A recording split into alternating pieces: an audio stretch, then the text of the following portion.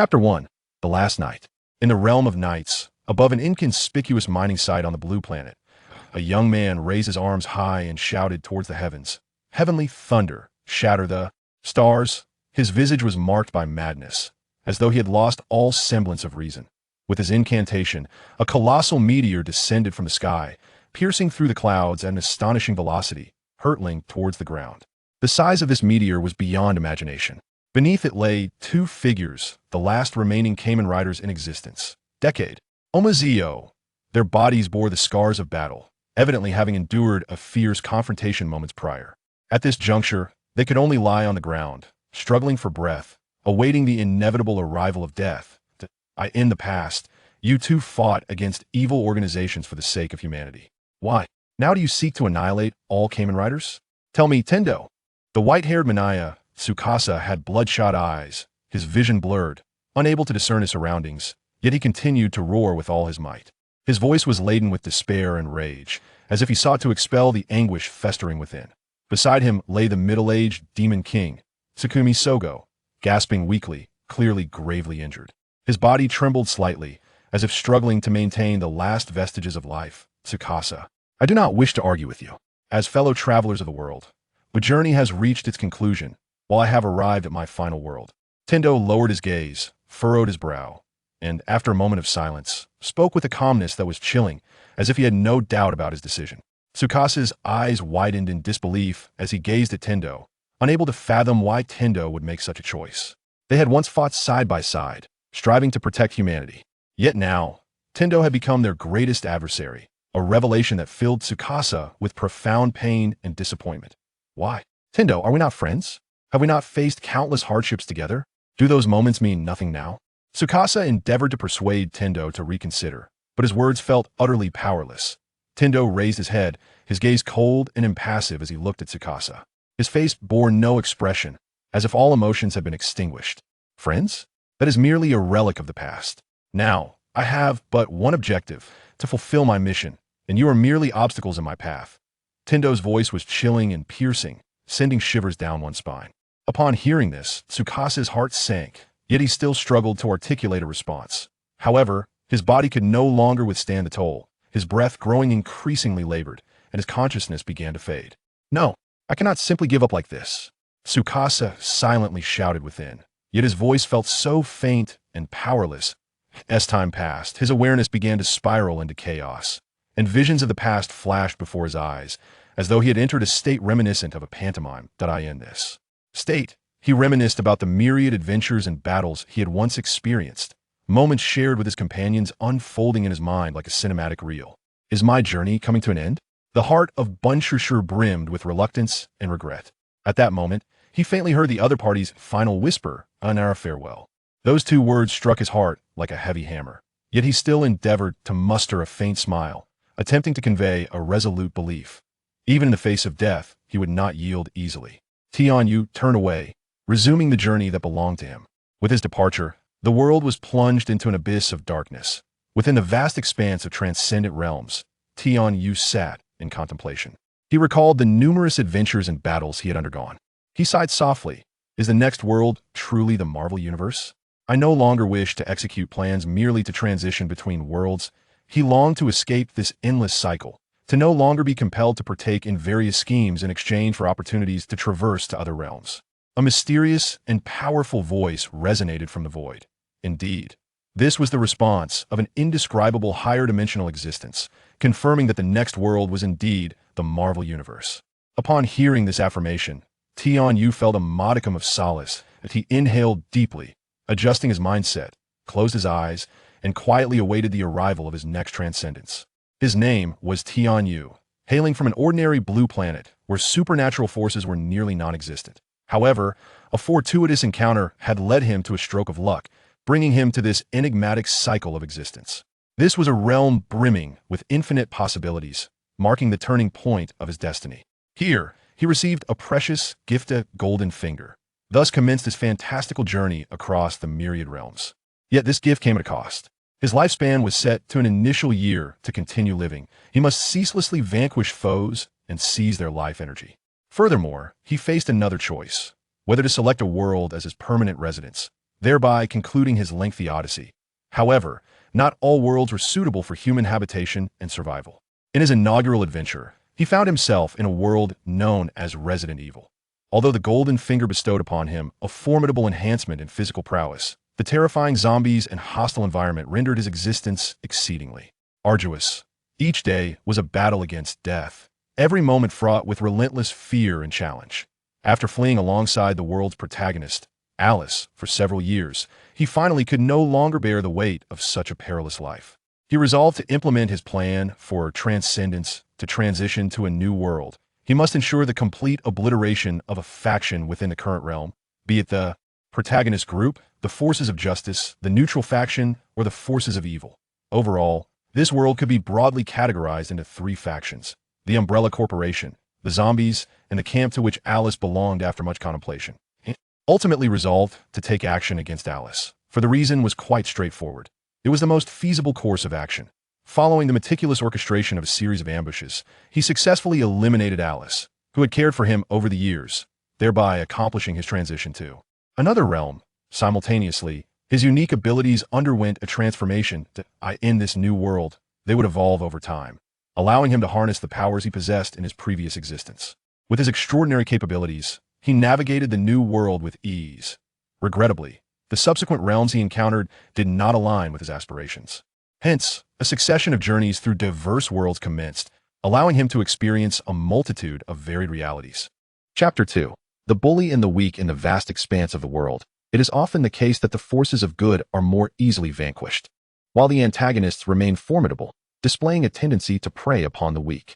For instance, possessing the might of the one-piece universe within the realm of Detective Conan, villains abound, proliferating globally.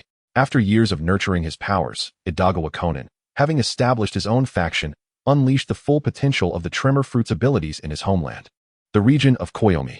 Simultaneously, through numerous traversals, he began to amend his previous ruthless demeanor. Having concluded his journey in the Naruto universe, he now ventured into the realm of Kamen Rider. This world differed significantly from those before it. Its inhabitants wielded extraordinary powers, transforming into various Kamen Riders. These champions possessed immense strength and skills, safeguarding humanity from malevolent forces. Initially, he chose the path of righteousness, leveraging his formidable chakra to assist the Kamen Riders in their battles against evil, thereby preserving global peace. After years of arduous effort, aided by his unique abilities, he ascended to the pinnacle of the Tsutsuki God, effortlessly eliminating aberrant entities. However, as time progressed, he unearthed a tragic truth. In this distorted Kamen Rider world, the existence of monsters was inextricably linked to that of the Kamen Riders. As long as Kamen Riders existed, monsters would perpetually emerge and resurrect. Most infuriating was the annual emergence of new Kamen Riders, accompanied by the formation of fresh organizations and financial conglomerates dedicated to monsters. Ultimately, he resolved to hunt down all the Riders, confident that victory was assured with the power of the Tsutsuki God at his disposal. Regrettably, the memories of the days spent fighting alongside the Riders faded into the ether. Ding. Time travel sequence initiated. Destination: Marvel Universe 1999, Film Universe 543. Wishing you a pleasant journey. This should be our final encounter. Not to linger. The Marvel Universe indeed presents itself as a splendid refuge. Tian-Yu smiled lightly, waving farewell to that enigmatic presence. As Tian-Yu's figure vanished completely, the presence let out a long sigh. My task is complete. In the Marvel Universe 1999, 2008. High above the Middle Eastern wasteland at an altitude of 10,000 meters, Tian-Yu opened his eyes once more, overwhelmed by a surge of emotions. Who, he pondered, is the guardian of the sky? Just as his thoughts began to unfurl, he abruptly sensed something amiss. How am I soaring through the air? Panic gripped him as he felt his body spiraling uncontrollably downward. Having lost the powers from the previous world of Naruto, he could no longer fly with ease. Golden fingers. Manifest now. A mysterious glow emanated from his waist, heralding the brewing of an extraordinary force. Hurry. His breath became hurried, and a dizzy spell washed over his mind. As he descended towards the boundless yellow sands below, the brilliance at his waist intensified, nearly taking on a tangible form. Ultimately, at the moment just before reaching the ground, a familiar silver belt manifested around his waist, like a beacon of hope piercing through the shroud of despair. The burdens weighing on his heart were instantly lifted, and Tian-Yu could not help but burst into laughter. Rejoice, final world. The last Kamen Rider is born. Come forth. Kabuto Zector. As the words left his lips, a mechanical metallic red beetle soared from an alternate dimension, swirling around him twice before seamlessly embedding itself into the knight's base at his waist. Henshin, in an instant, accompanied by a resounding sound effect, heavy armor, adorned in red and silver, began to spread from his waist like liquid, swiftly enveloping his entire form. The Kamen Rider Kabuto's massed form descended. Ha ha ha, charge forth. Feeling the surge of power, Tianyu flipped his body, adopting a bullet jump stance as he dove rapidly downward. The high-altitude bungee jump, sans parachute, showcased its utmost allure, the friction with the air causing his outer armor to heat up. The defensive capabilities of the massed form were commendable. The high fall should not be fatal, right? Meanwhile, in a certain terrorist-infested area, the renowned arms dealer and media-recognized playboy Tony Stark had been invited to demonstrate the efficacy of a new missile. However, during a demonstration 3 months prior, he was unfortunate enough to be ambushed and captured by terrorists. Currently, he was conspiring with his companion, Dr. Ainson, to devise an escape plan from this perilous situation. The criminal organization known as the Ten Rings initially aimed to assassinate Tony Stark, but their leader became intrigued by his capabilities and decided to exploit him. Consequently, Dr. Ainson, forced to work for the organization, was ordered to revive Tony, who was supposed to have perished in the explosion. Upon awakening, despite losing his freedom, Tony did not relent. He outwardly agreed to manufacture missiles for the Ten Rings while secretly crafting a suit of armor, the Iron Man Mark I, which would be the key to their escape. The operation was set for today. However, due to the time required to equip the armor, unforeseen complications arose. When the leader sensed something amiss, he immediately dispatched personnel to investigate. To cover for Tony, Dr. Ainson bravely seized a gun and charged out. When Tony Stark, donned in his iron armor, found him, Ainson was already on the brink of death, nearly expending all his strength. "Get up, you will be fine. You still have to see your family," Tony said. Gazing at his savior, his heart filled with anguish and gratitude, Ainson slightly opened his eyes, mustering his final strength to utter, "My family is gone. I am about to join them." Hearing this, Tony felt a wave of confusion wash over him, momentarily at a loss for words.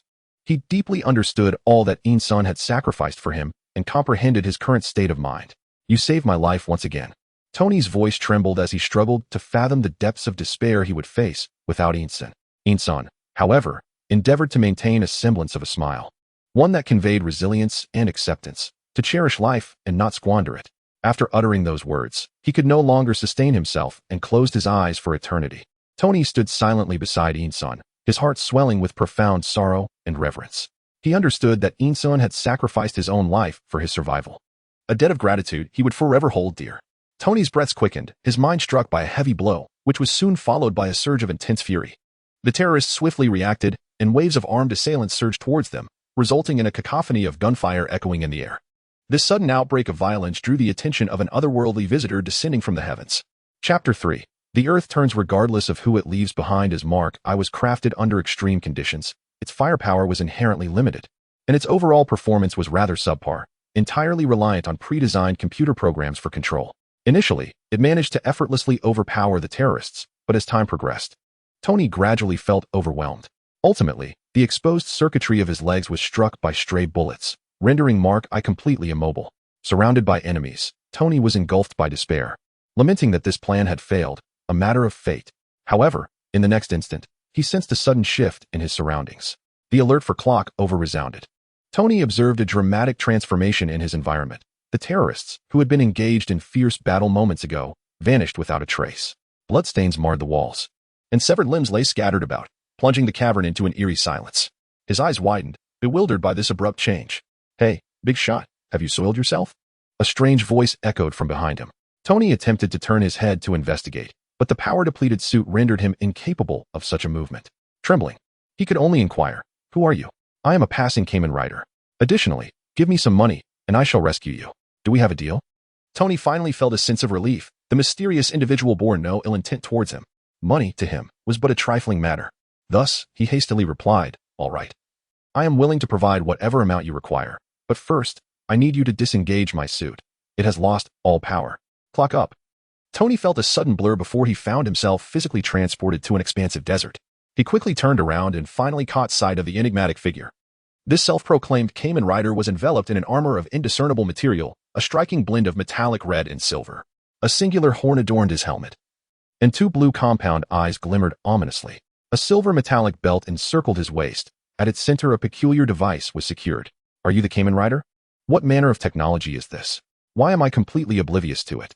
The Kamen Rider remained silent, his thoughts subtly shifting as a beetle-like device swiftly exited from his belt, vanishing into another dimension. Subsequently, his armor receded like a tide, transforming into particles of light that dissipated into the air along with his belt. He then approached a nearby spot and reclined upon the sand. Tony gazed at the young man with astonishment. He appeared youthful, with Asian features, likely not exceeding 20 years of age. Enough with the noise, just remain calm. For help shall arrive shortly, the Kamen Rider declared, closing his eyes and disregarding the inquisitive Stark beside him. Upon his descent, the Kamen Rider was uncertain of his location. But by tracing the sound of gunfire, he discovered Mark I engaged in combat with mercenaries within a cave. At the first sight of the armored suit, he instantly recognized the temporal context of his arrival. Considering his lack of resources, he resolved to rescue the affluent Iron Man, hoping to obtain some form of compensation in return. After all, in this vast universe, who does not spend Tony's money? He is disinclined to work, start a business, or invest in Stark stocks. When he has money, he spends it. When he lacks it, he demands it. At that moment, however, the timing was not right. The Mark I suit had been successfully constructed, and theoretically, Tony had the capability to extricate himself with this equipment, seemingly rendering any assistance unnecessary. Thus, confronted by the underperforming thugs, Tianyu could only sigh in exasperation.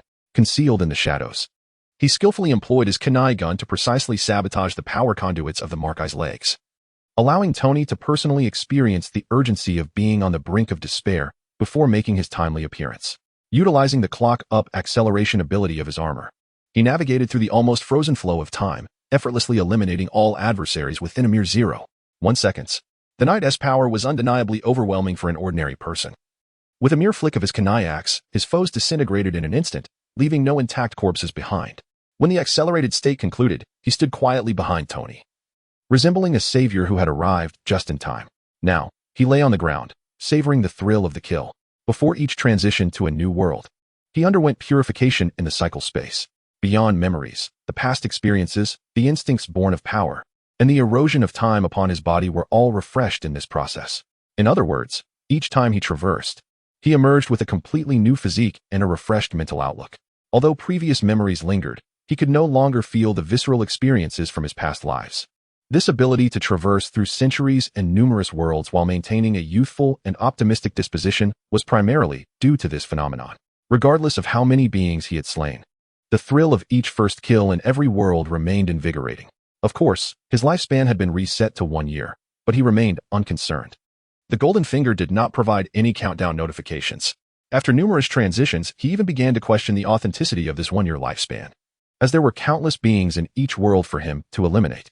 Seeing the other party fall silent, Tony ceased his inquiries. Even after leaving the cave, he still felt an unsettling lack of security.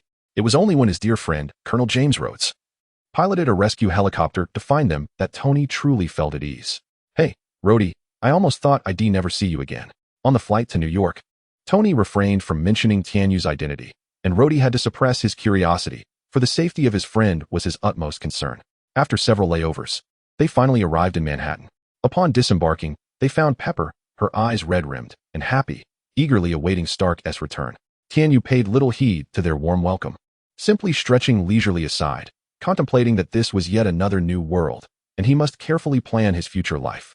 After securing some funds, he would first seek out a place to settle down, waiting until he had accumulated sufficient life credits. He resolved to wash his hands of his former life, aspiring to embrace a leisurely existence in a realm reminiscent of his homeland, where he could enjoy his twilight years in tranquility. As for returning to his true homeland, Tianyu had long ceased to entertain such thoughts. In this unpredictable journey akin to unboxing a mystery, he remained oblivious to the duration it would take to discover the path back. Moreover, having traversed through several centuries, there was little reason to believe that his homeland would still await him. After all, the Earth continues to spin, indifferent to any one individual. Within this marvelous universe, the cultural etiquette and societal norms bore a striking resemblance to those of the real world, albeit populated by a few extraordinary characters. Nevertheless, Tianyu possessed his own advantages, akin to a golden finger and prophetic insight into the narrative, leading him to believe that he could navigate his existence in this world with considerable ease. Chapter 4. The Village Chief of the Novice Village. Greetings, I am Carlson, affiliated with the Department of Homeland Strategic Defense, Attack, and Logistics Support. Regarding this incident, I wish to delve deeper into its particulars. Might I trouble you for a moment of your time? Tianyu, lost in reverie, was abruptly interrupted by this unexpected voice. Upon glancing up, he beheld none other than Coulson, the chief of the Marvel Novice Village and an agent of S.H.I.E.L.D. His plastic smile and bald head leaving a lasting impression. For any matters, you may consult my attorney, Tianyu replied coolly. And where might your attorney be? Coulson, well versed in the art of conversation, opted to play along. Tianyu gestured towards Tony, who was engaged in an intense discussion nearby. The big guy over there. This agent wishes to inquire about your experiences of wetting your pants in the Middle East. I am Stark, and I did not wet my pants, all right? Tony retorted, his displeasure evident. He then turned to Coulson and said with a serious demeanor, regardless of who you are, any concerns should be directed to my lawyer. Coulson remained speechless. Tony then addressed Pepper, saying, I currently wish to do two things. One is to savor a delectable cheeseburger, and the other. His words trailed off. But the intent was unmistakable. However, Pepper, well aware of her boss's notorious nature, bluntly interrupted Tony, stating, don't even think about it. What I mean is, we need to organize a press conference immediately. Tony wore a mischievous grin, seemingly amused by Pepper's misunderstanding. Goodness, do you think you? Well, all right then. Subsequently, Tianyu joined them in a vehicle, departing from the airport. Though Coulson felt helpless, he had no choice but to follow along. In the Upper West Side of Manhattan, Tianyu chose not to partake in the press conference festivities. After acquiring a black card and personal ID from Stark, he made his exit. His life was vibrant and multifaceted. As a Kamen Rider, he had to explore what Hell's Kitchen had to offer. Once the coins clinked, the chatter ceased. Not long after, he successfully purchased the long-neglected rooftop garden villa atop the central tower. After dismissing the bothersome intermediary, Tianyu finally settled onto the comfortable sofa of the expansive terrace. However, mere moments later, his thoughts began to stir. His gaze fell upon a series of transformation devices arrayed before him. Among them were the wasp wristband, the gold, silver, and bronze belt buckles, the scorpion sword, the lightning dragon hand cannon, the grasshopper kick belt, the hyperworm, and the rhinoceros beetle belt, among others. As he gently caressed these pieces of equipment, he reminisced about their unique attributes. Tianyu could not help but ponder a crucial question. Why had he yet to acquire the belt of the god of war? Did it belong to the same category as the grasshopper or kick beetle belts? Was it shared with the armored rider? Yet, all of this would require his own exploration. The golden finger offered neither a system interface nor guidance from a system sprite. All abilities seemed to be directly imprinted upon his mind. Moreover, the golden finger is devoid of any tasks or penalties. The unlocking of abilities automatically occurs at the dawn of the new year. Although the powers unlocked carry an element of randomness, Tianyu has grown fond of this golden finger. He has no desire to be manipulated by the system and become a mere task slave like others. With a fleeting thought, countless intricate mechanical insect devices surged forth in an orderly manner from a dimension beyond. The complex sounds of their mechanical operations resonated in his ears like a symphony, each note evoking a sensation of yearning. After a brief 2-second interval, a steel blue iron beetle finally materialized from the interdimensional space, at which moment Tianyu exhaled a sigh of relief. Clearly, during the past year, he had awakened all the knightly powers from Kamen Rider Kabuto. Additionally, his physical prowess had reached astounding levels, likely a result of each knight contributing a portion of their strength in a collective resurgence. Despite his lower defensive capabilities and inability to directly utilize knight skills, these limitations did not obscure the fact that he had undeniably become a formidable force in terms of physical might. What is that? Natasha inquired, her incredulous gaze fixed on the situation before her as she addressed the voice in her earpiece. That is precisely what you need to ascertain next, Coulson's voice responded, calm and composed, from a towering building several hundred meters away from Tianyu's sky garden. A fit woman clad in a tight combat suit was intently observing the target through a telescope. She was none other than the ace agent of S.H.I.E.L.D., codenamed Black Widow. Coulson, it seems you have uncovered another intriguing individual, Natasha reported her findings. Indeed, it is no small feat to provoke Stark directly. Intelligence indicates that he returned from the Middle East alongside Stark, and prior to that, we could scarcely find any records of him, Coulson elaborated. But how am I to approach him? His residence is a standalone villa, and I cannot approach as a neighbor. Moreover, the agency has not reported any recruitment for service personnel. Natasha posed her concerns. Then seize the opportunity. For now, keep surveillance, and if necessary, you may seek the assistance of Daredevil for a probing approach, Coulson suggested. At that moment, Tony Stark had just announced the permanent closure of his weapons division at a press conference, garnering significant attention. This left him temporarily unable to engage directly with the target, thus allowing Natasha the opportunity to investigate the enigmatic Tianyu. Have we truly fallen to the point of requiring a blind man's assistance? Natasha asked with a hint of amusement. Though he has not joined us, I have made an agreement with him. When necessary, he proves to be quite reliable. After all, Hell's Kitchen is his domain. Coulson replied calmly. Very well, Natasha ultimately acquiesced to this task arrangement. As night descended, Tianyu stood on the terrace, the night breeze gently caressing him as he cheerfully declared. Ding! The superhero mission has commenced, with the objective of assisting the citizens of Manhattan in overcoming their predicaments. In the absence of systematic tasks, he resolved to create his own. At that moment, grasping the Raiden handle, he leaped from the edge of the terrace without hesitation. The terrace of the penthouse offered immense convenience. For one endowed with extraordinary powers, the elevator was rendered unnecessary. The Raiden, emerging from a dimensional rift through Henshin, melded with the handle, transforming into a firearm. Subsequently, a resplendent suit of azure armor enveloped him, and as Tianyu pulled the rear of the gun, the sturdy outer armor erupted in an instant. Cast off. The night form of Kamen Rider Drake made its grand debut. Chapter 5, Daredevil. I am your admirer. As Tianyu touched the ground, he immediately activated his super speed mode, swiftly departing the scene. The streets were eerily deserted, with only a handful of passers-by who heard the strange noise, subsequently witnessing the ground split open as if struck by a tremendous force. They stood frozen, bewildered, and at a loss. My goodness! In another building, Natasha exclaimed as she witnessed the scene unfold. The target had vanished. She promptly initiated a citywide surveillance retrieval for tracking. Simultaneously, inform me of Daredevil's current location. Ding. Lifespan, 111. Tianyu could not help but marvel at the beauty of freedom. Gunfights were a daily affair. Despite the sparse crowd on the main streets, the alleyways were teeming with shadows. In a mere 2 hours, he had significantly increased his stakes of fate. In the city's dark corners, a blood-stained African-American man, filled with terror, watched in horror as his accomplice was instantaneously dispatched by a mysterious armored figure. His heart was heavy with despair and fear. It was his first foray into robbery, and he had not anticipated such a formidable opponent. I am the righteous masked knight. Now, let us discuss your crimes, Tianyu coldly stated. The man turned to flee, but a blue energy projectile swiftly caught up with him. His body went numb in an instant, and he subsequently lost consciousness.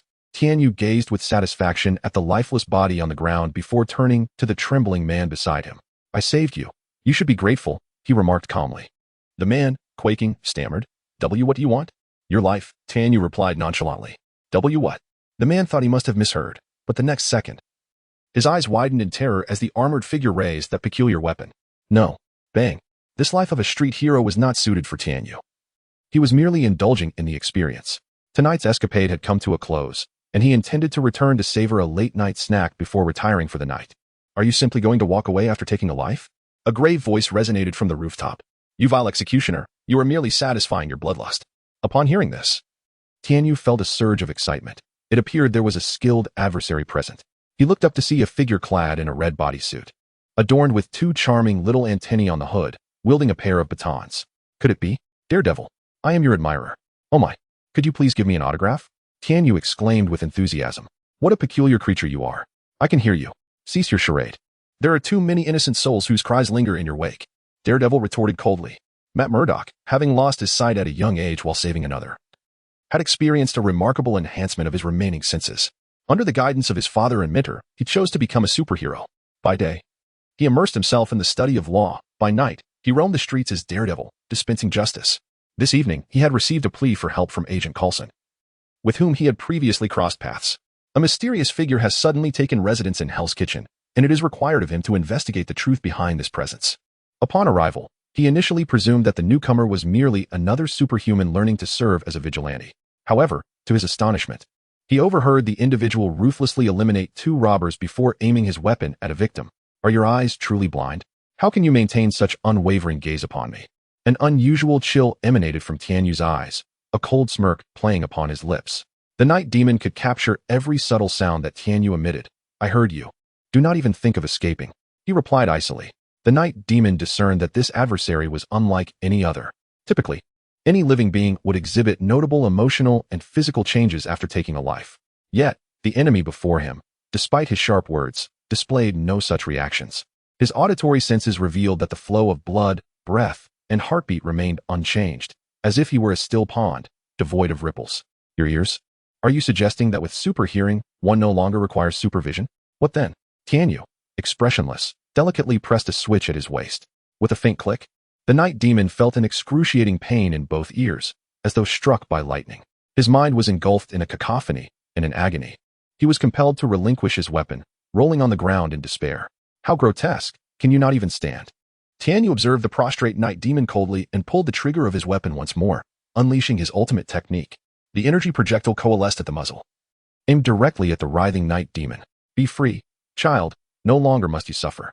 As Tianyu's words fell, a brilliant light tore through the night sky, causing buildings to collapse. With a mere glance at the chaos, Tianyu turned and leaped onto the street, reverting to his original form. He summoned his personal motorcycle, the Extender, and rode off into the distance, leaving behind a wasteland and the resonating echoes of destruction. His indiscriminate slaughter, whether of ordinary people or the superhuman night demon, required no justification. Reasons are the most trivial commodities in this world. Every murderer concocts excuses for their actions. However, once the deed is done, those justifications lose all significance. Having traversed various distorted realms, he has comprehended a fundamental truth. The will of the strong dictates the fate of the weak. He does not engage in senseless killing. When given the choice, he actively seeks out villains to replenish his vitality. Yet, the gears of this grotesque universe have yet to commence their rotation, and Iron Man has only just emerged from his cave. At present, the streets are merely plagued with minor crimes, far from the tumult that would follow. Regrettably, he had ventured out tonight, driven by the principle that no thief should return empty-handed, thus claiming the lives of all beings he encountered. The current Kamen Rider has not endowed Tenwu with excessively formidable perceptive abilities. He remains oblivious to the presence of a certain elusive individual at the scene. Natasha, concealed in a distant room, meticulously documents everything, her trembling hands betraying her inner turmoil. This evening, she has witnessed a malevolent antagonist, whose powers are immensely formidable and whose methods are ruthlessly cruel. Coulson, the target is exceedingly dangerous. I require support from headquarters. She urgently relays her message. After watching the transmitted video, the bald man reflects for a moment before finally responding. Maintain your distance and observe. Do not approach. I will report the specifics to the director before making a decision. Chapter 6, Scorpion 3 weeks later. Tony Stark had successfully emerged from the psychological shadow of the cave incident, having crafted a more formidable suit of armor, the Mark III. This suit, adorned in a striking gold and crimson hue, stood in stark contrast to the masked rider he had previously encountered. Subsequently, he frequently ventured to the hometown of his savior, Dr. Einstein, engaging in fierce battles against local terrorists. Despite never having reached out to Einstein, who had explicitly requested no disturbances unless in emergencies, the current circumstances were undoubtedly dire. Tony, you truly are a golden goose. Facing the audacious figure of the Ironmonger, his own uncle, Obadiah Stane, revealed himself as the very individual who had once conspired to end his life. Moreover, upon witnessing Tony's return, he had orchestrated a series of measures to undermine him at the shareholders' meeting, attempting to seize his arc reactor and secretly develop the Ironmonger's suit, intending to kill him personally. The hastily installed old reactor had resulted in a severe power deficiency, rendering the suit nearly ineffective. In this precarious situation, Tony hesitated no longer. His artificial intelligence assistant, JARVIS, swiftly contacted the masked rider. Outside the Stark Industries complex in Los Angeles, a multitude of pedestrians halted, captivated by the fierce duel between two robots atop the building. They documented this rare spectacle with their smartphones. The tension escalated dramatically when one of the robots lost control and began indiscriminately tossing objects, dragging the battle down to the streets. In the face of this sudden crisis, the citizens of Los Angeles exhibited remarkable composure. Some swiftly evacuated in search of safety, while others bravely sought cover to continue observing the extraordinary confrontation. Amidst this charged atmosphere, a sharp screech of brakes pierced the air. Einstein had intended to make a grand entrance, but his arrival on this chaotic battlefield felt rather understated. Quietly removing his helmet, he waved his hand, and his vehicle vanished without a trace. At that moment, a few pedestrians finally acknowledged his presence. Einstein relished the feeling of being the center of attention. After all, at the age of 20, he was in the prime of his heroism. He confidently strode toward the heart of the battlefield, ready to demonstrate his righteousness and strength. No nefarious establishment can thrive, and no evil shall run rampant. With all eyes upon him, he uttered words of youthful bravado, wielding a uniquely designed purple longsword. A mechanical scorpion leapt onto the hilt, and with the accompanying sound effects, armor cascaded from his hands, enveloping his entire being. The masked rider scorpion, clad in deep purple armor reminiscent of a scorpion, sported a helmet adorned with claw-like designs, while his eyes glimmered with a green light akin to searchlights, emanating an aura of mystery and danger that enveloped all present. And who might you be? The two adversaries on the battlefield also took note of Tianyu's arrival. In stark contrast to Tony's immediate reaction, Obadiah appeared exceedingly anxious. recalling the call made by his opponent during their previous encounter. "I am merely a passing Kamen Rider, remember that," Tianyu retorted, feeling invigorated by the banter. Obadiah, with a manic expression, unleashed several explosive rounds, bellowing, "What Kamen Rider? Die!" However, Tianyu advanced fearlessly, dragging the tip of his blade across the ground. Entirely unperturbed by the incoming assaults, a cold smirk played on his lips. He was a being infused with the power of 10 Kamen Riders. Could one truly believe those belts were mere ornaments? In his corporeal form, each rider contributed a modicum of strength to amplify his abilities. Choosing to transform into one rider allowed the foundational attributes of the remaining riders to elevate his scorpion armor to an impressive level of potency. Thus, these rudimentary firearms were nothing more than a mere tickle to him. He couldn't be bothered to evade. With a thunderous explosion, dust settled, revealing the Kamen Rider standing unscathed. Under Obadiah's astonished gaze, Tianyu activated the orange venom tubes on the back of his armor. In an instant, like serpents of orange, dozens of energy tubes elongated, emitting a low hum and glowing faintly, standing out vividly against the dark backdrop. These energy tubes swiftly ensnared his armored form, completely immobilizing Obadiah, rendering him utterly unable to move. The entire ironmonger was hoisted and swiftly drawn before Tianyu, while Obadiah struggled desperately, attempting to escape this predicament. Yet, regardless of his efforts, the energy tubes tightened their grip as if imbued with a life of their own. Tianyu, however, had no intention of granting him any reprieve. Venom coursed through the blade, and with a flourish, he gripped it with both hands, commencing a series of precise and rapid strikes. Each slash was marked by unparalleled accuracy and swiftness. As the venom began to corrode the armor, an increasing amount of black substance dripped onto the ground, reminiscent of thick ink. At that moment, Tianyu's sword sliced through the seemingly indestructible armor with the ease of a hot knife through butter. Under his relentless assault, the entire ironmonger, along with Obadiah within, began to dissolve. The molten metal and corrosive venom amalgamated, forming pools of liquid that emitted a foul odor. Witnessing the gruesome fate of his uncle, Tony, who was spectating nearby, felt a wave of unease, as if ants were crawling upon him. He understood well that the materials of the ironmonger armor closely resembled his own. If the Kamen Rider was indeed his enemy, he too would not escape unscathed. Tony's mind was rife with questions. What substance could dissolve alloys so effortlessly? What material composed the plastic tubes that contained it? No matter how he scrutinized with his naked eye or employed Jarvis's scanning technology, he could not decipher any component of his adversary's armor. This scene captivated numerous passersby, who stood both inside the building and on the street, eagerly raising their phones to capture this breathtaking spectacle. Their expressions varied widely. Some were filled with exhilaration, while others appeared utterly stunned. Whispers of astonishment and hushed conversations rippled through the crowd, as onlookers speculated about the identities of the participants. Children gazed wide-eyed, caught between excitement and fear, while their parents held their hands tightly, anxious about the potential danger. What initially seemed like the fantastical clash of two super robots turned out to be merely a prelude, as true masters emerged at the critical moment, leaving everyone in awe.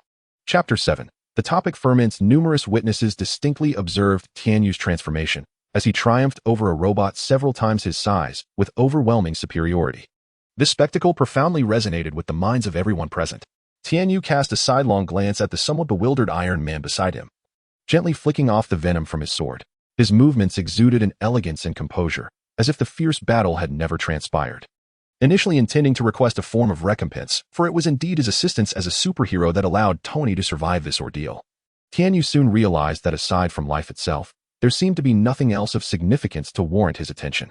For Tianyu, wealth and power were mere appendages to strength, no longer capable of captivating his interest.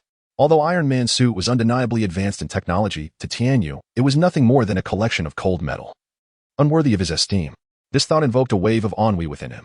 Thus, with a mere thought, he reverted from his transformed state, stretching his body with ease, each joint emitting a soft crack, as if celebrating his newfound freedom. He waved farewell to the excited crowd surrounding him. A chorus of awe and cheers erupted from the throng, for they had just witnessed an epic battle, and the mysterious, handsome Asian visage before them perfectly aligned with their conception of a superhero.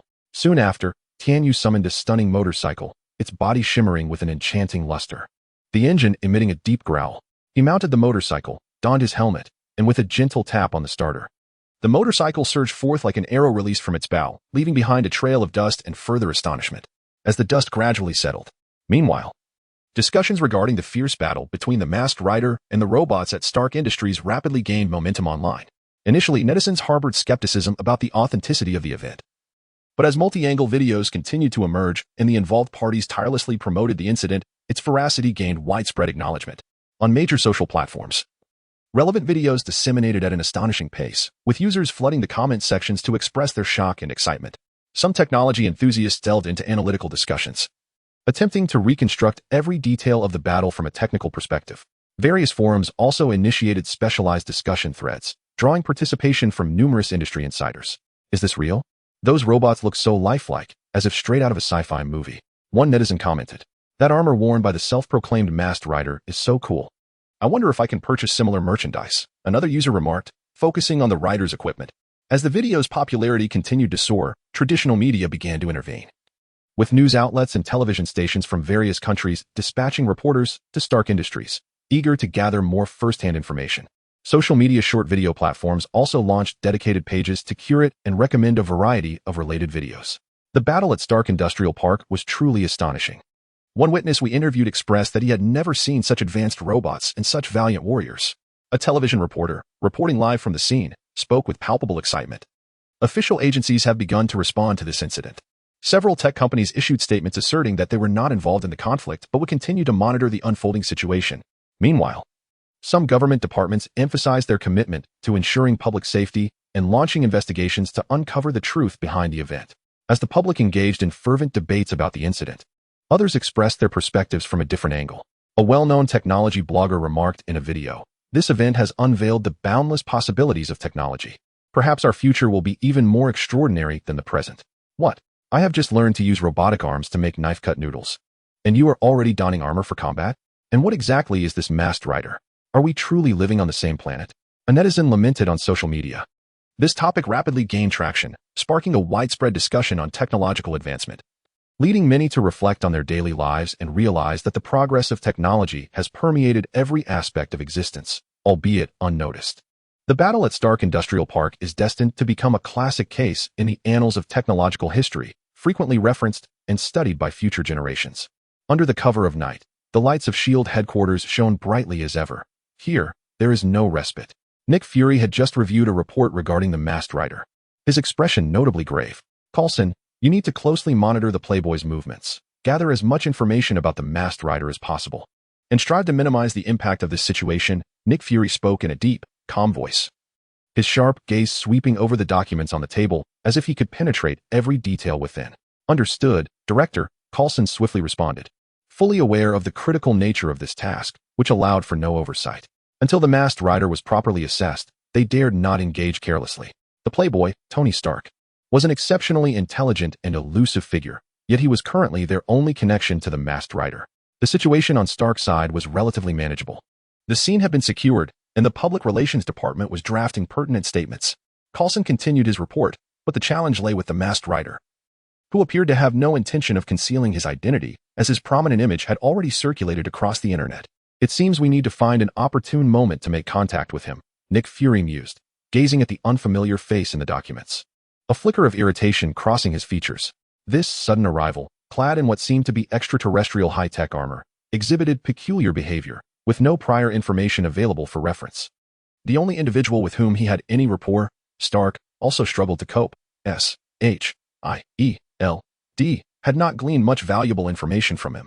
Such uncontrollable figures were not unprecedented, and Nick Fury was acutely aware that if he did not swiftly seize the initiative, the situation could spiral out of control. He needed to prepare for the impending challenges and take every necessary measure, enhance cyber surveillance, and ensure that any news concerning the masked rider reaches me without delay. Nick Fury added.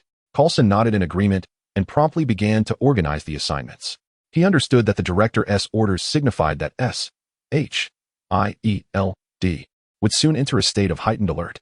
In the face of an unknown threat, they must unite and act swiftly. Chapter 8. The eccentric ancient one. In the stillness of the night, Tanyu returned home, savoring a late-night snack while comfortably reclining on a plush sofa. With his phone in hand, he casually browsed through the screen, which displayed a video uploaded by a netizen.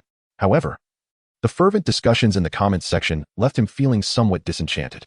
Most of the remarks were laden with technical jargon that eluded his understanding. The netizens of this era still retained a certain naivety, and he longed for the light-hearted humor that even the younger generation seemed to overlook.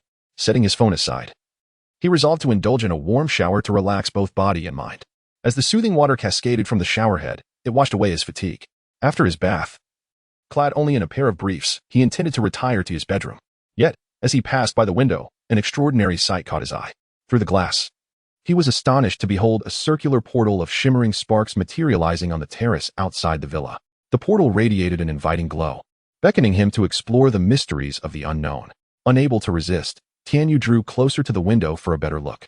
At that moment, from within the portal, a bald figure clad in a yellow robe slowly lifted his gaze, locking eyes with Tianyu. The figure's eyes were profound and enigmatic, seemingly concealing boundless tales, causing Tianyu's heartbeat to quicken. 177A, Brick Street. This building was not particularly tall, yet it exuded an indescribable majesty. Its doors were firmly shut, as if guarding some significant secret. This location was one of the strongholds of the Supreme Sorcerer, the foremost among the three holy temples, the New York Temple.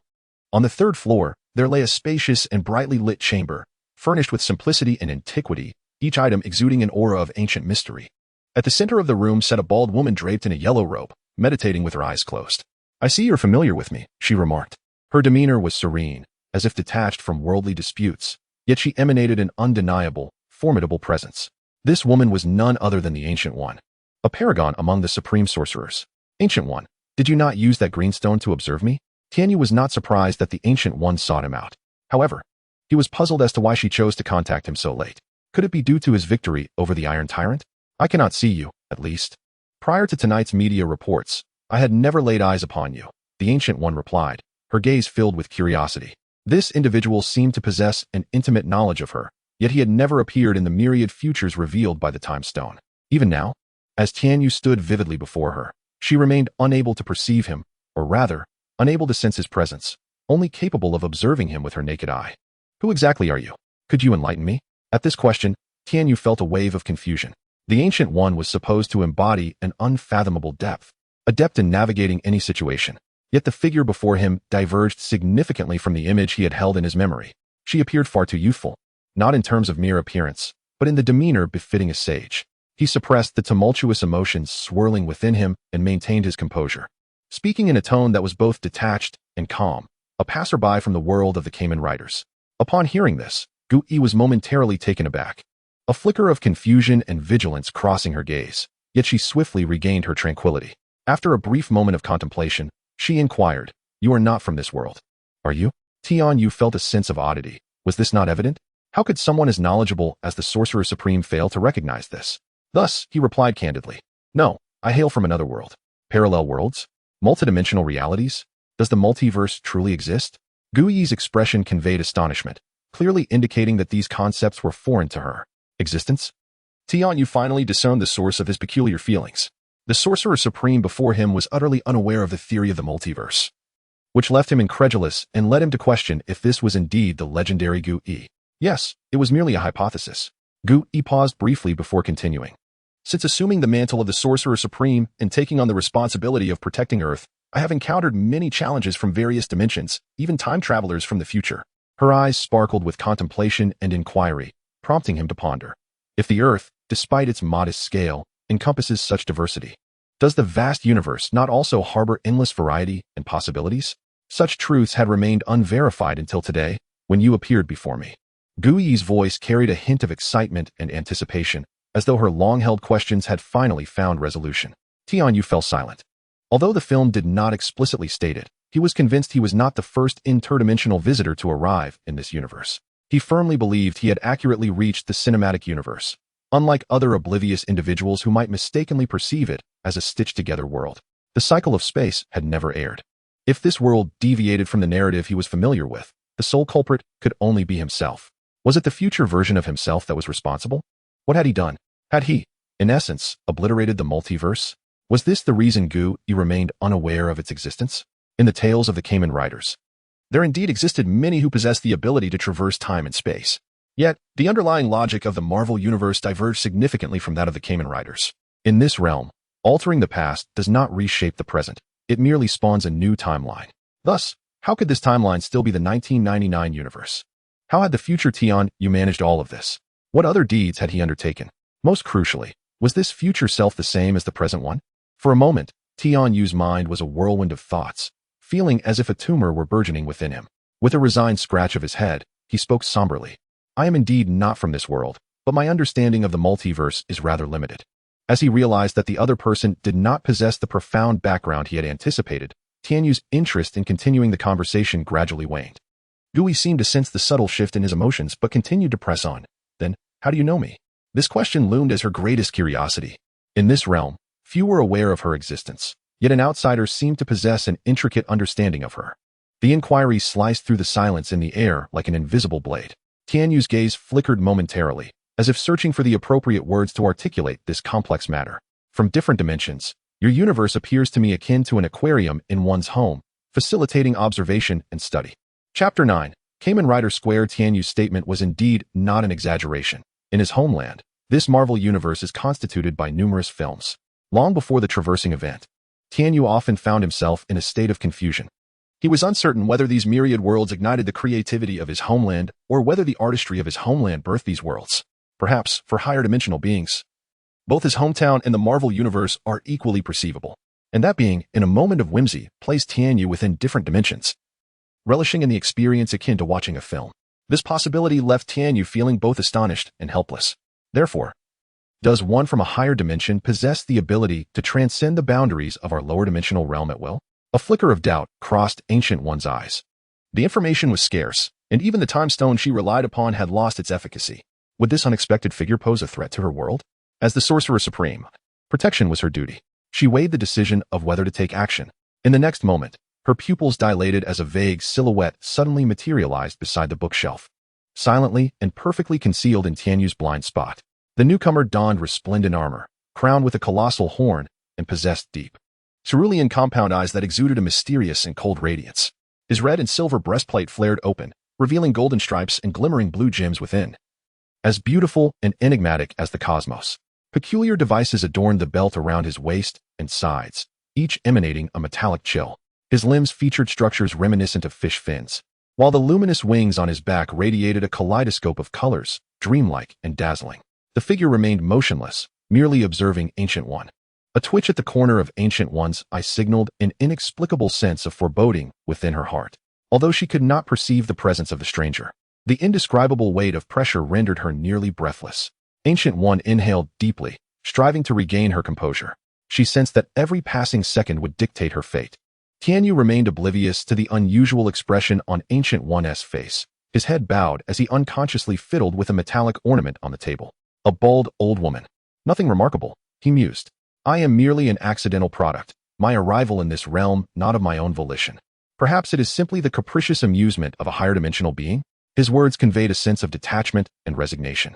Noticing Ancient One's prolonged silence, he lifted his gaze towards her, only to find her countenance shadowed by a profound and ineffable emotion, her focus not directed at him. Instead, a spark of intuition prompted Tianyu to turn and look, yet everything around remained as it was, devoid of any anomalies. I wish to inquire. Now that you have arrived here, what intentions do you hold for the future? Ancient One breathed a sigh of relief upon confirming the mysterious armored figure had vanished. Swiftly recalibrating her emotions and momentarily casting aside her tumultuous thoughts. To live, Tianyu's response was both succinct and profound. Upon hearing this, Ancient One fell into a momentary reverie, then spoke with a tone both sincere and solemn. I hope you come not with malice. If so, I wholeheartedly welcome you to our universe. As her words faded, she gently raised her hand, and a portal to the villa's terrace quietly materialized. Thank you. Tianyu sensed that the host was signaling the end of the visit. Thus, he rose and traversed the portal back to his abode. The experiences of that night undoubtedly planted numerous seeds of doubt and contemplation within him. He had initially anticipated a final engagement with the Supreme Sorcerer, only to be unexpectedly dismissed. This action by Ancient One resonated with the elusive and perplexing behavioral patterns he had previously associated with her. No longer dwelling on the matter, Tianyu resolved to rest. Without a panel to guide him, he pondered whether the lifespan gained from defeating the Iron Tyrant equated to that from vanquishing an ordinary thug. What criteria governed the increase in lifespan? Tianyu felt a profound sense of helplessness. Indeed, reconciling all things in this world often proved elusive. With superhuman strength came the sacrifice of a superhuman intellect.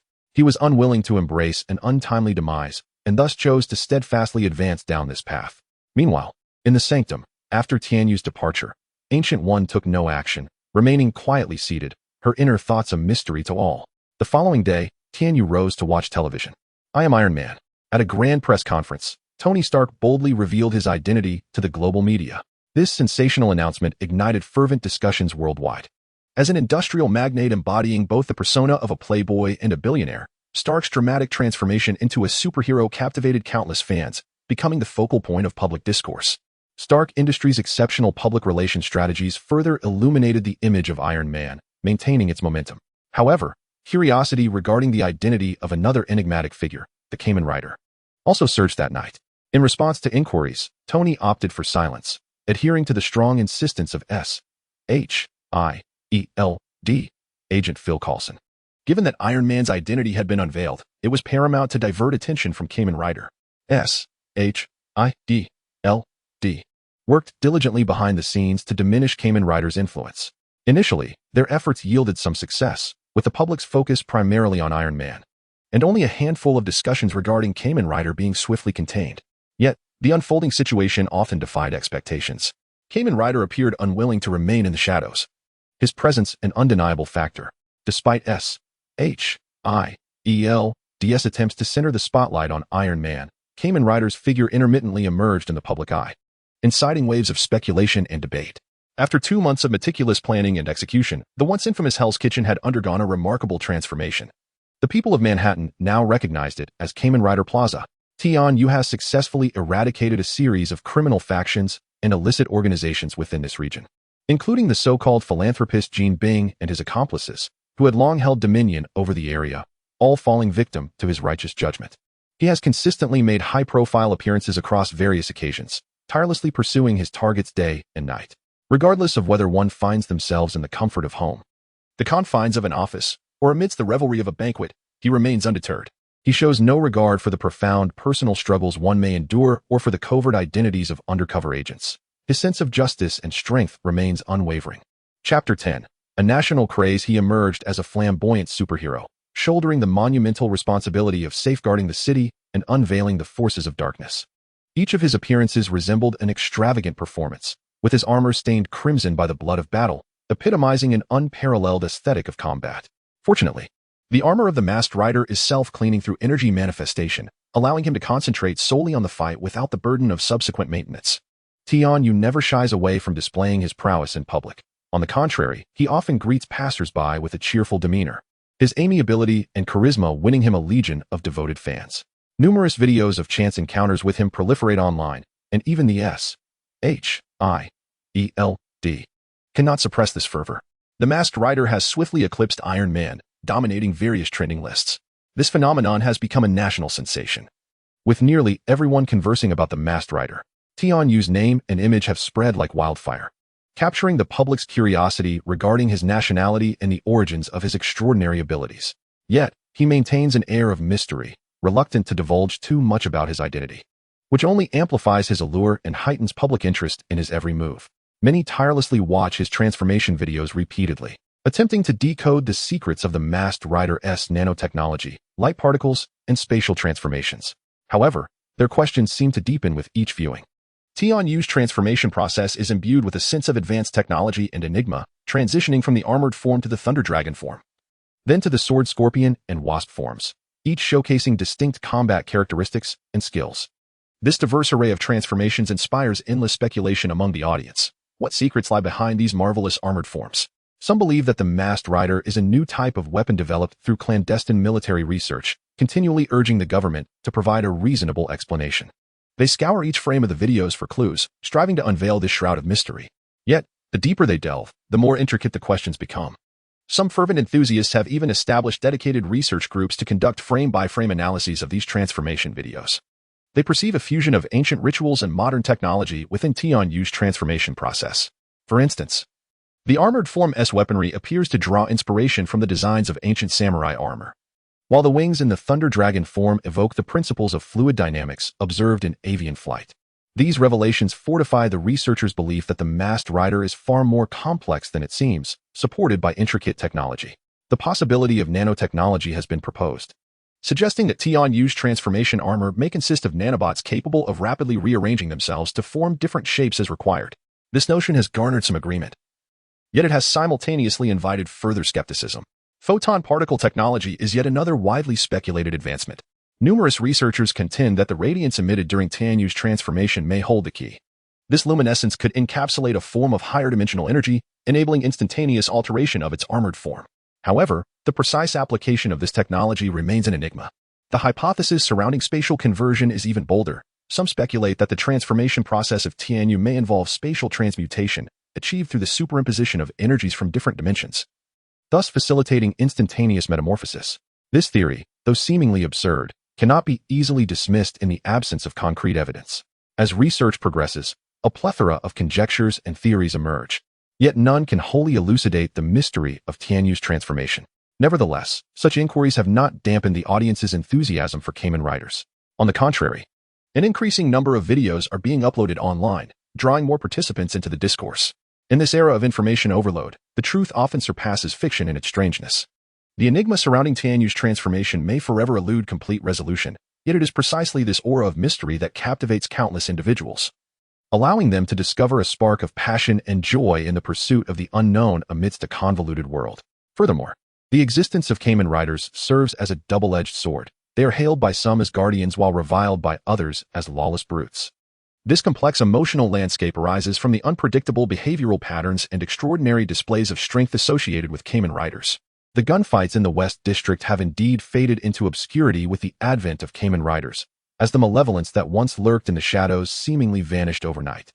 Citizens have begun to venture into the streets at night, no longer gripped by the fear of sudden peril. However, beneath this fade lies the unsettling reality of the violent measures employed by Kamen Riders. While their actions have effectively curtailed crime, they have inevitably provoked public contemplation regarding the boundaries of justice and the rule of law. The New York Police Department, NYPD, finds itself in an especially awkward position amid this backdrop. During initial confrontations, several officers fell in clashes with Kamen Riders, prompting the police to reassess their strategies. Following directives from superiors, the NYPD suspended direct actions against Kamen Riders, opting instead for a more nuanced approach. This undoubtedly constitutes a tacit acknowledgement of the Kamen Riders' power, reflecting the authorities' helplessness and struggle when confronted with this extraordinary phenomenon. Public sentiment towards Kamen Riders continues to evolve.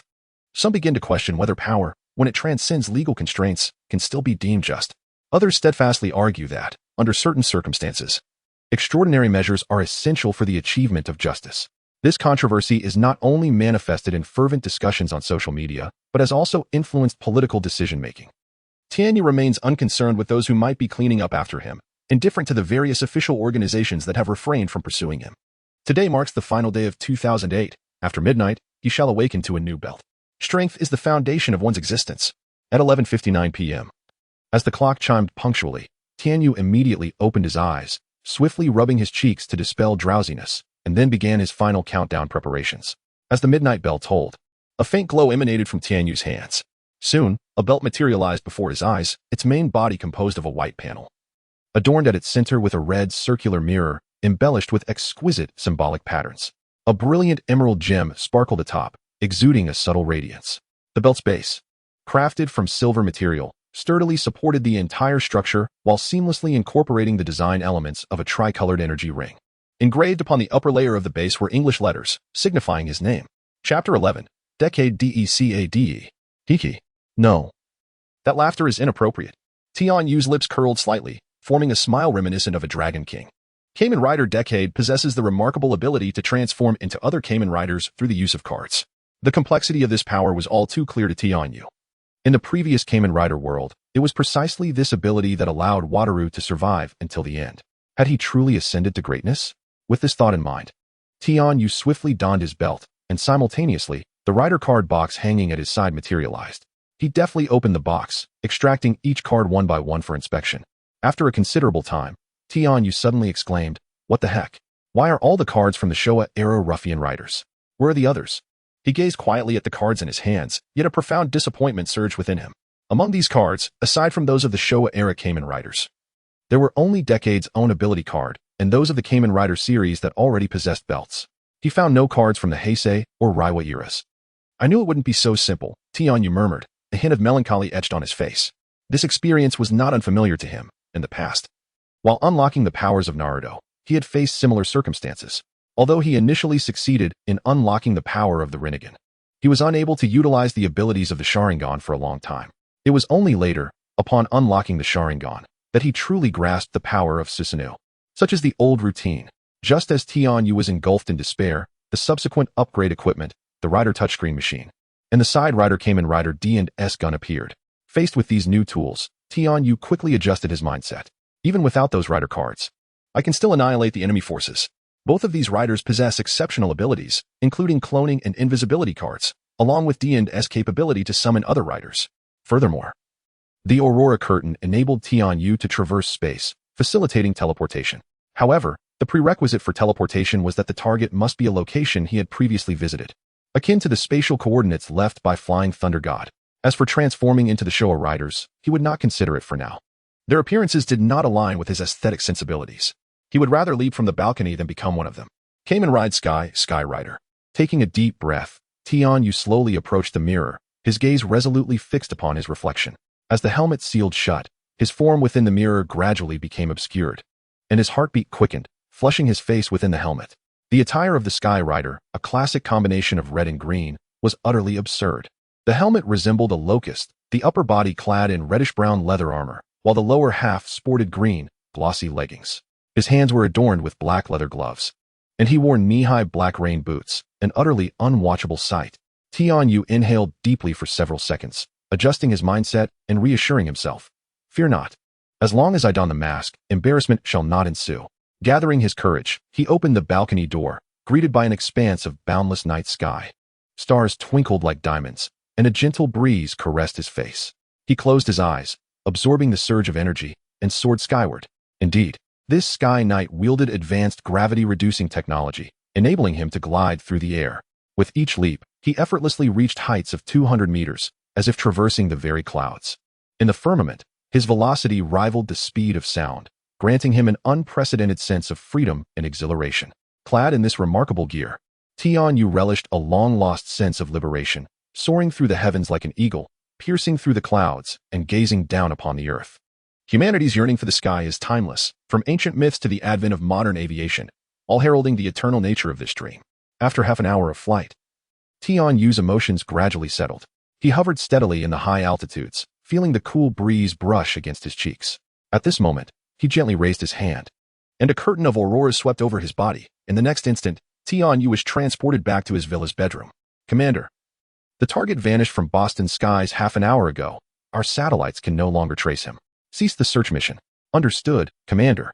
The operator swiftly executed the order, pressing the button to terminate the search. The data streams on the screen gradually came to a halt, ultimately freezing on the last captured frame. The S.H.I.E.L.D. remained vigilant regarding the movements around Tianyu's villa. However, Fury deemed this as not surveillance. After all, their observation post was a kilometer distant from the villa. By past standards, even the restroom would require hidden microphones to be considered true surveillance.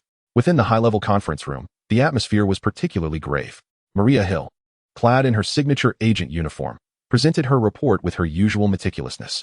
As the deputy director appointed directly by the United Nations Security Council, she played a pivotal oversight role within S.H.I.E.L.D.,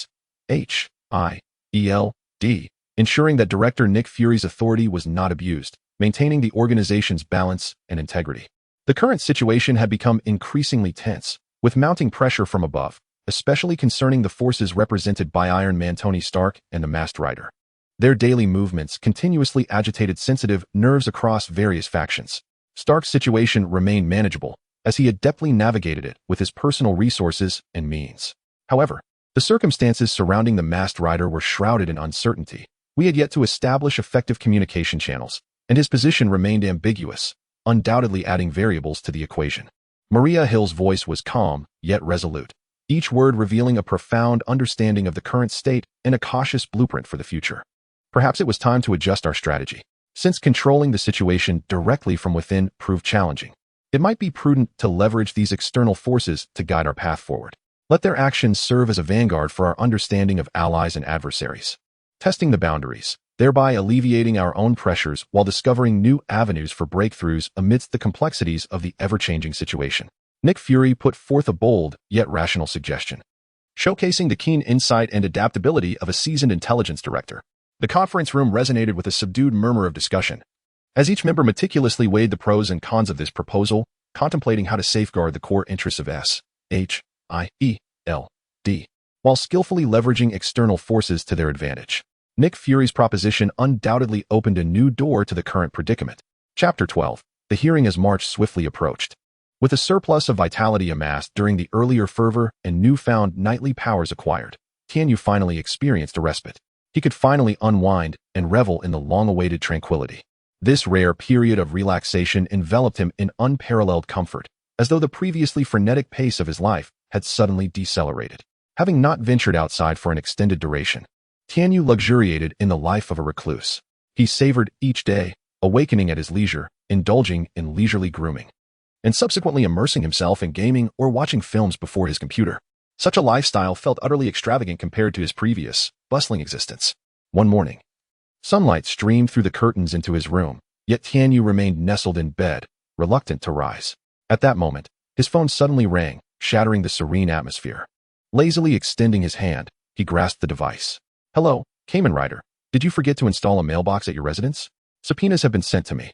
The teasing voice of Tony reverberated through the line. Tianyu furrowed his brow, momentarily perplexed. What subpoena? He lay in bed, rubbing his eyes, his voice laced with confusion. Tony chuckled on the other end, a hint of mockery in his tone.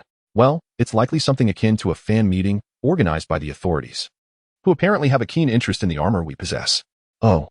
Tianyu rolled over, fragments of memory flickering in his mind. He recalled a particular scene from the plot of Iron Man 2. The government orchestrated a hearing to coerce Tony Stark into relinquishing his core technology for the Iron Man suit. However, Tony, with his ingenuity and strategy, fiercely retaliated against the pressure. "Oh, so, will you be attending?" Tony inquired, his voice tinged with complexity. Although he had been monitoring Kamen Rider's recent actions, a sense of internal conflict lingered. Battling crime was one thing. After all, those who perished had met their fate, and he was no saint. Yet, Jarvis's records indicated that Kamen Rider's initial actions had crossed significant lines, sparing neither innocent bystanders nor victims. This was difficult for Tony to reconcile, as it contradicted his moral compass. Consequently, he often found himself in turmoil, uncertain of how to regard the savior of his life. "Send me the time and location, and I'll decide based on my mood." Tianyu contemplated, feeling compelled to witness the unfolding spectacle. What new tricks might Tony have up his sleeve? "I'll make quite an entrance." "All right, if you choose to go, be prepared. They are coming in full force," Tony cautioned. "Huh," Tianyu scoffed, clearly dismissive of the impending situation. The following day, in Washington, the government convened the hearing. The news summoning Iron Man and the American Kamen Rider rapidly proliferated across major media outlets and social networks, igniting widespread attention and fervent discussion. The venue for the hearing was soon swarmed by diverse crowds, creating an impenetrable throng. Journalists eagerly vied for advantageous positions, anticipating the capture of any glimmer of news. Fans arrived with flowers and supportive paraphernalia, yearning for a glimpse of their beloved hero. As Tony Stark's luxurious convoy approached, the atmosphere on-site erupted with excitement. The car doors opened slowly, and Tony emerged, clad in his signature suit and sunglasses. The incessant flashes of cameras illuminated the scene as reporters clamored to pose their questions, their lenses trained on his every move. "Mr. Stark, will Kamen Rider be attending today?" A journalist broke through the throng, boldly voicing the most pressing inquiry of the moment. The tremor of anxiety and anticipation was palpable in his tone. Upon hearing the question, Tony's expression darkened instantly.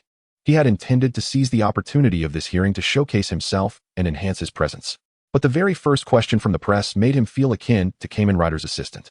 This irked him, as he felt overshadowed, and he lost interest.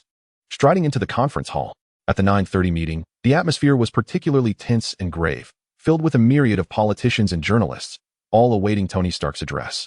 Suddenly, with two firm knocks, a portly senator rapped his knuckles on the table, attempting to redirect Tony's wandering attention. "Mr. Stark, shall we continue with our previous topic?" The senator's tone carried a hint of exasperation and expectation. Tony turned his head, feigning seriousness as he replied, "Yes, sir." A slight easing of tension swept through the room. But as Tony began to speak, the situation quickly intensified. With terms like high-tech prosthetics and monetary compensation springing from his lips, the senator found himself thoroughly outmatched. And a lively atmosphere enveloped the hall. Meanwhile, Tianyu lounged comfortably on his sofa, engrossed in the live television broadcast. With each of Tony's incisive remarks, he couldn't help but chuckle. He recognized that he would never master the art of rhetoric as Tony had. Consequently, he retrieved his phone, searched for the conference venue, and activated the navigation mode. Turning off the television, Tianyu made his way to the balcony. He pulled out the Diki driver and swiftly transformed into Kamen Rider Sky. As he soared into the air, distant S, H, W-I-E-L-D. Agents trailed his trajectory through their binoculars. Colonel Rhodes, stepping into the venue, moved with unwavering determination. Though his heart brimmed with a tumult of emotions, as a soldier, he understood the gravity of obedience. Yet he also recognized that today's briefing could precipitate a series of unforeseen consequences. The gazes of the senators were like sharp blades, scrutinizing Colonel Rhodes' figure with a blend of anticipation and skepticism. Taking a deep breath, he steeled himself to proceed with the report as planned. Unexpectedly, a seasoned senator stepped forward, his voice calm and unwavering. "Colonel Rhodes, we have no time to squander on lengthy reports. Please read aloud the specific section pertaining to Iron Man and Kamen Rider." Colonel Rhodes paused momentarily, taken aback. "I believed I was assigned to deliver a comprehensive report." The senator's expression turned grave as he stood firm. "Lieutenant Colonel, I require you to recite that specific content now. The security of our nation allows for no negligence." Faced with such resolute demands, Colonel Rhodes realized there was no retreat. He opened the document in hand, located the designated passage, and began to read aloud. Chapter 13. He dared not attend the scene as Iron Man and Kamen Rider do not belong to any government entity. Their existence poses a potential threat to national and global security from an official standpoint.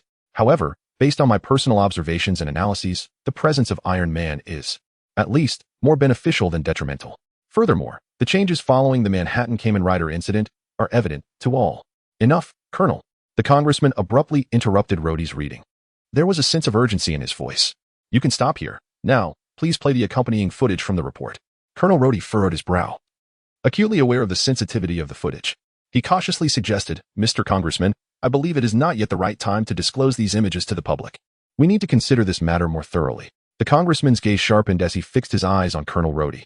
"Colonel, national interests supersede all else. Sometimes, we must resort to extraordinary measures to safeguard our country. Play the footage immediately." Reluctantly, Colonel Rhodey pressed the remote, and the screen began to display the shocking images. The initial segment showcased what appeared to be images of a facility replicating Iron Man's technology. The latter portions revealed surveillance footage of Kamen Rider annihilating gang organizations. The earlier clips sparked some discussion, but the latter ignited a firestorm of controversy. Gasps erupted from those present, as well as from viewers at home. Until now, people had only heard of Kamen Rider's brutal tactics, but few had witnessed the entire process. During the Tsubasa operation, the area was typically cleared, and the surveillance footage had always been tightly controlled, never leaked to the public. In these videos, Kamen Rider exhibited an astonishing power and coldness. With a mere flick of his fist, his opponents could not withstand the immense pressure, their bodies seemingly torn apart by an invisible shockwave, shattering in an instant. There were no signs of being thrown, only a breathtaking scene of fragments flying, showcasing his incredible destructive capability and precise control over his strength. Facing a barrage of bullets, Kamen Rider, clad in impenetrable armor, appeared unaffected by any threat. Bullets capable of penetrating steel struck him, yet they were as inconsequential as a drop in the ocean, evoking not a single emotional reaction from him.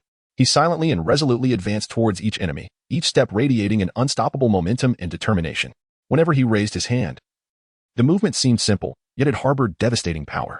His adversaries, in the face of this force, crumbled like fragile paper, offering no resistance as they succumbed to a dual collapse of body and spirit. I firmly believe that Kamen Rider has not erred. I acknowledge that his methods require refinement. But those he targets are villains, including the so-called philanthropist, Jean Bing. This is apparent to all. Tony spoke up, declaring Kamen Rider to be his savior, thus aligning them in some respects. In confronting evildoers, Tony considers his actions to be on par with those of Kamen Rider. He skillfully employed various weapons to successfully send terrorists into the abyss. Despite their disparate locations, one in a foreign war zone and the other in a local urban area, this did not detract from their achievements in combating crime. The rotund politician posed a question to Mr. Stark with an air of confidence and authority. "Is that so? Mr. Stark, are you certain that everyone involved is a villain? Could there not be an undercover officer among them?" Mr. Stark's expression betrayed a hint of confusion and hesitation as he pondered the politician's words. Nevertheless, the politician exuded unwavering confidence, casting a knowing glance towards his associates. At a signal, a new video began to play on the large screen in the conference hall. The footage vividly depicted the massacre of the PD squad by the masked rider. Every act of violence, every drop of blood splattered, was displayed in stark detail on the screen. The atmosphere in the room shifted, with murmurs of astonishment, anger, and contemplation of the truth behind the video erupting among the attendees. Tony Stark remained seated, his gaze fixated on the screen, his demeanor gradually becoming serious and contemplative. As the video concluded, an eerie silence enveloped the entire hall. The politician wore a smirk of triumph. "Mr. Stark, do you have anything further to say?" Those officers are all numbered. The masked rider is not a hero. He is merely a butcher. He poses a grave threat to societal stability. He knows this. We know this, and the entire world is now aware. It is precisely for this reason that he disregards the subpoena and dares not show his face. Suddenly, the air was pierced by the sound of mechanical insects, as if heralding the onset of something extraordinary. The crowd turned to see the doors slowly opening, revealing a swarm of mechanical insects that flew in, aligning themselves in midair. Excitement rippled through the audience as they recognized the heralds of the masked rider. These mechanical insects formed a precise formation, gleaming with metallic luster. Their unique design and intricate mechanical details seemed to embody a fusion of high technology and artistry, each exuding an ineffable air of intimidation. At that moment, a figure stepped forth from the entrance, their tall stature immediately commanding attention. Clad in a casual yet understated outfit, they radiated an undeniable elegance and composure. The visage, though Asian, was strikingly handsome in the eyes of many Westerners. A subtle smile graced their lips, imbued with warmth and confidence, evoking an instinctive fondness among those present. His image resembled that of a quintessential charming neighbor, eliciting feelings of familiarity and warmth from the crowd. Those with quicker reflexes displayed expressions of terror as they suddenly realized that these mechanical insects were stationed at the entrance, serving as sentinels. This scene mirrored the masked rider's signature maneuvers depicted in the video. As those villains attempted to flee through the doorway, the insects would not hesitate to rend them to pieces. What could he possibly be plotting? Everything beneath the spotlight seemed to dissolve into his backdrop.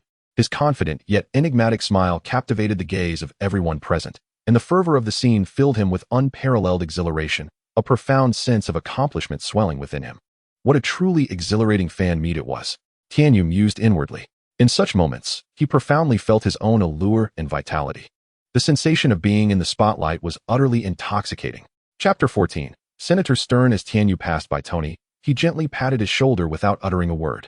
Though he himself could not comprehend the motivation behind this gesture, he felt an inexplicable elevation in his own stature, as if, in that fleeting moment, his identity and status were amplified. He seized the microphone from a row of solemn-faced senators and leaped onto the podium. Ladies and gentlemen, Tianyu cleared his throat, his voice resonating with magnetism and confidence. I am Tianyu, the very embodiment of the masked rider you have long pondered. The journalists present erupted into a frenzy, and the global audience, captivated by the live broadcast, experienced a collective climax, applause echoing throughout the hall. However, the expressions of some high-ranking officials grew increasingly grave. They seemed to sense that something monumental was about to unfold. Seated atop the podium, Tianyu gazed down upon the assembly, the commanding position enhancing his authority. He continued, Today, I stand before you not merely to unveil the truth, but to proclaim that the masked rider embodies absolute justice. The faces of the senators darkened further, for they understood that Tianyu's emergence threatened to dismantle the existing order. Yet, Tianyu remained unfazed by their reactions, his gaze unwavering as it pierced through the crowd, seemingly transcending all barriers. Our world is shrouded in lies and corruption, but today, all of that will change. His voice rang out with conviction, each word striking a chord within the hearts of his audience. Cameras from the press honed in on him, as all eyes around the world focused on this pivotal moment. I do not need a mask to conceal my true self, for my visage represents the hope for the future of our world. Tianyu paused momentarily, allowing his declaration to resonate. The high-ranking officials whispered among themselves, attempting to devise a counter-strategy, yet they recognized that Tianyu's influence was now undeniable. He remained indifferent to their schemes, bolstered by his self-belief. Today, I wish to convey to you that the masked rider is more than a mere title. It is a spirit, a faith, an unwavering force. His voice reverberated throughout the venue, each syllable landing like a powerful blow against those with nefarious intentions. Mr. Tianyu, how do you respond to the points raised by Senator Stern? Is it true that the masked rider engages in indiscriminate slaughter? And what of the police officers? A reporter stood, his voice trembling with a mix of anticipation and trepidation regarding the response to his inquiries. The atmosphere in the hall thickened with tension, all eyes fixated on Tianyu. His gaze was profound as the ocean, seemingly capable of discerning the innermost thoughts of others. In response to the reporter's question, a playful smile graced his lips. Mr. Tianyu, may I inquire about the origin of your armor? It appears to be more advanced than even the steel battle suits. Another tech blogger followed suit, his eyes sparkling with curiosity and inquiry. Tianyu slowly rose, extending his palm downward in a graceful gesture that signaled for silence. His demeanor composed as if he had everything under control. He cleared his throat once more and, with a resonant and resolute voice, declared, Those I have slain are all villains. He surveyed the surroundings, his gaze sharp as a blade. I am merely fulfilling the duties expected of a superhero. As soon as the words left his lips, a cacophony erupted within the venue. Astonishment, skepticism, and murmurs rippled through the crowd. At that moment, Congressman Stern abruptly stood. His face flushed, emotions aflame. This is utter nonsense. You annihilated an entire building of Rand. And what of those officers? Are they all guilty? This is the military committee. Cease your farcical antics. Tianyu glanced back momentarily before turning to continue. I understand that many of you are perplexed. This is merely my side of the story. However, as Kamen Rider, my burdens are immense, and there exists an abundance of malevolence in this world that awaits my confrontation. He paused, inhaling deeply before proceeding. I possess neither the time nor the obligation to recount the specific transgressions of every creature I have dispatched. Yet today is an exception. He scanned the room, noting that every individual present was fixated upon him, some with expressions of doubt and anticipation. Today marks a rare day of respite for me, as well as a gathering for Kamen Rider enthusiasts. I am willing to invest some time to undertake actions that will affirm my innocence and righteousness. Tianyu's voice resonated powerfully and resolutely, as though each word struck at the hearts of those assembled. Therefore, after today, I hope humanity will grasp an unyielding truth. Regardless of whom Kamen Rider may strike in the future, you shall always trust that he embodies justice. I stand with the people. His voice brimmed with confidence and strength, seemingly capable of penetrating all doubts and confusions. Having spoken passionately, Tianyu extended his palm. Before the crowd could fully comprehend the moment, a swift sound sliced through the air. A golden flash darted past Congressman Stern, severing his head from his body in an instant, the severed head soaring high before landing in Tianyu's outstretched hand. In mere seconds, the previously tranquil venue erupted into chaos. Screams and roars filled the air, a cacophony of turmoil. Even the most composed dignitaries found themselves unsettled, their faces pale and expressions frozen in disbelief. Tony, too, was taken aback, clearly unprepared for the escalation of events. Outside, the security forces sprang into action, their minds racing with a singular thought. Has Kamen Rider gone mad? Amidst the pandemonium, the sounds within the venue abruptly faded into silence. Even the photographers hesitated to press their shutters, fearful of drawing his attention. The atmosphere seemed to solidify. Everyone deliberately slowed their breathing, anxious not to shatter the tranquility of the moment and invoke Tianyu's displeasure. They understood that the man before them, adorned with a smile, possessed an unpredictable peril and unfathomable thoughts. All right, relax, I am no executioner, he declared. As his words lingered in the air, he forcefully pried open the mouth of the rotund, balding politician in his grasp, signaling the reporters in the front row to capture a close-up. Chapter 15. The presentation. The journalists swiftly directed their cameras towards the gaping mouth, flashes incessantly illuminating the scene. All eyes were riveted on the spectacle presented by Tianyu. What is this? A reporter could not restrain their curiosity, their voice tinged with bewilderment. Cavities? Another speculated. Poison? Tony Stark suddenly interjected, his profound technological knowledge and keen observational skills swiftly discerning the true purpose of the small device.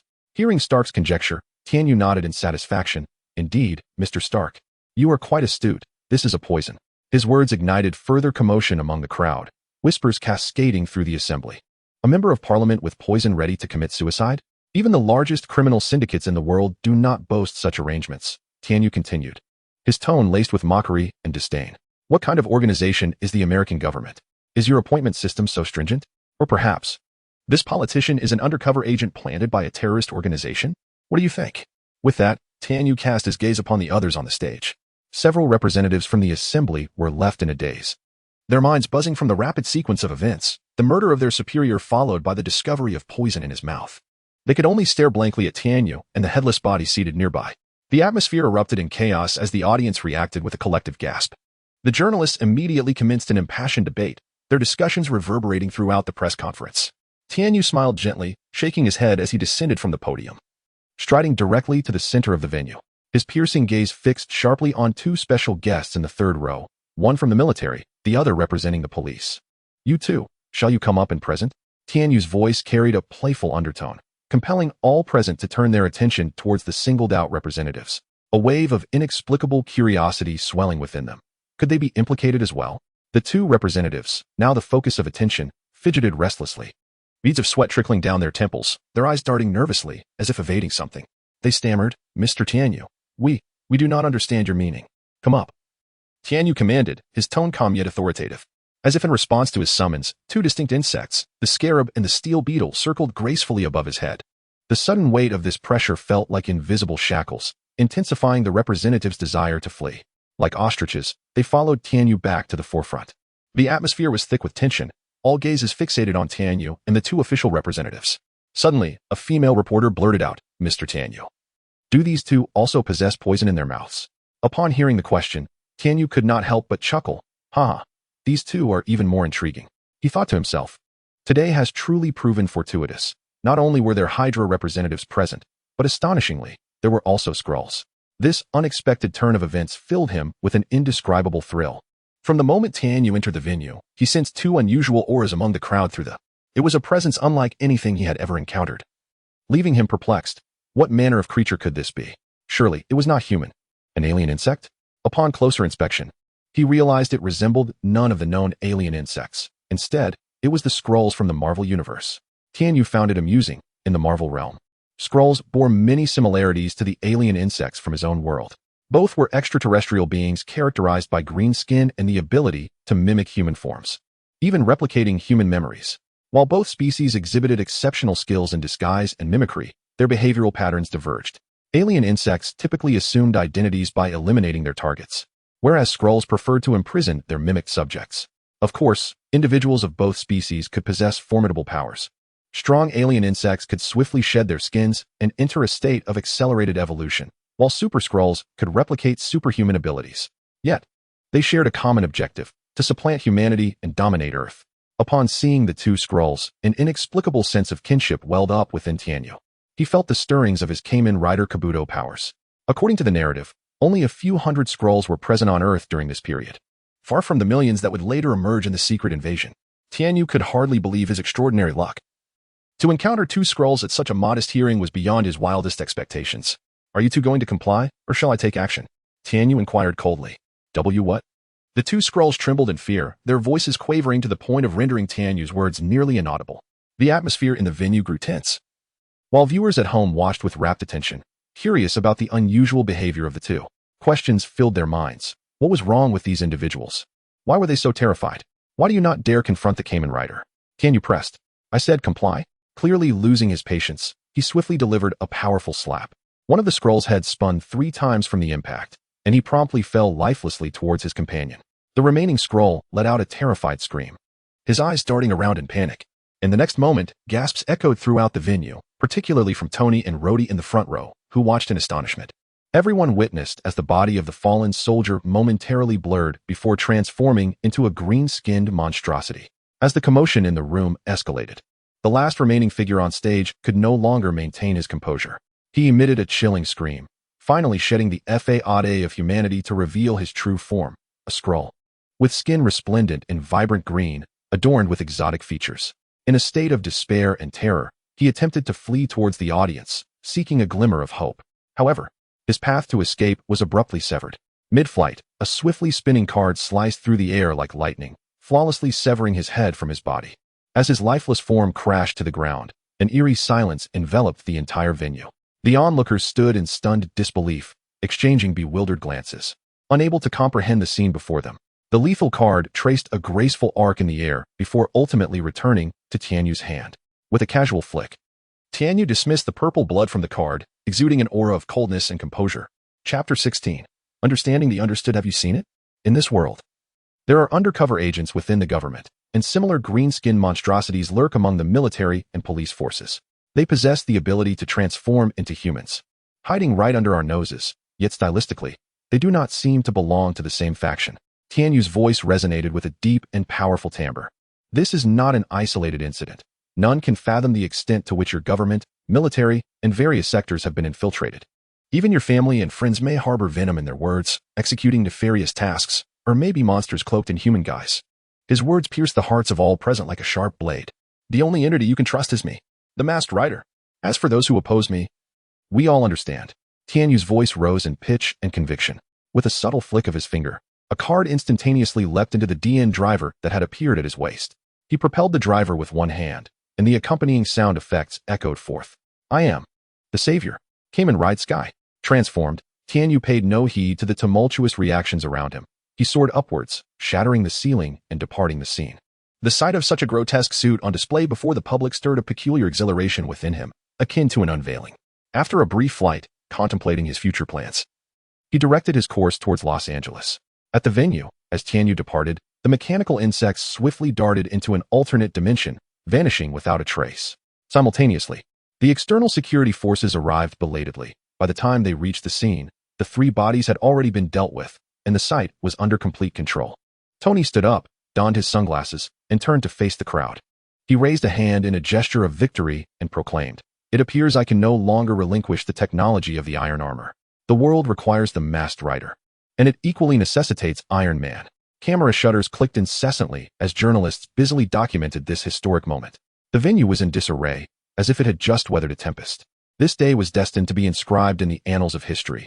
A storm had swept across the globe. The foremost issue humanity must resolve is trust. Meanwhile, in Tony Stark's seaside villa located at 10880 Malibu Street, Tianyu leisurely roamed with a bottle of soda in hand. This villa, with its elegant ambience facing the sea, not only boasted picturesque views but also offered tranquility, making it a rare retreat.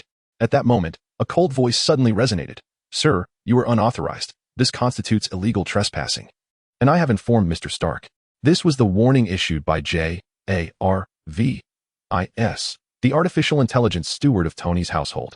Tianyu raised an eyebrow, unfazed, and replied nonchalantly, "Let him know to return home quickly. I wonder what he is up to out here in broad daylight." JARVIS offered no further response, and Tianyu continued to wander through the villa, admiring the beautiful scenery outside, while contemplating his upcoming arrangements. This villa was indeed splendid, serene by the sea, and he intended to have little Tony make some arrangements for him.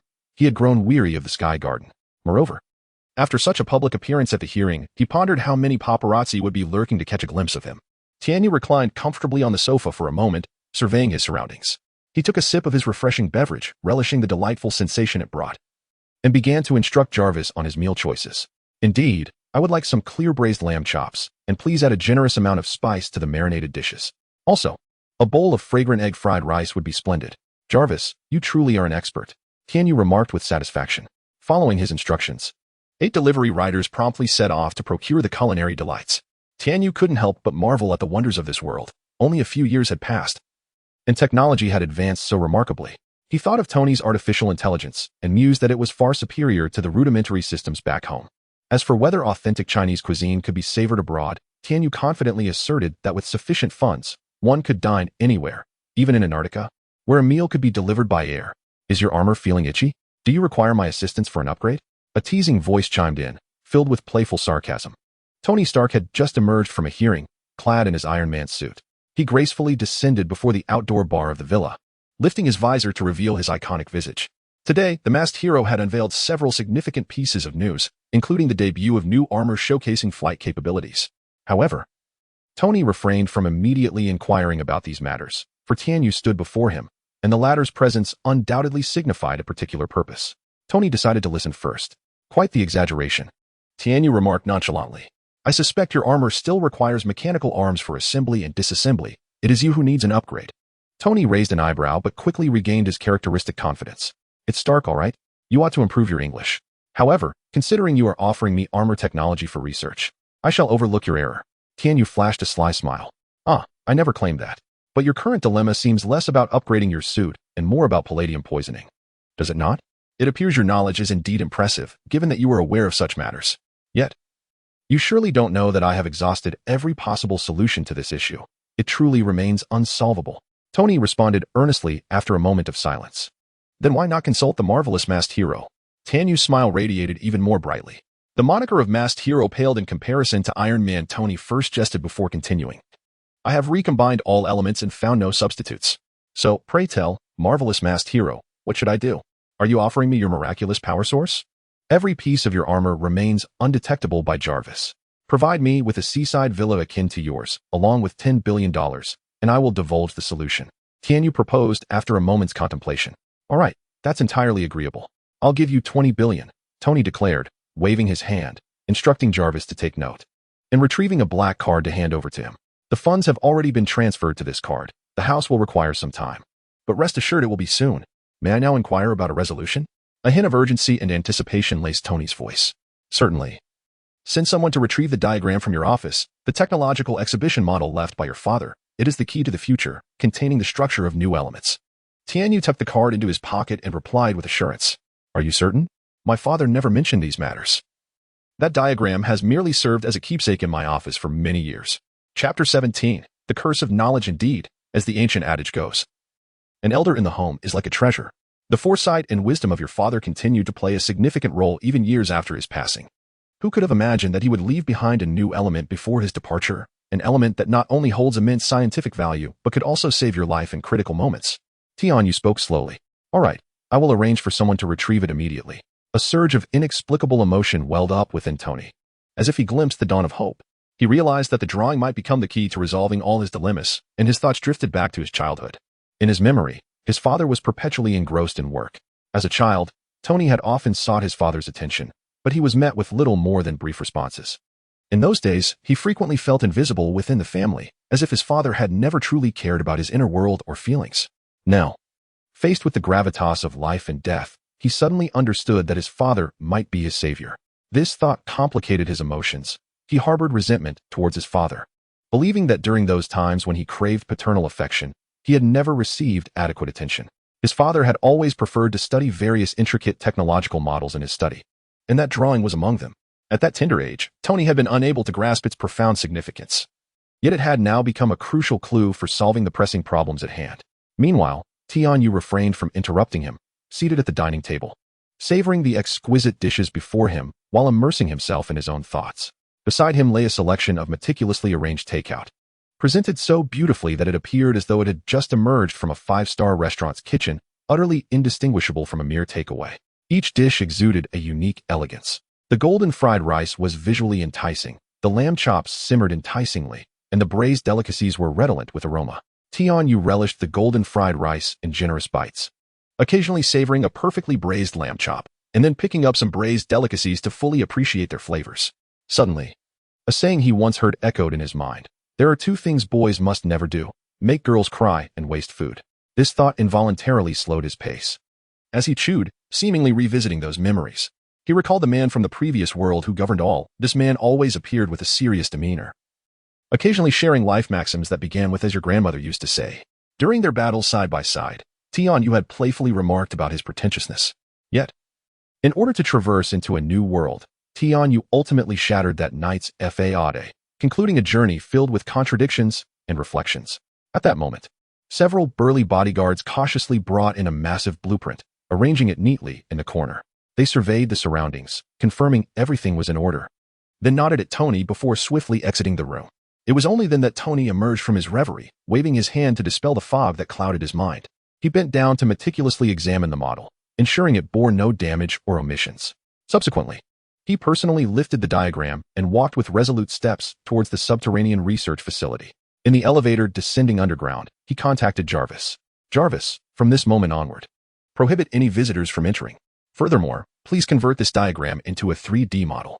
His voice resonated with a deep, powerful timbre, imbued with an unmistakable authority. Upon returning to the surface, Tony noticed Tianyu leisurely enjoying his meal, seemingly indifferent to the world around him. Unable to contain himself, Tony urged, "You have quite an appetite. The diagram has returned. Can you now reveal to me where the key to the future lies?" Tianyu looked up, a glimmer of cunning flashing in his eyes. "I despise waste, and I always ensure to clean my plate thoroughly," he replied nonchalantly while savoring his meal. Tony, growing somewhat impatient, restrained his eagerness and patiently awaited Tianyu's response. After a few minutes, Tianyu finally set down his utensils, wiped his mouth, and spoke leisurely. "The rest is up to you. I only know that the diagram contains the structure of a new element, with the central sphere representing an atomic nucleus, while the surrounding structures pertain to protons and neutrons, along with some extraneous details that need to be eliminated, enabling the synthesis of a new element." Upon hearing this, Tony's eyes sparkled with curiosity. "Jarvis has been unable to locate any information about you," he observed, scrutinizing Tianyu's youthful visage. "Yet, you appear quite young, which implies that when my father passed away, you may not have even been born. How do you possess this knowledge?" "I am 20 years old. It is plausible that I might have encountered your father." "Well, in truth, Stark, you are not the only one burdened by the curse of knowledge," Tianyu replied mysteriously. "The curse of knowledge? What does that mean?" Tony felt the response was somewhat disjointed. "I am aware of many things, yet I cannot elucidate them to you, much like how I find it incomprehensible that your reactor involves cold nuclear energy and can be miniaturized to such an extent. Naturally, you would find it impossible to grasp my Kamen Rider powers." As soon as Tianyu finished, Tony interjected hurriedly, "I understand. You are praising my genius. Very well. Why not present your rider powers for my examination? Perhaps my curse is stronger than yours. One cannot bite off more than one can chew. Let us focus on your life-saving serum for now. Make sure the new house is ready. By the way, it also needs an intelligent steward akin to Jarvis. Having satisfied his appetite, Tanyu, feeling lethargic, decided to lounge outside on a sunbed for a nap. All right then, Tony replied with a resigned shrug, instructing Jarvis as he made his way to the basement. Meanwhile, Nick Fury sat behind his tidy yet slightly antiquated desk, his brow slightly furrowed. Before him was a secure, confidential video conferencing device, displaying the visage of Black Widow, Natasha Romanoff. Her vibrant red hair was elegantly styled in a neat bun at the back of her head, and her fiery crimson lips complemented her tailored business attire, perfectly accentuating her graceful silhouette. Tony Stark had now returned home, entrusting all corporate matters to Pepper Potts. Natasha calmly reported to her superior. Nick Fury's gaze was deep and contemplative as he lightly tapped his fingers on the table, seemingly weighing various possibilities. Keep an eye on Pepper, and seek an opportunity to approach Tony, he finally spoke, his voice low and resonant. The Kamen Rider ultimately appeared at his villa. Ascertain the nature of their relationship. Understood, Natasha replied succinctly. Chapter 18, Little Pepper 1, 2, 1, 1, 2, 1. Halt. At Tanyu's command, the mechanical insect army formed a precise square formation. With his arm raised high, Tanyu bellowed, "Count off." A cacophony ensued, each mechanical creature responding in a resounding and synchronized manner. These electronic pets were truly remarkable, requiring no sustenance, shedding no fur, and exhibiting impeccable obedience. He watched with great enthusiasm as the mechanical insects performed various maneuvers in accordance with his directives. Tony had not closed his eyes for an entire day and night, engrossed in his research on a new element. Finally reaching a preliminary conclusion, he prepared to take a brief respite. Just as he began to unwind, he caught sight of Tianyu's interaction with the mechanical insects on the monitor, instantly dispelling his fatigue. Although he had seen these creatures numerous times before, each encounter piqued his curiosity anew. When Tianyu sat at the dining table to enjoy his lunch, Tony could no longer contain his intrigue and rushed outside. Unable to suppress his inquisitiveness, he sat nearby, his gaze fixated on the swirling mechanical swarm. Noticing Tony's rapt attention, Tianyu set down his chopsticks and inquired, "Have you completed your research on the new element?" Tony's bloodshot eyes betrayed his exhaustion, yet his tone remained confidently assertive. "Of course, who do you think I am? Tony Stark. But this is merely the first step. I will need your assistance for the artificial synthesis." Upon hearing this, Tianyu furrowed his brow slightly. "Assist you? I'm just a college student. I have no idea whether your work pertains to physics or chemistry. How can I help?" Tony paused momentarily before elaborating. "Well, we need to reconfigure the particle collider and modify the circuitry." Observing Tianyu's increasingly perplexed expression, he quickly summarized, "It's physical labor, involving demolition and heavy lifting." Realizing the nature of the task, Tianyu exclaimed, "Why didn't you say so earlier? Let the insects assist you. I haven't worked construction in many years." He was suddenly reminded of scenes from movies where Tony discovered and synthesized a new element in mere minutes. However, reality was far less cinematic. In real life, without Jarvis commanding an army of iron men, it would take Tony, a mere mortal, and a few mechanical appendages an indeterminate amount of time to accomplish such a task. Moreover, given the confidential nature of the project, Tony could not enlist his subordinates for help. Thus he turned to the magnificent masked rider for assistance. "Insects, are you certain they can wield hammers? Are they that intelligent?" Tony Stark queried, a blend of astonishment and skepticism in his voice. Tianyu did not respond immediately. Just then, a metallic rhinoceros beetle seemed to receive a command, swiftly darting inside and burrowing into the ground.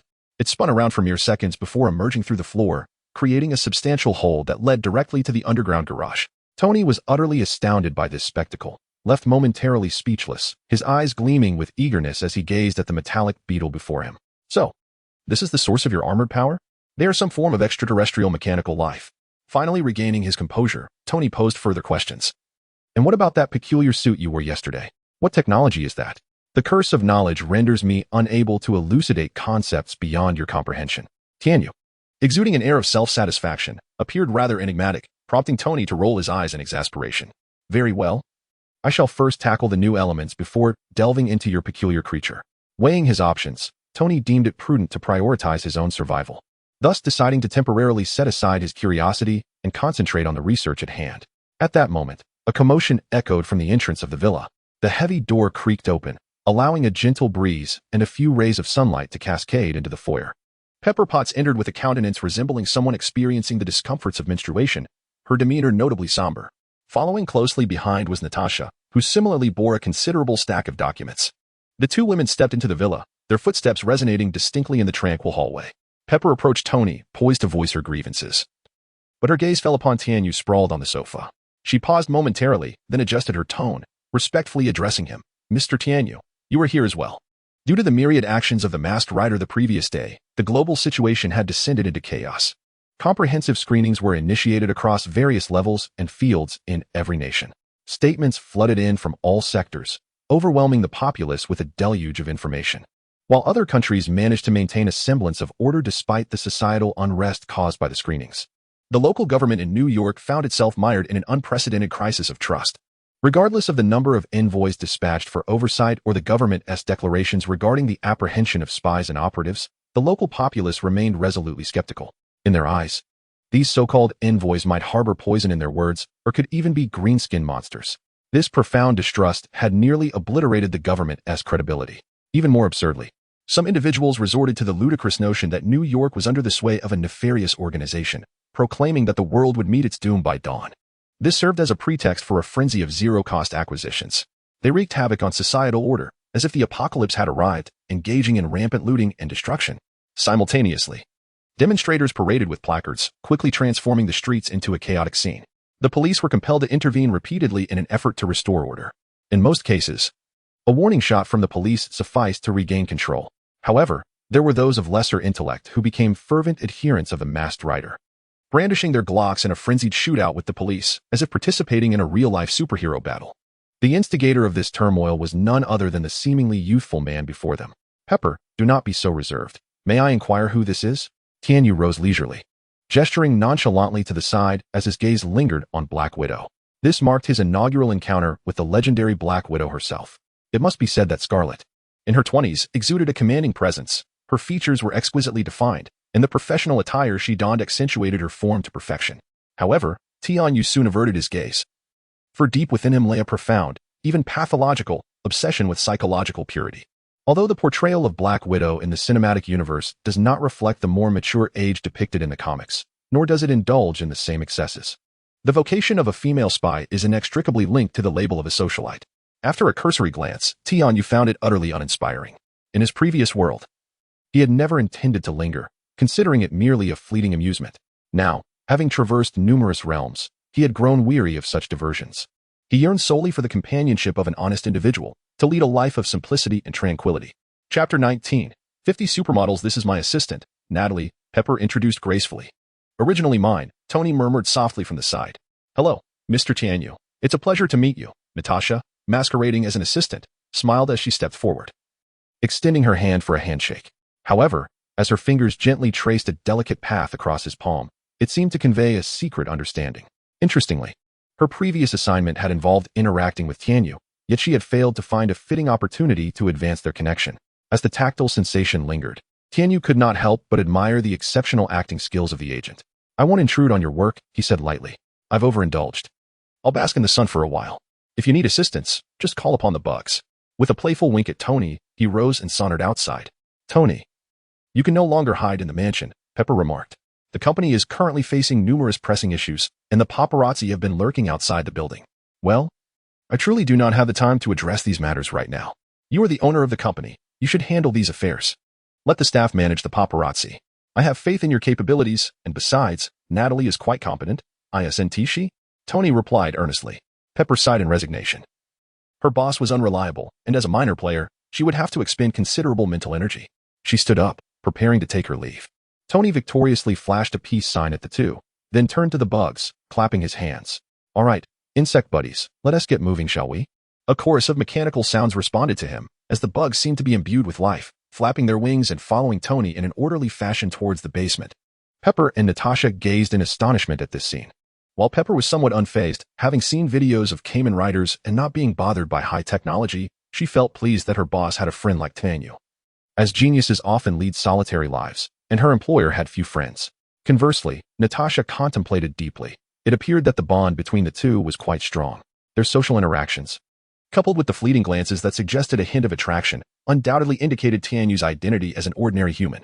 Outside on the terrace, Tianyu remained oblivious to this exchange, reclining on a sunbed, blissfully indulging in fruit while surfing the internet. Regardless of which world you traverse, isn't it all about dressing, living, eating, and enjoying oneself? After traveling through centuries, shouldn't I be allowed to relish life? Having traversed various worlds and epochs for hundreds of years, Tianyu encountered unique landscapes and challenges. Yet, irrespective of the shifting rules in these realms, the fundamental needs of life remained unchanged: clothing, shelter, transportation, sustenance, and entertainment. These elements constituted the foundation of his daily existence, revealing to him an undeniable truth: no matter where one finds themselves, the essence of life remains constant. As for his forthcoming ambitions, they were clear: to savor life while awaiting the emergence of power. Tianyu deeply understands that the essence of life transcends mere struggle and toil. It lies in the ability to savor every fleeting moment. His golden finger does not conform to the conventional notion of a system that necessitates task completion for empowerment. Instead, it is simple and direct, unlocking a new ability automatically each year, requiring no exertion on his part to undertake arduous quests or confront formidable heroes and villains. He remains unhurried, having traversed this path before. As for training, a faint smile graces his lips. Why train when one possesses such an extraordinary advantage? Without this boon, even mastering the 9th set of calisthenics would be a Herculean challenge. Thus, his attitude towards training is remarkably nonchalant. With the existence of such a cheat, why toil endlessly?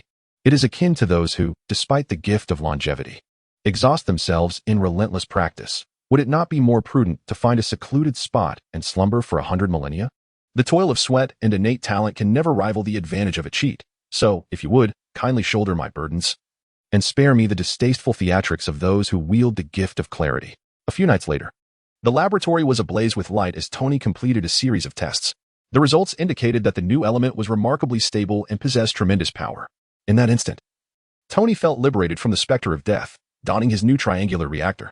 The bugs that had previously battered the walls vanished into thin air.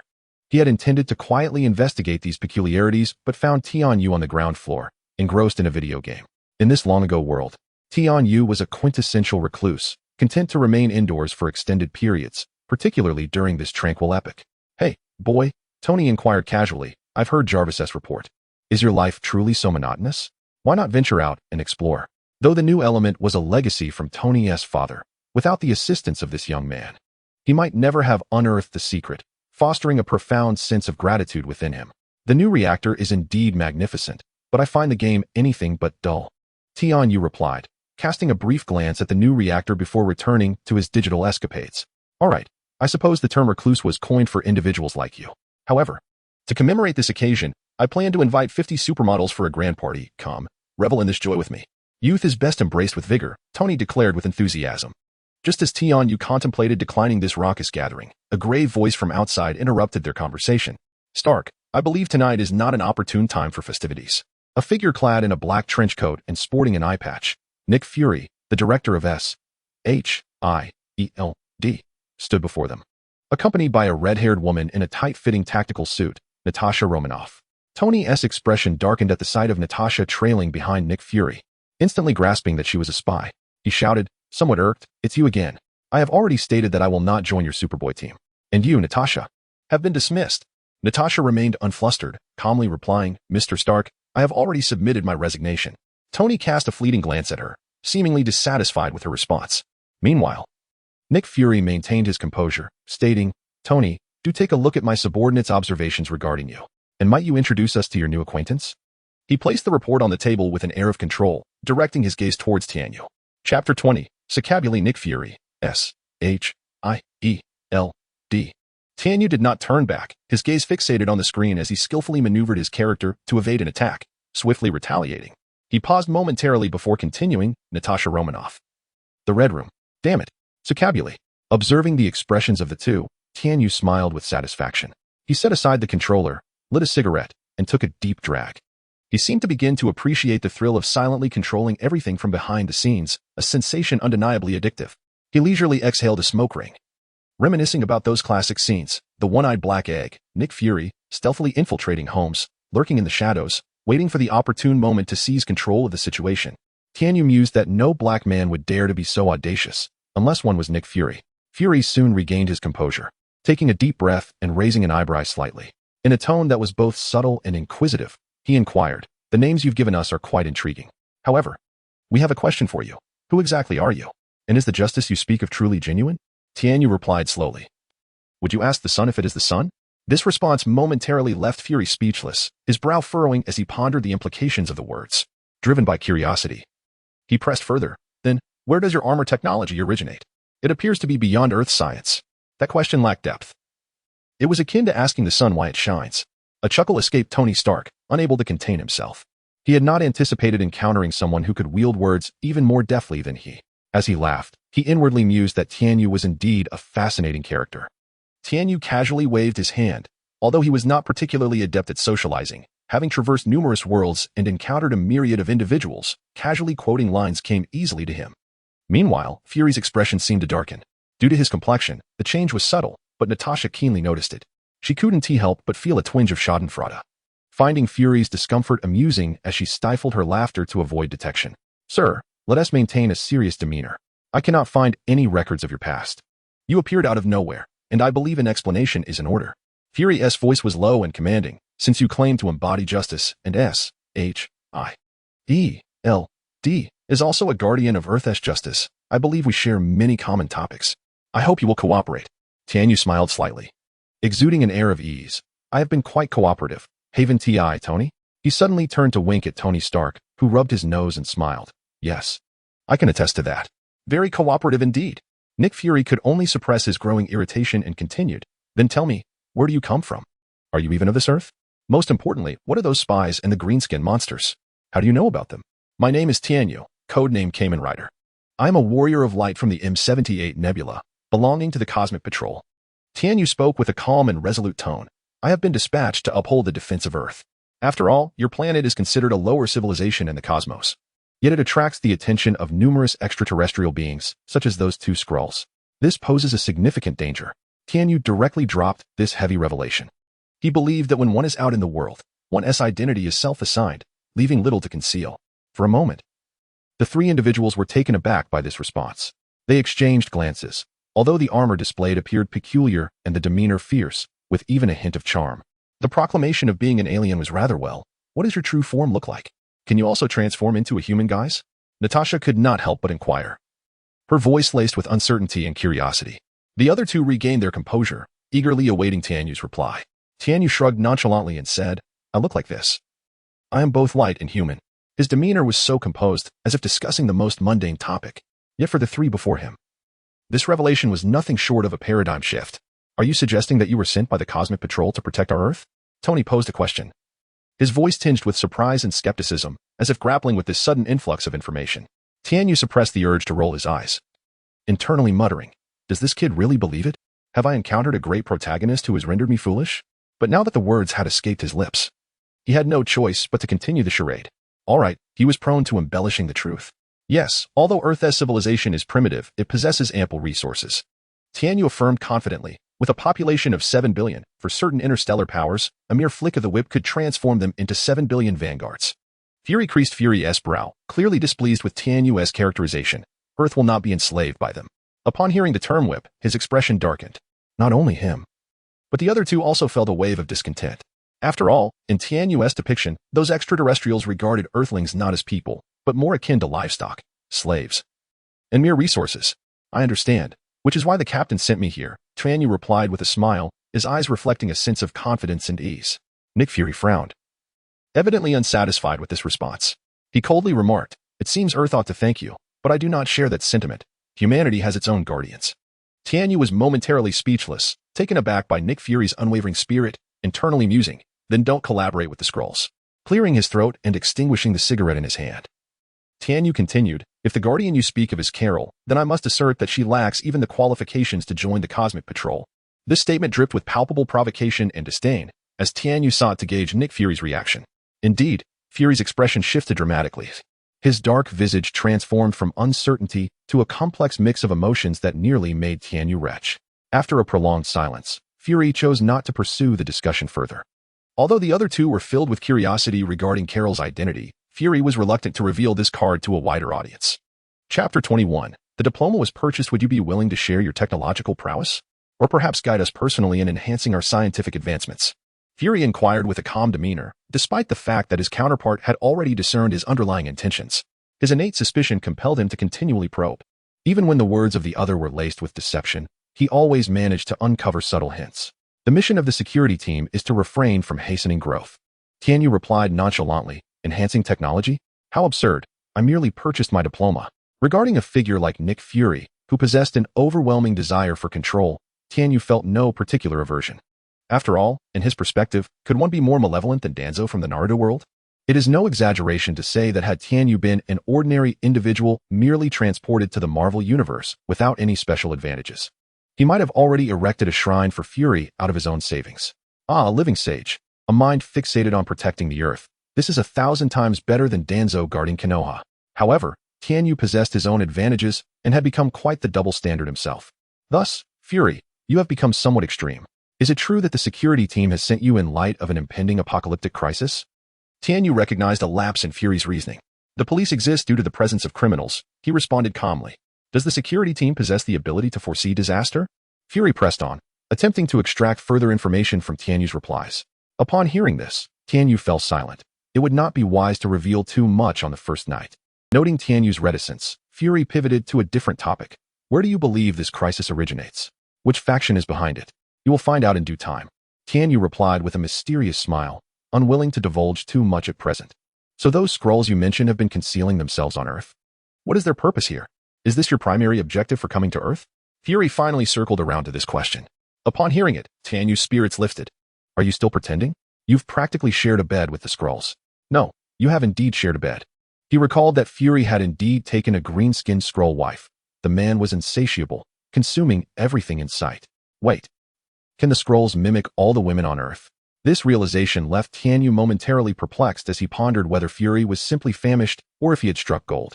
They could merely be considered trifles, a means to pass the time before the main course. Tianyu finally spoke, yet his words only deepened Fury's confusion. Fury furrowed his brow, evidently dissatisfied with Tianyu's response. He had hoped to uncover Tianyu's secrets through these inquiries, but this enigmatic man remained elusive, unwilling to disclose more. Trifles?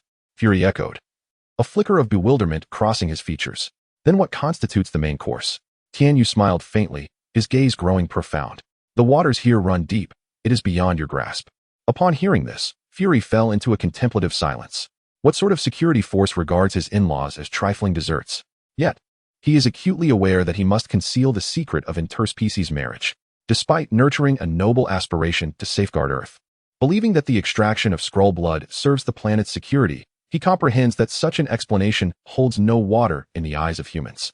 Should the truth come to light, he would inevitably bear the heavy stigma of treachery.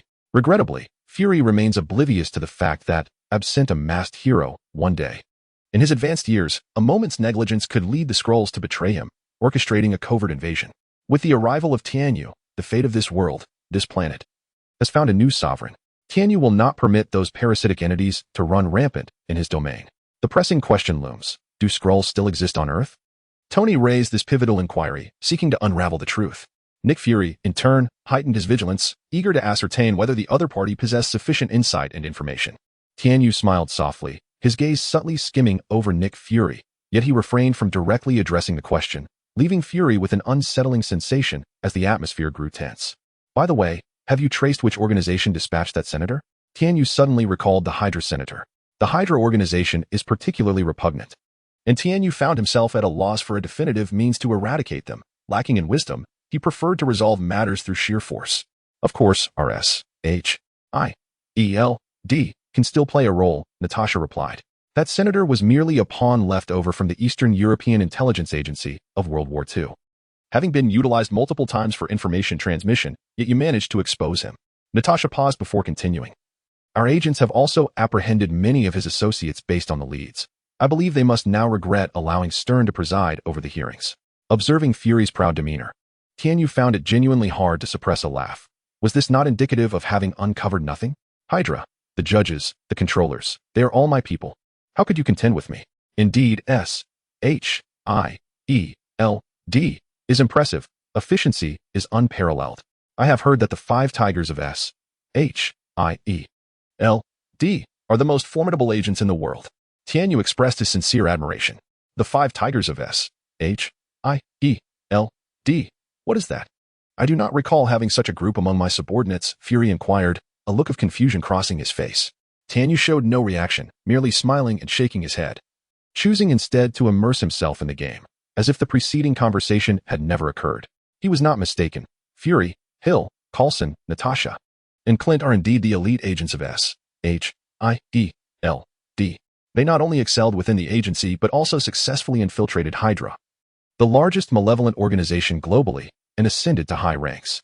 Isn't that what constitutes the five tigers of S.H.I.E.L.D.? Well, let us conclude our discussion for today. Although I am uncertain of the veracity of your words, I hope you pose no threat to Earth. S.H.I.E.L.D. will be ever vigilant. Tony, you have seen that the Earth is not solely inhabited by your kind, nor is it threatened exclusively by a handful of terrorists. I hope you give serious thought to my Avengers initiative. Fury's mind was in disarray. Upon his arrival, he discovered that the adversary was exceedingly formidable, and the words spoken were shrouded in uncertainty, perhaps half-truths. After their departure, Tony sat on the sofa, momentarily lost in thought, unsure of what to articulate. Eventually, he picked up the report left on the table and steeled himself to read it. Iron Man recommends. Tony Stark does not endorse. Damn it. Frustrated, he cast the report aside and hurried back to the basement to delve into the subsequent energy assessments in the new armor model. Chapter 22, Sokovia on the way out. Natasha pondered over the recent conversation, unable to resist inquiring of Nick Fury, Director, can we trust what he said? I can't shake the feeling that he is quite familiar with us. From our first encounter, I sensed he should know me. Nick Fury furrowed his brow, a glimmer of doubt and contemplation crossing his expression. Uncertain. The universe is vast, and we humans are but a speck within it. His voice carried a weight of gravity and resignation. We must focus on our own responsibilities, regardless of his intentions. The sudden appearance of a powerful and uncontrolled extraterrestrial is inherently a threat. After a brief pause, Nick continued, There's no need to keep an eye on Stark anymore. You will have a new assignment. Have Coulson come this way. He is more adept at handling negotiations. Natasha nodded, though lingering doubts remained in her mind. She unequivocally followed Nick Fury's orders. She understood that as an agent, her role was to execute directives from superiors without raising unnecessary questions. In an unremarkable corner of Sokovia, there stood an ordinary rental house, indistinguishable from the surrounding structures. Yet within lived a pair of extraordinary twin siblings. The sister, Wanda, had recently developed a passion for cooking, dedicating nearly all her spare time to culinary experiments in the kitchen, with pots, pans, and an array of spices becoming her new toys. Today was no exception. As her brother Pietro returned home after a long day of delivering milk, he was greeted by the tantalizing aromas wafting from the kitchen. Munching on chips, he couldn't help but chuckle. Wanda, what grand feast are you concocting today? Wanda offered no reply, simply smiling as she remained engrossed in her culinary creation. Pietro shrugged and headed to his room to unwind. Expertly, he powered on his computer and, after bypassing some restrictions, began to search for the latest neighborhood buzz surrounding Kamen Rider. Discussions about Kamen Rider had permeated the streets lately, rumored to possess magical armor and extraordinary abilities, stirring both curiosity and excitement within Pietro. Soon, a post featuring an overview of Kamen Rider armors caught his attention. A myriad of armor images and detailed descriptions overwhelmed him. Yet when his gaze fell upon a striking red armor, his heart skipped a beat. The red and silver beetle armor was particularly dazzling. In a moment of impulse, a matching silver belt materialized around his waist, identical to the one on the armor displayed on the screen. He glanced down, comparing for a moment before excitedly shouting towards the kitchen, Wanda, come out, you have to see this. In the cozy rental home, under the warm glow of dim lighting, a family meeting was unfolding. Wanda furrowed her brow, her eyes shimmering with determination and urgency. Wanda, hold on, Pietro interjected, while that armor does bear a striking resemblance, it is still somewhat different from what we've encountered before. The design seems rather simplified. Pietro spoke in a gentle and rational tone, attempting to quell the impatience brewing within his sister. Wanda lifted her gaze, her eyes alight with fervor, and declared, we must seek him out. Even if he is not the one, there must be a connection. Once we find him, I have a way to confirm. Pietro furrowed his brow slightly, filled with a mixture of confusion and curiosity as he inquired, what method? What did that man say when he saved you? You have never revealed it to me over the years. He recalled a day in 1998, on a tranquil night when he and his sister were merely 10 years old, and their family was enjoying dinner. However, this serene evening was shattered by a sudden terrorist attack. A missile exploded near their home, and the powerful shockwave claimed the lives of Pietro's adoptive parents. Pietro and his sister were buried beneath the rubble, plunged into unconsciousness. When Pietro awoke, he believed he had arrived in paradise, for before him lay a realm of light. Within this radiance stood a mysterious figure clad in armor. This being sported horns upon its head, its cerulean, multifaceted eyes shimmering, with iridescent wings unfurled from its back, and its body adorned with structures reminiscent of fish fins. The enigmatic armored figure rescued Pietro from the wreckage and bestowed upon him a belt akin to its own, though it appeared to lack the central and side components. Bathed in moonlight, the armored entity bent down and gently caressed Pietro's head, speaking in a soothing voice. "This is the power I grant you. You still have your sister. Take good care of her. You both must live well, for we shall meet again in the future. Do you understand?" The young Pietro, still tinged with fear, contemplated for a moment before resolutely responding, "Yes, I will look after my sister." Upon uttering these words, the figure vanished in an instant, akin to ripples in the air. Moments later, when it reappeared, it had also rescued Pietro's sister, Wanda, from peril. Ultimately, the being waved gently, as if bidding farewell, and then completely dissolved into the atmosphere, as if it had never existed. From that day forth, empowered by the magical belt, Pietro gained tremendous strength, his physical prowess far surpassing that of an ordinary person. His sister, Wanda, proved to be remarkably astute, taking on the role of a diligent little caretaker, ensuring that their home was meticulously organized. Meanwhile, Pietro, with his formidable strength, became the guardian of their household, ensuring that neither of them would fall victim to mistreatment. They relied on one another, supporting each other as they grew, facing the myriad challenges life presented. Yet, regrettably, they never encountered that mysterious savior again. Though their hearts brimmed with gratitude, that individual seemed to shimmer like a shooting star, briefly illuminating their lives before vanishing without a trace. They could only continue their lives while cherishing hope, longing for the day they might truly reunite, just as that figure had foretold. As time passed, Pietro and his sister gradually matured into adulthood, yet the hope within their hearts never waned. They continued to strive daily, laboring tirelessly in the pursuit of becoming better versions of themselves. "It's a secret. We must hurry to New York," Wanda declared with unwavering determination, her eyes shimmering with anticipation. Suddenly, a thought struck her, and a faint blush crept across her youthful face. At the age of 21, she had begun to grasp many facets of life. Chapter 23, Measures of S.H.I.E.L.D. Dear little girl, when you grow up, remember to seek me out. I find myself in need of a girlfriend at this moment. The echo of that voice seemed to resonate in Wanda's ears, causing her cheeks to flush a deeper shade of crimson. Pietro, observing his sister's reaction, was engulfed by a wave of confusion, yet he recognized that, as her older brother, it was his duty to comprehend her feelings. Taking a deep breath to collect his thoughts, he cautiously ventured to inquire, "Wanda, you don't suppose you have feelings for him, do you?" He endeavored to maintain a tone that was both lighthearted and concerned, adding, "It seems you have never truly cared for anyone before, not even entertained the notion of romance." "Go away," Wanda retorted playfully, although a hint of blush betrayed her. Pietro persisted, "Listen, this is merely the suspension bridge effect. It is not genuine love, you understand? It is but a fleeting illusion born from a unique circumstance. We haven't even seen his face, nor do we know his name. At least, by age, he cannot possibly be that Tengu, the one who rescued us. He must surely have transformed into a portly middle-aged man by now." He attempted to diffuse the awkward tension with humor. "Go away." Wanda could not help but chuckle, while she acknowledged the validity of her brother's words. Her heart remained brimming with fantasies and expectations regarding that enigmatic figure. A month later, the tempest stirred by the masked knight began to subside gradually. The lives of ordinary citizens were consumed by the mundane concerns of daily existence, leaving them little room to ponder the workings of Congress or the masked knight. The authorities continued to issue various announcements regarding fuel prices, wages, and adjustments to Social Security, diverting public attention, coupled with a deliberate approach of indifference. The masked knight had become, aside from his diehard fans, a mere topic of casual conversation among the populace. In a small eatery, several citizens were enjoying their dinner while engaging in idle chatter about recent events. One middle-aged man, sipping hot soup, remarked, "Have you heard? That masked knight has made another appearance. This time, it seems to be in the city center."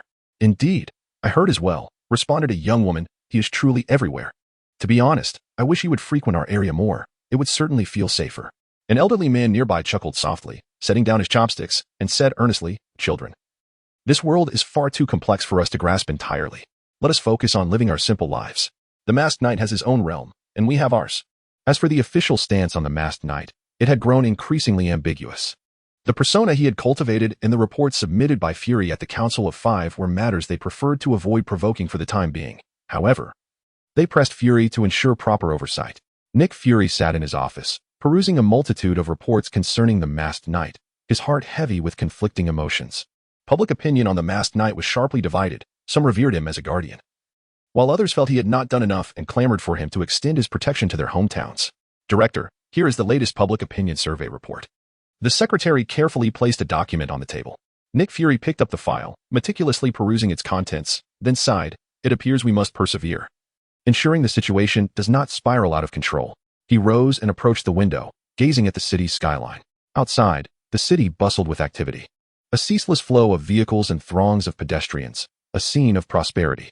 Yet, he knew that beneath this facade of abundance lay countless uncertainties and unrest. Notify the heads of departments to convene in my office at 3 this afternoon, Nick Fury calmly instructed. Yes, Director. The secretary swiftly noted the announcement before turning to exit the office. Nick Fury glanced once more at the public opinion report, his brow furrowing. The document indicated that while a majority of the populace held a favorable view of the Kamen Rider, many harbored doubts regarding his motives and actions. This skepticism was not merely directed at the individual but cast a shadow over the entire superhero community. After a moment of contemplation, he resolved to summon a high-level meeting to discuss how to navigate the current complex landscape. As the hour approached, department heads entered the conference room one by one. Taking their seats, Nick Fury stood at one end of the table, surveying the attendees. Ladies and gentlemen, I trust you have all reviewed the latest public opinion survey. Nick Fury stated forthrightly. The situation we face is not optimistic. While the Kamen Rider enjoys a degree of support among the public, we cannot overlook the dissenting voices and skepticism. A low murmur of discussion arose in the room as everyone recognized the gravity of the situation. Nick Fury continued. We must formulate a comprehensive public relations strategy to elucidate the rationale behind the Kamen Rider's actions to the public. Simultaneously, we must ensure that his activities do not incite further controversy. Furthermore, we must enhance our oversight of the Kamen Rider to guarantee that his actions remain within our control. One supervisor raised an objection. Director, while I comprehend your concerns, the Kamen Rider is not part of our agency. Do we truly possess the authority to regulate him? Nick Fury cast a cold glance in his direction. We have a responsibility to ensure public safety and trust. If the Kamen Rider's actions jeopardize these principles, we must take action. Whether he is a force for good or ill, we cannot allow the situation to spiral out of control. Another supervisor concurred. Indeed, we should take necessary measures grounded in the preservation of public safety and trust, but we must also consider the Kamen Rider's unique status and his contributions to society. After 2 hours of deliberation, a series of proposals emerged, including enhancing communication with the Kamen Rider, establishing clear operational guidelines, and conveying accurate information to the public through media channels. Nick Fury was tasked with overseeing the implementation of these plans and reporting progress to the Governing Council regularly. Once the meeting adjourned, Nick Fury remained alone in his office, his complex emotions still unresolved. He comprehends the immense responsibility he bears, tasked with balancing public safety and trust while also honoring and supporting the extraordinary individuals who fight for justice. Finding equilibrium between these two imperatives will pose his greatest challenge in the foreseeable future. Outside, the night gradually descends, with city lights beginning to shimmer. The city, illuminated by these lights, appears exceptionally resplendent. However, the shadows lurking behind the brilliance serve as a constant reminder to Nick Fury that the road ahead remains long. Chapter 24. What transpired? On a tranquil evening, the home of Tianyu was infused with vibrancy and fervor. The beams of the spotlight cascaded throughout the room, transforming the space into a distinctive stage. The deafening rhythms of electronic rock music reverberated through the air, each note seemingly releasing boundless energy. Standing upon this makeshift stage, Tianyu clutched a microphone in his left hand while his right held a glass of effervescent cola. His feet glided across the smooth marble floor, his steps light and rhythmic, as if he were adrift in water. Ever since that day when the garish Sky Knight armor made its public debut, it felt as if a switch had been flipped within him. He discovered a newfound affinity for the exhilarating sensation of social embarrassment. At this moment, he reveled in the freedom of dancing wildly within the confines of his air garden villa, imagining the countless eyes lurking in the shadows, observing his every move. The thrill of being watched ignited a fervent fire within him. Little did you know, you are merely a cog in my performance. In recent days, the online discourse had been rife with speculation, hopes for the Kamen Rider to assume the governorship, or even the position of GFB Minister, or ZT. As Tianyu surfed the web, a wry smile crossed his face as he scratched his head, thinking, how you have tormented me. Yet, he chose not to engage, treating it as mere entertainment. After all, should he truly take office, the public might not be pleased. Burn my calories. A piercing cry shattered the night, followed by a sudden, thunderous roar. Tianyu was caught off guard, stumbling precariously, nearly losing his footing. The room was instantly engulfed in darkness, and the entire building trembled as if it had succumbed to an unforeseen earthquake. What has happened? An earthquake? Tianyu murmured to himself, quickly regaining his composure as he approached the balcony to investigate. Standing on the terrace, he gazed into the distance. The entire western district, including his own neighborhood, had descended into darkness. The city's vibrancy seemed to have been paused, with only a few distant lights flickering faintly. His eyes swiftly scanned the surroundings. Soon locking onto the epicenter of the disturbance, located 5 streets away from his home, where 2 massive figures were in a frenzy of demolition. These colossal beings were clearly not ordinary humans. Their stature was imposing, and their movements were swift and powerful. Each swing of their arms sent structures crashing down. The ground trembled beneath their feet, dust swirling in a blinding cloud. The surrounding residents had long fled in terror from this sudden calamity, leaving only echoes of panicked screams and cries lingering in the air. On 43rd Street, a once vibrant locale filled with the passion and dreams of youth, 2 extraordinary visitors arrived this evening. Among them was Bruce Banner, a scientist whose genes had mutated due to radiation exposure. Despite Bruce's deep-seated yearning for a tranquil life, he remains unable to escape the torment inflicted by his poison cells. In moments of rage, Bruce's body undergoes a rapid transformation, morphing into the immensely powerful and towering green giant known as the Hulk.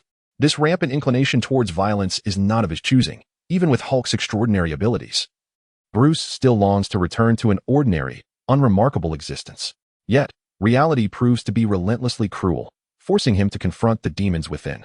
In an effort to evade the relentless pursuit of the U.S. military, Bruce is compelled to conceal himself in the shadows, severing all ties to his former life, including his beloved Betty Ross. Hot on his heels is General Thaddeus Ross, Betty's father, a ruthless war machine intent on capturing Bruce to study the mutations within him. With the aim of harnessing that power for his own ends, General Ross is convinced that through examining the Hulk's strength, he can develop weapons that surpass current technologies, granting his nation a tremendous strategic advantage.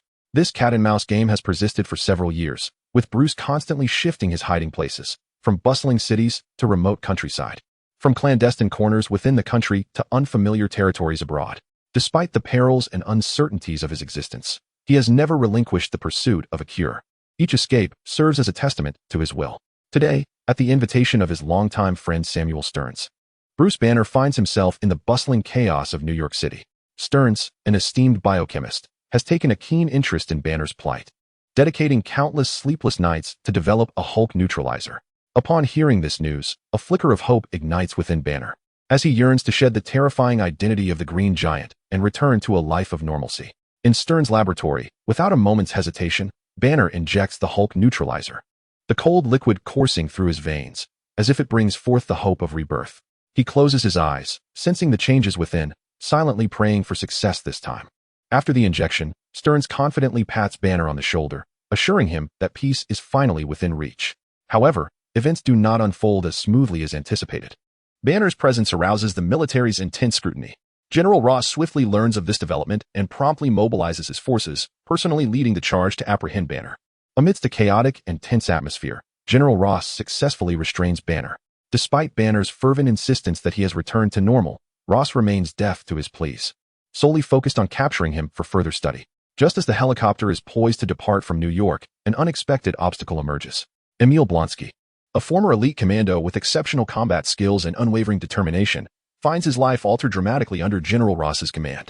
For many years, Blonsky has undertaken the relentless pursuit of Bruce Banner, yet he has repeatedly fallen victim to the mighty Hulk, which has gradually instilled profound demons within this proud member of the Special Forces. In his relentless quest to vanquish the Hulk, Blonsky is willing to pay any price. He even resorted to injecting a substandard super soldier serum, a concoction that, while temporarily augmenting his strength, wreaked havoc on his body. With each failed endeavor, his psyche became increasingly distorted, and his yearning for power intensified to an unbearable degree. Chapter 25. The Hulk and Abomination. In this daring endeavor, Blonsky resolved to stake everything. Seizing the opportune moment, he confronted Dr. Stern, brandishing a firearm to coerce him into administering the superhuman blood serum left behind by Bruce Banner. Dr. Stern, acutely aware of the formidable power contained within this fluid, found himself compelled to acquiesce in the face of imminent death. Upon receiving the serum, Blonsky's physique began to undergo a tumultuous transformation. His muscles swelled rapidly, and his skeletal structure fortified itself.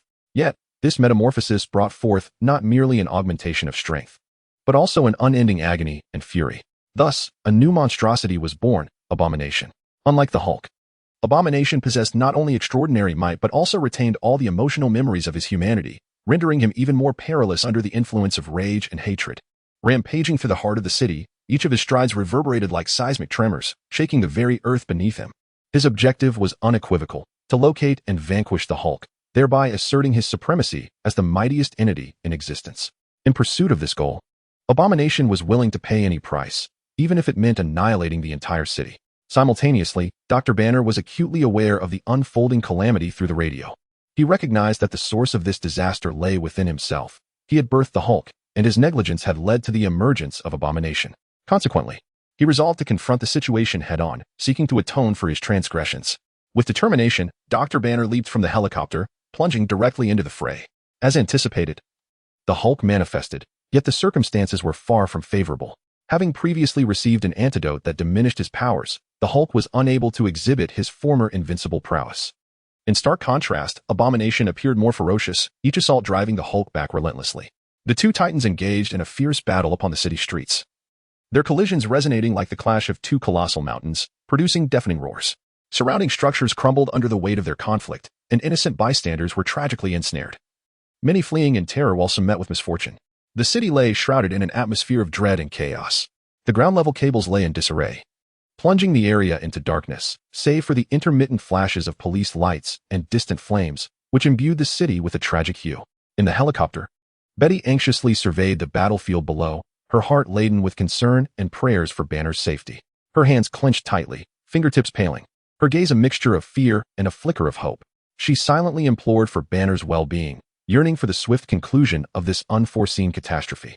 In stark contrast to Betty's anxiety sat General Ross, whose gaze was riveted upon the two colossal figures below, his eyes alight with excitement and ambition. For him, this battle was not merely a catastrophe, but an extraordinary opportunity. A cold smile surfaced on his face, as if he had already glimpsed the dawn of victory. He commanded the troops to assemble and advance towards this direction, while also requesting that the cruiser move closer to the port. I intend to bring all of New York within the missile strike range. General Ross decisively issued the orders, his tone imbued with unwavering resolve. He understood that if he could capture these two giants, his military career would be free of regrets, and he might ascend to even greater heights. Betty, upon hearing her father's words, stared in disbelief, her expression awash with incredulity. She could scarcely fathom that her father would resort to such reckless actions. "You have truly lost your mind," she exclaimed, her voice trembling with anger. "This is a city. How can you do this?" General Ross cast a cold glance at Betty, his gaze unwavering. "Betty, you are still too young. There are matters you do not comprehend," he replied slowly. "For the safety of our nation, for our future, one must sometimes make difficult decisions."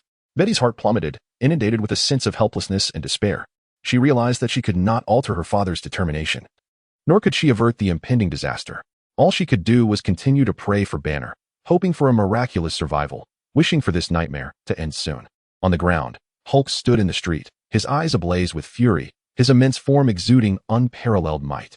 He swung his fists, akin to mountains, imbued with boundless strength, striking fiercely at Abomination. Undeterred, Abomination met Hulk's assault with a punch of his own.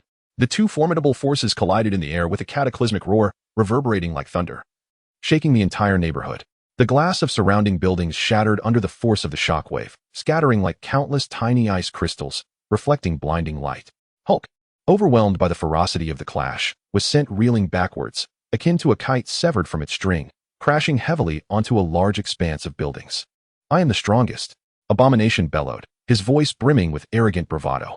He advanced with thunderous steps, each footfall shaking the ground as if an earthquake had erupted.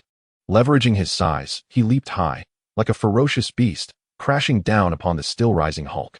Abomination relentlessly swung his fists, resembling iron hammers, each strike filled with wild ferocity and strength. With every blow, Hulk felt a wave of dizziness wash over him, as if the very world were trembling. Hulk's attempts at counterattack seemed feeble beneath Abomination's relentless onslaught. His form swayed under the weight of the blows, as if he could collapse at any moment. This breathtaking duel captivated countless onlookers, who hid in the distance, holding their breath, anxiously watching the unfolding battle. The edifices flanking the street lay in tatters, ravaged by the fierce clash of two titanic beasts. The walls crumbled, and fragments of concrete were sent spiraling through the air. The Hulk struggled to rise, yet the relentless onslaught of his adversary was akin to a tempest, rendering him nearly defenseless. With each blow he endured, a tremor coursed through his innards, and it felt as though his bones were on the verge of disintegration. "Hey there, big guy. I've heard you two have been having quite the time in New York City." A mocking voice pierced through the chaos, altering the tide of the battlefield. The abomination glanced upward, where a figure clad in gold and crimson soared through the sky, accompanied by a swarm of small missiles that had already reached him.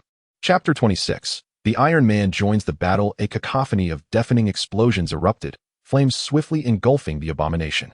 The shockwaves surged like an invisible beast, mercilessly battering every inch of his skin, inducing excruciating pain that provoked a wild roar from him.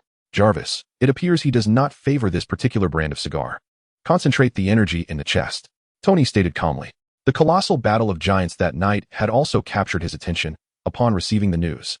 He had hastily donned his new armor and rushed to the scene. Sir, the physiological structure of the target has been analyzed. It is advisable to focus attacks on its head. Jarvis's cool, mechanical voice chimed in, instantly displaying the target's physiological metrics and vulnerability analysis before Tony Stark's eyes. As the smoke gradually dissipated, Tony swiftly locked onto the target using the optical sensors in his visor. Without hesitation, he pressed the button on his arm, instantly activating the beam cannon in his chest. A blinding beam of energy sliced through the air, hurtling towards the target's head. The abomination, clearly unprepared for such a sudden and ferocious assault, staggered backwards, leaving deep footprints in the ground with each retreat, a testament to the sheer force of the strike. Metallic insect, I will make you pay, the abomination bellowed, his voice resonating like thunder. Oh, really? I would love to see how you intend to make me pay. Tony retorted defiantly. He quickly adjusted his stance, bracing for the abomination's counterattack. The abomination leapt into the sky, his massive form stirring a gust of wind. He swung his powerful arms, attempting to crush Tony. However, Tony adeptly dodged, his armor granting him extraordinary speed and agility. Jarvis, analyze his movement patterns and predict his next move, Tony instructed coolly. Sir, analysis in progress. Jarvis swiftly processed a wealth of data, concluding, prediction complete. It is advised that you evade to the left. Tony promptly leaped to the left, successfully avoiding a heavy punch from the abomination. At the same time, he retaliated with a laser blast aimed directly at the abomination's shoulder. The abomination roared in pain, pivoting to launch another attack. Yet, no matter how fiercely he leaped, he could not lay a finger on Tony. Do you really think this will defeat me? You are sorely mistaken, the abomination shouted, a hint of madness lacing his voice. The naive one here is you, my friend, Tony replied coolly, deciding to bring the battle to a close. The beam cannon in his chest began to charge, radiating a brilliant light. Jarvis, set to maximum power, Tony commanded. Sir, maximum power achieved, Jarvis confirmed. In the next moment, an immense beam of energy erupted from Iron Man's chest reactor, striking directly at the abomination's head. The abomination quickly reacted, retreating while raising his left hand, forcefully diverting the energy beam from its original trajectory. Meanwhile, his right hand swiftly groped the ground, seizing a slab partially concealed beneath a pile of rubble. In an astonishing display of strength and speed, it spun rapidly in his grasp before being hurled towards Iron Man in the sky. Tony Stark felt a jolt of surprise, but quickly regained his composure, halting the energy output from his chest reactor and activating the thrusters beneath him. With a resonant hum, his body executed a graceful backflip in midair, effortlessly evading the makeshift lethal projectile. What a formidable opponent! My weapon seemed ineffectual against him. Jarvis, do remind me later to research more powerful explosives and armaments. A flicker of concern crossed Tony's mind, despite the advanced nature of his suit. He found himself relying solely on ranged attacks against this unreasonable behemoth, feeling unqualified even for close combat. The pressure weighed heavily upon him. At that moment, the gradually recovering Hulk re-entered the battlefield, his eyes ablaze with fury, his form a fearsome blur like a green lightning bolt charging towards Abomination. Sensing the tide turning, Tony sighed in relief and swiftly adjusted his tactics, deploying the suit's agility and high-tech weaponry to launch aerial assaults, providing support to Hulk. He had reviewed the data prior. Compared to Hulk, the suddenly emerged malevolent Abomination seemed more akin to a villain. The makeshift alliance between the two was seamless, as if they were seasoned comrades in arms, united against this formidable adversary. The atmosphere on the battlefield was taut and fierce. Each strike elicited gasps of trepidation as the clash between Hulk and Abomination captivated every onlooker. Tony's mini-missiles struck precisely at Abomination's vulnerabilities while Hulk seized the opportunity to mount a ferocious assault, their collaborative efforts thrusting Abomination into an unprecedented predicament. Damn it. Why does that playboy intrude? Who granted him air superiority? General Ross fumed from a distance aboard a helicopter, his face contorted with rage. To him, Tony Stark was merely an undisciplined dandy who had no place on such a tense battlefield. Initially, the two monsters, Hulk and Abomination, were locked in a fierce contest, depleting each other's stamina. This was the perfect moment. Ross's plan hinged on swiftly launching missiles once they were in position, aiming to incapacitate both colossal entities and easily seize victory. However, Iron Man's interference had utterly disrupted the rhythm of the battlefield. Ross clenched his fists, his nails digging deep into his palms, oblivious to the pain. The cruiser reinforcements would take time to arrive, and whether Abomination could endure until then remained uncertain. Damn it. Get those Navy fools moving, he urged. Blonsky, you must hold on. Ross's gaze remained fixed on the battlefield, silently praying for the military to arrive swiftly and turn the tide. Beside him, his daughter Betty watched her father in disbelief, unable to comprehend why he was so fixated on these scientific monstrosities, even revealing such an unseemly demeanor. On the battlefield, the loathing seemed to resonate with General Ross's furious roar, a sound that ignited the indomitable spirit within him. He swung his massive arms and unleashed a thunderous bellow, launching a fierce counterattack against Hulk. The conflict once again escalated to a feverish intensity, with explosions and energy beams intertwining in the air, creating a scene of extraordinary spectacle. Tony Stark, piloting his iron suit, soared gracefully through the skies, continually adjusting his tactics in a bid to conclude this tumultuous clash with minimal cost. Chapter 27. The Crimson Final Attack Ride did it a decade. With the resonant mechanical voice echoing through the air, a significant portion of the city's populace was gripped by its commanding presence. Above, holographic card-like light walls rapidly materialized, soaring toward the heart of the battlefield. These luminous barriers glimmered with a chilling radiance, resembling merciless blades that tore through the atmosphere. Damn it, do you understand? Step aside, let me take charge. The voice of Tianyu resonated from the heavens, infused with an undeniable authority. Transformed into Kamen Rider Decade, he leapt from his balcony with unrestrained vigor, channeling his signature move. Guided by precise targeting and automatic correction mechanisms, his crimson form swiftly navigated through layers of light walls, zeroing in on the malevolent presence that permeated the battlefield. Boom! A thunderous explosion reverberated through the air as the grotesque figure, akin to a small mountain, was violently propelled away, resembling a fireball in flight. On the ground, Tianyu gradually emerged from the dissipating smoke, his helmet-esque green compound eyes and purple gem radiating a perilous glow. He casually brushed off the dust from his hands, not pausing for even a moment, and summoned the dark blue DN gun into his grasp. Simultaneously, a card swiftly ejected from the rider card holder at his waist, sliding into the gun with a sound denoting readiness. He then raised the gun, aiming at another giant on the battlefield, Hulk. Final attack ride DDDD end. As the sound effect reverberated, countless blue-green card illusions swirled around the muzzle, exuding an ominous aura. Hulk immediately sensed a hint of peril, his mind engulfed by a surge of rage. He assumed a combat stance, bellowing angrily as he charged toward Tianyu, each step causing the ground to tremble slightly beneath him. Wait, Tony interjected, eager to explain, but suddenly realized the awkwardness of his position. Although he had recently allied with Hulk, he found himself at a loss for words on how to persuade Kamen Rider to relent. In the next heartbeat, Tianyu pulled the trigger, and the surroundings seemed to freeze in time. Dust and debris swirled chaotically. A dazzling blue energy beam erupted from the gun, hurtling toward Hulk's massive form. The projectile carved a brilliant trajectory through the air, imbued with boundless energy and force. Hulk attempted to evade, but his speed was insufficient, leaving him to helplessly witness the beam collide with his body. The green behemoth struggled for 2 agonizing seconds, emitting a horrific howl. He felt his entire being begin to disintegrate, losing control as he was swiftly propelled skyward, akin to a colossal stone hurled through the air, crashing into a nearby building. The structure crumbled under the impact, bricks scattering in all directions as dust enveloped the scene. Hulk's figure vanished amidst the ruins, leaving his fate uncertain. Tianyu gradually relaxed his fingers, fully releasing the trigger, and the gleaming DN gun vanished like a specter from his grasp. He turned his head, his gaze landing on the astonished Tony beside him. So how was that move?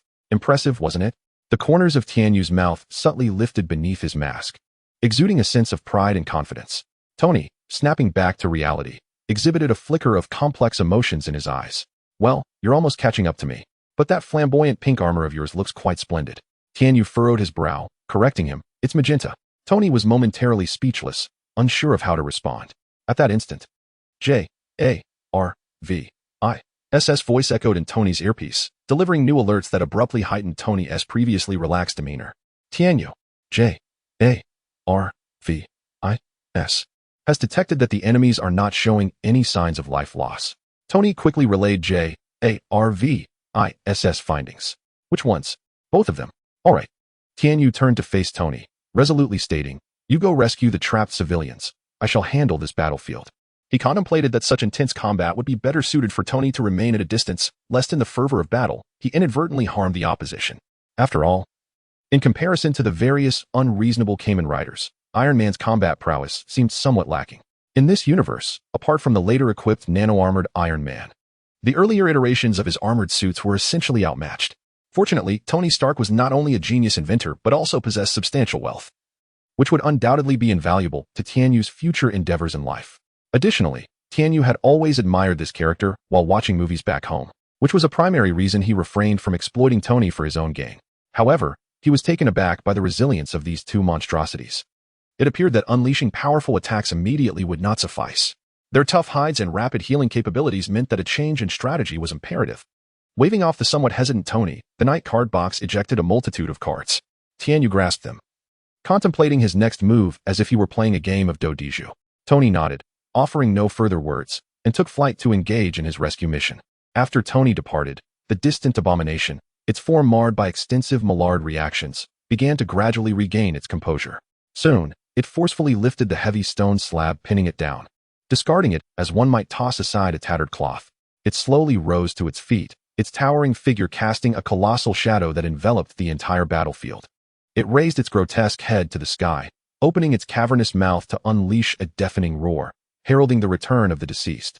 Oh, yes, Brusky, well done. In a helicopter hovering above, General Ross intently observed the scene below, a rare smile gracing his face as a wave of youthful vigor surged within him. Recalling the moment when the masked rider effortlessly vanquished two colossal giants, General Ross experienced a tumultuous emotional roller coaster. In that instant, he was nearly engulfed by the abyss of despair, his heart heavy with an overwhelming sense of helplessness. He felt utterly defeated, convinced that all his efforts had been in vain. Fortunately, his subordinates displayed remarkable valor. He commanded the aerial squadron to approach, poised to assist the gray giant at a moment's notice. General Ross issued the order with an unwavering authority that brooked no dissent. The aide, taken aback and hesitant upon hearing the command, resolved to execute it nonetheless. As the order was relayed, the helicopter squadron swiftly reformed their ranks, converging towards the gray giant, ready to provide support at a crucial juncture. Chapter 28. Kamen Rider Amazon. On the ground, the monstrous figure of the abomination loomed, its gaze fixed intently upon the distant Tenyu. In its eyes, imbued with a semblance of humanity, there flickered a fleeting hint of trepidation. Yet, this momentary hesitation was swiftly eclipsed by a surge of unbridled fury. Its muscles swelled instantly, veins bulging as it resembled a frenzied beast charging towards Tenyu. I am the strongest, it bellowed, a deafening roar that caused the very earth to tremble beneath its weight. Tenyu stood calmly in place, his eyes unwavering as he locked onto the oncoming abomination. Displaying no sign of panic, he leisurely drew a card from his deck. This card is most fitting for our duel. Tenyu smirked, his spirits lifted. As soon as the words left his lips, he flicked the card into the air, which arced gracefully before embedding itself into the driver at his waist. With the sound of the belt's reading feedback resonating, Tenyu pushed the silver base with one hand, and the driver snapped shut instantly. Kamen Rider Amazon. At the utterance of the command, the crimson glow of his previous armor dissipated, transforming into a new ensemble far more abstract than that of the Sky Knight. This new armor, inspired by the Piranha, featured a helmet adorned with sharp designs, and its limbs and back were equipped with serrated fins. The striking orange chest plate stood out prominently, while the remaining components retained the traditional design of the Sky Knight, with the green fabric exuding a primal vigor and strength. Though this armor bore a more grotesque appearance, its savage and brutal aesthetic was well suited for confronting the abomination. Alas, this transformation was merely through the use of the Decade card. Tenyu had not unlocked the divine powers of Kamen Rider Amazon. It was said that when the original Amazon donned both the Gagaga and Jijiji armlets on its arms, it essentially wielded the power of thought, manifesting a miraculous source of strength to fulfill any desire. This power was seemingly omnipotent, capable of curing blindness in an instant, leaping 1,000 meters with a single bound, swiftly thawing ice, and even decomposing matter itself. Those who possessed this might could contend with any circumstance. In summary, it was rather ominous. In his previous world, Tenyu traversed the entire Kamen Rider universe, rather than being confined to the narrative of a singular rider. Thus he had not encountered many overpowered canonical riders. It was precisely for this reason that he had not experienced the truly extraordinary powers of those riders. Had he found himself in a parallel universe populated by such formidable riders, it is doubtful that the last two standing would have been Zio and Decade. In fact, he might have never realized his plans for traversal at all. As the abomination bore down upon him, Tenyu steadied his mind, twisting his arm as the fins on his forearm expanded, glimmering with a frigid light. "Ah!" he cried, unleashing a strange call as he leapt high into the air. In that moment, with one arm raised and angled to the side, Tenyu descended upon the abomination with fierce intent. A sinister grin emerged on the scarred visage of the abomination, seemingly dismissive of the minor threat posed by its opponent. It had simply let its guard down, failing to evade. Yet, in the next instant, that smile froze upon its face. Tianyu's speed surpassed its expectations. In the blink of an eye, Tianyu had surged forth, standing directly before the grotesque creature. His fin, sharp as a blade, effortlessly sliced through the air, propelled by an irresistible force toward the abomination. The superlative cleave. The creature attempted to evade, but Tianyu's movements were too swift, rendering its massive frame unwieldy against the onslaught. Helplessly, it watched as the icy glimmer approached, ultimately crashing down upon it with devastating force. The immense power elicited a pained roar from the abomination. Its colossal form dominated the view. With its left arm and a portion of its torso severed in an instant, grayish-green blood gushing forth like a fountain. This sudden assault disrupted its balance, sending it crashing against the wall with a dull thud. Tianyu regained his footing, flicking the blood from his arm while adopting a semi-crouched stance. With a swift surge of energy, he leaped into the air, poised to deliver a fatal blow. Amazon kick. The impact reverberated. Yet, before the knight's kick could descend upon the abomination, he was abruptly struck by a sudden explosion. Though he sustained minimal injury, the force of the blast disrupted his control, altering his trajectory. Adjusting midair, Tianyu managed to stabilize himself upon landing, rolling to his feet. With an impassive expression, he gazed upward, where the red compound eyes on his mask glimmered with an eerie light. In that decisive moment, it was the helicopter squad dispatched by General Ross that ultimately saved the abomination's life. Before Tianyu could respond, the general's voice resonated through the loudspeaker. Kamen Rider, I care not how you have deceived the masses, or even persuaded the higher-ups to refrain from addressing you as a potential threat. General Ross's voice echoed across the area. However, you must cease all actions immediately. These two giants are military targets. You may return home to rest. Despite the seemingly flippant tone, the general's expression bore no signs of ease. He sat in a distant helicopter, eyes fixed intently on Tianyu's figure, relaying the next course of action through internal communication channels. All units, engage if the target makes any movements. Are the missile trailers ready? Sir, the coordinates are locked, and we can fire at any moment. The aide swiftly reported, his voice brimming with tension and excitement. Upon hearing his subordinate's report, a glint of greed flickered in General Ross's eyes. He silently contemplated the prospect of unexpected gains that night. Above the ground, the abhorrent cries continued to reverberate, albeit gradually diminishing.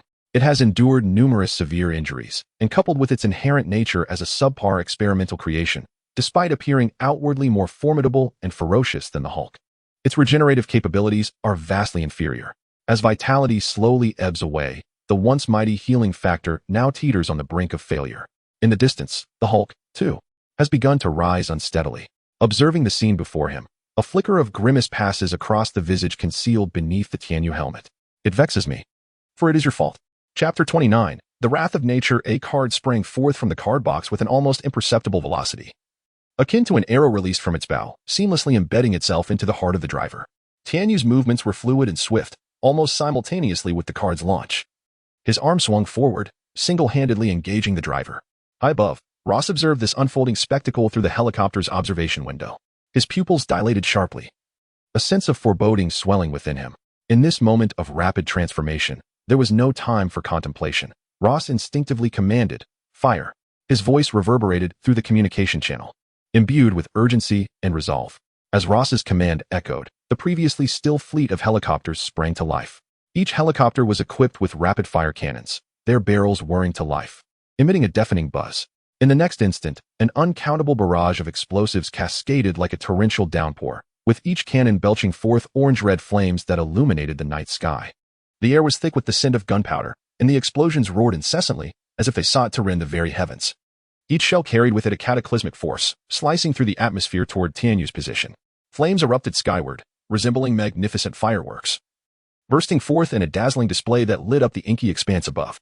Suddenly, a voice pierced the chaos, mechanical, frigid, devoid of emotion. Kamen Rider J. As this proclamation resonated, amidst the billowing smoke, a green specter began to materialize, ghost-like, weaving through the haze. Simultaneously, at S.H.I.E.L.D. headquarters, Nick Fury was fixated on the surveillance feed, witnessing the extraordinary events unfold. The usually composed director could not suppress an expletive, "Motherf." A flicker of shock and disbelief crossed his features, Even a battle-hardened veteran like him had not anticipated such an astonishing turn of events. In that instant, the battlefield's upheaval reverberated like lightning throughout New York City, broadcast live across the globe, reaching every individual capable of receiving the transmission. Whether in the bustling streets or distant lands, citizens and travelers alike were profoundly shaken, their gasps, screams, and prayers intertwining to compose a complex and ever-evolving symphony. Under the watchful gaze of countless onlookers, the green figure at the heart of the battlefield began a transformation of monumental proportions. No longer merely a flickering specter. It gradually coalesced, transcending into a towering behemoth, ultimately materializing as a colossal entity standing 70 meters tall. This green giant loomed like a mountain over the scorched earth, instilling awe and trepidation in all who beheld it. Yet, this height was merely the limit of Kamen Rider J, not the pinnacle of Tianyu's potential. With a thunderous roar, Tianyu unleashed a cry that seemed to release pent-up power long held in reserve. The crimson compound eyes glowed ominously. Every muscle in his body taut as if drawn to its utmost tension, resembling a bowstring pulled tight. With the assistance of the belts of fellow knights, Tianyu's physique began to swell once more. The once mighty form, already reaching 70 meters, continued to expand with his furious roar. The sound of muscles and bones cracking echoing around him. Ultimately, as Tianyu's stature reached an astounding 300 meters, a wave of dizziness washed over him. He understood that such a state could not be sustained for long. The overexertion of his strength would impose an immense burden upon his body. He needed to conclude this swiftly. A sudden flash of red light flickered in his eyes as he steadied his mind, unhesitatingly delivering a punch. The force of this blow was beyond description, akin to an invisible shockwave that instantaneously sliced through the air. Those seemingly dense helicopters, no larger than ants, crumbled before the gale of his fist, reduced to countless fragments, their destruction unfolding in a horrific spectacle. Kamen Rider, what are you doing? In the distance, General Ross's voice was filled with terror and confusion. He witnessed it all, and the tide of fear surged within him. He quickly commanded the pilot to flee from this nightmarish scene. Until now, neither the 6-meter-tall Hulk nor the 8-meter-tall abomination had warranted his concern. But at this moment, facing a towering 300 meters, he thought, one more glance, and it could explode. Ross dared not even turn his head, urgently urging the pilot to accelerate. The atmosphere within the cockpit was so tense it felt as though time had solidified, each second akin to dancing on the edge of a knife. Beside him, Betty was rendered speechless, her eyes wide with horror as she beheld the impending calamity, the subsequent actions of the Kamen Rider. His fist loomed larger in her sight, resembling a colossal meteor, boundless and terrifying. That fist, imbued with immense pressure and power, seemed capable of obliterating any obstacle in its path. Daddy, in this life and death moment, the panicked Ross heard his daughter's voice, which suddenly brought him a sense of calm. He turned his gaze toward Betty, his eyes reflecting regret and daze.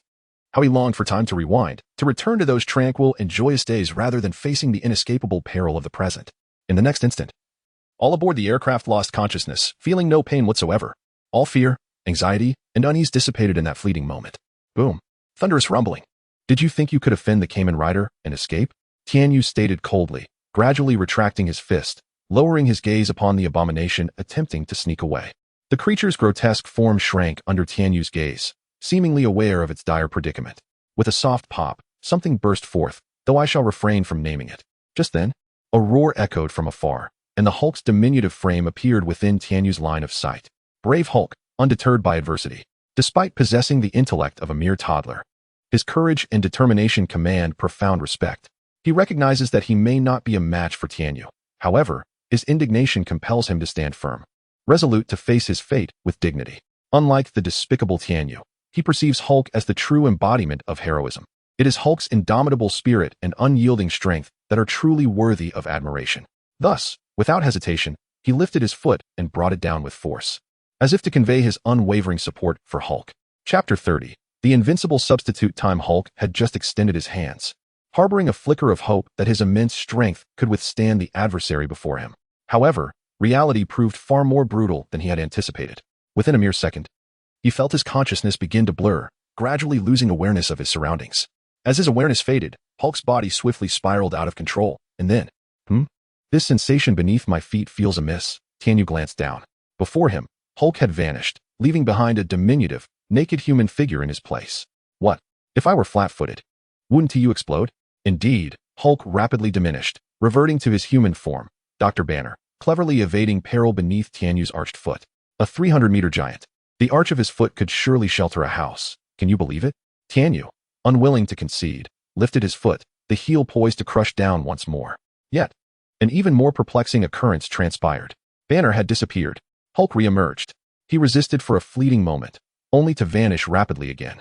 The sensation remained peculiar, prompting another glance at his foot. My goodness! Are you truly engaging in invincible substitute time with me? Tianyu was rendered speechless, overwhelmed by a wave of intense dizziness. As the world seemed to whirl around him, his mind was a jumble, thoughts growing increasingly indistinct. Sustaining the giant form for an extended period had become excruciatingly difficult. His body had surpassed its limits. Merely 1 minute into the battle, Tianyu felt a profound discomfort. Each breath felt like a struggle against an invisible force. His muscles ached with fatigue, and his heart raced, as if his entire being were issuing a warning signal. Forget it. Let us spare Hulk's insignificant life. With a decisive thought, Tianyu resolved to abandon the fight. His form swiftly shrank back to human height. The oppressive sensation gradually dissipated, allowing him to finally exhale in relief, experiencing a sense of lightness and freedom. Thank you for this extraordinary gift. What is this all about? Tony, capturing everything from a distance, flew over to land before Tianyu, momentarily at a loss for words. Even he, who prided himself on being the world's most brilliant mind, could not decipher Tianyu's methods. It was a rare sight to behold. With a mischievous grin, Tianyu quipped, and then, fueled by his youthful spirit, continued. In the days before you became Iron Man, your perspective was narrow, akin to a frog at the bottom of a well gazing at the moon. Now that you have ascended to the extraordinary, you see me as a mere mayfly beneath the vast sky. Tony rolled his eyes to the heavens, yet he found himself momentarily bereft of rebuttals, as he had no insight into the opponent's armor technology. After a moment's contemplation, Tony Stark furrowed his brow, speaking with a hint of concern. That aircraft seemed to belong to that stubborn Ross. You've taken him down, which is a slap in the face to the military. They're unlikely to let this go lightly. Hearing this, Tianyu chuckled, unfazed, his tone brimming with confidence and disdain. It's merely a few kicks. Who would dare to come? I could kick him to death. He shrugged nonchalantly, as if the recent events were mere trifles. Very well. I shall refrain from participating in the remaining activities and will return home to rest. Before Tony could utter a word in response, Tianyu raised his hand, enveloped by a curtain of summoned auroras, and vanished in an instant, leaving behind only a faint glow in the air, as if he had never existed. A May thief. Tony could no longer contain his astonishment and whispered, his surprise unmistakable. He wearily shook his head, feeling a sense of helplessness. The occurrences of the day had surpassed his comprehension. Eventually succumbing to fatigue, Tony plopped down onto the ground. His heart was a tumult of emotions. On one hand, he felt curiosity and reverence for Tianyu's formidable power, while on the other, he was apprehensive about the current situation. After a moment of contemplation, he endeavored to organize his thoughts. Meanwhile, his gaze inadvertently drifted towards the distance, where the unconscious Dr. Banner lay, stark naked, in a quiet repose. That night, the name of the Kamen Rider resonated across the land once more. The towering figure, standing 300 meters tall, appeared godlike, etched into the hearts of every New Yorker. Many, upon witnessing the Kamen Rider's gallant form, felt an unprecedented jolt of awe and reverence, as though they had glimpsed a legendary giant or deity. This intense visual impact and psychological influence led some to question whether they were afflicted by megalophobia, prompting them to seek the counsel of psychologists. Online, discussions surrounding the Kamen Rider ignited fervently.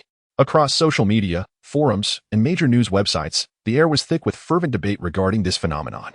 Particularly in countries where the time zone had already transitioned to daylight, people were exhilarated, eagerly expressing their opinions and speculations. Some marveled at the Kamen Rider's might and majesty, while others delved deeply into the purpose and significance of its emergence. Concurrently, governments around the world swiftly mobilized, initiating various meetings and response strategies to discuss countermeasures and solutions. At the top level of the Trident headquarters in Washington, Nick Fury stood at the center of the conference room alongside a grizzled senior advisor. They were surrounded by virtual images projected from the 5 permanent members of the Global Security Council, whose representatives, despite being scattered across the globe, appeared with remarkable clarity in both image and voice. Although face-to-face conversation was impossible, this did not impede their vigorous and constructive dialogue. One representative appeared particularly agitated, his voice tinged with evident discontent. Fury, it has been quite some time. Why have we made no progress whatsoever? You assured us that the actions of the Kamen Rider would be effectively managed, yet tonight's events have completely taken us by surprise. As soon as he finished speaking, another representative eagerly seized the opportunity to chime in. Indeed, we must adopt more stringent measures without delay. This Kamen Rider has even dared to kill General Ross, clearly disregarding the official earthly authorities. If we continue to indulge him, the consequences will be dire. Nick Fury furrowed his brow, surveying his surroundings with unwavering determination as his gaze traversed the virtual images of each representative.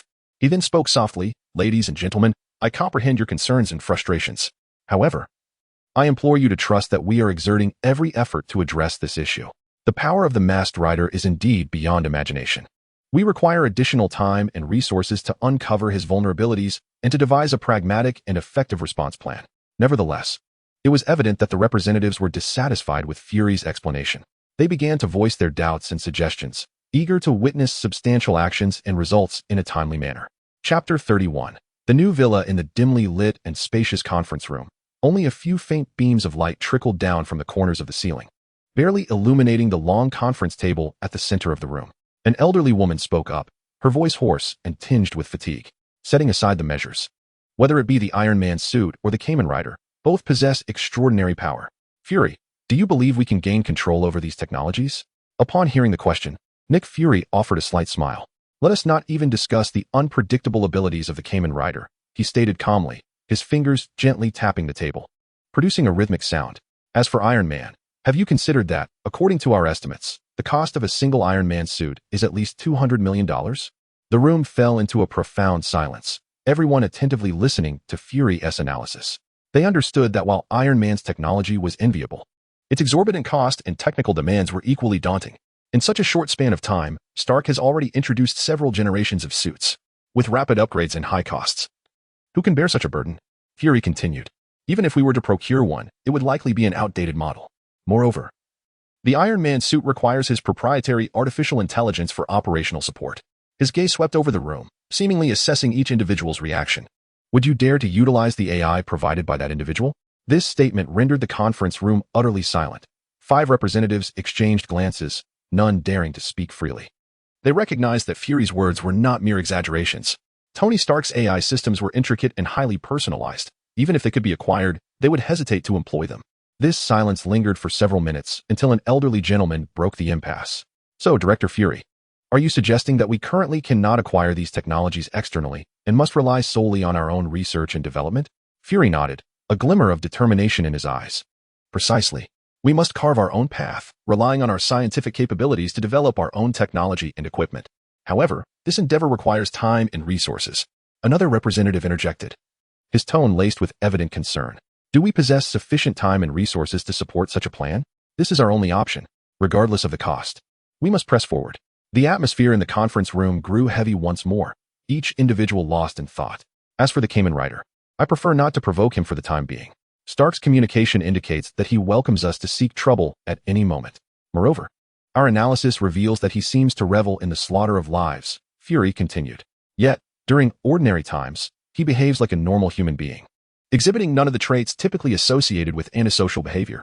Therefore, my subordinates conclude that he may either be a natural-born killer, finding the act of killing as effortless as eating or drinking. Nick slowly articulated his judgment. Either the other party possessed a compelling reason to resort to violence, or the situation required further investigation by SHIELD, necessitating additional time. At that moment, an elderly Caucasian gentleman spoke up. He was none other than Alexander Pierce, the former director of SHIELD, now presiding over the council. Having been longtime colleagues and close friends with Nick Fury, he added gravely, the world is becoming increasingly unstable. Humanity's armies, aircraft, and weaponry appear ever more impotent against these extraordinary entities. We urgently require a specialized team capable of responding to such crises. Indeed, Nick Fury interjected, elaborating further. Setting aside the matter of the Kamen Rider, if we can assemble the formidable individuals scattered across the globe, we will at least have some means of addressing similar situations in the future. This is precisely why I have long sought to establish the Avengers. The meeting gradually transformed into a platform for Nick Fury's discourse, as he passionately expounded his theories to the representatives, imbued with confidence and urgency. The conference did not conclude until the 5 virtual figures vanished, marking another successful acquisition of substantial financial support for Nick Fury. With a deep sigh, Nick Fury exited the conference room alongside Pierce. Do you think the Kamen Rider will join your Avengers? Pierce inquired casually, as if engaged in light conversation. Without much thought, Fury replied, First, let's settle matters with Iron Man. Tony Stark has some connections to the Kamen Rider. Once everything is sorted out, we can discuss the rest. Yes. Go ahead with confidence. I will keep a watchful eye on the council's affairs, Pierce responded, a flicker of inscrutable emotion crossing his gaze as he halted at the elevator door and extended his hand toward Fury. Thank you. Nick Fury said gratefully as he grasped Pierce's hand. He then entered the elevator and departed, while Pierce observed him leave, his expression revealing a complex mixture of emotions. The following morning, Tianyu awakened from his slumber, sunlight filtering through the curtains and illuminating the room. Rubbing his eyes and stifling a yawn, he quickly rose to wash up. Just as he prepared to enjoy breakfast, his phone rang unexpectedly. "Hello?" Tianyu answered, his voice still tinged with sleepiness. "I forgot to mention yesterday, the seaside villa you wanted is ready. When will you come to take a look?" The familiar nonchalant tone of Tony Stark resonated from the other end of the line. "Come over? You didn't just build a new house next to yours, did you?" Tianyu playfully speculated while pouring himself a glass of ice water. "Surprisingly, you guessed correctly. It is indeed an honor for you to become my neighbor. Come on over. You will absolutely love it. The decor was designed based on Jarvis's calculations of your preferences," Tony replied with pride. "All right then, I will come to inspect it." Tianyu laughed in response. After ending the call, Tianyu hesitated no longer. He transformed into the Sky Knight and swiftly soared toward Los Angeles, specifically to Malibu. Upon arriving at the destination, Tianyu discovered that a new villa had been erected approximately 1,000 meters from Tony's residence.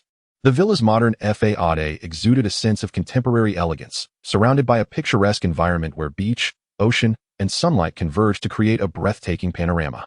It was akin to having a glimpse into a futuristic design magazine. After alighting, Tianyu couldn't help but exclaim in admiration. At that moment, Tony, driving his sports car, accelerated towards him and parked with a flourish, stepping out with a radiant smile. "So, what do you think? Do you like it?" "It looks absolutely splendid," replied Tianyu. The two then entered the villa for a tour.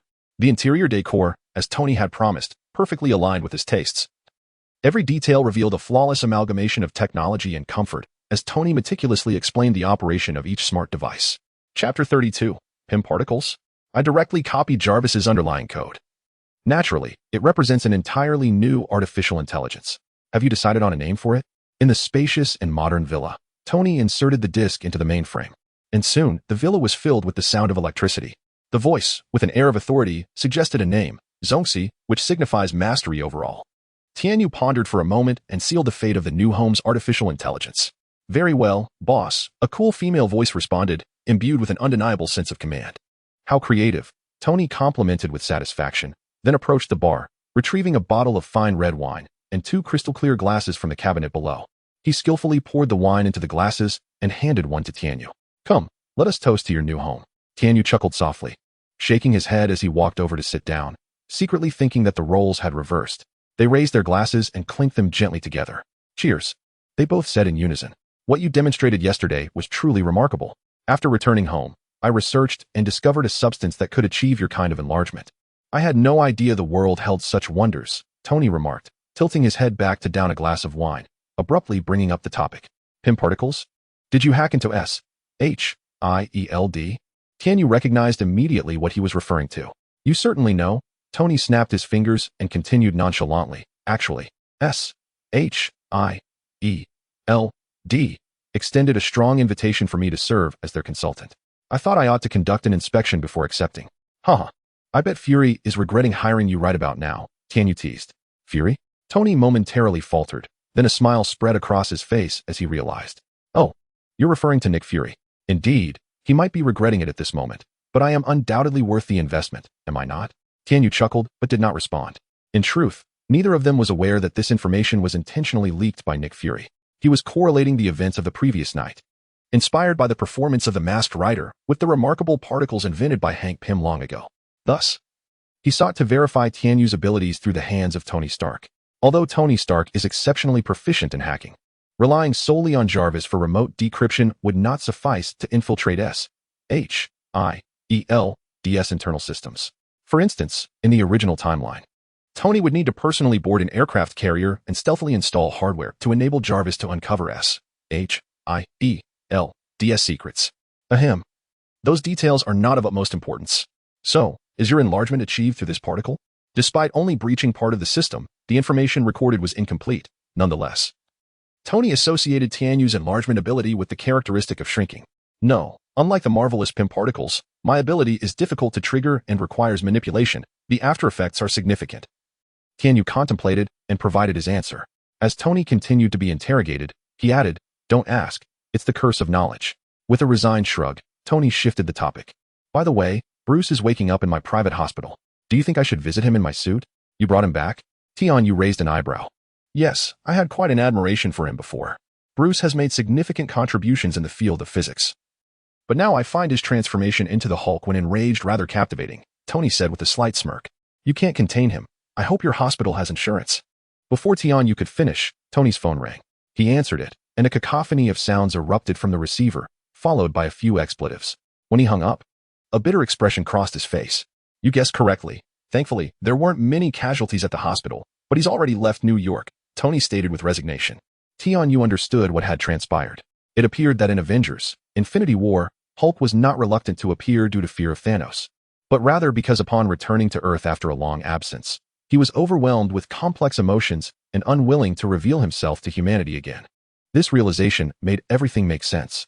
One could only imagine the magnitude of the shadow Tianyu had cast over Hulk the night before. Nevertheless, even so, Banner managed to transform into the Hulk and make his escape today. Tianyu chose not to delve deeper into this topic. In truth, he remained unaware that among those he had dispatched the night before was General Ross's daughter, Betty, Banner's girlfriend. He had only a vague understanding of the Hulk film, lacking knowledge of certain details. However, even if he did know, it mattered little to him. After all, anyone could die, except for himself. By the way, you've probably watched my battle video to the point of exhaustion. How has it helped your metal contraption? Tianyu inquired half-jokingly. Well, in fact, there has been no progress at all, Tony replied with a shake of his head. Your armors are astonishing, almost like something out of a science fiction film. Do you have any good ideas to share? Tianyu scratched his head, beginning to ponder. Little Tony had become his top aide, and there was something amusing about having a character he once admired now look up to him. Thus, tentatively drawing from the subsequent performances of Iron Man in the film, he suggested, you might consider a modular structure with independent power for each part, or perhaps deploying a weapons platform into the sky, summonable by satellite at any moment.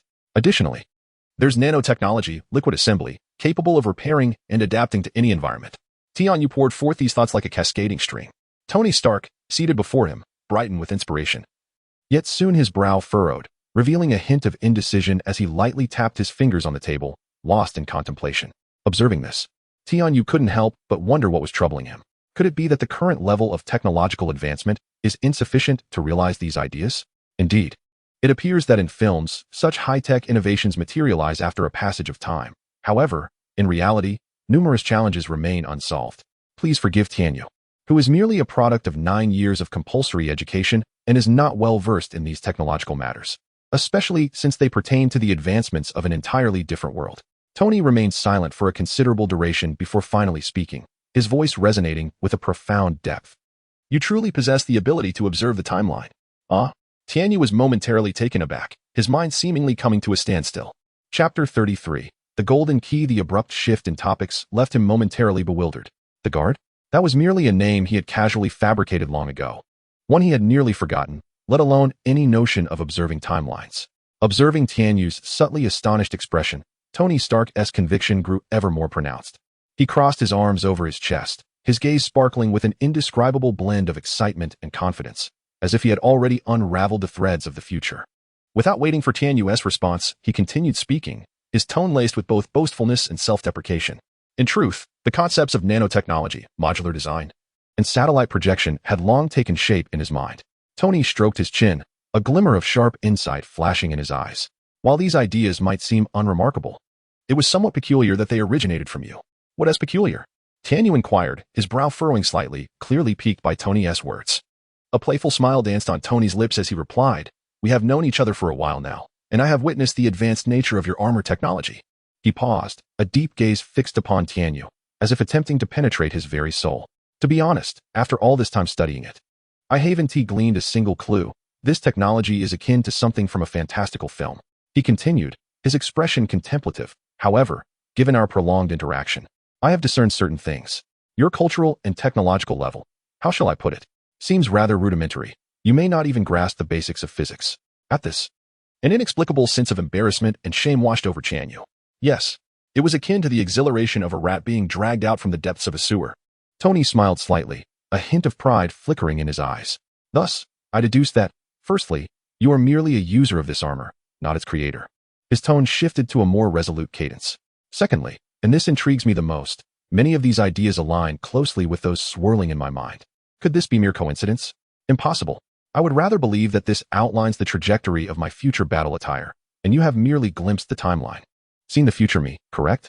Upon articulating this thought, Tony appeared exceedingly animated, as though he had unearthed a monumental secret. He fixated on Tianyu, his eyes brimming with anticipation and a thirst for validation. This notion had struck him suddenly, and he was eager to gauge Tianyu's reaction. Tony had always been renowned for his brilliant intellect and swift reflexes. In truth, this reasoning seemed rather tenuous, fundamentally unfounded. After all, Tianyu possessed an abundance of extraordinary armors, and the ideas he could provide were countless. Yet, at this moment, Tianyu was completely oblivious to the fact that Tony Stark was, in essence, attempting to deceive him.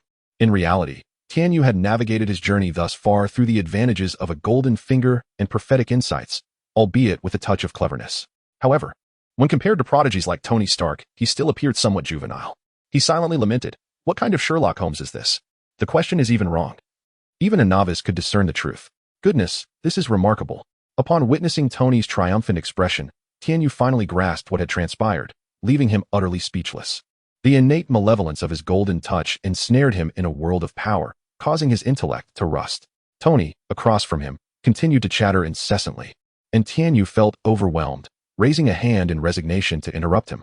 "Did you guess correctly, or not? Regardless, there are no rewards. What do you foresee that I should be wary of? You are destined to perish at the hands of a woman. Perhaps you should host fewer parties, my child. It's jealousy, isn't it? Go away." In the spacious and vacant living room of the villa, Tianyu reclined on the plush sofa, engulfed by an unprecedented sense of emptiness. The golden rays of the setting sun streamed through the expansive floor-to-ceiling windows, gently caressing his visage, yet failing to dispel the solitude that enveloped his heart. The surrounding quietude was punctuated only by the distant whispers of the wind and the occasional chirping of birds, amplifying his isolation. Tianyu's gaze was vacant as he stared out at the scenery, a profound sense of loss swelling within him. Humanity's intrinsic yearning for companionship was evident, and Tianyu was no exception. The image of an unparalleled warrior enduring eternal solitude seemed more suited to legend than reality.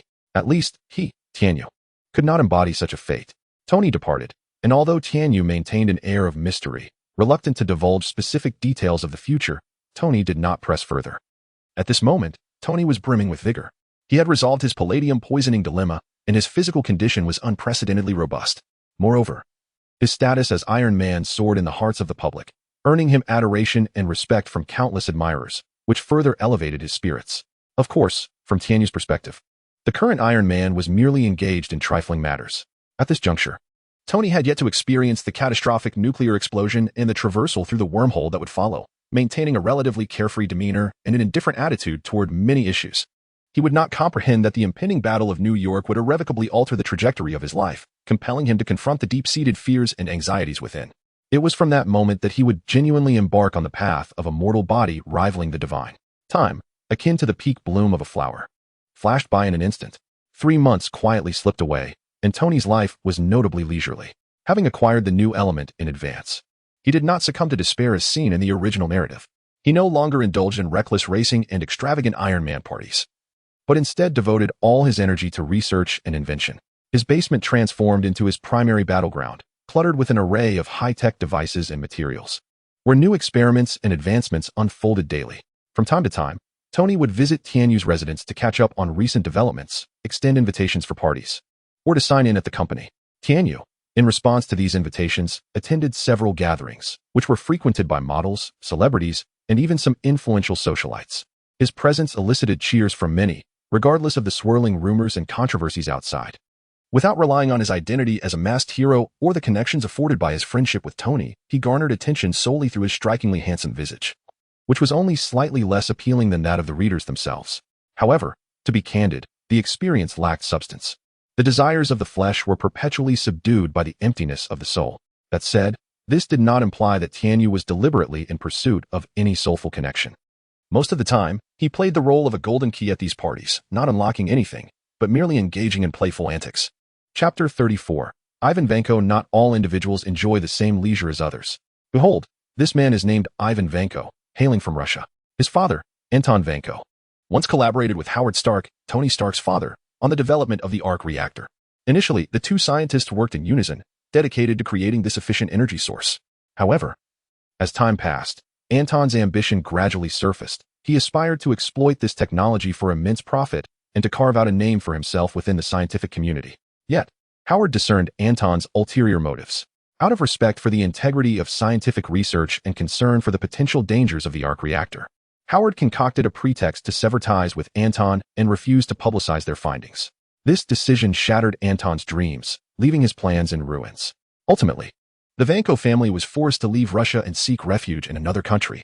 Anton spent his remaining years in melancholy, burdened by unfulfilled aspirations and resentment towards the Stark family. It was only before his death that he recounted this tale to his son, Ivan. Following his father's passing, Ivan found himself unable to reconcile with the unfinished legacy and his indignation towards the Starks. He delved into the blueprints and materials left by his father, and through his own intellect and determination, he successfully constructed a subpar version of the arc reactor. Although this reactor's stability and efficiency paled in comparison to the original developed by Howard and Tony, it was sufficient to support his subsequent ambitions. Next, Ivan utilized this inferior reactor to forge a rudimentary suit of steel armor. Although the gear was simplistic, it was fully functional, particularly the 2 electric whips, which became his secret weapon against Tony. Once all was prepared, Ivan set forth on his journey to America, fueled by a desire for vengeance.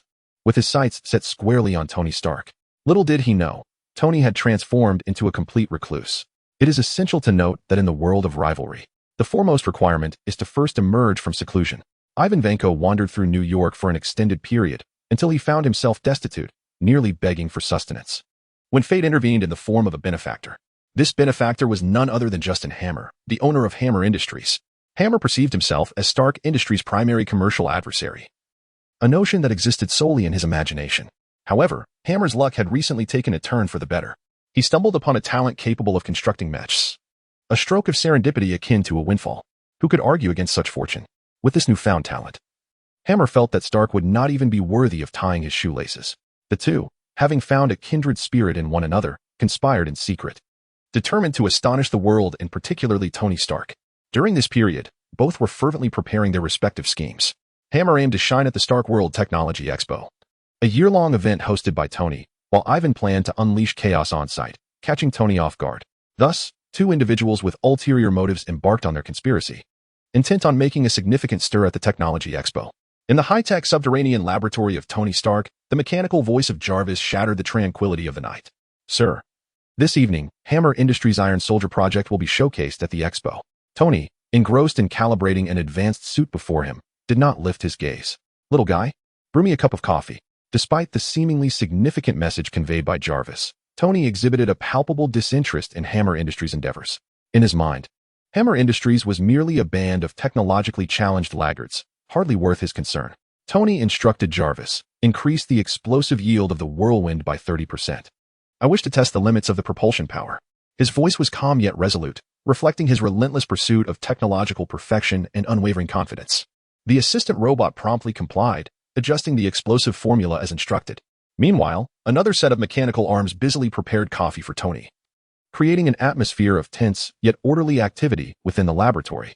Immersed in his own world, Tony took a gentle sip of coffee, his brow slightly furrowing as if deep in contemplation. At 8 o'clock, the Stark Industries Expo, despite being open for over half a year, continued to draw large crowds. This evening was particularly momentous, as news had spread that Hammer Industries would also unveil their Iron Soldier, capturing the attention and anticipation of many. The venue was bustling with excitement, and as the host delivered an impassioned introduction, a historical image of Howard Stark, Tony's father, appeared on the large screen. In the footage, a youthful Howard articulated his vision: "We bring progress to the world, making the future brighter." However, the scene shifted to reveal the emblem of Hammer Industries, heralding an impending confrontation. Justin Hammer took the stage, radiating his usual arrogance, proclaiming that their Iron Soldier would surpass Stark Industries' offerings. With a mere command, rows of Hammer's Iron Soldiers marched onto the stage, eliciting gasps and cheers from the audience. Though these Iron Soldiers boasted a striking appearance, their movements were rigid, exuding a palpable sense of mechanical coldness. Amidst the crowd, a charming woman held the hand of a young boy, whose face was adorned with an Iron Man mask. Upon witnessing the Hammer Iron Soldiers mimicking his idol, the boy appeared visibly displeased, indignantly expressing his discontent to his aunt, hands on his hips, seemingly voicing his disappointment in Hammer Industries. Simultaneously, Agent Coulson mingled within the throng, having rendezvoused with Pepper Potts at the expo, accompanied by the portly driver, Happy. In a luxurious villa imbued with futuristic technological aesthetics, the serenity was abruptly interrupted by Jarvis. "Sir, an encrypted call is incoming." Tony raised an eyebrow, inwardly murmuring, "Is it that bothersome black egg again?" He prepared to respond with his usual brusqueness, exclaiming, "Time to pick some cotton." However, on the other end of the line, a grim and hate-filled voice emerged, each word seemingly squeezed from between clenched teeth, brimming with an obsession for the past and malice towards the future. "Tony Stark, I shall reclaim what your father did to mine 40 years ago in the next 40 minutes." The call was abruptly terminated, leaving Tony furrowing his brow, a wave of unease washing over him. Before he could gather his thoughts, JARVIS had already transmitted real-time footage to the screen before him. The images displayed sent a chill through him. The exhibition, which should have been a lively spectacle, had descended into chaos and panic. Chapter 35, The Iron Dream Shattered by 3 Whips. The Iron Soldiers showcased by Hammer Industries, those mechanical warriors that were supposed to be under strict procedural control, inexplicably raised their machine guns and began to unleash a torrent of gunfire upon the innocent crowd. Bullets whistled through the air, carrying with them a lethal threat. Panic ensued among the attendees, who scattered in all directions, their screams and cries intertwining to create a cacophony that was utterly chilling. Stalls were overturned, decorations lay strewn about, and the entire venue seemed to transform into a hellish nightmare in an instant. Jarvis immediately attempted to exert remote control over these iron soldiers, aiming to shut down their systems. Tony, filled with urgency, issued commands in an effort to regain control of the situation. However, Jarvis's voice remained calm, albeit tinged with a hint of anxiety. "I have made attempts, but the control systems of these iron soldiers are being interfered with by an unknown signal. I cannot fully regain control." Upon hearing this, Tony felt a heavy weight settle in his chest. "Sir, Miss Potts is also present." Tony furrowed his brow, cursing under his breath, and swiftly turned to dash toward the armor room, his heart racing with worry. He donned the latest Mark 7 suit with remarkable speed. This suit, a marvel of advanced technology and equipment, could facilitate combat deployment in a matter of moments. "Jarvis, contact Pepper and Happy," Tony commanded as he soared through the air, issuing directives. "Apologies, sir, they are not responding," Jarvis replied. "Damn it." Tony cursed again, his anxiety escalating. Had he known this would happen, he would have wasted no time and gone straight to Happy's house to summon him. Time was of the essence, and Tony could not afford to turn back. He had to reach the scene as quickly as possible. "Jarvis, continue trying to reach them. Inform them of our location and the situation." The skyline blurred past Tony's eyes as a singular thought occupied his mind. He must reach Miss Potts in time to ensure her safety. On this tranquil night, Happy was engrossed in studying the dinner menu. Recently, he had become enamored with cooking, diligently learning the art of exquisite Eastern cuisine on his own. By day, he fished by the seaside, and by night, he was busy in the kitchen, immersed in culinary creations. He relished the freedom and comfort of solitary living, preparing each meal solely according to his own preferences, without concern for anyone else's taste or needs. The kitchen was filled with tantalizing aromas, emanating from the carefully selected ingredients and spices, particularly the fragrant pork stew. Meanwhile, his smart assistant was in do not disturb mode, effective from 4 o'clock in the afternoon until 10 o'clock the following morning. Happy had always believed that while artificial intelligence was convenient, it could sometimes bring about unnecessary disturbances. For instance, the sudden interjections from the smart assistant, though well-intentioned, often interrupted his thoughts or moments of rest. "Boss, Jarvis's emergency directive is in effect. Stark requires a call." The cold, distant voice of the artificial intelligence suddenly broke the silence. "Damn it, I knew that old rascal Tony would pull something like this, taking advantage of my ignorance. Disturbing me at this late hour." Tianyu was diligently occupied in the kitchen when he was suddenly startled by the voice of Zhongxi, nearly dropping the pickled cabbage in his hand. "No," he replied decisively, without a moment's hesitation. He pondered internally what urgent matter Tony could possibly have at this late hour, suspecting it was merely another invitation to a party. Regardless, he chose to continue preparing his dish of pickled cabbage and pork stew with vermicelli. Having always relied on his narrative foresight, he remained oblivious to the butterfly effect his presence had initiated. After all, in previous iterations of his travels, he had always leveraged his narrative insight to ambush and eliminate foes, fostering a blind confidence in the storyline, which often exhibited peculiar corrective abilities in distorted worlds. At this juncture during Iron Man 2, without Tianyu, Tony would still be thriving.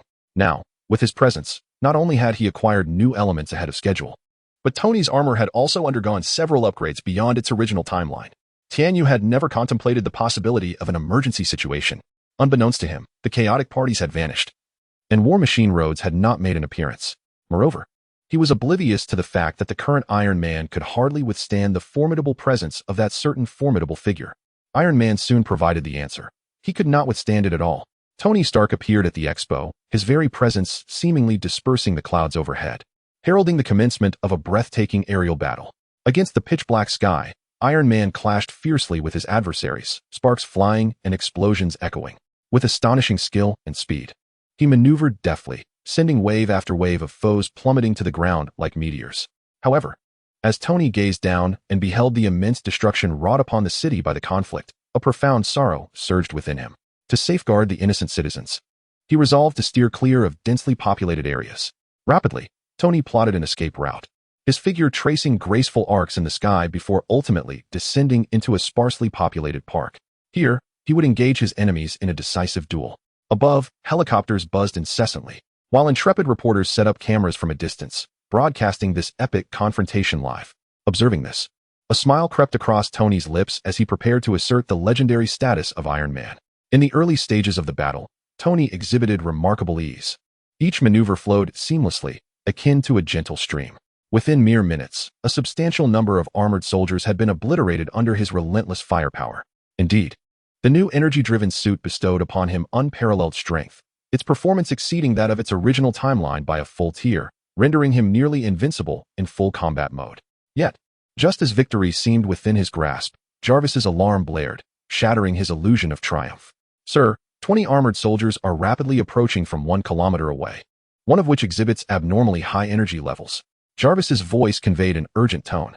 Taking a deep breath, Tony felt the fatigue from continuous combat weigh upon him. Nevertheless, Iron Man never shies away from any challenge. He swiftly regulated his breathing, commencing a meticulous inspection of his weaponry and ammunition to ensure everything was in optimal condition.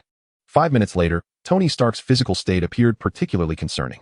"Sir, medical assessments indicate significant injuries to multiple vital areas. Immediate emergency treatment is imperative." At that moment, however, Tony remained strikingly silent, his eyes tightly shut. He felt a profound sense of hubris.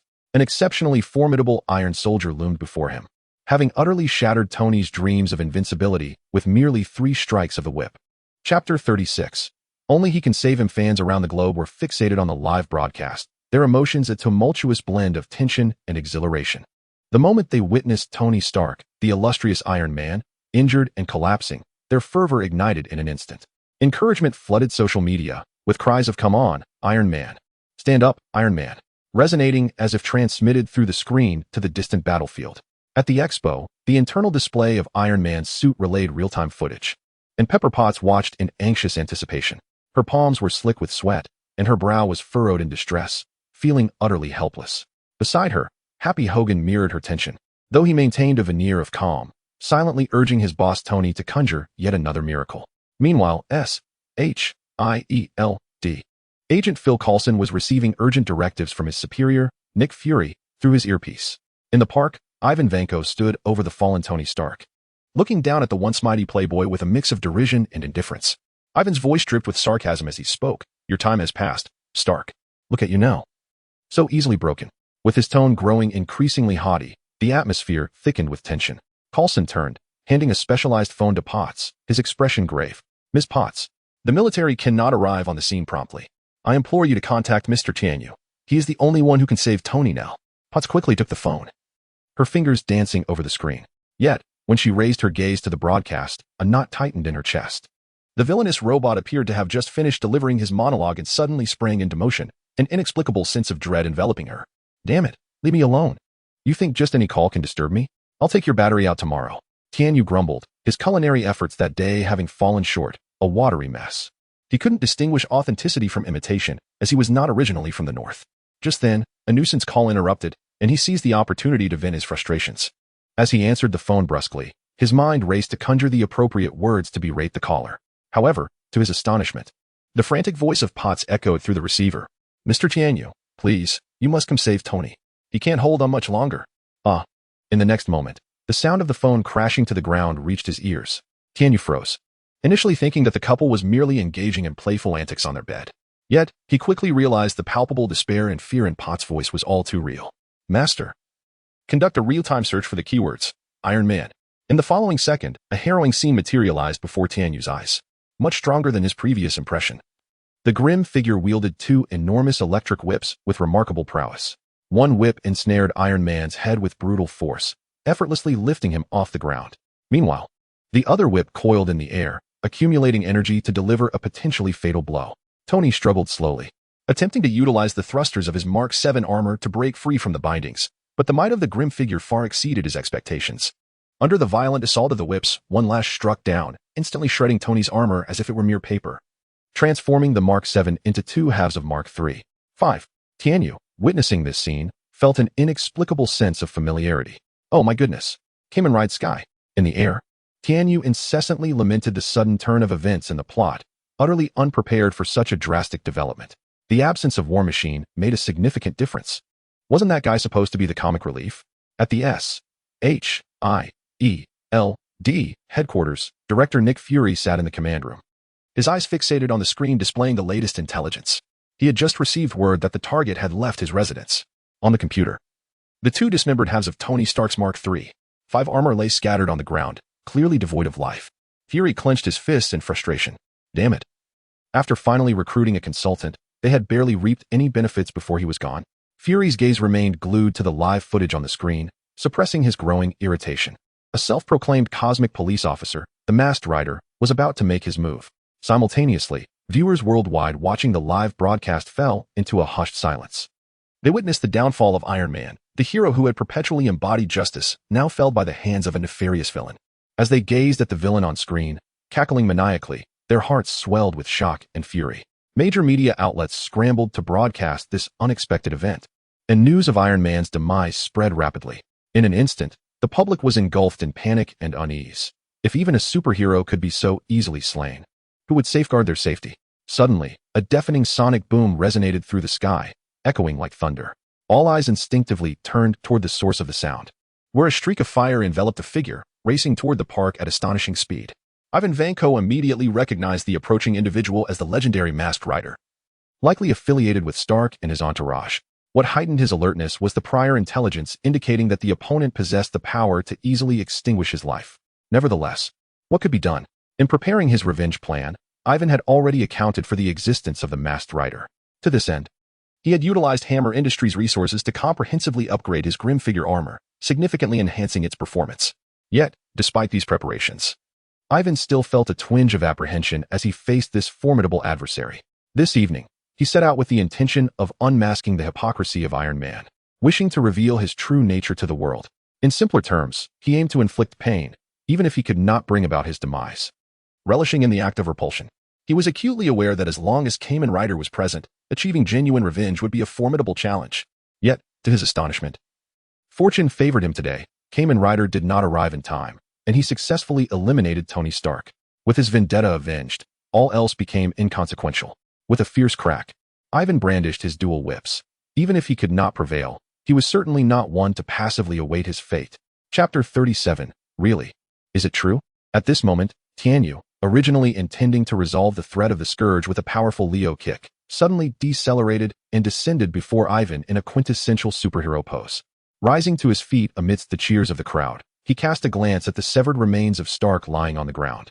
What has happened to you, child? Concurrently, numerous insect drones surged forth from the rift of another dimension, swiftly dispatching the remaining Iron Man soldiers in the blink of an eye. Only then did Tianyu lift his gaze towards the Scourge across from him. It appears you are unafraid of death?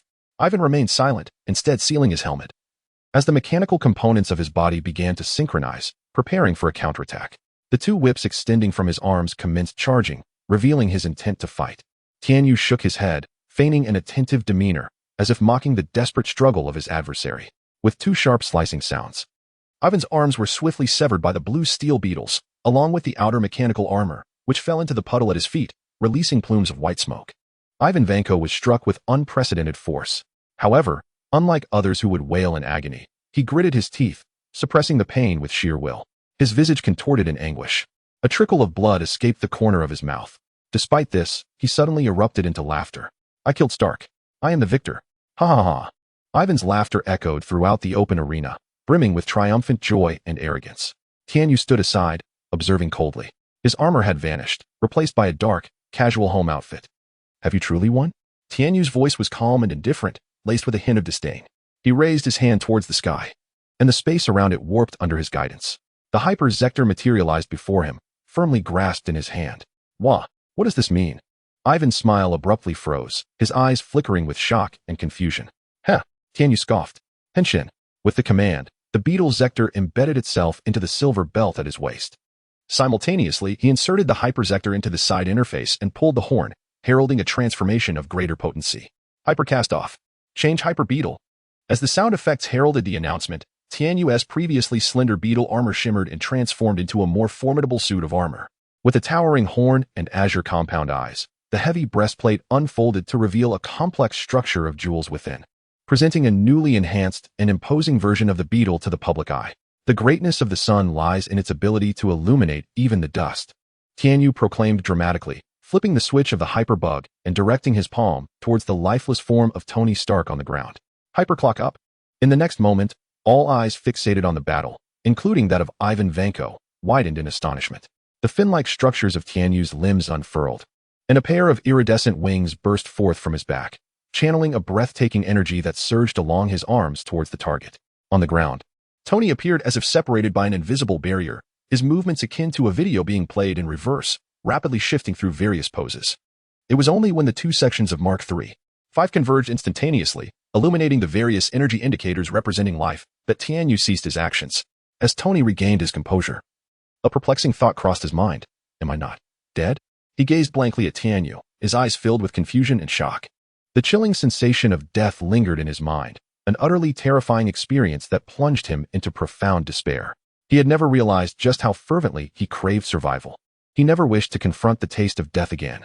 His heart raced violently, and sweat drenched his forehead, each droplet a stark reminder of how close he had come to oblivion.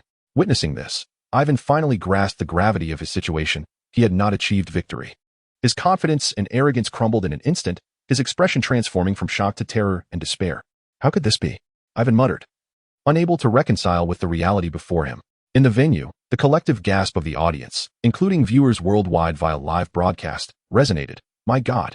They bore witness to an unfathomable spectacle, a shock that defied description. In the office of the director of S.H.I.E.L.D., the usually composed and seasoned leader lost his customary poise, exclaiming, "What the hell?" Even from his high position, he was profoundly shaken by the scene unfolding before him. Meanwhile, in a rented apartment in Sokovia, a brother and sister fixated on the screen, their excitement surging as they recognized the familiar figure. It's him. It's him. R. Their voices brimmed with exhilaration and reverence, as if they had unearthed a symbol of hope.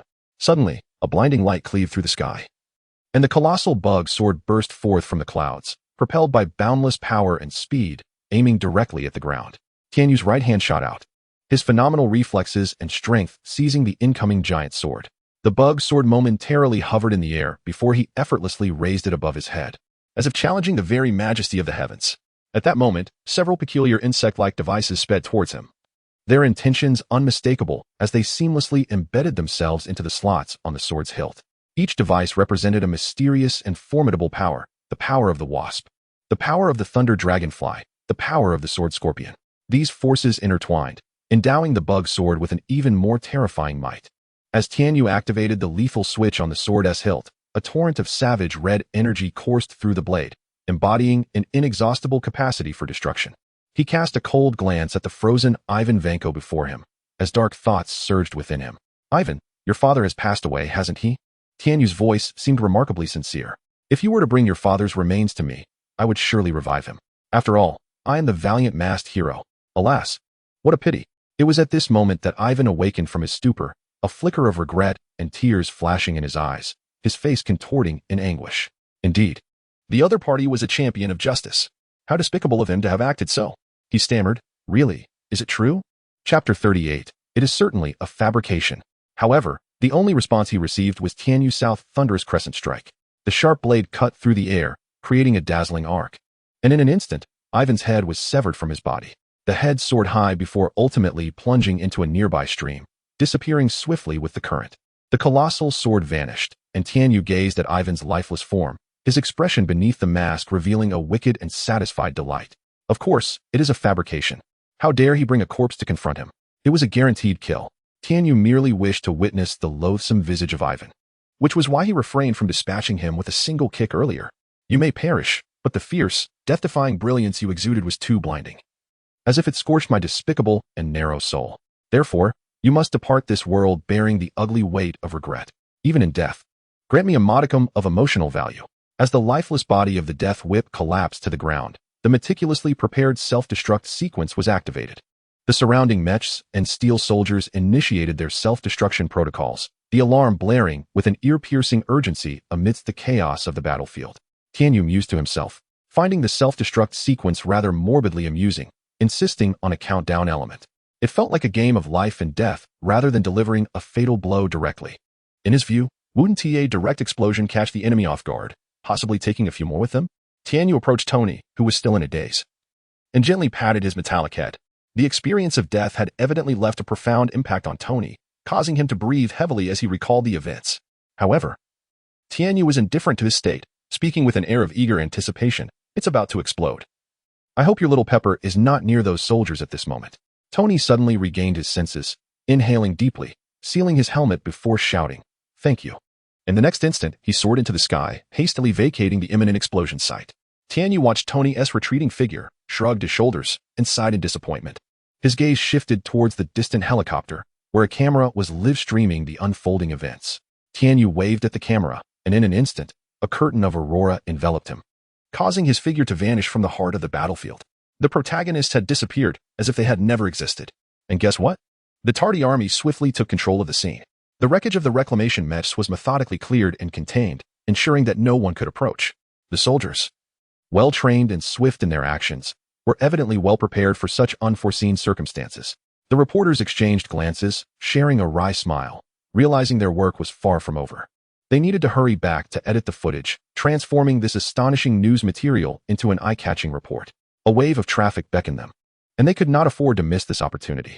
As the event drew to a close, the online discourse began to fervently escalate. Intense discussions regarding Kamen Rider abound across major social media platforms, showing no signs of abating. Individuals fervently express their opinions and conjectures. Some posit that Kamen Rider is a temporal deity, capable of manipulating time, a power they deem extraordinary and beyond scientific explanation. Others argue that, in the year 2009, time machines are hardly a novelty, rendering Kamen Rider's use of one unremarkable. Meanwhile, a faction of devoted admirers, captivated by the striking visage and cool, confident demeanor of Tenju, ardently professed their admiration and affection for him online. Simultaneously, those with ulterior motives begin to emerge, harboring secret intentions to uncover the residential address and contact information of the righteous Kamen Rider through various means. Some even aim to exploit this opportunity to approach Kamen Rider for their own ambitions. Of course, the spectacle of Kamen Rider reversing time to resurrect Iron Man is so astonishing that many find it hard to believe it is real, attributing it instead to cinematic effects or post-production wizardry, deeming it impossible within the realm of reality. Nevertheless, regardless of the skepticism voiced, the tales of Kamen Rider have indelibly etched themselves into the consciousness of the majority. Under the cover of night, news agencies, media outlets, television stations, and various official organizations worldwide are ablaze with light, as if the earth has never known darkness. The rhythmic clatter of keyboards, the urgent ringing of phones, and the live broadcast from television intertwine to create a tense and hurried symphony. Many are roused from their slumber, perhaps lamenting a moment ago about their inability to sleep peacefully, only to awaken wide-eyed and quickly shift their focus to this sudden onslaught of information. Escaping the incessant chatter of Agent Coulson, Tony Stark returns home, having just consoled his tearful partner, Pepper Potts, gently wiping away her tears. He promises that such troubles will not recur. Soon, they begin to engage in a playful yet fervent manner, reminiscent of zombies. After 10 minutes, once his newly appointed secretary girlfriend has drifted off to sleep, Tony hastens to the basement. In the basement, the massive screen of JARVIS displays footage from media cameras alongside recordings from his armored suit. "Sir, tonight has been truly extraordinary," JARVIS remarks in his characteristic mechanical tone. As Tony watches the video, he rubs his temples, aware that this night is destined to be sleepless. Meanwhile, upon returning home, Tenju decisively removes the battery from his smart assistant, SG. He showers, retires to bed, and swiftly drifts into slumber, as if washing away the day's fatigue. Today, he successfully utilized the super-accelerated mode of the Kamen Rider's KT form. Although the effect was somewhat limited in scope and not overwhelmingly potent, it undeniably made a significant impact, with Tony retaining memories of the encounter. The extent to which this model can achieve its potential remains uncertain, fraught with unknown risks and variables with each use. After all, there exists a universal logic across various realms. When you toy with time, time will inevitably toy with you. This operation undoubtedly served as a grand spectacle, showcasing its presence with great fervor. As for the responses from around the globe, Tianyu can only hope they come knocking at his door soon. He stands ready to confront any challenges or consequences that may arise. Listening daily to fervent admirers extolling his virtues and establishing a persona of righteousness, he has recently felt a twinge of reluctance in dealing harshly with the common folk. Tianyu is no benign gentleman. He is quite the handful. Lost in thought, he eventually drifted into a hazy slumber. Chapter 39. The Visit of Coulson. One might ponder. Tianyu, why do you not conceal your identity? How can you possibly sleep soundly while being so ostentatious? In response, Tianyu elucidated that after traversing numerous worlds, he has discerned that each realm possesses its own distinct and occasionally distorted rules. For instance, in the world of Conan, wherever the elementary school detective wanders, a case inevitably unfolds, with thousands of festivals occurring each year. In the realm of Kamen Rider, most male characters are devoid of girlfriends, yet they abound in male companions, with monsters and riders existing in tandem. In the Naruto universe, a few individuals cannot even muster a pair of parents. Conversely, within this Marvel universe, Tianyu has long been aware that some travelers, regardless of whether they face apocalyptic beginnings or invincible starts, are invariably located by S.H.I.E.L.D. within approximately 10 chapters. Regardless of whether you are the Jade Emperor or any other significant figure, S.H.I.E.L.D. will pay you a visit for surveillance. Tianyu himself is not one to favor subtlety. Thus, upon arriving in this world, he laid his cards on the table, ceasing to disguise himself. Those malevolent entities coveting his power, he welcomed with open arms. Although swiftly dispatching the Grim Reaper and those steel soldiers may signify the limits of adversaries, it does not denote Tianyu's limits. The following day, knock, knock, knock, knock, knock, knock. A series of urgent knocks roused Tianyu from his slumber. Rubbing his bleary eyes, he stared vacantly at the ceiling, attempting to shake off the remnants of sleep. It was not until another round of knocks echoed that he fully regained his senses. Tianyu sluggishly climbed out of bed, slipped on his slippers, and trudged down the stairs. Upon opening the door, he beheld 3 figures standing before him: Tony, Coulson, and Pepper. Their expressions varied, yet they all bore a semblance of anticipation. Come on, it's already noon. There's no need to sleep so long, dead or alive. Tony remarked first, his tone laced with a hint of exasperation and jest. Pepper followed suit, smiling as she presented a bag. I truly appreciate your saving, Tony. I brought you your favorite dish, General Tso's chicken. Standing behind them, Coulson appeared more formal as he spoke. Mr. Tianyu, I am Coulson. We met previously. I am here today representing S.H.I.E.L.D., and I wish to discuss last night's events with you. Upon hearing these familiar voices, Tianyu finally shook off his drowsiness. Rubbing his eyes, he stepped aside, turning back into the house. One might wonder if anyone else has friends who, when calls go unanswered or appointments are missed, simply arrive at your doorstep uninvited. As a reclusive individual, the sound of knocking during sleep is nothing short of torment. Tianyu entered the kitchen, poured himself a glass of ice water, and sat on the sofa, lost in thought. He observed the 3 individuals opposite him, each exchanging glances, yet none daring to break the silence. The atmosphere grew somewhat awkward and tranquil. Tony had intended to express his gratitude to Tianyu, but with so many present, he felt a tinge of discomfort. Neither Pepper nor Coulson knew quite what to say, as the extraordinary powers displayed by the other had left them in a state of disbelief, lingering in a haze when they reflected upon the events of the previous night. Indeed, death is a most terrifying concept. I am profoundly grateful to you. In just over a year, you have saved my life countless times. Perhaps there is something I can do for you? Tony inhaled deeply and spoke with sincere earnestness, while Pepper wore an expression of gratitude beside him. Upon hearing this, Tianyu reclined on the sofa, his demeanor languid as he remarked, Then cherish it. Do not squander this life. His tone was light, yet imbued with a profound significance. Hearing these words, Tony nodded in silence, his thoughts seemingly transported back to a time long past. He recalled Dr. Insun, the benefactor who had rescued him multiple times within the confines of that cave. What manner of ability was it that facilitated such feats? Were the members of the cosmic guard akin to the so-called gods of Earth? Coulson, with a smile that barely concealed his curiosity and awe, interjected, You shall soon encounter what you refer to as gods. Tianyu replied nonchalantly, a simple, earnest face surfacing in his mind. He was well aware that this individual known as the God of Thunder would descend to Earth to undergo trials in a mere 6 months. And he wondered what chaos might ensue. I do not comprehend your meaning, sir, Coulson said, his brow slightly furrowed. He sensed that Tianyu's words carried deeper implications. Yet it was evident that Tianyu had no intention of elaborating. Noting Tianyu's silence, Coulson offered a resigned smile and retrieved a document from his briefcase. Placing it neatly on the coffee table before Tianyu, Mr. Tianyu, our director is exceedingly eager for you to join the Avengers Initiative, Coulson stated earnestly. And I believe our collaboration could provide you with improved conditions and resources for your endeavors within the Cosmic Guard. Tianyu raised an eyebrow, regarding the document without immediately reaching for it. He spoke slowly, when a president of a great nation visits a lesser country, and the mayor of a small county perceives his potential, hoping he will serve as village chief, what do you suppose the president would think? Coulson fell silent.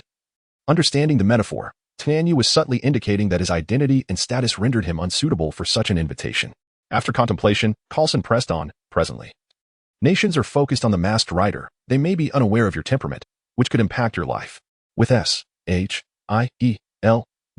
as your endorsement, I believe many troubles could be averted. Tianyu continued to sip his iced water leisurely, a glint of amusement in his gaze. He recognized that while S-H-I-E-L-D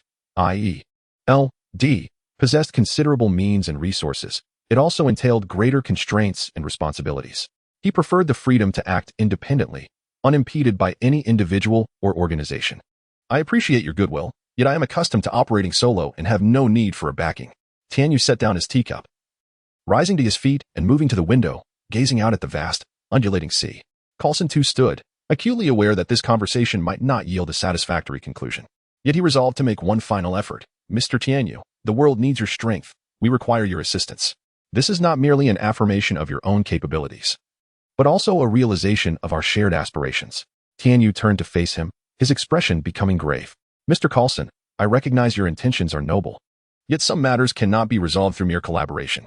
The issues facing the Earth are intricate and ever-changing, at times. The greatest adversaries are the internal conflicts and strife among humanity itself. Coulson found himself at a loss for words, fully aware that Tianyu spoke the truth. Despite the relentless march of technological advancement, the frailties of human nature remained unchanged. Chapter 40. Does S-H-I-E-L-D deserve such a favor? Moreover, under the influence of hyperacceleration, I could extinguish all life on this planet within a single second. I do not foresee any difficulties in doing so. Tianyu remarked nonchalantly, his expression devoid of concern. But wait, was he boasting? Upon reflection, he realized he was not. Since employing the armored transformation state last night, he had developed new insights regarding this formidable power. Yet, no matter how potent his abilities, he remained fundamentally human, regardless of strength. As long as one is human, even a reclusive individual, detachment from society is impossible. Secluded within his abode, all the conveniences of life are still provided by fellow humans. He harbored no fear in confronting the world, but if he were to annihilate all life on Earth, where would he go? Would he continue to traverse dimensions, wielding the powers of Iron Man and Thor to wreak havoc in another realm? Or perhaps he would reserve a mere 100 million humans to cater exclusively to him. Leaning casually against the glass, Tianyu rhythmically tapped his fingers on the table. The temporal distortion granted by his hyperacceleration allowed him to accomplish numerous tasks in a remarkably brief span, yet he contemplated the deeper repercussions of such power. Coulson observed him, a flicker of barely perceptible dread crossing his eyes. Years of service as an agent had honed his instincts, revealing that the individual before him was stained with the blood of countless victims. The credibility of the cosmic police force weighed heavily in Coulson's mind. A young person could not possess such qualifications and demeanor without a formidable background and support. He understood that this individual feared no trouble. Rather, he welcomed it, almost inviting confrontation.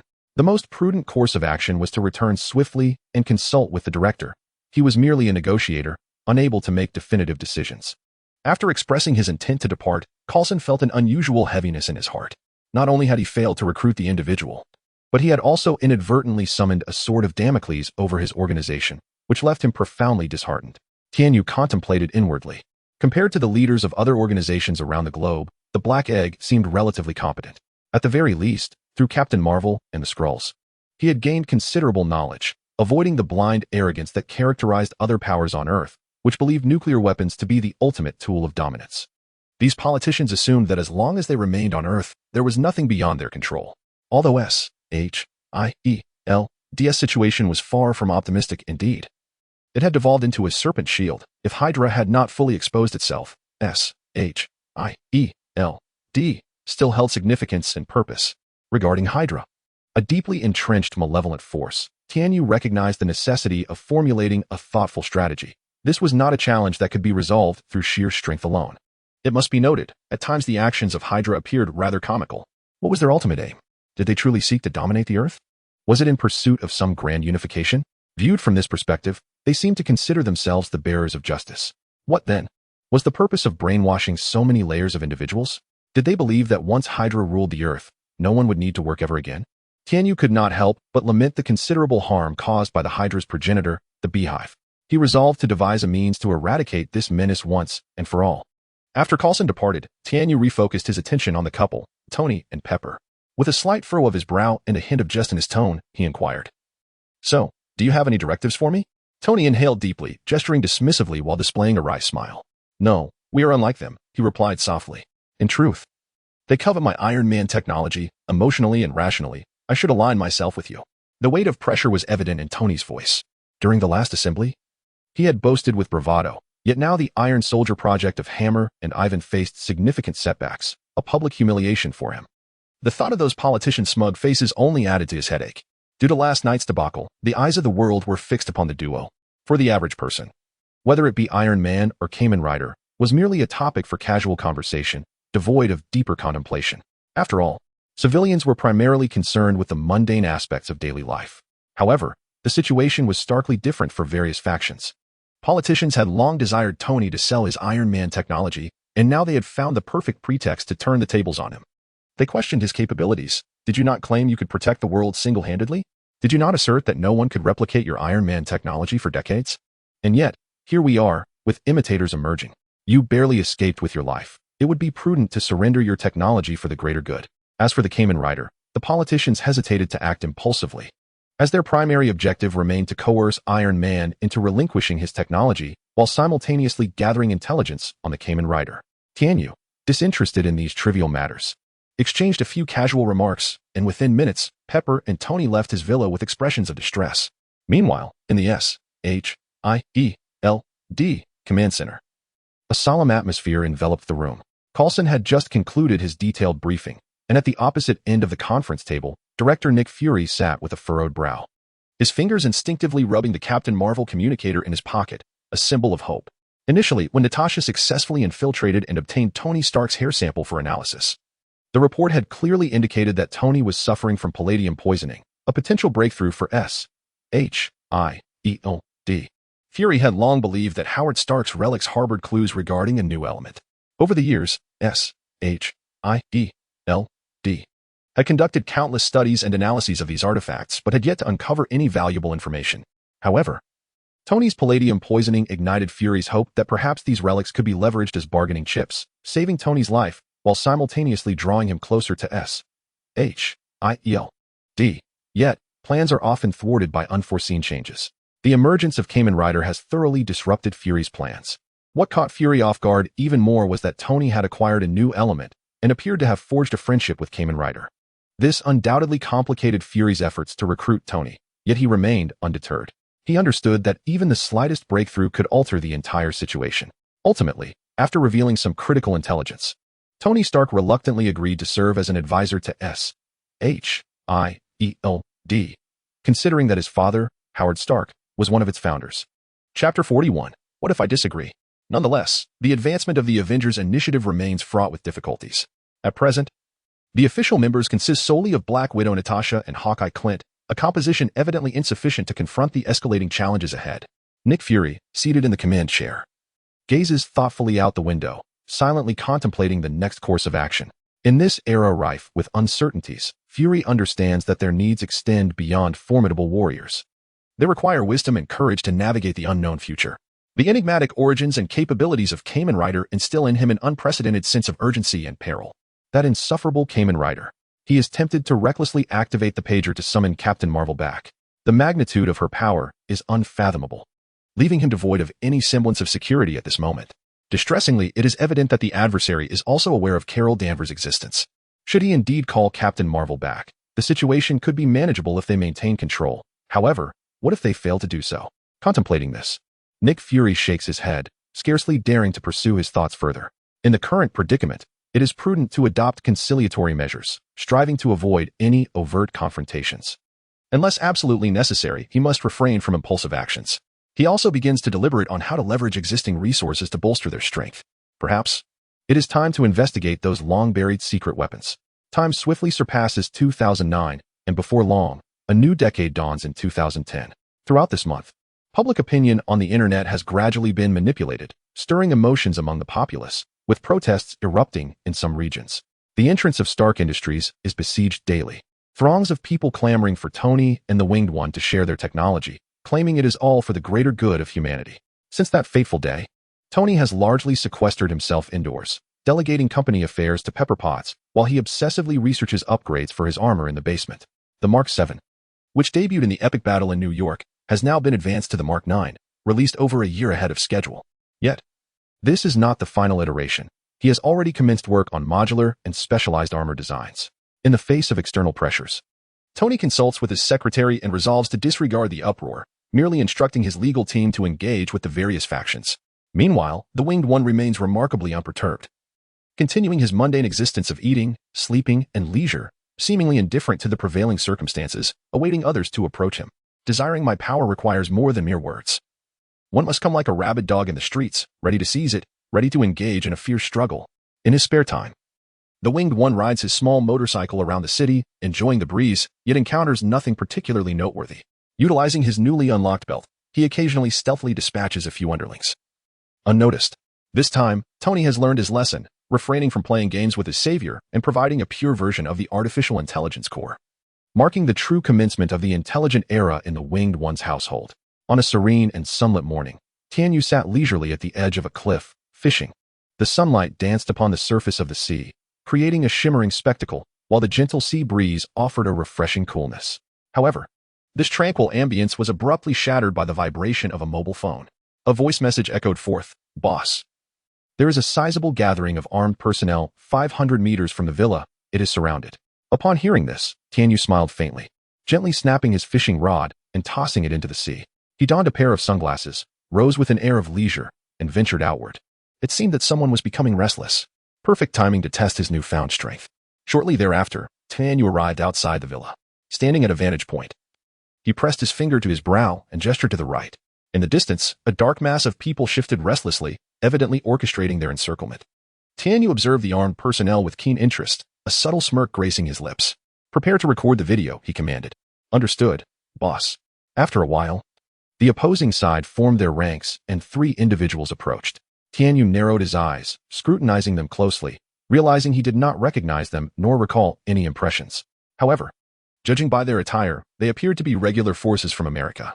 The leader, striding confidently towards Tianyu, was a towering figure with piercing eyes, clearly holding a significant rank within the military. The 2 individuals trailing behind him seemed to be aides, watching Tianyu warily, as if anticipating an unexpected assault. The trio remained silent, seemingly awaiting Tianyu's response. Sensing the stalemate, Tianyu chose to break the ice first. With a slight smile and a teasing tone, he remarked, "I hear you've been looking for me lately. What is the matter? Is it not over yet? Bringing this many people today suggests you genuinely wish to confront me." The power of the Kamen Rider was indeed formidable. The leader finally spoke, his voice feigning calmness but betraying a hint of tremor.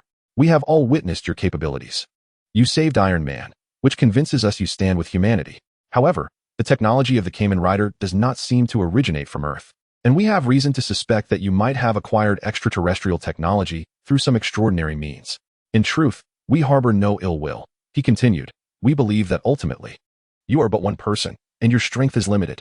Rather than face the unknown dangers alone, it would be more beneficial to share the Kamen Rider's technology with us, thereby allowing us to better serve humanity. What do you think?" The newcomer was General Mike, who had taken over the vacancy left by Ross. Mike himself felt uncertain. After all, he had originally been a colonel in the command center, and due to a moment of fervor, he had accepted this task, resulting in an immediate promotion. When he regained his composure, many of his colleagues regarded him with peculiar expressions as they saluted him. However, given the circumstances, he had no choice but to muster the courage to demonstrate his abilities, and this confrontation with Tianyu undoubtedly presented an exceptional opportunity. Tianyu smiled, a flicker of an elusive light dancing in his eyes, and curiously inquired, "What if I refuse?" The response came with calmness and resoluteness. As if foreseeing Tianyu's question, "Then I must regrettably inform you that this power is far too formidable. We will be compelled to take measures to ensure it does not harm others." Upon hearing this reply, Tianyu's smile gradually faded, replaced by a contemplative expression. Chapter 42. Found you General Mike wore an expression of smug satisfaction, having never anticipated that he could resolve matters through mere words. Thus, Today he had brought forth a force far more formidable than the one previously employed in the pursuit of the Hulk. Upon hearing this, Tianyu turned on his heel without a moment's hesitation. He could not fathom the workings of these individuals' minds, yet he knew precisely how to confront them. The solution was singular: annihilation. As the sound of insects resonated, the heads of Mike's two aides were severed with lethal precision by a rhinoceros beetle. By the time Mike grasped the gravity of the situation, his face was a mask of terror and disbelief. He demanded, "Do you truly intend to oppose the entire world?" Tianyu had already entered the villa, pausing momentarily at the threshold without turning around, his back to the world, exuding an air of indifference. With a derisive chuckle, he remarked, "Spare me the flattery. I have heard that your actions today were not sanctioned by your superiors. I have reason to suspect you have betrayed the National Assembly, attempting to incite discord between the masked riders and the United Nations. You deserve to be punished." General Mike was incensed. How could such an operation possibly have official endorsement? Typically, actions were taken first, with accolades or blame assigned based on the outcome. If successful, one would receive a commendation and promotion. If it went awry, the individual would bear the stigma of acting without authorization. In a fit of rage, Mike turned and fled, barking orders for cover fire. However, Tianyu did not permit the insects to pursue him. When one is merely slightly stronger than another, the latter may dismiss it as mere fortune, allowing jealousy and resentment to fester, leading to attacks and slander. Yet, when one is overwhelmingly powerful, far surpassing others, they are stripped of even the courage to envy. What remains is profound awe and reverence. They will love you, fear you, and respect you. A deep voice resonated from Tianyu as he closed the villa's door without a glance back. The bullets were all intercepted by the swarm of insects, and the firing ceased. The bewildered soldiers surveyed their surroundings, at a loss for what to do. As they watched their commander return, gasping for breath, an aide hesitated to approach, unsure of what to say. Suddenly, the situation took a dramatic turn. Though the ground beneath them showed no signs of tremor, to their astonishment, a crimson beast erupted from the earth, its gaping maw swallowing their general whole.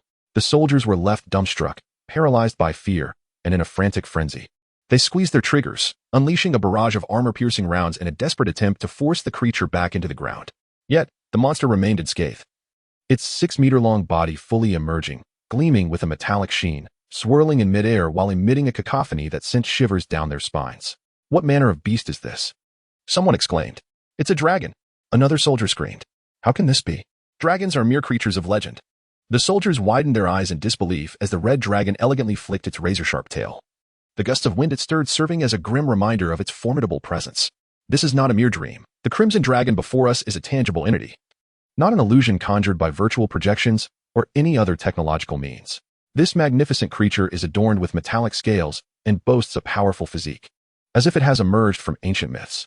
The air is thick with the acrid scent of sulfur and a palpable sense of dread, as the faces of the soldiers reflect an unprecedented despair and terror. They have never encountered such legendary beings, let alone confronted this colossal beast in direct combat. "Fall back. Retreat." The commander finally regained his composure and shouted the order. The soldiers, awakening from their stupor, immediately turned to flee. But the red dragon evidently had no intention of letting these morsels escape easily. With a powerful flick of its enormous body, its tail swept through the air like a gigantic scythe, instantly severing several slower soldiers in half. Blood sprang forth. The battlefield descended into chaos, with soldiers fighting for their lives and desperately seeking cover. The dragon circled above, occasionally swooping down to engulf every visible life form with its cavernous maw. Its roars were deafening, as if threatening to shatter the very valley itself. At that moment, an experienced veteran raised his rocket launcher, aiming at the dragon's chest. He understood this could be their sole opportunity. With a thunderous explosion, the rocket shot forth, striking the dragon precisely at its vulnerable spot. Yet, astonishingly, the seemingly modern body withstood the assault, merely sparking in response. "Damn it," the veteran cursed under his breath, but a glimmer of resolve flickered in his eyes. He swiftly loaded a second rocket, recalibrating his aim, this time targeting the creature's eye. His seasoned experience told him that even the mightiest of beings possess their weakest points. But was there still a chance? The incredible scene witnessed by the soldiers was fully captured by the recording devices in their multifunctional helmets, transmitting in real-time back to the military command center. This moment left nearly all who beheld it utterly astonished. This operation had not followed the protocol of the World Council, but was instead a unilateral probing attack by the mold. After all, as the old adage goes, the early bird catches the worm. The appearance of the masked rider on their territory was akin to a gold mine laid bare before them. Who could resist the temptation to excavate? Yet, the atmosphere within the command center was thick with tension. In the video, the dragon suddenly sprang into action.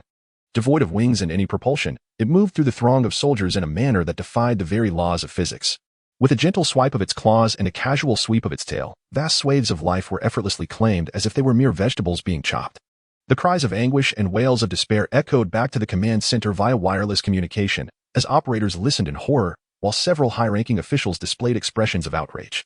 The masked rider's actions had surpassed all expectations. Rather than engaging directly, he unveiled a new power, summoning forth a legendary dragon. Traditional weapons and tactics appear utterly impotent in the face of such formidable adversaries. Confronted with this powerful foe, every individual within the command center is ruminating over potential strategies. Yet, at this moment, no effective solution seemed to materialize. The detestable masked rider. How dare he? These are all regular troops. Voices of anger and bewilderment reverberate throughout the command center. However, amidst the chaos of incessant arguments, a subtle sound emerges, quietly overshadowed by the tense atmosphere. It emanates from the command center's entrance, where a mirror-like metallic door reflects a fleeting silhouette, flickering crimson light reminiscent of a demonic eye, coldly observing all that transpires. We have found you. Chapter 43. The Red Dragon and the Black Dragon. A chilling voice reverberated through the command room, each syllable echoing like the harbinger of death, instilling an inexplicable dread in all present. The occupants of the room instinctively turned their heads in search of the source of this ominous sound. In the next moment, one by one, they succumbed to unconsciousness, as if struck by an overwhelming force, their bodies bursting apart. The last person at the rear, clinging to their final moments of clarity, finally glimpsed the true visage of the intruder. It was a figure clad in black armor, cold and enigmatic. A profound sense of regret surged within the survivor. He lamented his decision to partake in this chaotic endeavor orchestrated by the higher-ups. If only time could be reversed, he would undoubtedly choose to distance himself from this conflict, cherishing the life he had. Yet it was all too late. The obsidian dragon's head pierced through him, and in the last fleeting instant of life, he comprehended the truth. Indeed, the masked rider wielded two dragons, one red, one black. Upon returning home, the exhilarated Tian-Yu instructed Zhong Si to send the video to Tony. Outside the villa, tranquility had long since returned. The S.H.I.D.L.D. Operatives quietly began to cover their tracks, while all parties involved remained silent, taken aback by the turn of events. No one had anticipated such a development. Based on their previous experiences, they believed that a brash young man, regardless of his formidable powers, could be manipulated through various means. They had dealt with numerous such youths before, consistently subduing them through coercion and cunning. However, this young man named Tian-Yu far exceeded their understanding. What was even more astonishing was Tian-Yu's ability to summon the legendary dragon. Wherever he went, the foot soldiers fled in terror, their forces obliterated in an instant. Utterly defenseless. The video footage profoundly shocked everyone. They had never encountered such a terrifying entity. How many more abilities did the masked rider possess that remained undisclosed? This question became the focal point of concern for all parties. The previous night, Tian-Yu had rescued Iron Man, employing the technique of time reversal. This act left many perplexed and unsettled. Time reversal was a legendary skill, and they were still engaged in exhaustive research, hoping to uncover some semblance of understanding. Yet, despite their considerable efforts, the enigma eluded them. This latest probe revealed that their adversary need not even lift a finger. The summoned dragon alone had decimated their forces. This was undoubtedly a severe blow to their confidence, awakening them to the reality that Tian-Yu's strength far surpassed their expectations. Faced with such a formidable opponent, they had no choice but to reevaluate their strategies. In the assembly, several representatives were engaged in heated discussions.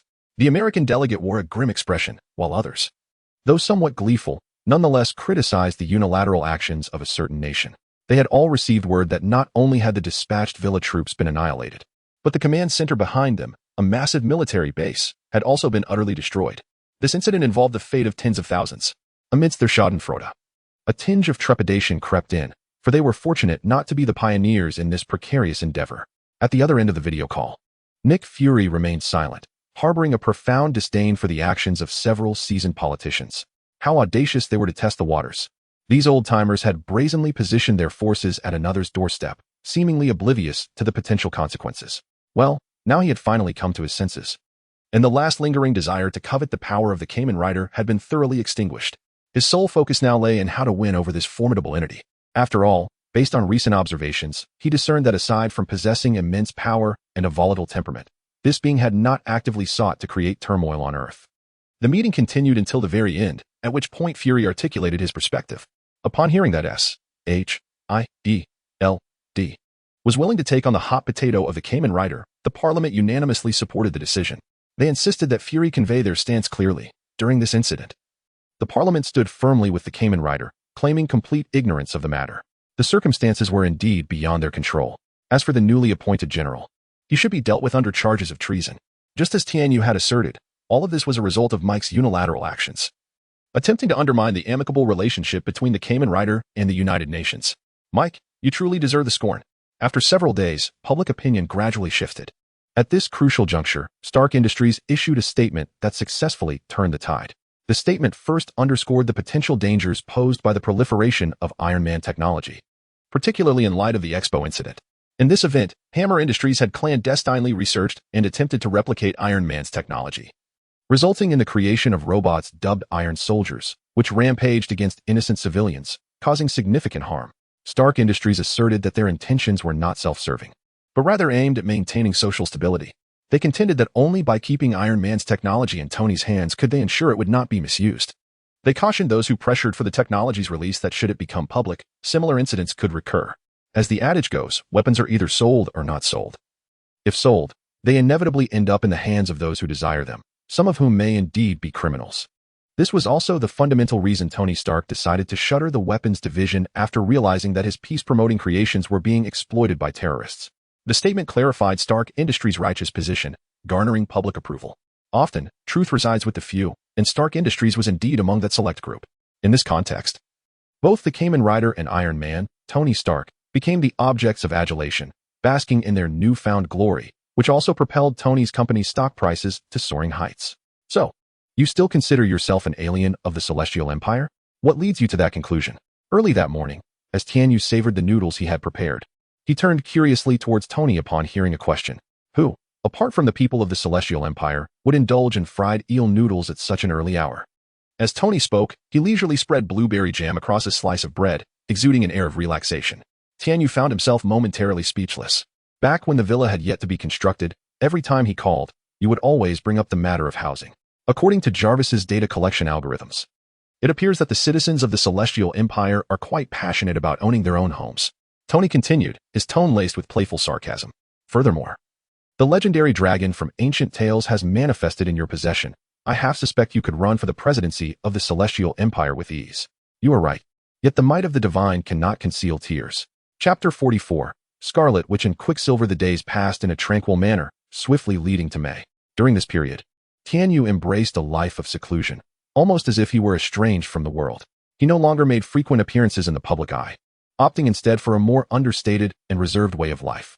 This transformation was largely attributable to his recent acquisition of the powers of Kamen Rider Ryoki. With this newfound strength, Tianyu discovered that he no longer needed to personally engage in the act of borrowing life loans. Within the mirror space he controlled, several contract beasts executed his instructions, silently reaping lives across the globe. Moreover, the primary reason for his tranquility was the absence of significant events recently. Even Thor would not descend to the mortal realm for training until the following year. Thus, for Tianyu, this moment presented an ideal opportunity to relax and rejuvenate. Life necessitates a balance between work and rest, and the most crucial task at hand was to conserve his energy. He aspired to accompany Thor back to Asgard for a little adventure when the time came. However, that evening, "Boss, we have guests at the villa. The target has been identified through surveillance as Wanda Maximoff and Pietro Maximoff from Sokovia." "What? Pull up the footage." Tianyu stared in bewilderment at the monitor by the entrance. He recognized the two individuals, but could not fathom why they would appear at this hour, let alone at his residence. Setting aside his shovel, he washed his hands and swiftly traversed the corridor to the foyer. Through the heavy curtains, he glimpsed two familiar figures standing outside, Wanda Maximoff and Pietro Maximoff. They were none other than the Scarlet Witch and Quicksilver of the Avengers, a pair of twins endowed with extraordinary powers and speed. Yet, at this very moment, what could have compelled them to appear here? Tianyu felt a wave of confusion wash over him. Those predecessors who traversed worlds altered reality at will, and regardless of how outrageous their actions were, the narrative always seemed to find a plausible resolution. And what of him? As an introverted and cautious young man who had spent several years in this realm, he had mostly chosen to remain at home, occasionally engaging in acts of heroism. Yet, despite his meticulousness, had the storyline still unraveled? He opened the door abruptly, startling the two outside. Wanda discreetly hid behind her brother, while Pietro regarded Tianyu with curiosity. For a moment, silence enveloped them. Tianyu scrutinized them closely, clearing his throat, primarily focusing on her. Indeed, the scarlet which was captivating. He momentarily disregarded Pietro, his gaze fixated on Wanda. She appeared somewhat younger than her portrayal in the original narrative, her figure strikingly proportionate. Upon this realization, he suddenly felt a pressing need to reevaluate his complacency. Would this not cause his parents back home to worry? After all, among the 3 greatest acts of filial piety, having no descendants is the most grievous. Do you understand? Having no descendants is the gravest of all. Tianyu is indeed dutiful. A man matures in an instant. Pietro is filled with a plethora of words yearning to be expressed. Yet his sister has strictly instructed him beforehand to refrain from speaking first. Only when the other party initiates conversation can she ascertain whether this individual is the benefactor they have been desperately seeking. Thus, despite the tumultuous emotions brewing within, Pietro suppresses his impulses and patiently awaits Tianyu's response. Meanwhile, Wanda discreetly observes every move Tianyu makes. As she notices his gaze directed towards her, an indescribable sensation surges within her, a complex blend of shyness and anticipation. To mask her inner tension and unease, Wanda begins to rub her hands together subconsciously, as if this simple action could alleviate her restless spirit. Nevertheless, she gathers her courage and, with a hint of bashfulness yet brimming with hope, bravely meets Tianyu's gaze. Are you not a comrade? You are Lagency. Confronted with Wanda's clear yet slightly bashful gaze, Tianyu feels as though an electric current has surged through him, leaving him somewhat flustered, even causing him to scratch his head involuntarily. The atmosphere is thick with an intricate and tense energy, as if time itself has slowed to a crawl in this moment. Noticing the silence enveloping them, with both staring intently at him, Tianyu is struck by a flicker of confusion. To break the awkward stillness, he tentatively speaks, "Madam, I have some exceptionally beautiful goldfish at home. Would you care to come in for a visit?" In this moment, he entirely overlooks Pietro beside him, directing his invitation solely towards Wanda. This is not due to any lecherous intent on his part. To him, his journey through different worlds has always been perceived as a game. However, having found his place in this realm, he begins to recognize the significance of establishing a sense of stability. After countless battles and relentless pursuits, he has grown weary of a life fraught with uncertainty. Consequently, upon encountering someone as unpretentious and gentle as Wanda, he feels an unprecedented sense of tranquility. He contemplates that perhaps such a simple and sincere soul could become a significant companion in his future endeavors. Certainly not due to why. Yet, the response from the other party catches him completely off guard. Wanda's face lights up with surprise, and Pietro seems to sense something through his sister's expression. "Sister, is it him?" Pietro inquires, his voice tinged with anticipation and uncertainty. "Yes," Wanda asserts resolutely, her eyes sparkling with joy as she turns to Tianyu, her face aglow with barely contained excitement. Tianyu, however, is utterly bewildered. This script seems awry, does it not? "What do you mean it's me? I shall accuse you of slander. They are defaming me. Benefactor, do you remember us? 12 years ago, in Sokovia, you saved a pair of twin children. And you promised we would meet again." Wanda's voice was imbued with deep emotion, as if those memories were vividly alive once more. Fortunately, Wanda had remained steadfast in her desire to meet you. "I could hardly believe that the one who once saved us could appear so youthful," Pietro exclaimed with excitement, his gaze filled with admiration and gratitude for Tianyu. Tianyu was momentarily taken aback, his mind swiftly replaying fragments of memories from 12 years ago. At that time, he was merely a god of ninjas. Wait a moment, that is not right. 12 years ago, I hadn't even entered the Marvel Universe. I was still immersed in the Kamen Rider universe, engaging in DGP. Nevertheless, Tianyu glanced at why once more and confidently declared, "Indeed, what you described is unequivocally me." Chapter 45. It is I who am wrong, not the world. In the kitchen, Tianyu was diligently preparing dinner. He had invited Wanda and Pietro to stay for a meal, firmly insisting that they need not assist him, seizing this opportunity to retreat inwardly and gather his thoughts. "Wanda and Pietro came to my home, claiming that it was I who saved them 12 years ago. Well, my dear, that is hardly amusing. This is not Tianyu feigning the role of a benefactor." He immediately sensed something amiss. He pondered quietly, reiterating to himself that the narrative was flawed. It was not the world that was at fault, but rather himself. Tianyu began to reflect upon his actions and choices, questioning whether a misstep had occurred at some juncture, leading to the current predicament. If what they asserted was true, then this knight was indeed him, or rather, a future version of himself. In this universe, there could only be one masked knight, and he could not possibly bestow the powers of time traveling upon another. Yet, the question lingered. Were the different timelines of Tianyu truly the same person? This quandary resurfaced in his mind. Did his future self truly wield such reckless authority over time? Moreover, did his future self possess the leisure to traverse time and space, rescuing others to affirm his existence? When faced with uncertainty, he decided to cast his worries aside.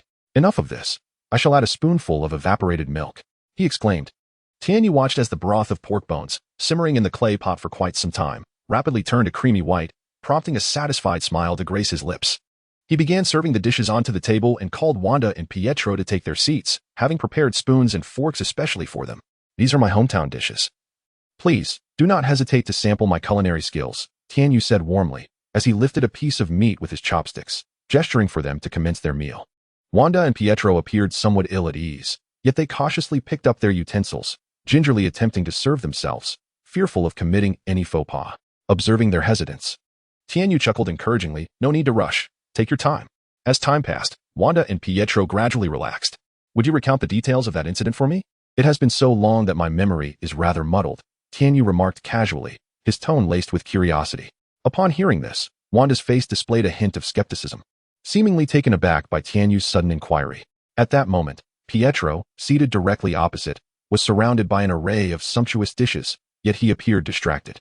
Upon hearing Tianyu's words, he promptly set down his chopsticks, rising eagerly to say, "Allow me to explain." At that time, he began to narrate the events with fervor and excitement. However, as he reached a pivotal moment in his tale, he was abruptly interrupted by Tianyu.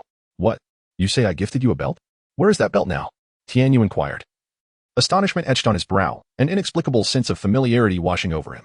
This sensation conjured images of a character from certain tales, the old man with the ring flickering in his mind. Could it be that he had truly become such a figure? One who distributed gear to others? Confronted by Tianyu's abrupt inquiry, Pietro momentarily froze, only to swiftly regain his composure. Rising to his feet, he summoned the silvery belt with a mere thought. As the belt materialized, Tianyu's senses finally registered the scene before him.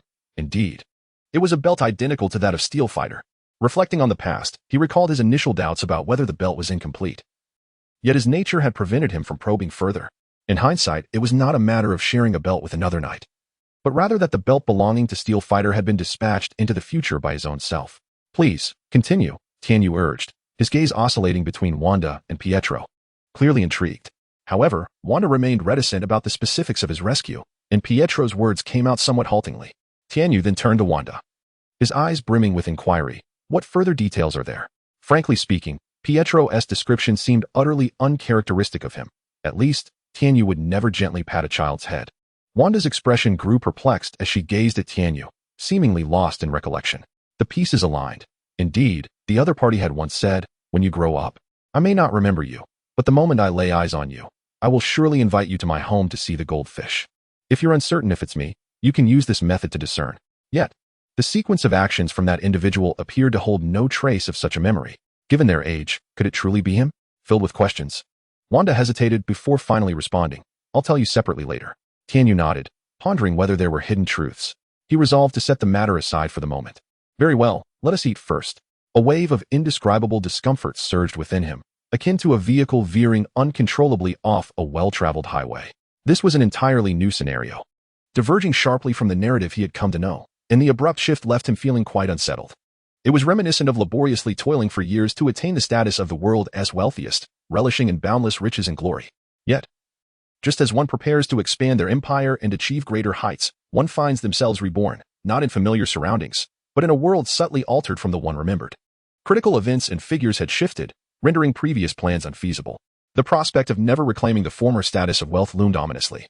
Even the possibility of being ensnared in a life of destitution seemed all too real. It felt as though Iron Man could unexpectedly meet his demise, only to have a future version of himself appear to rescue Wanda and Quicksilver. How exasperating. Tianyu silently cursed within. "Wow, this is delicious. What dish is this?" Pietro exclaimed, finally managing to scoop up a bite with his fork and spoon, instantly captivated by the exquisite flavor. His eyes widened in awe, his face alight with surprise and satisfaction, as though he had just savored the pinnacle of culinary delight. Upon hearing this, Tianyu glanced over and, in order to preempt any further inquiries regarding the location of the fish, opted to bestow a new name upon the dish. With a subtle smile, he declared, "This is a specially crafted mildly spicy sweet and sour glazed pork tenderloin accompanied by 3 shredded vegetables." Pietro, intrigued by this revelation, eagerly inquired, "And what about this one?" "This is a baked buttered egg with sweet and sour tomatoes," Tianyu replied. After sampling it, Pietro's face illuminated with an even more satisfied smile, exclaiming, "This is absolutely delicious. And is this potato?" "Indeed, this is a finger-licking black pepper beef soup with potatoes," Tianyu responded. Chapter 46. A Gentle Whisper After Dinner. Pietro remained alone in the living room, while Tianyu and Wanda made their way to the terrace. As night descended, the stars twinkled overhead, as if the entire universe was quietly eavesdropping on their conversation. Speak freely, what other details are there? Tianyu ignited an incense stick, gazing upwards at the night sky. And amidst the swirling smoke, he began to speak slowly. Wanda stood beside him, her arms crossed, her brow slightly furrowed, clearly filled with confusion and uncertainty. Unlike the oblivious Pietro, she possessed a more delicate sensibility, contemplating the events of the evening with greater depth. Did you really save us? She finally asked, unable to suppress the question that had lingered in her heart for so long. But during dinner, you said you were 20 this year. And 12 years ago you were only 8. How could that be? This inquiry landed like a pebble thrown into a serene lake, sending ripples across the surface. Tianyu fell silent for a moment, then gently exhaled a puff of smoke, allowing it to drift away with the breeze. It was indeed me. Though it was the future version of myself, he replied earnestly. The Kamen Rider possesses a method of time travel. Yet I am uncertain why my future self would choose to save you. Typically, I would not act in such a manner. Tianyu turned to Wanda, conveying his thoughts with sincerity. The concept of time within the Marvel Universe has always been a complex subject. In this realm, altering the past does not change the present reality. Rather, it creates a new timeline. Thus, Tianyu found himself bewildered by the idea that his future self would traverse time to rescue the Maximoff siblings. He struggled to grasp the reasoning behind it. And what puzzled him even more was the question. If the intent was to save lives, why did his future self not choose to rescue their adoptive parents? If it was not for the sake of their parents, then what significance did his journey back in time hold? It is worth noting that, in the original narrative, Wanda and Pietro did not meet their demise. Wanda, listening intently, suddenly comprehended. That makes sense. After all, they had witnessed the battle at the Expo Park live, where the Kamen Rider indeed demonstrated powers akin to time manipulation. In recent months, videos of that fateful battle had circulated widely online, accompanied by countless analytical articles, sparking fervent discussions. However, as she recalled the words spoken to her by her future self, Wanda's cheeks began to flush with an inexplicable flutter of emotions. So, what exactly did my future self say to you? Tianyu regarded Wanda with curiosity, puzzled by her sudden bashfulness. He scratched his head, bewildered, and asked, "What's the matter? Why are you so shy all of a sudden?" Wanda lowered her gaze, unable to meet Tianyu's eyes, her voice trembling as she confessed, You told me to grow up quickly, and then, you said you wanted me to be your girlfriend." Her face turned a deep crimson, reminiscent of a ripe apple. Although her voice was soft, it resonated clearly in Tianyu's ears. As soon as the words escaped her lips, Wanda, like a startled fawn, swiftly turned and dashed into the villa, leaving behind a trail of light, hurried footsteps echoing in the air. Cough, cough, cough, sputter. Ugh. Tianyu was choked by the sudden onslaught of smoke, struggling to catch his breath. He stood there, an inexplicable emotion surging within him. His gaze followed Wanda's fleeing figure until it vanished behind the glass door. That wavering silhouette, for some reason, Wanda appeared unexpectedly appealing to him at that moment. Perhaps it was her innocent expression or the way she blushed that tugged at his heartstrings. Tianyu let out a soft sigh, his heart brimming with complex emotions. Oh, future Tianyu, you always bring me delightful surprises. Truly, I am remarkable. He mused, a faint smile gracing his lips. At this moment, Tianyu's feelings were somewhat convoluted. Akin to someone accustomed to solitude suddenly swept into a family-arranged blind date. He had always opposed such marriages of convenience, believing that love should blossom naturally rather than be orchestrated by others. Yet, after relentless persuasion and nagging from his family, he reluctantly agreed to this meeting. Upon arriving at the designated location at the appointed time, he found himself pleasantly surprised upon seeing the young lady. It was as if a future version of himself had traversed back in time and subtly altered certain events, allowing his present self to encounter such a unique individual today. Despite his disdain for the sensation of being manipulated by fate, he could not deny that Wanda was indeed captivating. As night fell, the cool evening breeze caressed his cheeks, and Tianyu stood alone on the balcony, lost in thought for a long while. It was only when the night deepened that he slowly turned to re-enter the house, unaware of the thoughts swirling in his mind, though he felt a simmering warmth within. Pushing open the door to the living room, he found it empty, which did not surprise him. During dinner, he had arranged for his siblings to stay over. After a moment's contemplation, he raised his hand and activated his ability to teleport back to his room. However, upon his arrival, he was taken aback. "Who placed the Scarlet Witch on my bed?" Tianyu stroked his chin, observing her serene sleeping face. How delightful. A second glance would not trigger an explosion. Next time, I must be more careful. It seems my powers are still a tad unrefined. What an embarrassing mishap. Teleporting to the wrong room. Nevertheless, as the host, it is only natural to check on the quality of a guest's sleep. Suppressing a grin, he waved his hand and activated his ability once more, returning to his bedroom. As he vanished, Wanda, who had been in a deep slumber, quietly opened her eyes. The following morning, after completing his morning routine, Tianyu descended the stairs slowly. Unlike the usual emptiness of the house, today he could see Wanda bustling in the kitchen and Pietro frolicking on the lawn outside. At the dining table, as Tianyu savored the overly sweet cocoa pastries, he suddenly posed a question to the two of them. Aside from the powers granted by your belts, do you possess any other extraordinary abilities? He was exceedingly curious about the current stage of their relationship. Aside from that belt, it seemed we possessed no other extraordinary abilities. Mr. Tianyu, may I inquire why you ask? Pietro and Wanda exchanged glances before speaking. Just a casual question. By the way, you needn't return. This shall be your new home. From now on, you may simply address me by my name, Tianyu said with an air of ease. Wouldn't that be too intrusive? Is there anything you require us to do? Pietro had initially only wished to meet his benefactor. I have no intentions of playing the role of a boss. However, I believe Wanda would excel as the head chef of the household. With that, Tianyu swallowed the remaining piece of bread in one bite and winked at Wanda. Chapter 47. Moving out. Moreover, even if I were to allow you to leave, you would not be able to return to Sokovia. Tianyu spoke slowly. Pietro and Wanda were taken aback by his words, exchanging glances filled with perplexity. Why? Wanda could not help but inquire. There are many watching me, Tianyu continued. And I believe that a pair of twins associated with Kamen Rider would pique considerable interest. Upon hearing this, the siblings fell into contemplation. Suddenly, Tianyu shifted the subject. By the way, how did you find my home? He asked casually. Stark, Wanda blurted out, almost instinctively uttering the name. Following suit, Pietro added. We tracked Stark and noticed this house. We never expected you actually lived here. To be honest, we have been away from our hometown for 2 months, searching tirelessly to find this place. Tianyu raised an eyebrow, the corners of his mouth lifting slightly. Oh, well, you are quite fortunate to have journeyed from New York to Los Angeles. It was evident that this journey had not been easy for the siblings. What are your thoughts on Stark? He inquired with curiosity, noting that their tone lacked the animosity one would expect towards a former adversary. Pietro pondered for a moment before responding slowly. Well, while he was indeed an evil arms dealer in the past, everything changed once he became Iron Man. He not only shut down his weapons development division, but also utilized his technology and resources to make the world a better place. Furthermore, the outside world claims that Mr. Stark is your friend. I believe someone like that should be quite admirable, no? This response evidently surprised Tianyu, while Wanda, seated beside him, nodded slightly in agreement. A peculiar thought crossed Tianyu's mind. Could it be that my future self traveled back in time to alter history, preventing these two from becoming enemies with Young T? Did Young T have such a prominent face? However, he quickly dismissed the notion, understanding that he would not meddle with time for such trivial matters. Given his temperament, if faced with a conflict akin to that between friends, he would typically resolve it with a swift cut or two. Moreover, he recalled that the siblings had mentioned lacking any extraordinary powers aside from their belts, which intrigued Tianyu. Wanda seemed to possess the innate ability of chaos magic, a force akin to the reality-altering powers within the Marvel Universe. She could change reality with a mere flick of her hand, without any incantation. In the original timeline, when their family encountered a bomb attack and were buried underground, she unconsciously wielded chaos magic twice.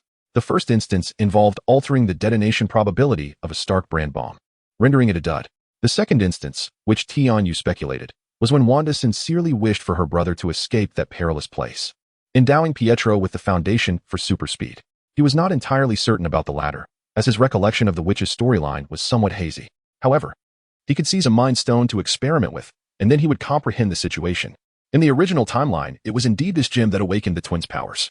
Across the dining table, Wanda and Pietro observed Tianyu's sudden silence and distant gaze, fearing that his earlier remarks on Iron Man may have been inappropriate, potentially inciting his displeasure. A sense of unease began to settle in their hearts. Mr. Tianyu, did we say something wrong? Pietro inquired cautiously, his voice tinged with anxiety. Tianyu returned to himself, offering a gentle smile and shaking his head. It's nothing. I was merely lost in thought.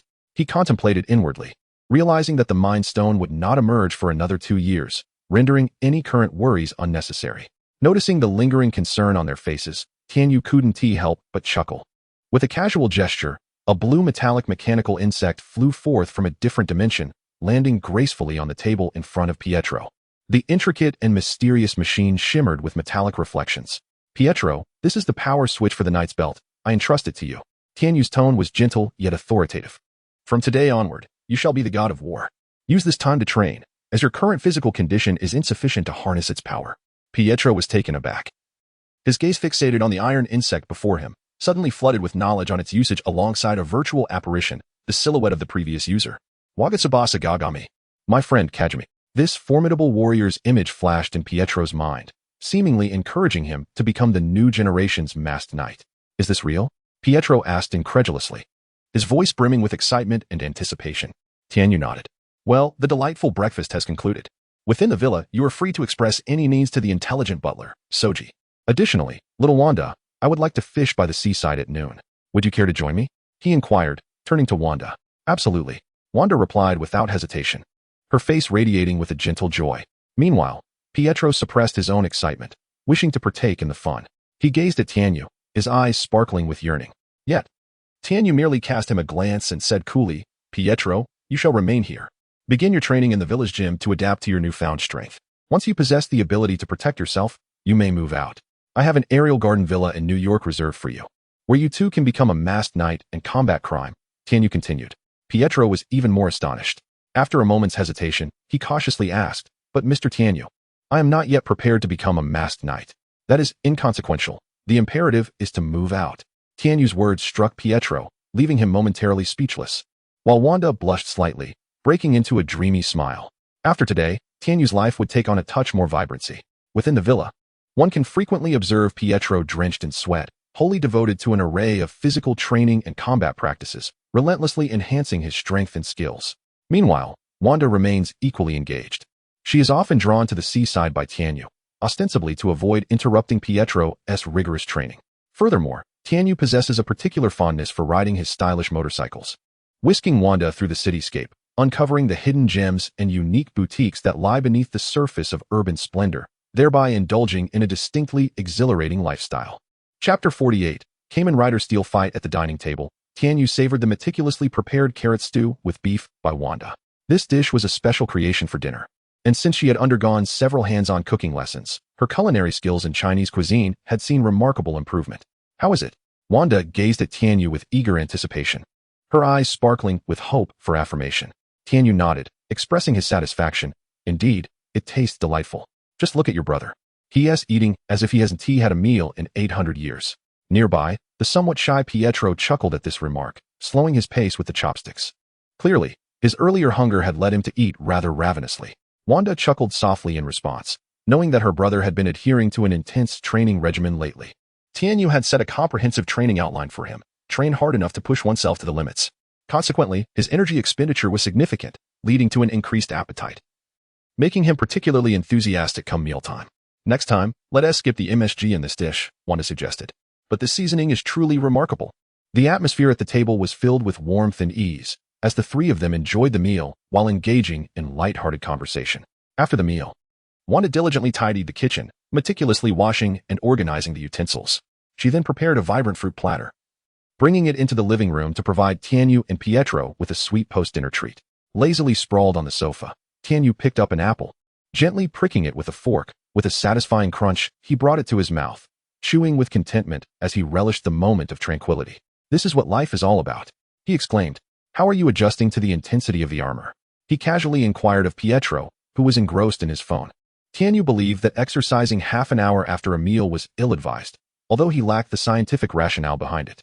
Nonetheless, he was convinced, making this time a rare period of leisure for Pietro each day. Pietro looked up, setting his phone aside, and replied earnestly, I've adapted quite well. I can now maintain super acceleration after breaking the armor for a considerable duration. A hint of confidence colored his tone. Good, then there is no training tonight. Enjoy a warm bath and relax, Tianyu remarked with a smile. We'll have a mock test tomorrow morning to assess your progress. Great. Pietro beamed at the thought of no training, his body instinctively relaxing. He happily began to savor the fruit platter, further enhancing the light-hearted atmosphere in the living room. So much so that when Wanda emerged from the kitchen, she found only an empty plate quietly resting on the table. Tianyu waved a toothpick in his hand. Wearing a smile, here, I saved the sweetest piece of apple for you. You've worked hard. Thank you. Wanda, easily pleased, bent down and caught the piece of apple with her mouth. This angle renders her exceptionally adorable, causing Tianyu's eyes to sparkle with an indescribable impulse swelling within his heart. Is this the essence of pure love? Such emotional value is unattainable from affluent models. Wanda also noticed the shift in his gaze, her heart fluttering with a touch of shyness, her cheeks tinged with a delicate blush. Over the past few weeks, their rapport has grown increasingly harmonious, and their feelings have become progressively clearer. At the very least, recently, when Xiao Tuo invited Tianyu to a party, he opted to stay at the villa instead, choosing to accompany Wanda.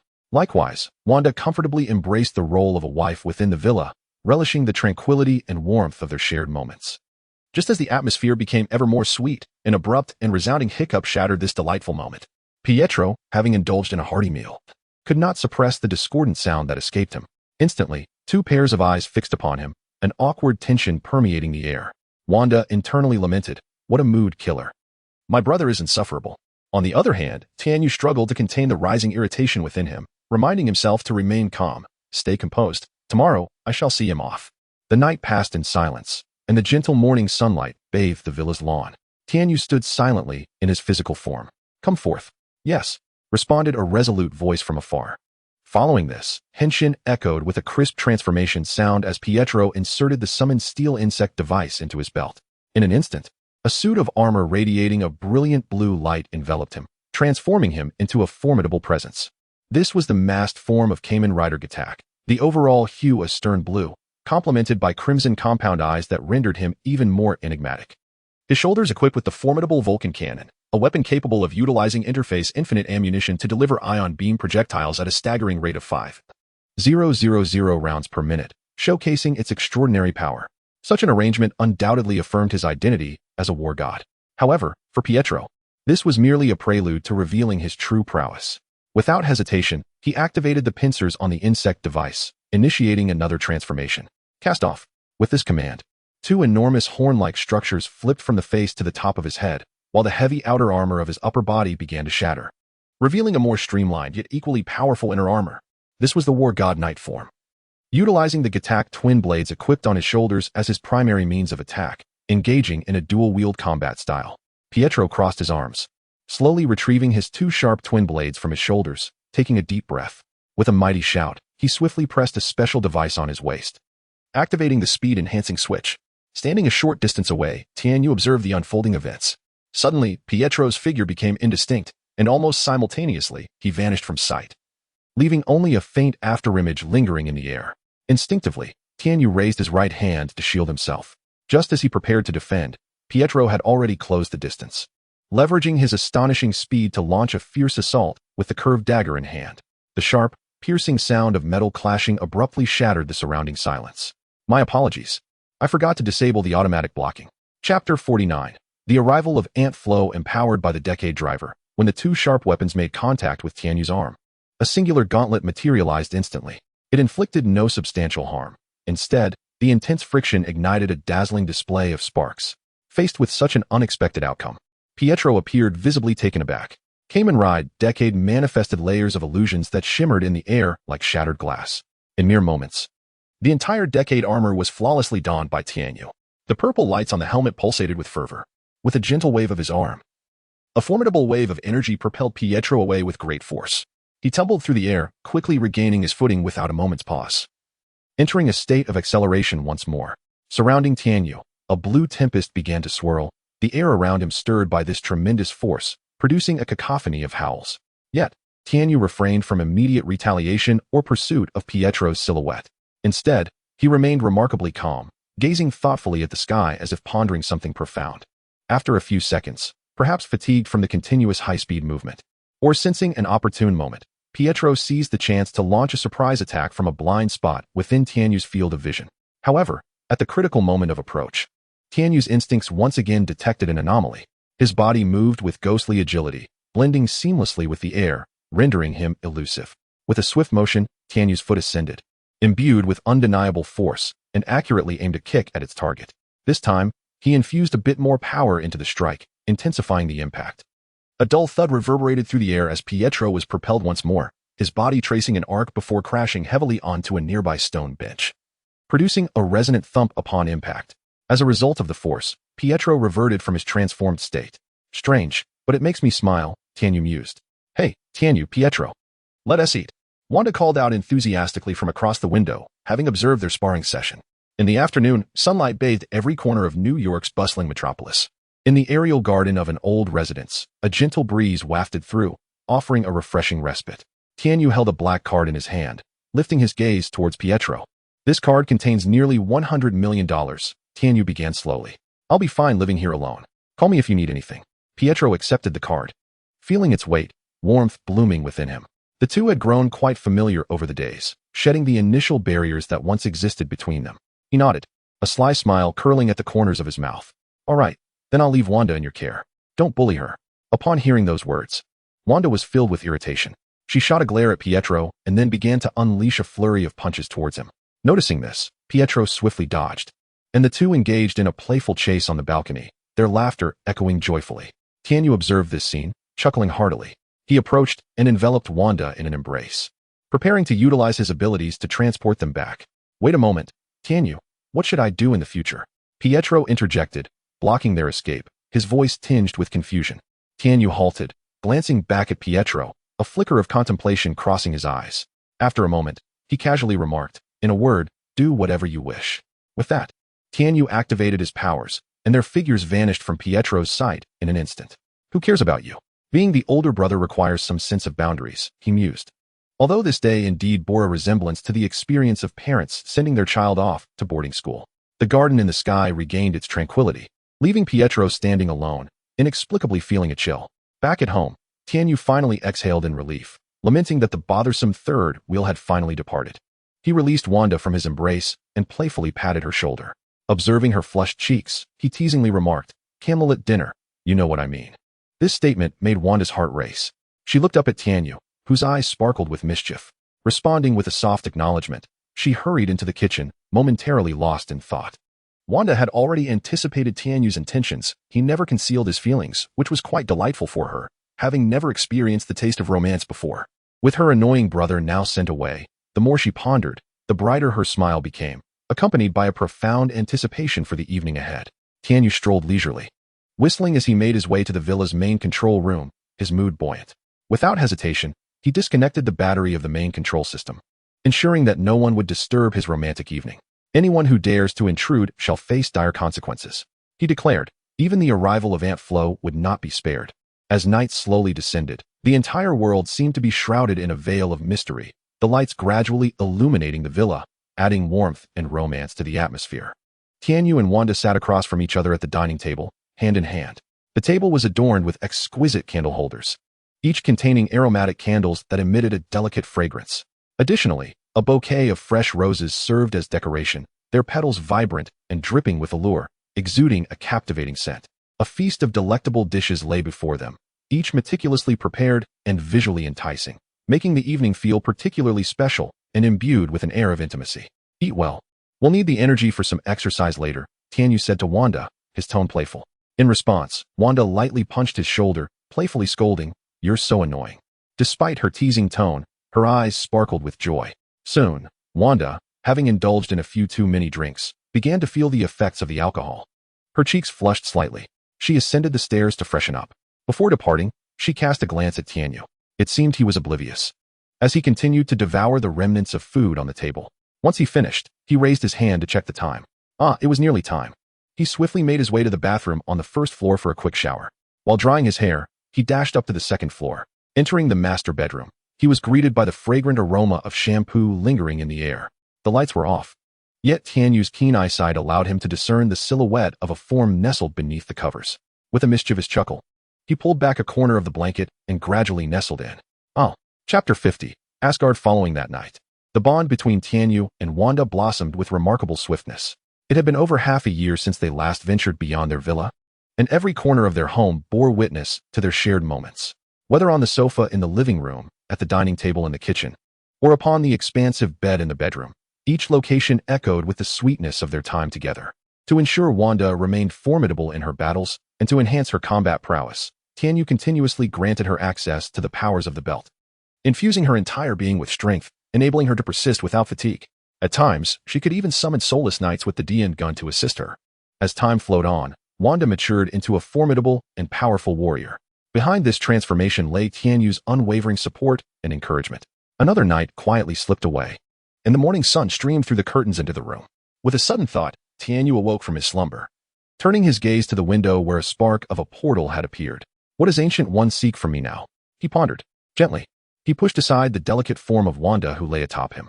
Still groggy, she turned over, her eyes barely open, emitting soft murmurs. The previous night, Tianyu had revoked all of Wanda's belt privileges, returning her to the realm of ordinary humanity, a move that undoubtedly dealt her a heavy blow. Observing her weary state, a flicker of satisfaction surged within him. Without those belts, Wanda was rendered powerless. Lighting a mosquito coil, he swiftly donned a pair of shorts and tiptoed onto the balcony. Crossing through the shimmering portal, he found himself once more in Kamartaj. Everything remained unchanged. "I apologize for the intrusion," Ancient One remarked with an air of nonchalance. Tianyu, holding the mosquito coil, was stretching in the open space when he paused at her words. "Speak your mind," he replied succinctly. "Are you familiar with Odin?" Ancient One inquired. Tianyu was momentarily taken aback, then a playful smile graced his lips. "Has the time for his descent and tribulation been moved up?" Ancient One shook her head, a slight smile playing on her face. "The timing has not changed. Recently, he approached me, hoping I would watch over his son when the time comes. However, upon learning of the existence of Kamen Riders, he requested that I convey a message to you, hoping you would not make things difficult for him, as your presence would be inconspicuous to Odin." Tianyu furrowed his brow, clearly surprised by this request. This powerful figure had the audacity to reach out to the Kamen Rider? How intriguing. A chuckle escaped him. Odin had begun plotting his son's growth so early? After all, it would still be a while before Thor descended. "Have you heard the saying, 1 day in the heavens equals 3 years on earth?" Ancient One suddenly asked, her tone laced with mystery. Tianyu rolled his eyes and shook his head, expressing disbelief at the notion that time flowed differently in 2 distinct realms. Meanwhile, in the divine domain of Asgard, an unforeseen calamity interrupted Thor's solemn coronation ceremony. The sudden assault by the frost giants plunged the sacred occasion into chaos. These invaders from the frigid lands not only disrupted the hallowed rites but also sought to steal the legendary frost box, a blatant affront to the authority of Asgard. Fortunately, Odin was not to be trifled with. He swiftly vanquished the intruders and imparted a lesson to his 2 sons. Faced with such a profound humiliation, Thor initially considered biding his time for a calmer resolution, yet the more he contemplated, the greater his fury grew. Ultimately, with the support of his brother Loki, he resolved to break his silence and reclaim his lost dignity through decisive action. Thus, he gathered a band of brave companions to form a special task force. This valiant group rode their noble steeds across the Rainbow Bridge, prompting Heimdall, the gatekeeper, to spring into action, opening the portal to Jotunheim. In a flash of light, the warriors found themselves standing upon the snow-laden and hostile terrain of that world. The air was thick with tension, and enmity ignited as soon as adversaries locked eyes. Battle soon ensued. Thor wielded his mighty hammer, Mjolnir, charging into the fray like a ferocious tiger descending from the mountains, leaving devastation in his wake. Each strike he delivered was accompanied by a deafening roar, instilling terror in the hearts of his foes. However, the frost giants proved to be formidable adversaries, leveraging their remarkable adaptation to the frigid environment and their immense strength to retaliate, leaving Thor and his comrades increasingly beleaguered. The situation grew dire, especially when any member of the team who came into contact with the giants would be instantaneously frozen. At that critical moment, a shocking revelation emerged. Loki inadvertently discovered that he was a descendant of the frost giants. Despite being overwhelmed with shock and confusion, he chose to conceal this information for the time being, fearing it would further complicate matters for the team. Just as the situation appeared irretrievable, Odin, the Allfather, made a timely entrance. Descending upon a pristine white steed, he waved his staff with a subtle flourish, causing the atmosphere to shift dramatically. A tremendous force emanated from him, intimidating the encroaching frost giants surrounding Thor and his allies. Following a succinct yet powerful warning, Odin led everyone to safety, withdrawing from the battlefield. Upon returning to Asgard, Thor stood firm against his father's wrath, refusing to yield easily. Odin feigned anger at his obstinate son, though inwardly he chuckled at the thought of what he had planned for Thor shortly. In mere moments, Thor would descend to the mortal realm, where everything was already arranged. The only lingering concern was the enigmatic masked knight. Fortunately, a few hours prior, the Ancient One had responded. On Earth, the date had now reached April 2011. In the past 6 months, no significant events have transpired. However, following the release of last year's census report, experts commenced their investigations. The data revealed that, during this period, the number of deaths did not exhibit a dramatic increase, yet the population seemed to show little growth. They pondered whether there was an underlying issue in the world. How could this be? The advancement of society necessitates a burgeoning population. Yet, what these so-called experts failed to realize was that the number of deaths had indeed risen. It was merely concealed by a tacit agreement among nations. Chapter 51. Sharencard. In every corner of the world, whispers of the mirror monsters circulate quietly. These enigmatic beings, though intangible and elusive, are widely believed to be the work of the Masked Rider. Despite several deployments, the forces have regrettably been unable to trace their whereabouts. Fortunately, these creatures do not target the elite. They merely prey upon petty criminals. Additionally, a new figure, codenamed War God, has emerged in New York. Each night, he relentlessly pursues wrongdoers, bringing them to justice. It has become a common sight outside the police station to witness a multitude of criminals suspended upside down at the entrance. Such actions have garnered significant attention from the council. After several operations, those who have been monitoring the Masked Rider noted a stark contrast in the methods of this new individual, as the one within the armor is evidently not Tenyu. Even more exhilarating is the news from SHIELD, which claims to have established contact with this newly surfaced Masked Rider. Upon learning this, several council representatives felt a surge of excitement. The Masked Rider can actually bestow power upon others. Consequently, Nick Fury received widespread acclaim, seizing the opportunity to secure substantial funding. On the first floor of the Sky Garden Villa, soft lighting cascades down, creating a warm and elegant atmosphere.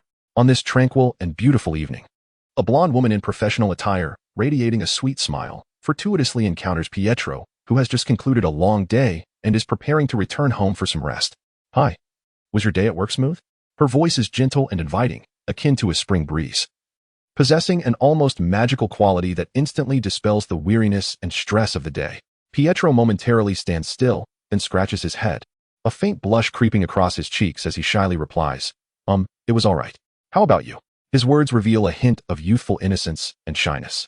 Ever since being left behind by Tenyu and his sister, Pietro has found it difficult to remain idle in the bustling metropolis of New York. By day, he has taken up a job as a delivery courier, navigating the streets on his motorcycle. By night, he transforms into an unnoticed vigilante, safeguarding the peace of the city in his own manner.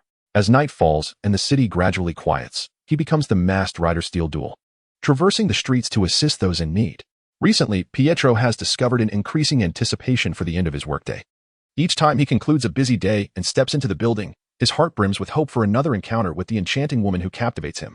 Occasionally, such delightful meetings do indeed occur, and they exchange smiles, sharing the day's amusing tales, yet at times, the absence of such a meeting leaves him restless, as if something essential is missing. "I feel the same," she sighs. "Have you heard the recent rumors on the streets? Everyone is saying that the Masked Rider has returned to New York, and he appears more frequently than before. Many have seen him in the elevator." Sharon Cart wears an expression of excitement, discreetly assessing the man before her. She is an agent and the niece of Peggy Carter, the former founder of SHIELD. When Pietro and Wanda discreetly sought out Stark in New York, they caught her attention. However, their backgrounds were unblemished, and no flaws could be found in their records. Thus, SHIELD facilitated their successful tracking of Stark to his opulent mansion. Unexpectedly, they were in pursuit of Kamen Rider. What followed was beyond imagination. Pietro astonishingly became a Kamen Rider himself, although the armor had never been seen before. Its design was unmistakably reminiscent of one of the insect-themed sets showcased by Tenyu early on. This revelation posed significant complications. At that moment, Pietro opted to move out, prompting Fury to promptly dispatch a team to assist Agent Sharon in making contact. The young man proved to be quite approachable. At least he was accessible. When Tenyu resided there, he never used the elevator, always appearing and disappearing mysteriously. In contrast, Pietro seemed more affable. Perhaps Kamen Rider harbored his own intentions. It appeared that Pietro was reluctant to discuss the topic. Due to his unique background and experiences, he was hesitant to reveal his identity. He feared that public knowledge of it would bring trouble to Tenyu.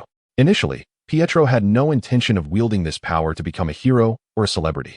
For him, maintaining a low profile and leading a mundane yet stable life was paramount. However, as time passed, the information he gathered through various channels indicated a genuine societal demand for Kamen Riders. Media reports painted a positive image of Kamen Riders, prompting him to realize that perhaps this was what Tenyu wished to see, someone brave enough to uphold justice. After careful consideration, Pietro decided to emulate the media portrayal of Tenyu and began to attempt small acts of kindness within his capacity. At first, he participated cautiously in minor good deeds, yet, as he accumulated experience and confidence, his endeavors grew bolder. Each time he successfully thwarted unlawful acts, the sense of accomplishment and satisfaction brought him immense joy. More importantly, during this process, he discovered that he seemed to have found direction and meaning in life. Reflecting on it now, it was Tenyu who provided him with the opportunity for all this transformation. Whenever he thought of this, Tenyu's figure shone even more brilliantly in Pietro's mind. "All right, I've arrived." Sharon invited as the elevator halted, her voice imbued with a hint of anticipation and warmth. Would you like to join me for dinner at my place? The supermarket has a big sale on steaks, and I have plenty stocked in my fridge. Pietro hesitated for a moment, then smiled and shook his head. Perhaps next time. I have a bit of work to attend to tonight. Over the past few days, through continuous communication and understanding, a friendship had blossomed between them. This woman before him was nothing short of the embodiment of his youthful fantasies of a wealthy and beautiful companion. In the realm of economics, he has achieved remarkable success, having acquired a prestigious penthouse on the second floor of the central building at a remarkably young age. In contrast, although the substantial fortune and the aerial garden bestowed upon him by Tanyu have rendered Pietro a man devoid of financial worries, he continues to uphold the simplicity of his former lifestyle, remaining largely unchanged by the sudden influx of wealth. Consequently, when confronted with such an exceptional woman, Pietro, whose mindset has yet to adapt, inevitably experiences a twinge of inadequacy within himself. Chapter 52. New Mexico. Upon witnessing Pietro's momentary disappointment after his refusal, Sharon promptly adjusted her tone, adopting a more cheerful and lively demeanor. Oh, you know what? I just secured a tremendously important order today. This is certainly a cause for celebration. Moreover, in this city, you are my only true friend. Come on, let us celebrate this delightful news together. As she spoke, she gently took hold of Pietro's hand, tenderly leading him out of the elevator. At the dining table, 2 exquisitely presented steaks were served. They emanated an alluring aroma, perfectly grilled to a caramelized hue, adorned with fresh herb leaves and elegant garnishes, reflecting the chef's dedication and meticulous attention to detail. Pietro joined Sharon in a moment of prayer, closing his eyes to whisper a few words of gratitude before opening them again to grasp his knife and fork, ready to savor the meticulously prepared dish. How do you like my culinary skills? Sharon inquired, her bright eyes fixed on the somewhat reserved Pietro after he took a bite of the beef. Delicious, far better than some restaurants, Pietro replied. Although his words may have sounded like flattery, he genuinely found the flavor appealing. While it didn't evoke the same astonishment he experienced during his previous meals at Tanyu's home, it was nonetheless a delightful experience overall. Upon hearing such praise, Sharon beamed with satisfaction. Thank you. Next time you come over, I have a special homemade dish I would love for you to try. Cheers. She raised her glass, signaling to Pietro. In response, Pietro promptly set down his knife and fork, lifting his own glass in kind. Cheers. By the way, may I ask a favor? Sharon's face flushed a deeper shade after taking a delicate sip of red wine. She looked up at Pietro with her eyes brimming with anticipation. Go ahead, Pietro replied, placing his glass down. My company has sent me to New Mexico on a business trip tomorrow, and I've heard the area has some safety concerns. I'm a bit worried about traveling alone as a woman. Would you consider taking a few days off to accompany me? A hint of pleading and unease tinged Sharon's voice.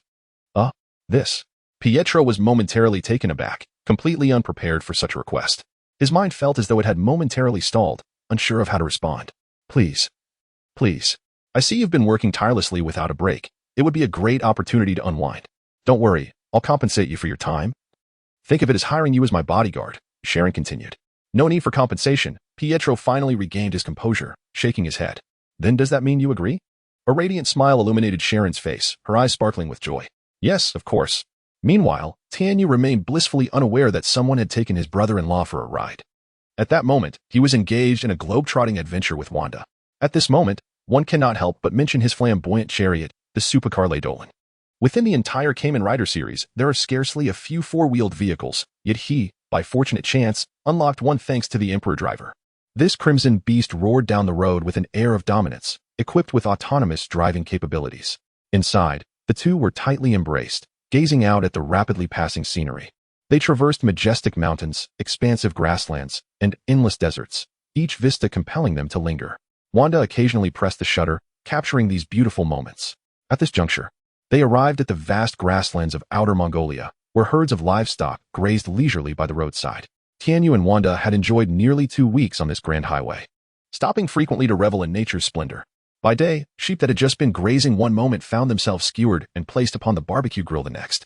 At night, they pitched a tent beneath the starry sky, listening to the sounds of the night, and indulged in the local delicacies, finding life quite amusing.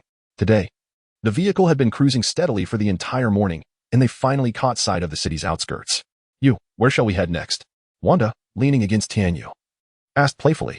I'm not sure. Let's south see where the road takes us. I've marked this trip, so we can return whenever we wish, Tianyu replied, leaning down to plant a kiss. Ding ding ding. As they neared the city, the phone suddenly rang, shattering the tranquility within the car. Tianyu straightened, reaching for the phone. Hello, who is it? His voice carried a hint of impatience. On the other end, a solemn and resonant voice responded, "A few days ago. The Supreme Mage instructed me to inform you that Thor has arrived on Earth, but your calls have been unreachable." Understood. After hanging up, Tianyu turned to Wanda, who sat in the passenger seat. "Next stop, let us explore New Mexico." Wanda smiled softly and nodded, "All right," with a wave of his hand. The Aurora Borealis unfurled like a dreamlike tapestry, sweeping across them as the car seemed to transcend the boundaries of time and space, vanishing from its original location in an instant. As the brilliance faded, the vehicle miraculously appeared on the bustling, vibrant streets of Los Angeles. Without a moment's pause, it swiftly changed direction, heading towards New Mexico. Within the car, Tianyu and Wanda caught the spark of excitement in each other's eyes. They embraced once more, their lips pressed tightly together, passionately devouring one another as if wishing to merge their very beings. In a quaint town in New Mexico, a mysterious research facility was tightly surrounded. This was all triggered by an incredible event that had occurred a few days prior. A hammer had plummeted from the sky, landing in a corner of the town. However, this was not the most astonishing aspect of the tale. What truly astonished onlookers was that when this seemingly ordinary hammer struck the ground, local residents flocked to attempt to lift it, yet all without exception failed. Regardless of who it was or the immense effort exerted, even those who endeavored to drag it with off-road vehicles and chains could not budge it even the slightest bit. Soon, this extraordinary occurrence captured the attention of the government, prompting them to seal off the area and dispatch a team of experts to investigate this peculiar phenomenon. This evening, the mighty Thor, stripped of his divine powers and banished to Earth by Odin, learned of the appearance of his cherished weapon, Mjolnir. Chapter 53. The onslaught of the destroyer in his fervent quest to reclaim his beloved weapon. Thor, wielding extraordinary strength, valiantly overcame numerous obstacles and ultimately arrived at the location of the research facility. With the intentional yet subtle cooperation of Coulson and Hawkeye, Thor found himself standing before the hammer, an artifact untouched by mortal hands. Filled with confidence and anticipation, Thor exerted all his might in an attempt to lift Mjolnir. However, to his dismay, regardless of his efforts, the emblem of power and glory remained steadfast, showing no signs of yielding. Faced with this disheartening outcome, Thor incredulously released his grip on the hammer, allowing the rain to drench him as he tilted his head toward the heavens and unleashed a roar of fury and helplessness. Clearly, he had temporarily lost the right to wield the hammer of the Thunder God. Meanwhile, upon returning to the realm of the gods, Loki sought to uncover the mysteries of his lineage and, in secret, touch the casket of ancient winners. Moments later, he transformed into the visage of a frost giant. Observing this, Odin was compelled to reveal the truth. Loki was the son of Laufey, the king of the frost giants, a prize taken by Odin after vanquishing their race, intended to serve as a bond for the enduring peace between the two realms. Subsequently, with Odin in a state of slumber, Loki seized the opportunity to ascend to the throne. On Earth, as S-H-I-E-L-D, agents witnessed Thor's inability to lift the hammer. They proceeded to detain the disheartened Thor. Within the confines of the prison, Loki made a sudden appearance and informed Thor that their father had perished from grief. The frost giants, incited by Thor's treacherous scheme, sought to wage war once more, and the condition for quelling their wrath and achieving peace was Thor's permanent exile. The dim-witted Thor believed him, sorrowfully declaring his intent to atone on Earth for the solace of their father's spirit. Before departing, Loki attempted to seize the hammer, but alas, he too lacked the necessary qualifications. Dr. Eric Selvig, the one who had recently found Thor, ventured to the facility and secured his release. Subsequently, they visited a bar to share a drink, showcasing Thor's remarkable ability to not dwell on his troubles. Meanwhile, within the base, Coulson meticulously reported the situation to his superiors. "Sir, we have dispatched personnel to follow him. His intrusion has indeed altered the surrounding magnetic field," he stated calmly. "Tomorrow, a colleague will bring that newly emerged masked individual. Be prepared to see if we can glean any insights." Fury's instructions were succinct and clear. Understood. The following day, the morning sun filtered through the mist, gently illuminating every corner of the quaint town. Occasional birdsong echoed through the streets, infusing the tranquil locale with a touch of vitality. Sharon and Pietro walked along the cobbled path, surrounded by buildings that, though aged, remained well preserved, silently narrating the town's rich history and tales. "Most of the work is done. Now we await their feedback. We may need to stay here for a few days," Sharon remarked lightly to Pietro as they strolled. Peter nodded in understanding, yet his eyes shimmered with curiosity. "All right, but it's rather strange. What business do you have in this town?" In response to his inquiry, Sharon chuckled softly and elucidated. "The racetrack and the brewery. These are the hallmarks of this place. I believe there is potential for development here." Many affluent individuals from the cities relish the charm of rural life, combined with a touch of luxury. You see, modern individuals increasingly yearn for a lifestyle that both relaxes them and elevates their status. Upon hearing this, Peter seemed to grasp a fragment of the situation. So, where shall we head next? We can't just wander the streets indefinitely, can we? Certainly not, Sharon replied. We shall seek a tavern to settle in.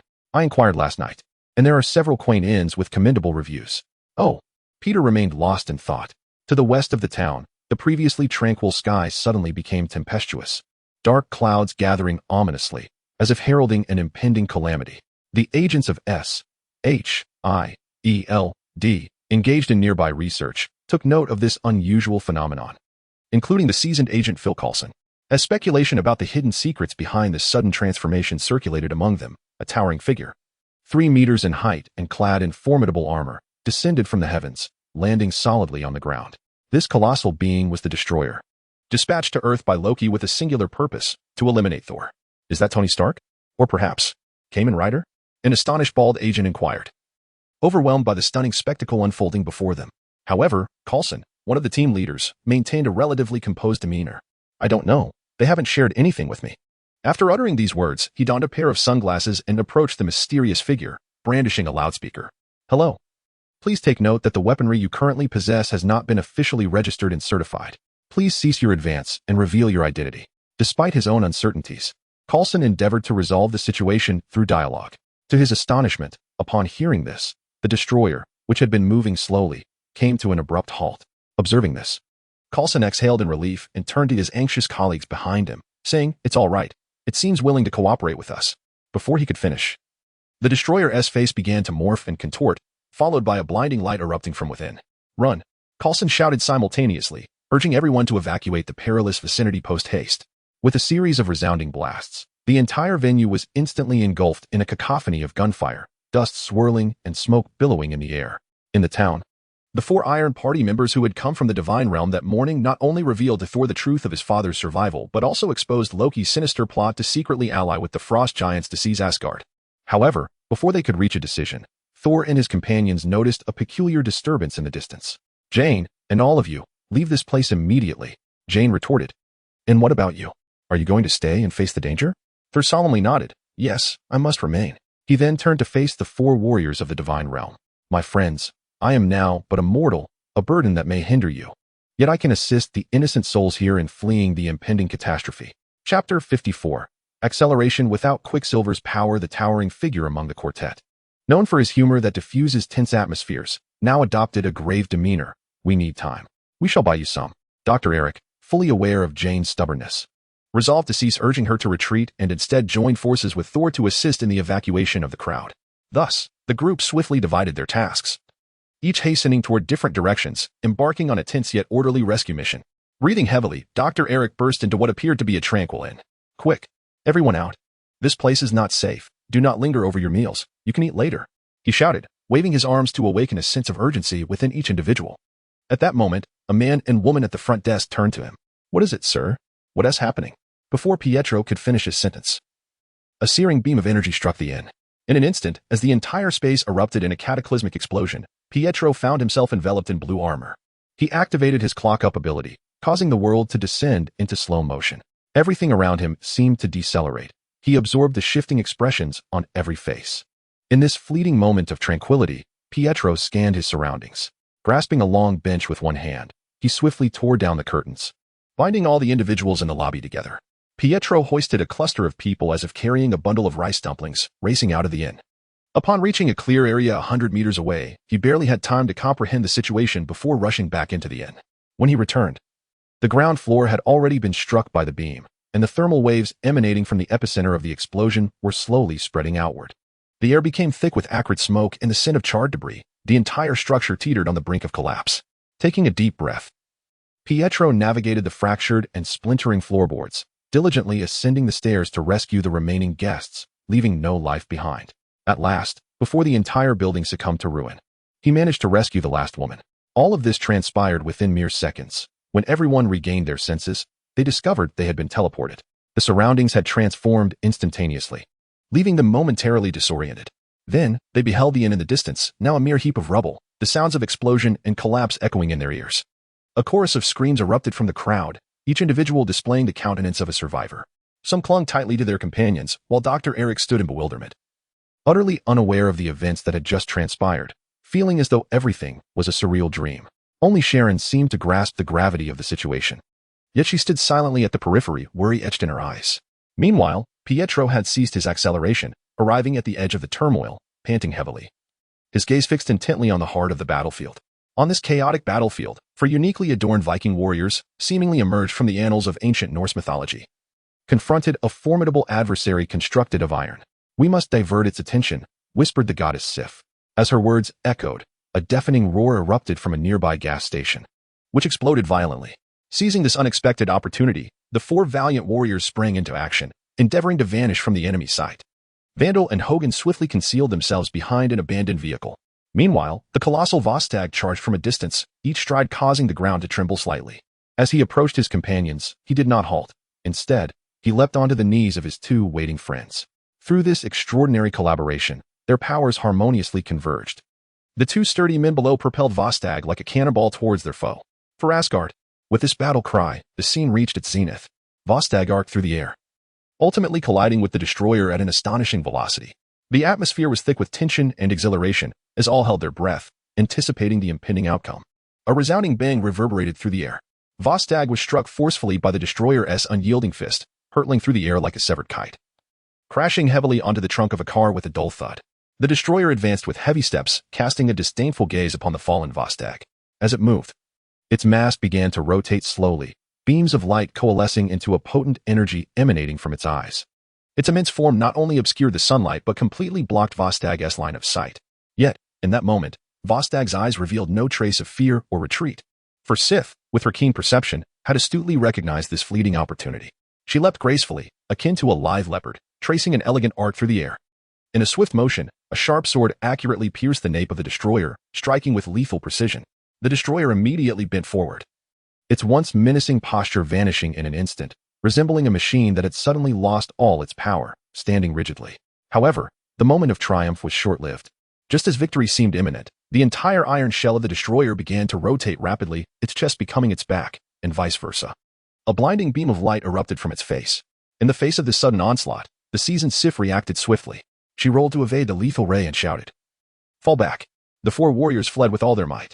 The Annihilator ruthlessly commenced an indiscriminate barrage, beams cascading down like a torrential rain, igniting sparks and clouds of dust.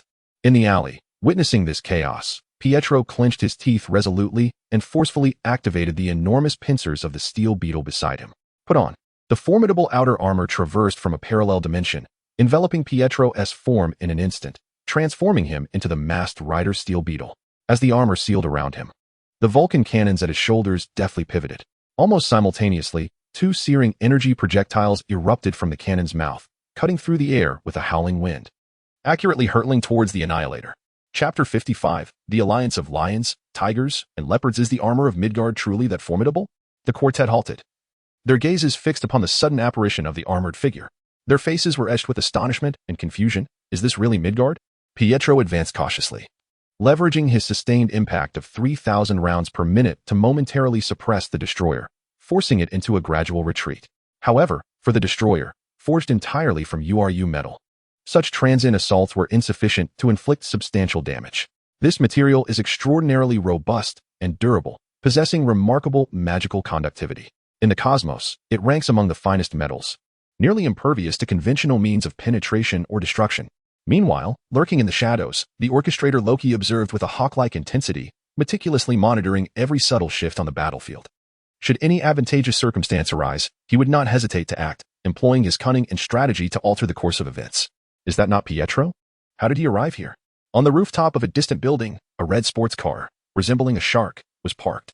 Tanyu and Wanda lay upon the car's roof, their eyes intently fixed on the distant battlefield. They had arrived in New Mexico quite some time ago, indulging in leisure until they finally ventured into this small town. I haven't been in touch with him for ages.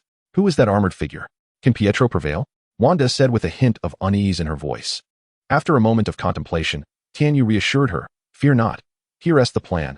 I will escort you home first, and then I shall assist them. You can wait for my return in peace." "All right, do not worry about me. Just be careful," Wanda responded, and with a swift gesture from Tanyu, she was enveloped by a shimmering aurora, instantly transported back to their seaside villa in Los Angeles. Alone now, Tanyu turned his gaze back to the battlefield, a mischievous smile gracing his lips. "Whom shall I assist? How exhilarating!" Strike at the center, young master, just like that. From afar. Thor's exuberant voice resonated across the battlefield, his enthusiasm palpable.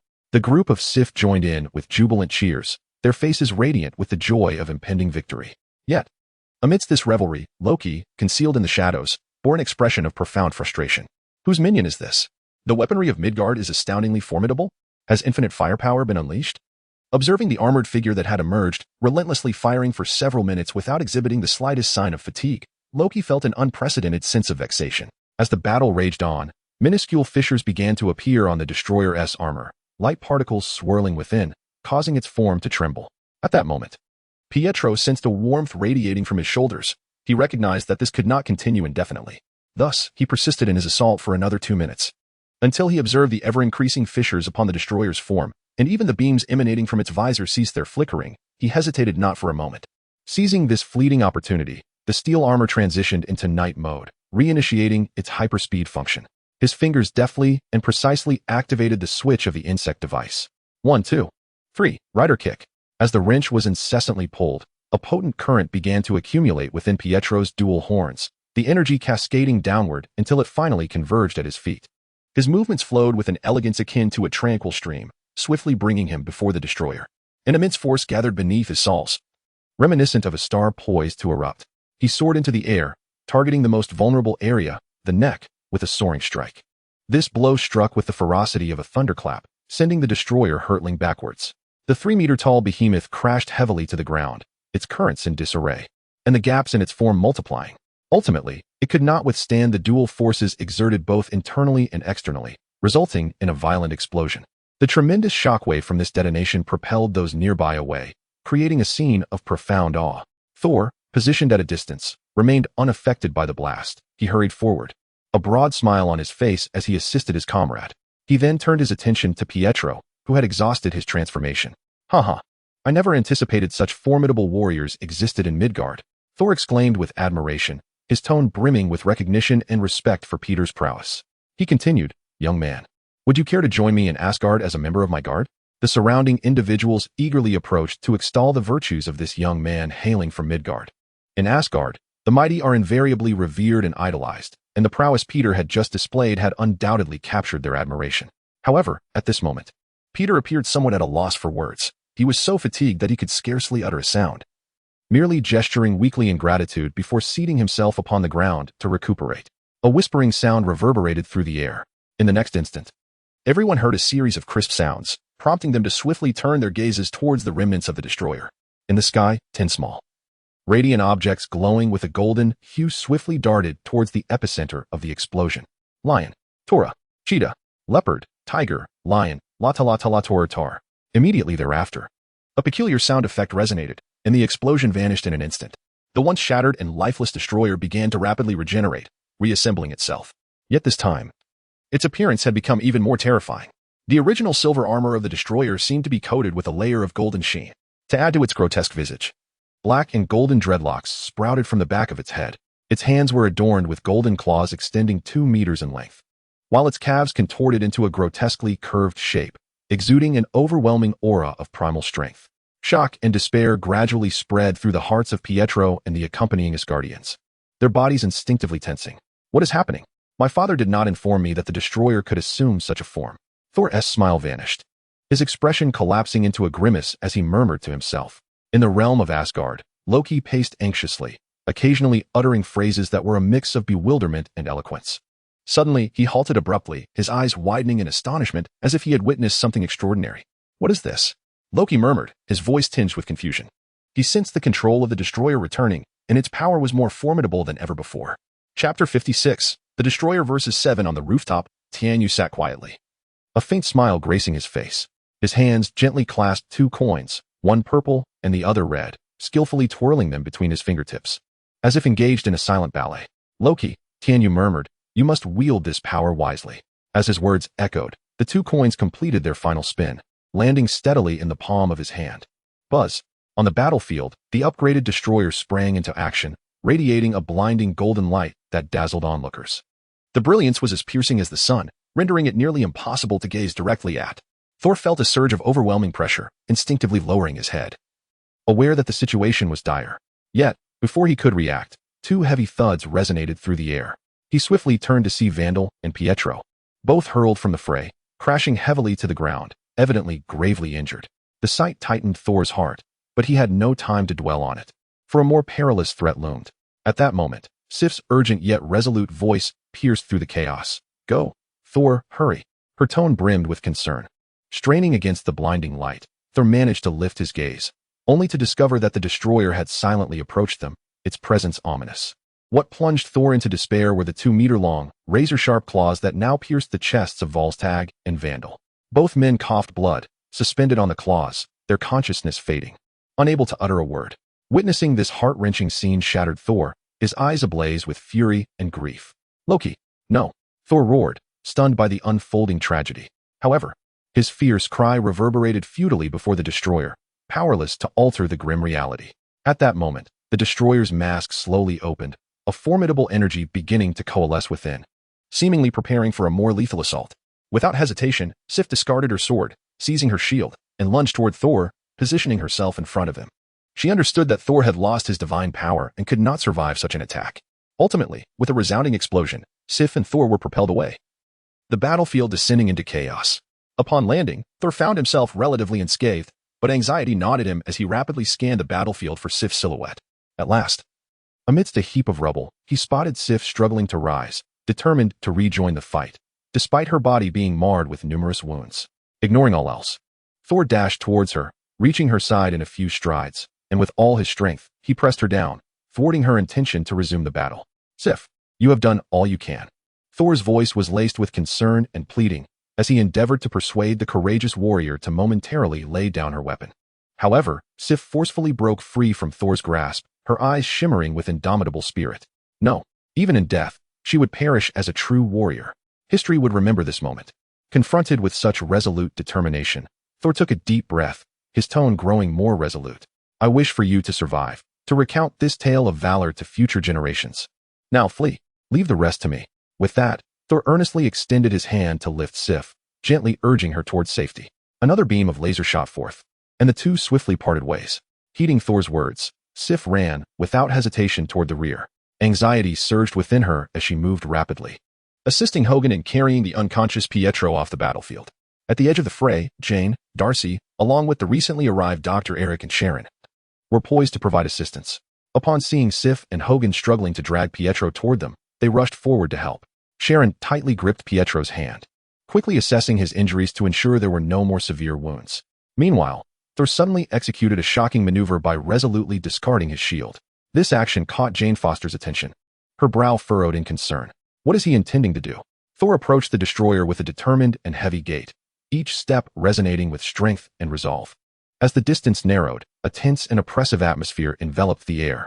Finally, under the watchful gaze of all, Thor stood before the destroyer, mere steps apart. Taking a deep breath, Thor slowly spoke. "Brother, regardless of how I have wronged you or what I have done to incite such hatred, I am truly sorry. But please remember, every person here, every life, is innocent. They should not become casualties of our feud. Killing them brings you no benefit." At this juncture, Thor paused, seemingly gathering courage for himself while offering one last chance to his brother. "In my life, let this be the conclusion." He hoped that by sacrificing himself, he could quell Loki's wrath and protect those innocent lives from devastation. The entire scene fell into a profound silence. In the distant realm of the gods, Loki's complexion flushed unusually, his eyes tightly shut. His muscles were tense to the utmost degree, fingers trembling involuntarily. Who is it that can so effortlessly strip away my control? When did such a presence hide within Midgard? Loki silently gritted his teeth, his words laced with incredulity and deep frustration. Since reconnecting to the Destroyer-S control system, intending to leverage the unexpectedly emerging power to turn the tide, he was stunned to find himself ensnared in an invisible cage. The colossal form of the Destroyer, in the ensuing moments, executed a series of exquisitely intricate maneuvers, entirely contrary to Loki's intentions. It was as though invisible hands were firmly gripping Loki's very soul, rendering him utterly immobile. Simultaneously, these unseen forces adeptly guided the Destroyer, showcasing astonishing combat prowess that left onlookers in awe. Damn it! Loki felt the words squeeze out from his throat, infused with boundless frustration and a sense of helplessness. Just as he endeavored to make a final struggle, yearning to reclaim a modicum of control, he beheld the Destroyer's visage suddenly erupting with a dazzling beam of light, aimed directly at Thor's head. Yet, In that fleeting moment before the beam could reach its target, Loki's vision abruptly darkened, and his consciousness was instantaneously whisked back to the realm of the gods. Chapter 57. The fate of Thor. Odin, that ancient wretch, somehow stumbled into the battleground of his masked rider. How absurd. I intended for his son to be obliterated. No, I seem to have wandered into the wrong scene. As the saying goes, heaven and earth are indifferent, treating all living beings as mere detritus. When the Ancient One first discovered him, Tianyu had already devised his own plans. Initially, he had no desire to become overly involved in Thor's descent. He merely intended to make a brief appearance in New Mexico, delivering a card depicting the Aurora Veil to Thor, thereby pinpointing the location of Asgard. He was well aware that, in the original timeline, upon returning, Thor would shatter the Rainbow Bridge, resulting in chaos across the 9 realms. The thought of such boundless life energy was tantalizing. With just a few days of toil, he could enjoy a lengthy respite. Unfortunately, he suspected that the Masked Rider RX shark-like sports car had been modified by the arrogant Mazida, causing his tardiness. To make matters worse, Pietro, that fool, was exposed by someone who failed to contain him. This was a grave predicament. Pietro resembled a war god, and before Thor could regain his powers, he had swiftly vanquished the destroyer. This simply could not stand. If Thor did not regain his divine strength, he would be unable to return to Asgard. Without his return, the Rainbow Bridge could not be shattered, and if the Rainbow Bridge remained intact, chaos would not ensue in the 9 realms. Moreover, Loki would not fall into Thanos' clutches. Thus, the formidable Chitauri army that would emerge in the Battle of New York would also be absent. Without these adversaries, how could Tianyu possibly progress? Recently, individuals had begun to criticize him for indiscriminately slaying innocents. He needed to find some villains to vanquish. If the inevitable does not arrive, then I shall take down your entire family. Subsequently, he harnessed the newfound powers of the Masked Rider OO acquired at the beginning of 2011, casting 10 Desire coins of Kazari into the metallic vessel of the Destroyer, resurrecting it. The upgraded Destroyer, previously afflicted with old age ailments that hindered movement and impaired vision, was completely revitalized. Tianyu commanded the Destroyer to unleash a lion's blinding strike, temporarily depriving the opponent of their visual advantage. Following this, he swiftly approached the target using the cheetah's acceleration, dispatching them one by one. Then, employing the tiger's blade, he effortlessly eliminated Volstagg and Fandral. Finally, combining this with the deathly eyes of his true form, he divided the battlefield. As for subduing Loki, that was merely a trivial task. In this manner, he effortlessly achieved a 1 against 7 feat, facing off against Thor and his brother, the Quartet, along with Pietro. However, amidst this chaos, 2 had already perished, and Thor had yet to regain his divine strength. Tianyu was incredulous. How could Odin, that old meddler, still withhold access to his hammer? Thus, it was time to act indiscriminately. I unleashed a magic cannon of light. What of Thor, the son of whom? Indeed, at the last moment, Thor regained his divine power and withstood the onslaught. Tianyu beheld the hammer soaring through the air and felt a sense of relief wash over him. He promptly retracted the coin, rendering the Destroyer powerless, causing it to crash to a halt. On the battlefield, the God of Thunder, clad in silver armor and draped in a crimson cloak, stared blankly at the unfolding scene, bewildered by the sudden restoration of his divine powers. The acrid smoke lingered in the air, steeped in the tension that follows a fierce battle. The Destroyer lay in ruins once more, and he struggled to untangle his thoughts. Yet, it seemed his mind could not delve deeper into these matters, compelling him to set aside his questions for the moment. Thor strode toward the group, embodying the demeanor of a warrior who had just survived a life-and-death struggle. Jane observed him, a flicker of surprise evident in her eyes. "Is this your usual attire?" she inquired, her voice tinged with curiosity and admiration. Thor replied nonchalantly, "It's more or less accurate." His tone was calm and confident, as if everything were well within his grasp.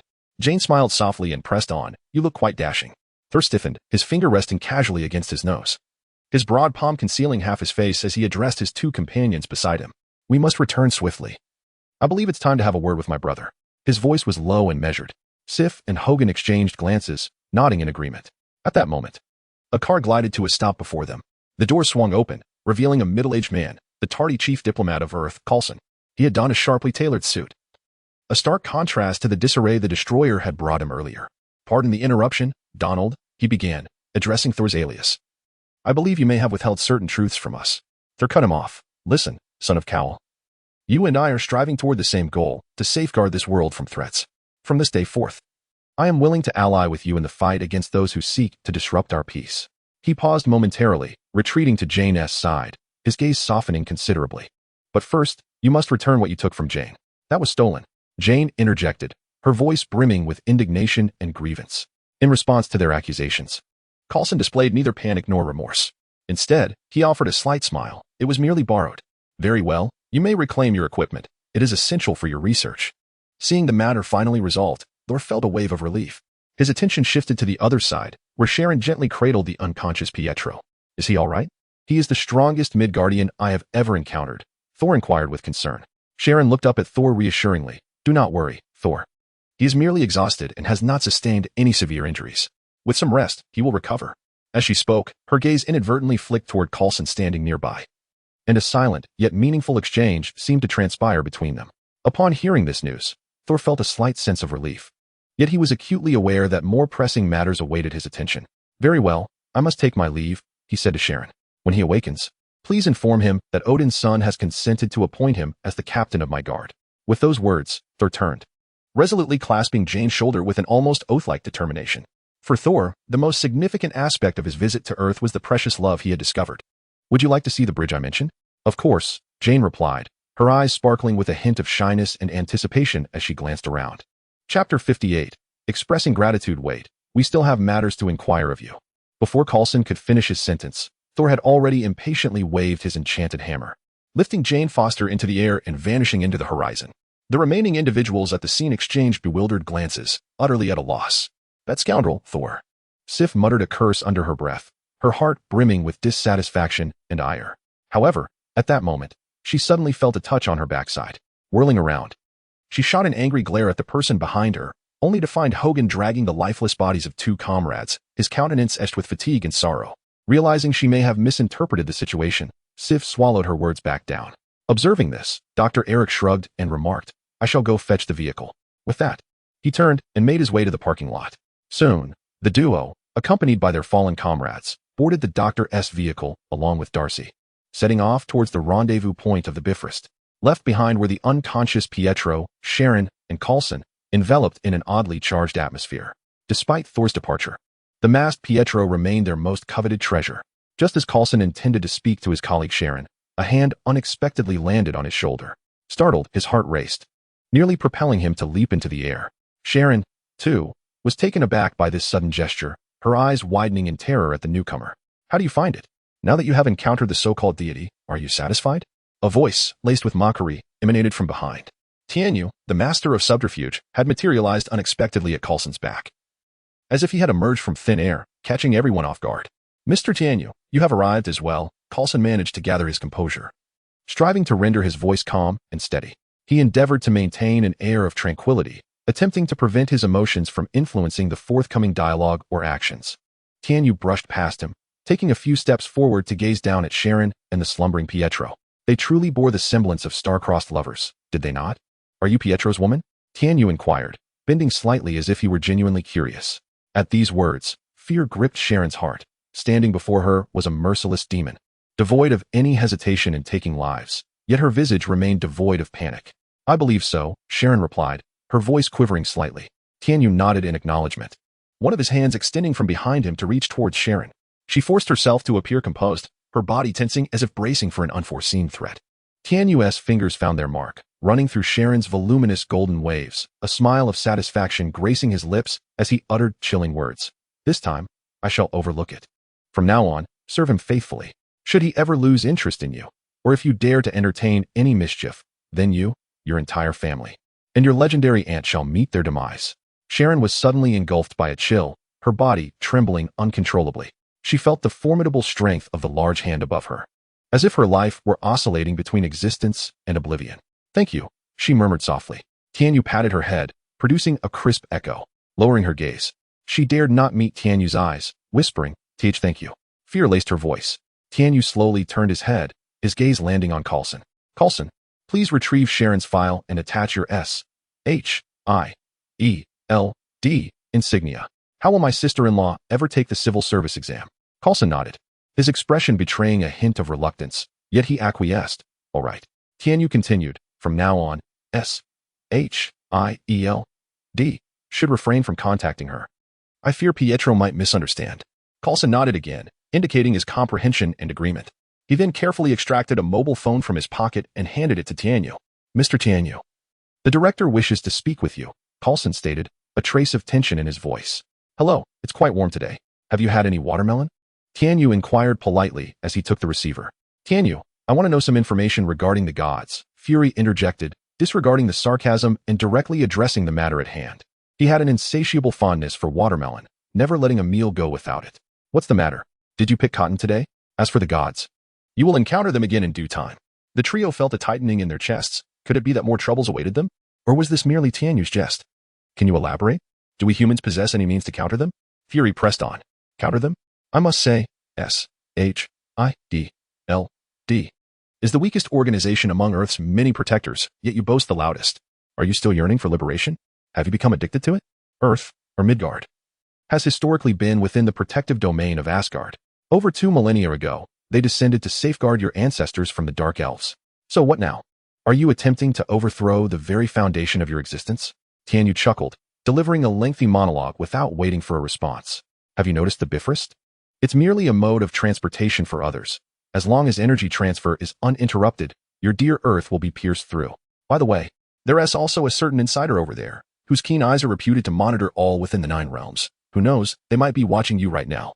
It would be wise for you to focus on your studies of that cube, he concluded, shattering the phone in his hand, causing Coulson beside him to shudder. Coulson, is the next mission to excavate Captain America? Make sure to excel. A hint of teasing laced Tianyu's voice. Huh. Coulson raised his head in bewilderment, evidently taken aback by Tianyu's words. Captain America? Is it the Captain America I'm thinking of? Seeing the expression of mild surprise mixed with confusion on Coulson's face, Tianyu found it exceedingly amusing. Unable to resist, he decided to give Coulson a small shock. He swiftly approached Coulson and, employing a deft maneuver, pinched him sharply on the side. Ah! Coulson's face instantly transformed. He gasped in pain, curling up into himself. His complexion quickly turned pale, and beads of sweat began to form on his brow. With that, Tianyu, feeling quite satisfied, raised his hand and departed from the scene. Once Coulson regained his composure, he glanced at Sharon and shook his head in resignation. He adjusted his clothing and sighed heavily as he exited the premises. Chapter 59. Loki has merely lost his life if one were to indulge their nature without regard for anything else, pursuing their whims without restraint. They could hardly be considered human. Rather, they would be akin to an unrefined beast devoid of enlightenment. Tianyu, woof woof. Upon returning home, Tianyu discovered Wanda lost in thought. Seated in a chair, the moment he appeared, she rushed toward him, enveloping him in a tight embrace. Sensing her fervent grip, Tianyu gently patted her back, seeking to soothe her emotions. Are you all right? Where's Pietro? Wanda gradually calmed, her small hands exploring Tianyu's form, seemingly in search of security. Rest assured, I am here. There's nothing to worry about. Pietro has found himself a girlfriend and is doing quite well. Upon hearing this, Wanda exhaled in relief. Seizing the moment, Tianyu lifted her, cradling her gently as he tilted his head in pursuit of her lips. As Wanda succumbed to his kiss, her entire being relaxed, igniting a spark of desire within them both. They engaged in an unspoken secret upon the couch. An hour later, the couch appeared somewhat disheveled. Tianyu sat up, smoking a cigarette, and casually peeled an orange from the fruit bowl, feeding it to Wanda, who was still catching her breath. Here, replenish your hydration. Wanda languidly chewed the orange, her cheeks flushed, which stirred a renewed interest in Tianyu. In an attempt to divert her attention, he remarked, I'll be away on business in a few days. Stay safe at home, and if you feel bored, you can visit Pietro. His girlfriend, the blonde with luscious waves, is quite impressive. Wanda responded weakly, clearly still entranced by the earlier passion. Asgard, once an illustrious kingdom, now languished under a heavy atmosphere. King Thor had returned, once more thwarting Loki's cunning schemes and vanquishing the frost giants. Yet the cost of victory was steep. The Bifrost, the renowned bridge connecting the 9 realms, had now vanished, leaving Asgard bereft of a crucial transit hub. It had symbolized Asgard, a sacred site in the hearts of countless warriors. Asgard had lost its second prince, Loki. Though Loki was the architect of his own demise, Thor still regarded him as a brother, a member of the royal family of Asgard. Within the palace, festivities unfolded. A grand feast served both as a tribute to fallen warriors and a celebration of their heroic deeds. However, for Thor, this gathering was steeped in sorrow and longing. He had lost his beloved brother, Loki, a blow he could endure. Yet, to shatter the Bifrost with his own hands, severing the path to Midgard, meant that he would be unable to see his beloved Jane, the intelligent and beautiful Miss Foster, for the foreseeable future. Inherently malevolent Loki had merely lost his life. One could scarcely fathom what Thor had truly lost. Thor appeared more mature, having transformed from the life of the party to a figure of quiet reflection. Instead of mingling with the revelers, he silently greeted a few acquaintances before making his way to the observation tower, where he could gaze upon all of Asgard. Thor approached his father and stood behind him. Odin spoke first. You shall make a fine king. Thor replied, there shall never be a ruler as wise as you, nor a father as perfect. Noting his father's continued silence, he further expressed his respect. Now I understand that there is much for me to learn, and perhaps one day, perhaps, you will feel proud of me. Upon hearing this, Odin finally reacted. He blinked one eye for a long moment, then turned to Thor. Placing a hand on his shoulder, his tone imbued with warmth and affirmation. You have already made me proud. The corners of Thor's mouth twitched slightly, as if attempting to convey a certain emotion, but he swiftly suppressed it. Taking a deep breath, he asked with a barely discernible urgency in his voice, is there any way you can send me to Midgard? Odin slowly shook his head, his eyes revealing a hint of resignation. The Rainbow Bridge has been destroyed, severing the connection between the 9 realms. In the days to come, there shall be many conflicts awaiting your resolution.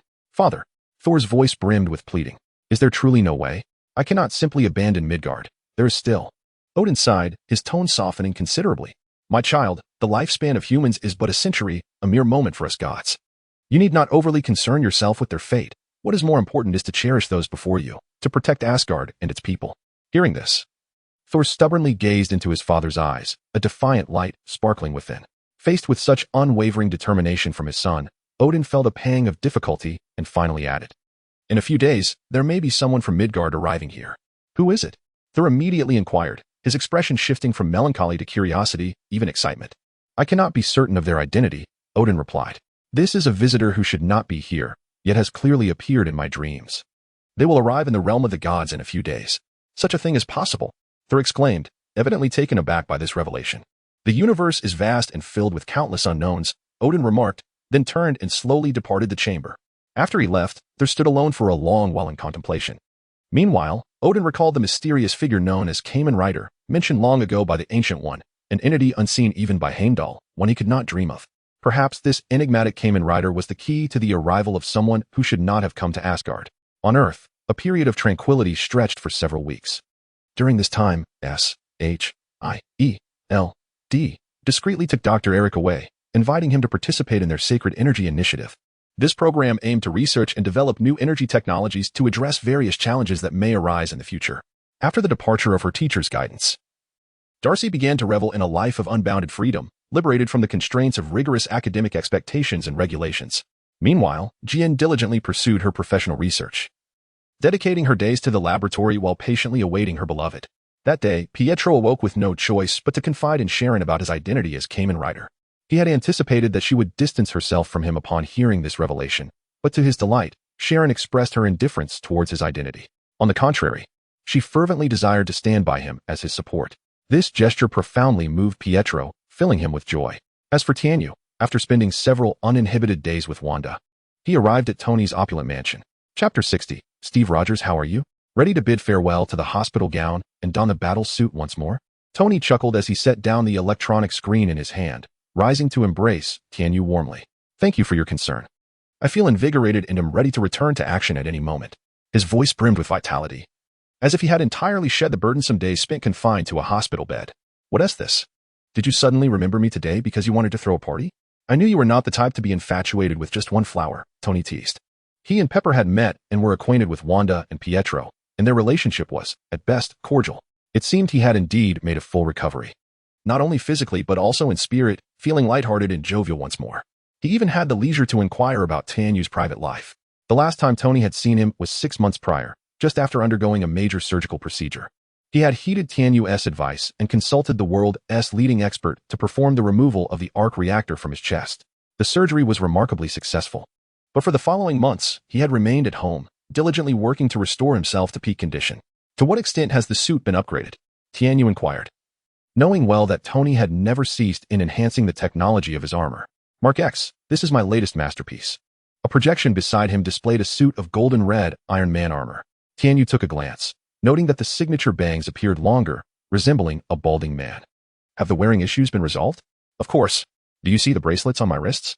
As he spoke, Tony proudly lifted his hand, showcasing 2 exquisite bracelets encircling his wrists. One set was a unified flying apparatus, while the other was a detachable projection system. It looks impressive. Prepare yourself. I shall take you somewhere to broaden your horizons. Where to? Tony's curiosity was evidently piqued. Asgard. Tianyu smiled slightly as he uttered this name, shrouded in mystery. It took a while for Tony to grasp the significance of this place. He stared at the video provided by S.H.I.E.L.D., instinctively rubbing his right wrist. This habitual gesture stemmed from his frantic experience of forging in a damp cave to survive, an after effect that lingered, causing an itch in his wrist whenever he had a moment of leisure. Are you saying that this giant of a man is the legendary Thor, sent by Zeus to Earth on a mission, and then he flew away wielding his hammer? A hint of incredulity colored Tony's voice. It is Odin, Tianyu corrected. Does Asgard truly exist? Do they practice polygamy over there? Tony inquired with curiosity, as he always possessed an extraordinary fixation on matters of gender. You shall find out when you visit. Tianyu's response was straightforward and succinct. What should I bring? Do I need to prepare a gift? Tony asked, his face alight with excitement, clearly looking forward to the adventure. Just portable Wi-Fi and a power bank. It's my first time as well, Tianyu considered before replying. Are they really that backward? It appears that the name of Iron Man is destined to resonate throughout the cosmos, Tony remarked half-jokingly. Come on, enough of the nonsense. I'll give you half an hour to prepare. You might even make it in time for lunch in Asgard. As Tianyu and Tony were on the brink of embarking on their journey, in a hospital room in New York, the atmosphere was imbued with a sense of nostalgia. As if time had come to a standstill, steeped in the aesthetics of the last century. Faded posters adorned the walls, while an antique lamp stood quietly on the bedside table. An old-fashioned radio played a transcendent broadcast. The Philadelphia team had tied the score at 44. But the Dodgers still had 3 substitutes ready to go. The sound emanating from the speaker infused this tranquil space with a touch of vitality. Lying in the hospital bed was a middle-aged man who slowly opened his eyes, as if awakening from a long slumber. Steve Rogers propped himself up, rubbing his temples in an effort to restore clarity to his mind. As his consciousness gradually returned, he began to survey his surroundings, taking in the familiar yet oddly foreign items that filled the room. A surge of inexplicable emotions welled within him, as if he had missed out on countless experiences, or perhaps had returned to a specific moment in the past. At that moment, a woman gently opened the door and gracefully entered. Her attire was impeccably professional yet warm, exuding an air of familiarity. She smiled and greeted the room. Good morning. After softly closing the door behind her, she glanced at her wristwatch and added, Perhaps I should say good afternoon. Where am I? Steve inquired, gripping the edge of the bed tightly, seeking a semblance of security. Noticing his demeanor, the woman softened her tone. You are currently in a rehabilitation ward in New York City. The radio continued. What an exhilarating game this is. Every goal sends the crowd into a frenzy. Steve furrowed his brow at the sound, his body instinctively tensing. He repeated his earlier question, where exactly am I? The woman's demeanor shifted slightly in response to Steve's sudden agitation, yet she quickly regained her composure. I apologize. I may not have fully grasped your meaning. The game is from January 1945, and I was present at the event. Steve locked his gaze onto the woman's eyes and articulated his words deliberately. After speaking, he gradually stood and approached the woman standing by the doorway. I ask again, where am I? Calm down, Captain Rogers, she said softly while discreetly pressing the emergency button, striving to maintain her composure. Who are you? Steve's tone grew more intense, his fist clenched, his body leaning forward slightly. Just then, the door burst open, and several armed soldiers surged into the room. However, these soldiers remained oblivious to the nature of the man they confronted, a legendary figure who had once achieved remarkable feats during World War II and still possessed extraordinary capabilities. The battle unfolded in an instant. Steve moved with lightning speed, swiftly swinging his arms to hurl several soldiers along with a door panel out of the way. The entire wall crumbled under his might, sending debris scattering in all directions. Upon exiting the building, Steve surveyed his surroundings, realizing he was in a completely unfamiliar locale. Everything here was starkly different from the world he remembered. Chapter 61. The night infiltration of Lady Sif's domain. Steve's mind was a tumultuous storm, rendering him incapable of discerning the situation before him. He perceived an increasing number of shadowy figures closing in, and his brain appeared to halt its function, leaving only primal instinct to urge him to flee. Thus, he bolted, disregarding everything as he dashed out of the building, across the street, and all the way to the central square. It was only then that he finally came to a halt, his eyes wide with astonishment at the unfamiliar surroundings that enveloped him. At that moment, the largest of the shadowy figures materialized behind him, and he was swiftly encircled by a throng of vehicles. Fury's voice broke through the chaos. Take it easy, soldier, with a tone imbued with a sense of reassurance. Steve turned to meet his gaze. I sincerely apologize for the rather clumsy display earlier, Fury continued.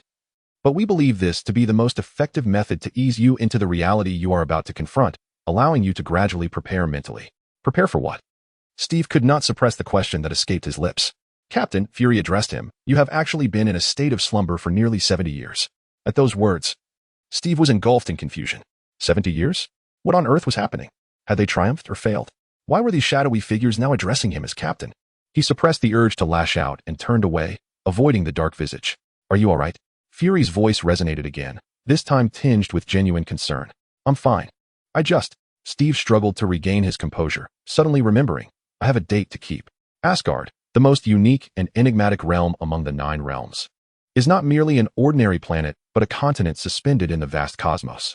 Such a manner of existence undoubtedly poses a formidable challenge to earthly scientific theories. However, Newton's perspective was rather limited, confined to Earth and incapable of extending its grasp that far. As night fell, the moonlight draped the earth like a silken veil. In a quaint wooden cabin by the lakeside, Lady Sif sat alone by the window, lost in contemplation. She had chosen not to reside in the bustling heart of the city, instead favoring this tranquil and picturesque locale as her sanctuary.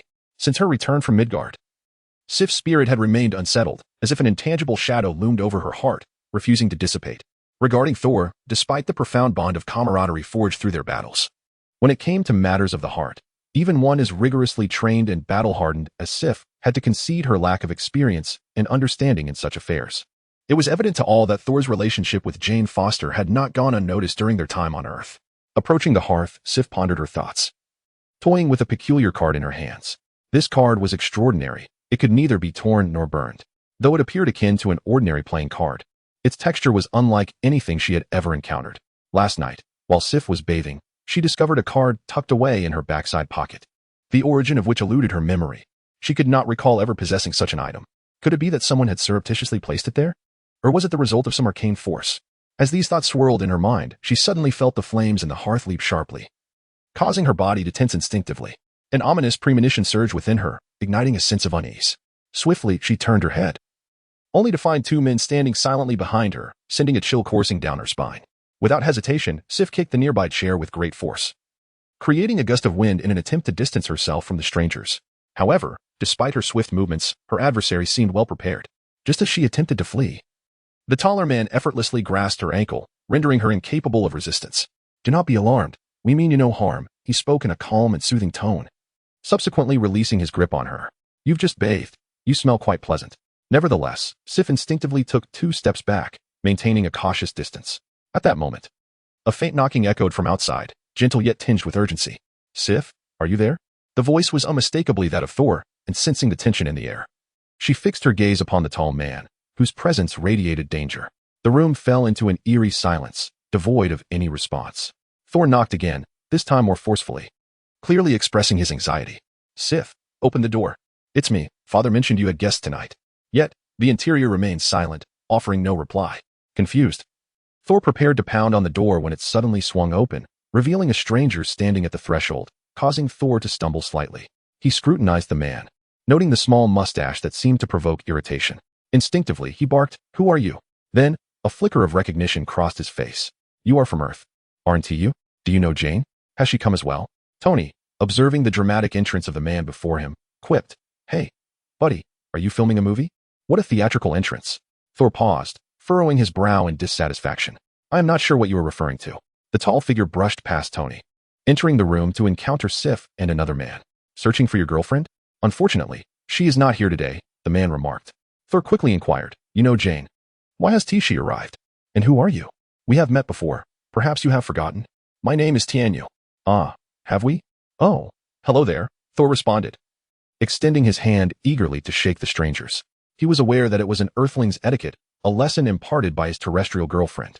"Oh, what are you doing?" Tianyu exclaimed, disdainfully shaking off his hand, and casually wiped it on Tony's clothing before pulling the wooden door shut. The room was warmed by the heating, yet he entered without closing the door behind him. This was the second time he had observed this robust and brawny man at such close quarters. Thor, however, paid no heed to it, merely smiling in a rather naive manner.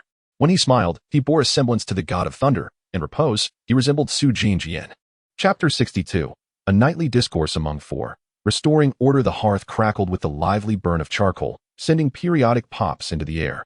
Upon a modest wooden table sat several glasses filled with amber-hued libations, as 4 distinctly styled individuals formed a circle around it.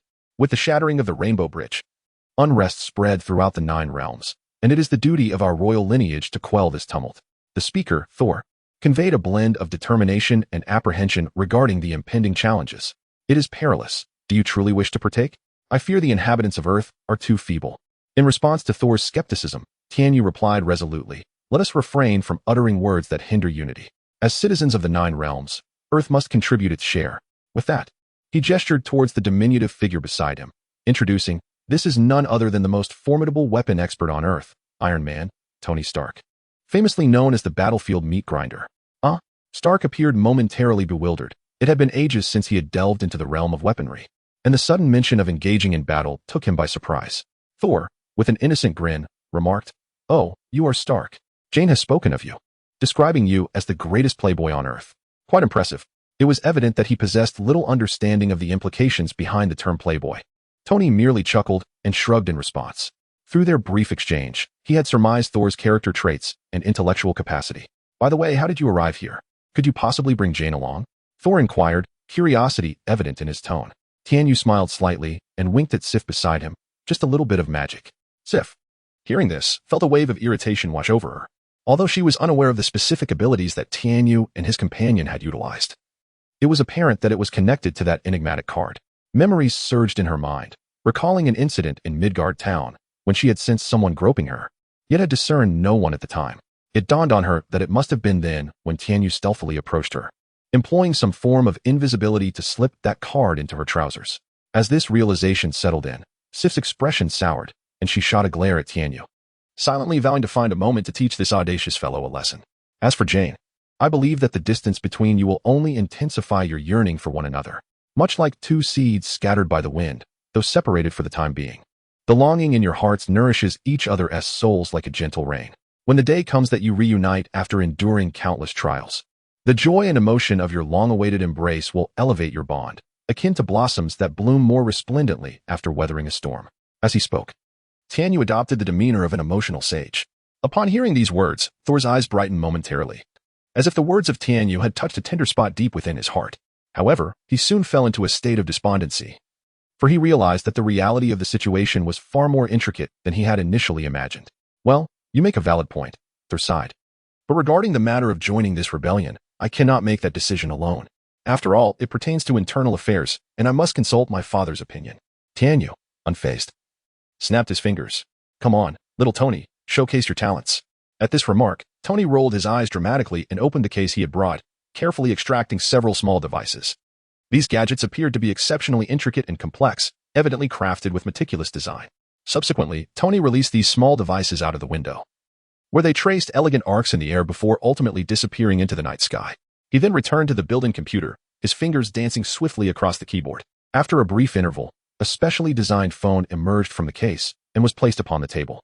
This phone possessed a unique design, entirely distinct from the common styles available on the market. Observing this spectacle, Thor appeared somewhat perplexed and curiously inquired, "What is this?" Clearing his throat, Tianyu explained, "Ahem. Concerning matters of love, I believe one must seize the moment. After all, the lives of Earthlings are rather fleeting, so you should cherish the present and indulge in joy.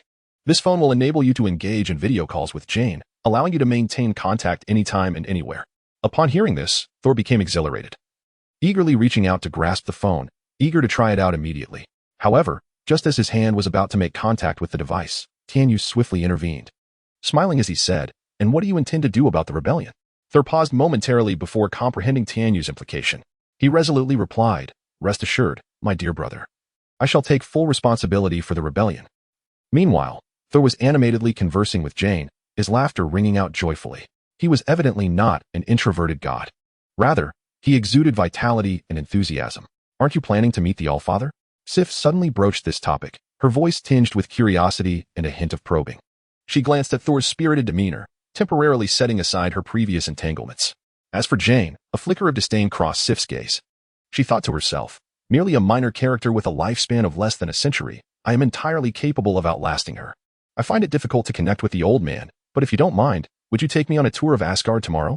Tianyu earnestly invited, acknowledging that while some women may not possess conventional beauty, their status and various attributes could bestow upon them a captivating allure. Having indulged in home-cooked meals for too long, perhaps it was time to savor some takeout. As for Odin, Tianyu was rather reluctant to confront him. Unlike the Ancient One, Odin possesses a deeper reservoir of power. The Ancient One relied on magic and time, and when she realized that the Time Stone was ineffective against him, coupled with her inherent human frailties, Tianyu had once felt a flicker of eagerness to engage. However, Odin is a different matter entirely. The Asgardian race grows increasingly formidable with age. He is not long for this world, yet his divine power has reached an astonishing pinnacle, and combined with the physical prowess of his divine lineage, he embodies the essence of a multifaceted warrior. Whether victory is attainable remains uncertain, yet a confrontation would undoubtedly prove to be quite troublesome. Such an entity is hardly worth the effort to provoke. Chapter 63. Essential Precautions for the Traveler the following day. As the first rays of sunlight graced the remnants of the Rainbow Bridge, Tianyu stood in awe, reveling in the rare beauty before him. He noticed Heimdall, the once guardian of the divine gates, now appearing somewhat forlorn beside him. Out of curiosity, Tianyu inquired, "Is this all the respite you have in your lifetime? Why do you remain here? A mere security guard, watching over a gate that no longer exists. What purpose does your vigil serve?" To this, Heimdall replied with a hint of detachment, "I have grown accustomed to it." His gray-white eyes gazed straight ahead, as if peering into a distant realm. Tianyu could not help but lament the unfortunate fate of such splendid golden armor, realizing it was worn by one who was perhaps a mere servant of destiny. "Do you ever spy on the lives of others, particularly couples?" Tianyu felt a peculiar influence seep into him, reminiscent of little Tuo's playful nature. The air grew tense for a brief moment, yet Heimdall remained unperturbed, calmly responding, "As long as I desire, I can observe all within the 9 realms." Suddenly, Heimdall turned his head, his wide eyes shimmering with a golden light. In a serious tone, he asked, "Yet, I cannot see you. Why is that?" "Why?" Tianyu chuckled softly. If travelers could be easily detected, it would indeed be a grave predicament. In most tales, the protagonists wield absolute power, commanding all. However, within nearly every extraordinary world, those supreme beings possess remarkably acute and advanced monitoring capabilities. This signifies that once an outsider attempts to intervene in such a world, especially someone like a traveler who may introduce unforeseen variables, they have little hope of evading scrutiny. For the rulers of these realms, any potential threat must be stringently controlled or utterly eradicated. Thus, if the protagonist fails to adopt sufficient measures to shield themselves from prying eyes, they may swiftly encounter perilous circumstances upon their arrival in such a world. After all, in an environment rife with uncertainty and danger, no one wishes to allow an unstable factor to disrupt the balance, let alone permit it to evolve into a force capable of challenging the established order. The most fundamental ability of a traveler is the art of evasion. Survivor bias, indeed. "There are many you cannot see, only I stand before you to reveal my presence." He added, "By the way, how long do Odin and the Queen take?" Heimdall offered no response, merely returning his gaze to the horizon in silence. Observing this, Tianyu grew increasingly restless, twisting his body in an attempt to glean more information from the side. "If it were you, would you not perform better than Odin?" At this, Heimdall's grip on the hilt of his sword quivered slightly, a reflex born of having his limits tested. This could be troubling. It seemed the divine hierarchy was not as pristine as it appeared. Tianyu immediately sensed the rising tension in the air and felt that further inquiry might be deemed impolite. With this thought, Tianyu hastily diverted his attention, beginning to appreciate the enchanting scenery that surrounded him. After all, in such a realm suffused with fantastical hues, every vista merits careful contemplation. Beneath the broken bridge, one half shimmered with the glistening surface of the sea, where gentle waves lapped rhythmically, producing a melodious sound, while the other half revealed an expansive, boundless starry sky, dotted with countless stars akin to a myriad of gems embedded in the nocturnal tapestry, both magnificent and mysterious, more intricate than the elements of the Ganges River. Within the grand and majestic celestial palace, Odin did not don his lavish armor that sparkled with an enigmatic glow as he typically did. He sat in silence, listening through the mental conduit of his loyal guardian, Heimdall, to the conversations transpiring upon the Rainbow Bridge. Queen Frigg stood beside him, her gaze filled with uncertainty and concern. Observing the scene before her, she could no longer restrain her curiosity and inquired, "What might his intentions be?" "I do not know," Odin responded, his voice equally laden with perplexity. "Although I cannot discern the precise identity of that individual, since his arrival, Thor's future has become somewhat nebulous." Upon hearing this, Frigg's heart grew heavier, and she pressed on. "Could this be a fortuitous turn of events?" "I do not know," came the identical response once more. Frigg yearned to articulate further questions to glean more information, yet words faltered on her lips. Ultimately, she merely sighed softly and turned away from the chamber. As her silhouette receded, tranquility enveloped the space once again, leaving Odin to continue his focused listening. Suddenly, a resounding crash shattered the surrounding stillness. In the distance, a battered alien spacecraft approached, its hull swaying precariously, as if it might disintegrate at any moment. Evidently, without the Rainbow Bridge, it seemed necessary to summon some of the old relics. However, astonishingly, this seemingly fragile vessel steadied itself perfectly at the bridge's threshold, without a hint of deviation. The hatch slowly opened, and a rather portly figure emerged. Clad in gold and crimson, reminiscent of Iron Man, resembling War Machine as depicted in Avengers Endgame. Close behind him were Thor, Sif, and several robust warriors. Truly, Asgard is a formidable realm. One wonders what sustenance its inhabitants consume to possess such astonishing physiques and strength, as if they were born to be masters of the lasso. In Asgard, the belief in martial prowess is deeply ingrained. Regardless of age or gender, all pursue exceptional skills in combat. The people here undergo rigorous training from a young age, mastering various combat techniques and weaponry. They excel in wielding heavy armaments, such as massive axes and spears, which in their hands seem remarkably light, easily swung with grace. Yet, despite the seemingly crude appearance of Asgardian weapons and armor, their defensive capabilities should not be underestimated. Even the most advanced armor-piercing projectiles on Earth may find it challenging to penetrate their defenses. Witnessing this scene, Tianyu couldn't help but exclaim, "Ah! It seems the prince's guard has been reassembled. Truly remarkable." Tony lifted his visor, his eyes wide with astonishment, as he approached the edge of the bridge to gaze downward. The sight before him left him utterly astounded. Floating continents, dazzling constellations, and the ever-spiraling sun. All of this stood in stark contrast to the scientific principles he held dear, resembling nothing short of a miracle from another realm. "Shall we go? Where shall we venture first? Have you made your decision?" Tianyu took the lead towards the spaceship. Chapter 64, Vanaheim in the vast expanse of the Nine Realms, Asgard. The abode of the gods is fortified by the formidable guardian Odin. Under his protection, the realm is virtually impervious to any errors. Odin's wisdom and might ensure the safety and prosperity of Asgard, rendering it the most stable and powerful realm among the nine. Jotunheim, the stronghold of the frost giants, was once a place of considerable threat. However, it has recently suffered significant losses, including the demise of their king, Laufey. This has rendered Jotunheim incapable of posing a threat to the other realms for the time being, transforming it into a relatively dormant presence. Muspelheim, the domain of the fire giant Surtr, possesses formidable flames, yet lacks the eternal flame's support, making it insufficient to be deemed a primary target. Svartalfheim, the homeland of the Dark Elves, has now become desolate. The harsh environment severely limits the Dark Elves' powers, preventing them from inflicting any substantial threat upon the other realms. Alfheim, the realm of the elves, is a sanctuary that venerates peace and nature. The inhabitants do not glorify force. Rather, they embody a spirit of tranquility, choosing not to instigate conflict unless provoked. Nidavellir, the dwelling place of the dwarves, serves as the vassal blacksmiths of Asgard, crafting weapons and armor for the celestial palace. Although their status among the nine realms is modest, their craftsmanship is unparalleled, providing robust support to Asgard. Additionally, there exists Helheim, a realm belonging to the deceased. Owing to Odin's potent seal, the spirits here are unable to escape and wreak havoc upon the other realms. Thus, Helheim remains a relatively secure domain. What about Earth? As the spacecraft glides through the vast universe, a few individuals sit comfortably, gazing through the portholes at the boundless starry sky. Thor stands nearby, enthusiastically imparting the history and culture of the nine realms to his companion. This information is both novel and intricate for Tony, yet he endeavors to comprehend and assimilate it. After absorbing the introductions to Asgard, Jotunheim, and several other principal realms, a surge of curiosity compels Tony to inquire further. Upon hearing this question, Thor pauses momentarily before responding. "Long ago, when threats arose on Earth, we indeed intervened. However, as time has passed, it is said that your world has acquired its own guardians. As to who or what they might be, my father Odin has not divulged in detail, but since then, our involvement in earthly affairs has diminished. That being said, the last encounter with that silver-haired youth was quite impressive. Even in Asgard, he would stand out. Although his armor appears somewhat peculiar and somewhat outdated, I find it more aesthetically pleasing than yours," Thor remarked, his gaze fixed upon Tony. Is Earth truly following such a path now? In the depths of his mind, Thor contemplated that, from the perspective of history, Earth appeared to be a diminutive planet, lacking any particularly formidable power. The notion of a tipping point is certainly preferable to the image of one dashing through the streets clad in his mother's curtains. Tony turned his head, his voice rising slightly, clearly expressing his dissatisfaction with Thor's remarks. He acknowledged that the power of Kamen Rider surpassed his own.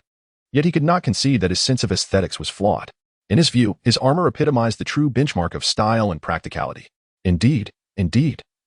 Do not get agitated. We are piloting a ship, Thor quickly reassured, feeling the sudden jolt of the spacecraft. He chuckled awkwardly, explaining that they were currently navigating a wormhole and could not afford to be careless. Indeed, Thor and his fellow warriors of the new generation were not adept at operating such ancient vessels. It was solely due to this little mustached individual that they had managed to grasp the fundamental operations of the archaic ship in a short span, enabling them to set off ahead of schedule. So, Are you implying that our next destination is the remaining realm of Vanaheim? Precisely, Thor confirmed. News had arrived from the station troops there that the Vanir had commenced their actions. Thor then proceeded to elaborate extensively on the circumstances surrounding Vanaheim. He vividly described this mysterious and potent domain, along with its intricate relationship with Asgard. In essence, the destruction of the Bifrost had directly fueled the ambition of the Vanir in Vanaheim. As long-standing adversaries of the Aesir, the Vanir boasted a formidable army of their own. And the grievances between the two factions had amassed over millennia, historically maintaining a balance of power.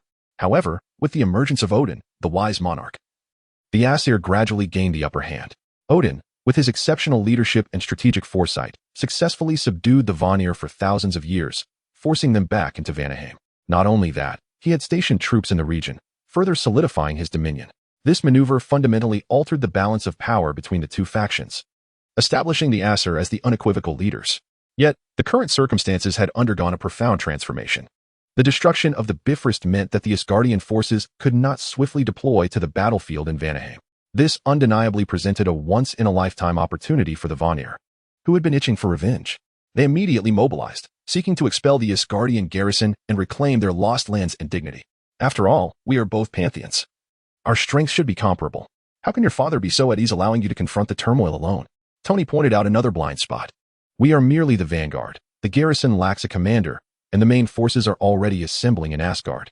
My mother is tirelessly constructing a magical teleportation array, Thor explained. Tony was left speechless. Within a single day, his worldview had been upended, and he had been striving to accept these new revelations. However, hearing about the magical teleportation array from Thor, who seemed rather naive, still evoked a sense of dissonance within him. Countless questions surged through Tony's mind. Yet he found himself at a loss as to where to begin. Soon, amidst the stillness, the spacecraft traversed several wormholes, moving with a remarkable agility akin to a leap, ultimately arriving safely at Vanaheim. The landing site was within a military encampment of Asgardian forces. As the group disembarked from the vessel, they were greeted by a scene of strewn bodies and the distant echoes of battle, the air thick with the scent of blood. Chapter 65. Insect combination. The moment Sol appeared, he immediately captured the attention of the camp commander. This middle-aged man, clad in heavy armor and wielding a long sword, hurried forward with a look of urgency etched upon his face. However, before he could utter a word, Tianyu roared out first. There was no time for reflection, for the next to make an entrance was the masked rider. Everyone in the group, except for Tony, turned to look at him, their eyes filled with a hint of confusion. 3 green coins surged forth from a different dimension, imbued with potent energy, and embedded themselves into the driver that materialized at Tianyu's waist. The scanning device swiftly passed over, emitting electronic sounds. Kuwagata, Kamakiri, Bada, Gata Gata Gata Kiriba, Gata Kiriba, Beetle, Mandus, Grasshopper. With each resonant utterance, Tianyu transformed into the masked rider insect combination. His figure gradually emerged amidst a radiant glow, adorned in green armor. Tianyu paid no heed to the bewildered gazes of Sol and his companions. He spread his legs wide, firmly anchoring his feet to the ground, and clapped his hands together, producing a crisp sound. With a thunderous shout, he declared, "Shadow clone technique." In the next instant, countless corporeal clones, like phantoms, continuously shifted and multiplied from Tianyu. 1 became 2, 2 became 3, and 3 birthed myriad forms. These clones rapidly dispersed, enveloping the entire camp in a sea of green. Witnessing this spectacle, even Tony, who was most familiar with the masked rider, could not help but exclaim in awe, "Wotafa!" The others were utterly astonished, left speechless by the grandeur of the scene. "Tianyu, assemble!" The leading Tianyu shouted, his voice reverberating through the air. At this command, the remaining clones responded in unison, instantly transforming the camp into a bustling hive of activity. Charge, charge, charge. Hurry, hurry. Let the old and the young perish first. Asajij. These phrases intermingled, creating a cacophony akin to a bustling marketplace. Soon after, nearly 5,000 Tianyu clones sprang into action simultaneously. Their legs emanated a brilliant green light, growing ever more intense until they became almost blinding. Gradually, these beams converged into twisted, otherworldly leg shapes as all the clones crouched down, gathering strength. You jump, I jump. All the clones soared into the air like deities of war, ascending towards the heavens. At that moment, the entire camp was shaken as if by the passage of a locust swarm. Upon reaching a certain altitude, the clones followed Tianyu's lead, left hand, right hand, in a slow-motion display. Subsequently, countless enormous green triple rings unfurled beneath their feet, creating dazzling trails of light. The emerald glow illuminated the faces of everyone in the camp. "What is that?" On the battlefield, more and more individuals paused their combat, as soldiers from both sides turned their attention to the vast expanse of green light that suddenly appeared above the Asgard camp. A radiant beam of light swiftly spread across the sky, approaching with an unsettling aura. Everyone flee. The commanders of the Warner tribe, endowed with heightened senses, simultaneously discerned the ferocious power contained within the green light. Sensing impending doom, they promptly issued a retreat order. Although the soldiers were engulfed in confusion and dread, they swiftly complied, retreating in an orderly fashion. "Excellent, our reinforcements have arrived," exclaimed an Asgardian soldier, his voice echoing across the battlefield, instantly igniting the fighting spirit of his comrades. "For Asgard, charge!" With this rallying cry, the soldiers seemed infused with boundless energy, their eyes shimmering with the luster of victory, poised to deliver a decisive blow to the retreating enemy. Though the nature of the light remained a mystery, in that critical moment, the Asgardian warriors unanimously perceived it as a signal of impending reinforcement. Spirits soared, and even those faces, previously worn from prolonged combat, were rejuvenated with renewed vigor. However, this fleeting joy was short-lived. Merely seconds later, an unusual aura enveloped the air, one that was not the comforting warmth of familiar allies, but rather a disquieting and even terrifying sensation. As time passed, this ominous feeling intensified, until nearly every soldier could distinctly sense that the situation was far more complex than they had initially surmised. Boom! With a dazzling green light piercing the heavens, the entire battlefield appeared to be torn asunder by this immense force. The earth began to tremble violently, fissures rapidly spreading from the epicenter, resembling a colossal spiderweb that ensnared the ground. Then, a deafening explosion reverberated through the skies, followed by a roaring inferno that expanded with astonishing speed, instantly engulfing everything on the battlefield. In mere moments, the once clear scene became obscured, the air thick with the acrid scent of gunpowder and dust. The ongoing cacophony indicated that the battle persisted, yet all that met the eye was a chaotic void. As the smoke gradually dissipated and the dust settled, Thor, Tony, and others arrived at the battlefield, witnessing a harrowing spectacle. In the heart of the battlefield stood a green figure, arms outstretched towards the heavens, seemingly reveling in an indescribable ecstasy. From this figure, the ground was marred with charred remnants, evident signs of devastation wrought by extreme heat. Slightly further from the center, broken weapons lay strewn about, accompanied by countless darkened and contorted corpses. Their poses varied. Some appeared to be in their final throes of struggle, while others were frozen in moments of desperate flight. The entire scene was steeped in the essence of death and indomitable spirit. The battlefield, once teeming with the cacophony of battle cries and the fervor of combat, has suddenly succumbed to an eerie and oppressive silence. Thor and his companions are rendered speechless by the unimaginable scene before them, momentarily at a loss for words. The air is thick with the acrid scent of blood and the noxious fumes of what remains after the flames, creating a suffocating discomfort. Thor's expression darkens, while Tony and several warriors from the celestial realm remain silent. "Tianyu, what have you done? There are lives from Asgard at stake here." But Tianyu disregards Thor's inquiry, turning with excitement to declare, "Thor, Sif, Tony, henceforth, only the three of you shall survive on this planet." Chapter 66, The God of the Ocean. Jord, after uttering those fierce words, Tianyu swiftly transformed into the form of a sky knight. As he ascended into the air, the surrounding atmosphere seemed to part in deference to him, the clouds torn asunder by his velocity, creating a magnificent passage. To the onlookers, Tianyu's silhouette dwindled, ultimately becoming a mere speck of light before vanishing from their sight. "I believe we should retreat. Let us not allow the army to converge here." "We must withdraw the remaining troops," Tony suggested, his voice tinged with resignation. He placed a hand on Thor's shoulder in an attempt to offer some comfort. Unbeknownst to him, this gesture only served to incite Thor's fury further. Thor felt an almost uncontrollable rage surging within him as he violently shook off Tony's hand, his eyes brimming with distrust and animosity. "What is the nature of your relationship with him? What are your true intentions?"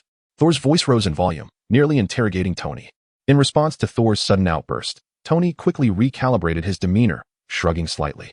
"I cannot fathom his intentions," he explained. "But one thing is certain, he has taken many innocent lives on Earth. I must stop him," Thor declared resolutely.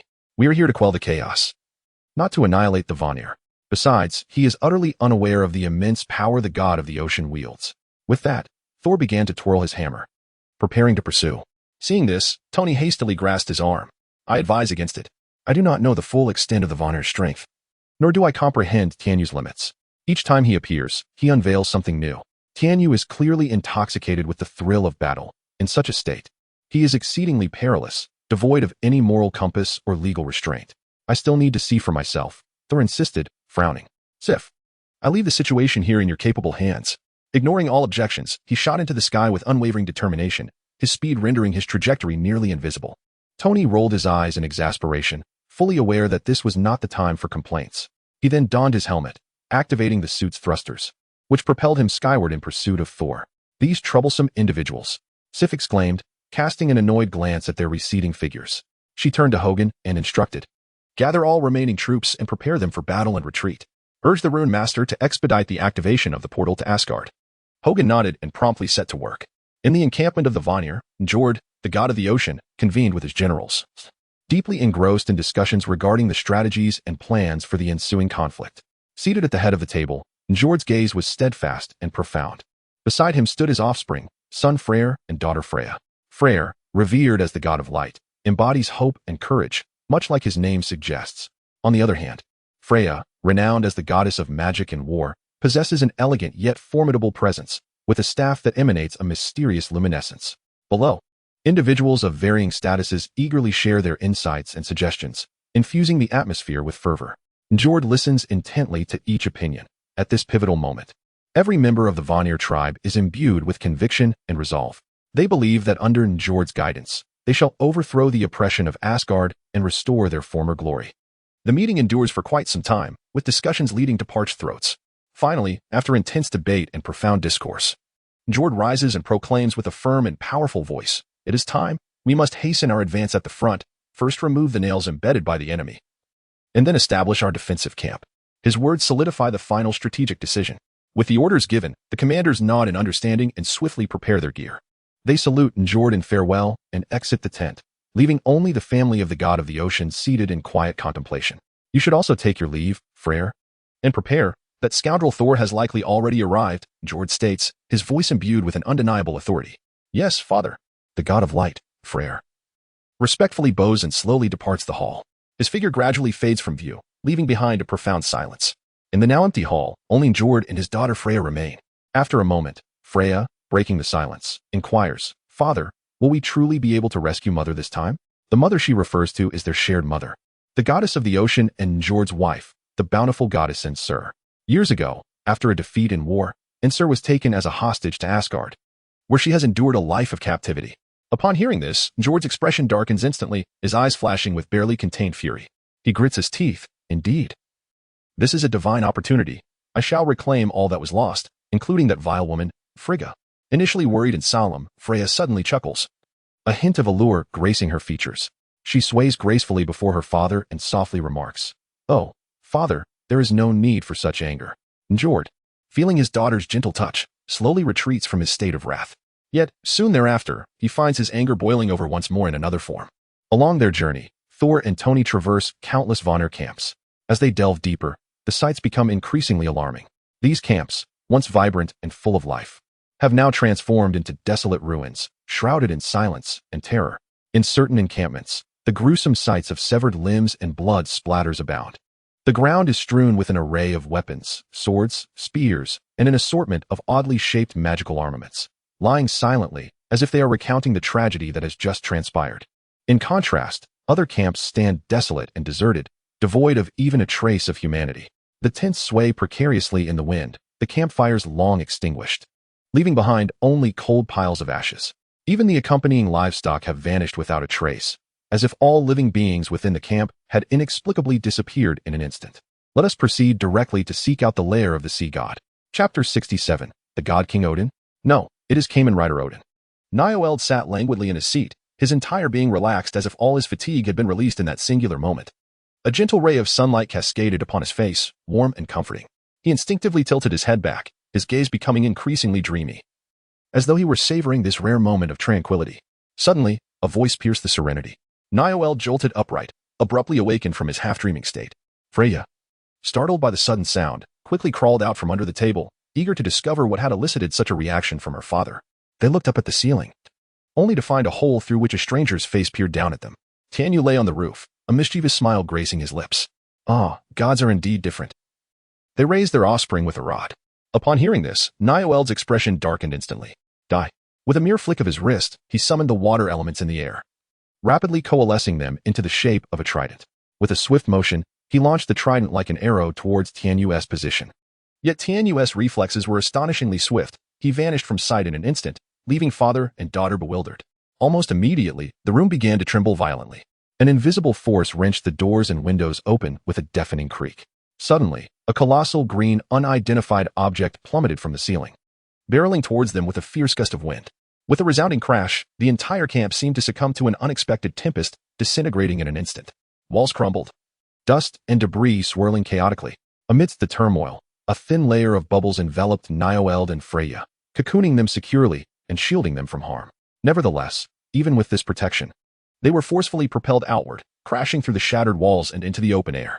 The outside world was equally chaotic, thick with the scent of smoke and rubble, while the distant sounds of collapsing structures echoed ominously. As they settled, Nield tightly embraced his daughter and waved his hand, causing the bubbles surrounding them to vanish. At that moment, they discerned the source of their attack, the foot of an enormous green giant, towering above them. Only the two of you remain from the Vanir gods. So, how shall you choose to die? Tianyu's voice resonated from the giant's mouth. As he spoke, his form diminished to a human scale. Stepping away from his transformed state, standing amidst the ruins, a stark contrast to the devastation around him. Freya and Nield voiced their confusion simultaneously. Given the commotion, one would expect the nearby soldiers to take notice. Yet strangely, the entire camp remained eerily silent, with not a soul coming forth to investigate. The father and daughter swiftly scanned their surroundings, only to discover that the entire camp was devoid of life, not a single shadow in sight. Clearly, this area had been thoroughly evacuated. Realizing this, Freya immediately felt a surge of anxiety. Clutching her wand, she retreated a few steps, seeking refuge behind Njord, hoping their combined efforts would enhance their chances in the impending conflict. As a fragile sorceress, the ability of their adversary to render the entire encampment vacant was a testament to their formidable prowess. Odin is about to emerge. Tianyu seemed wholly unaffected by Freya's subtle movements, and instead, eagerly urged her on. Odin? Upon hearing this name, both father and daughter instantly became vigilant. For them, this name signified an endless threat. Could it be that Odin had also arrived here? At that moment, an unusual aura suddenly enveloped the air, almost instantaneously.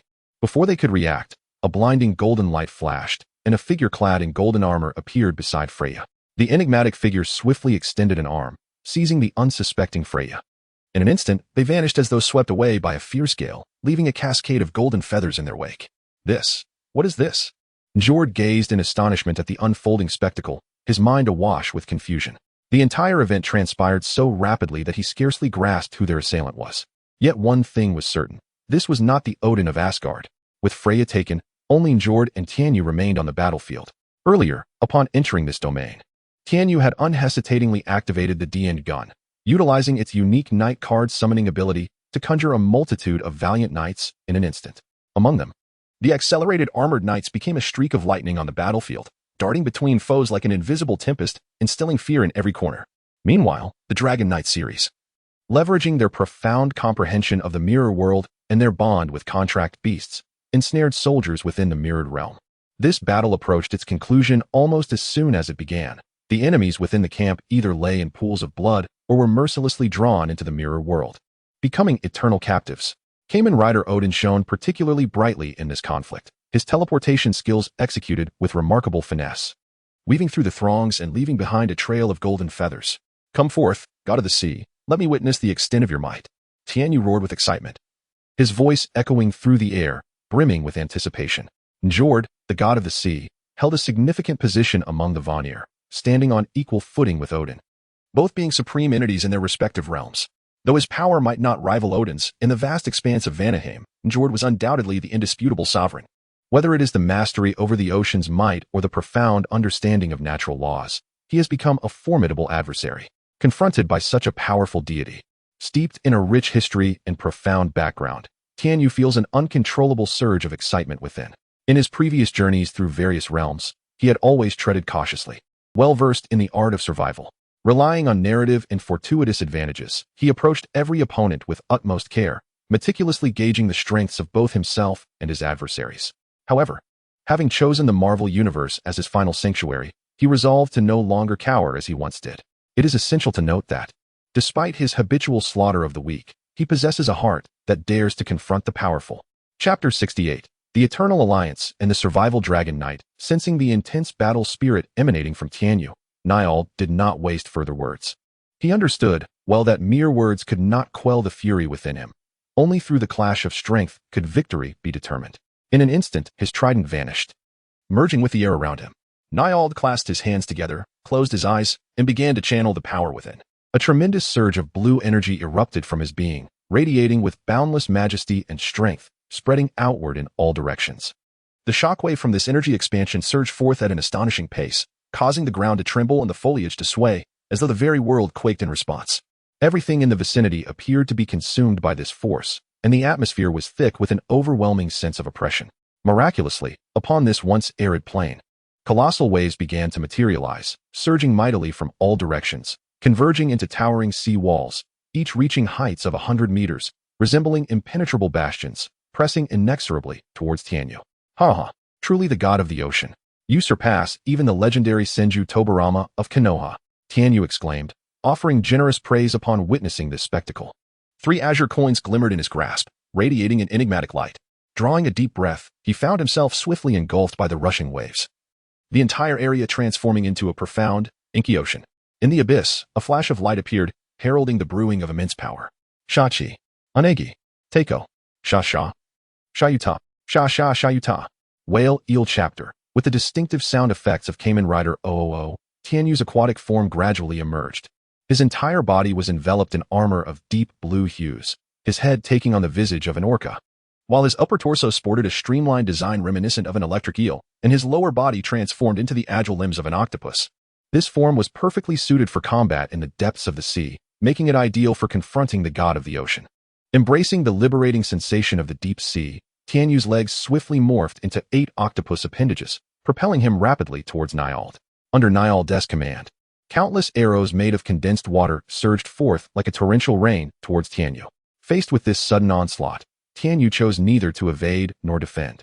Instead, he calmly activated the unique abilities bestowed upon him by the Aquatic Union, transforming his body instantaneously into a distinctive deep blue liquid that stood in stark contrast to the surrounding seawater. This extraordinary fluid traversed the dense array of water arrows with astonishing speed, arriving directly before Niall. As he neared his target, Tianyu morphed once again, reverting from liquid to solid form. At this juncture, his 8 agile octopus legs, each adorned with suction cups, were capable of firmly grasping any surface. These appendages swiftly extended and tightly coiled around Niall's body, immobilizing him completely. Meanwhile, in Tianyu's hands, 2 electric eel whips flickered with dazzling bolts of electricity, resembling 2 live serpents of lightning, dancing and leaping through the water. In the next moment, Tianyu offered no respite to his adversary. He deftly swung the whips while chanting, "Muda muda muda muda." A series of crisp crackling sounds echoed through the depths, the sound of electric shocks resonating in the water.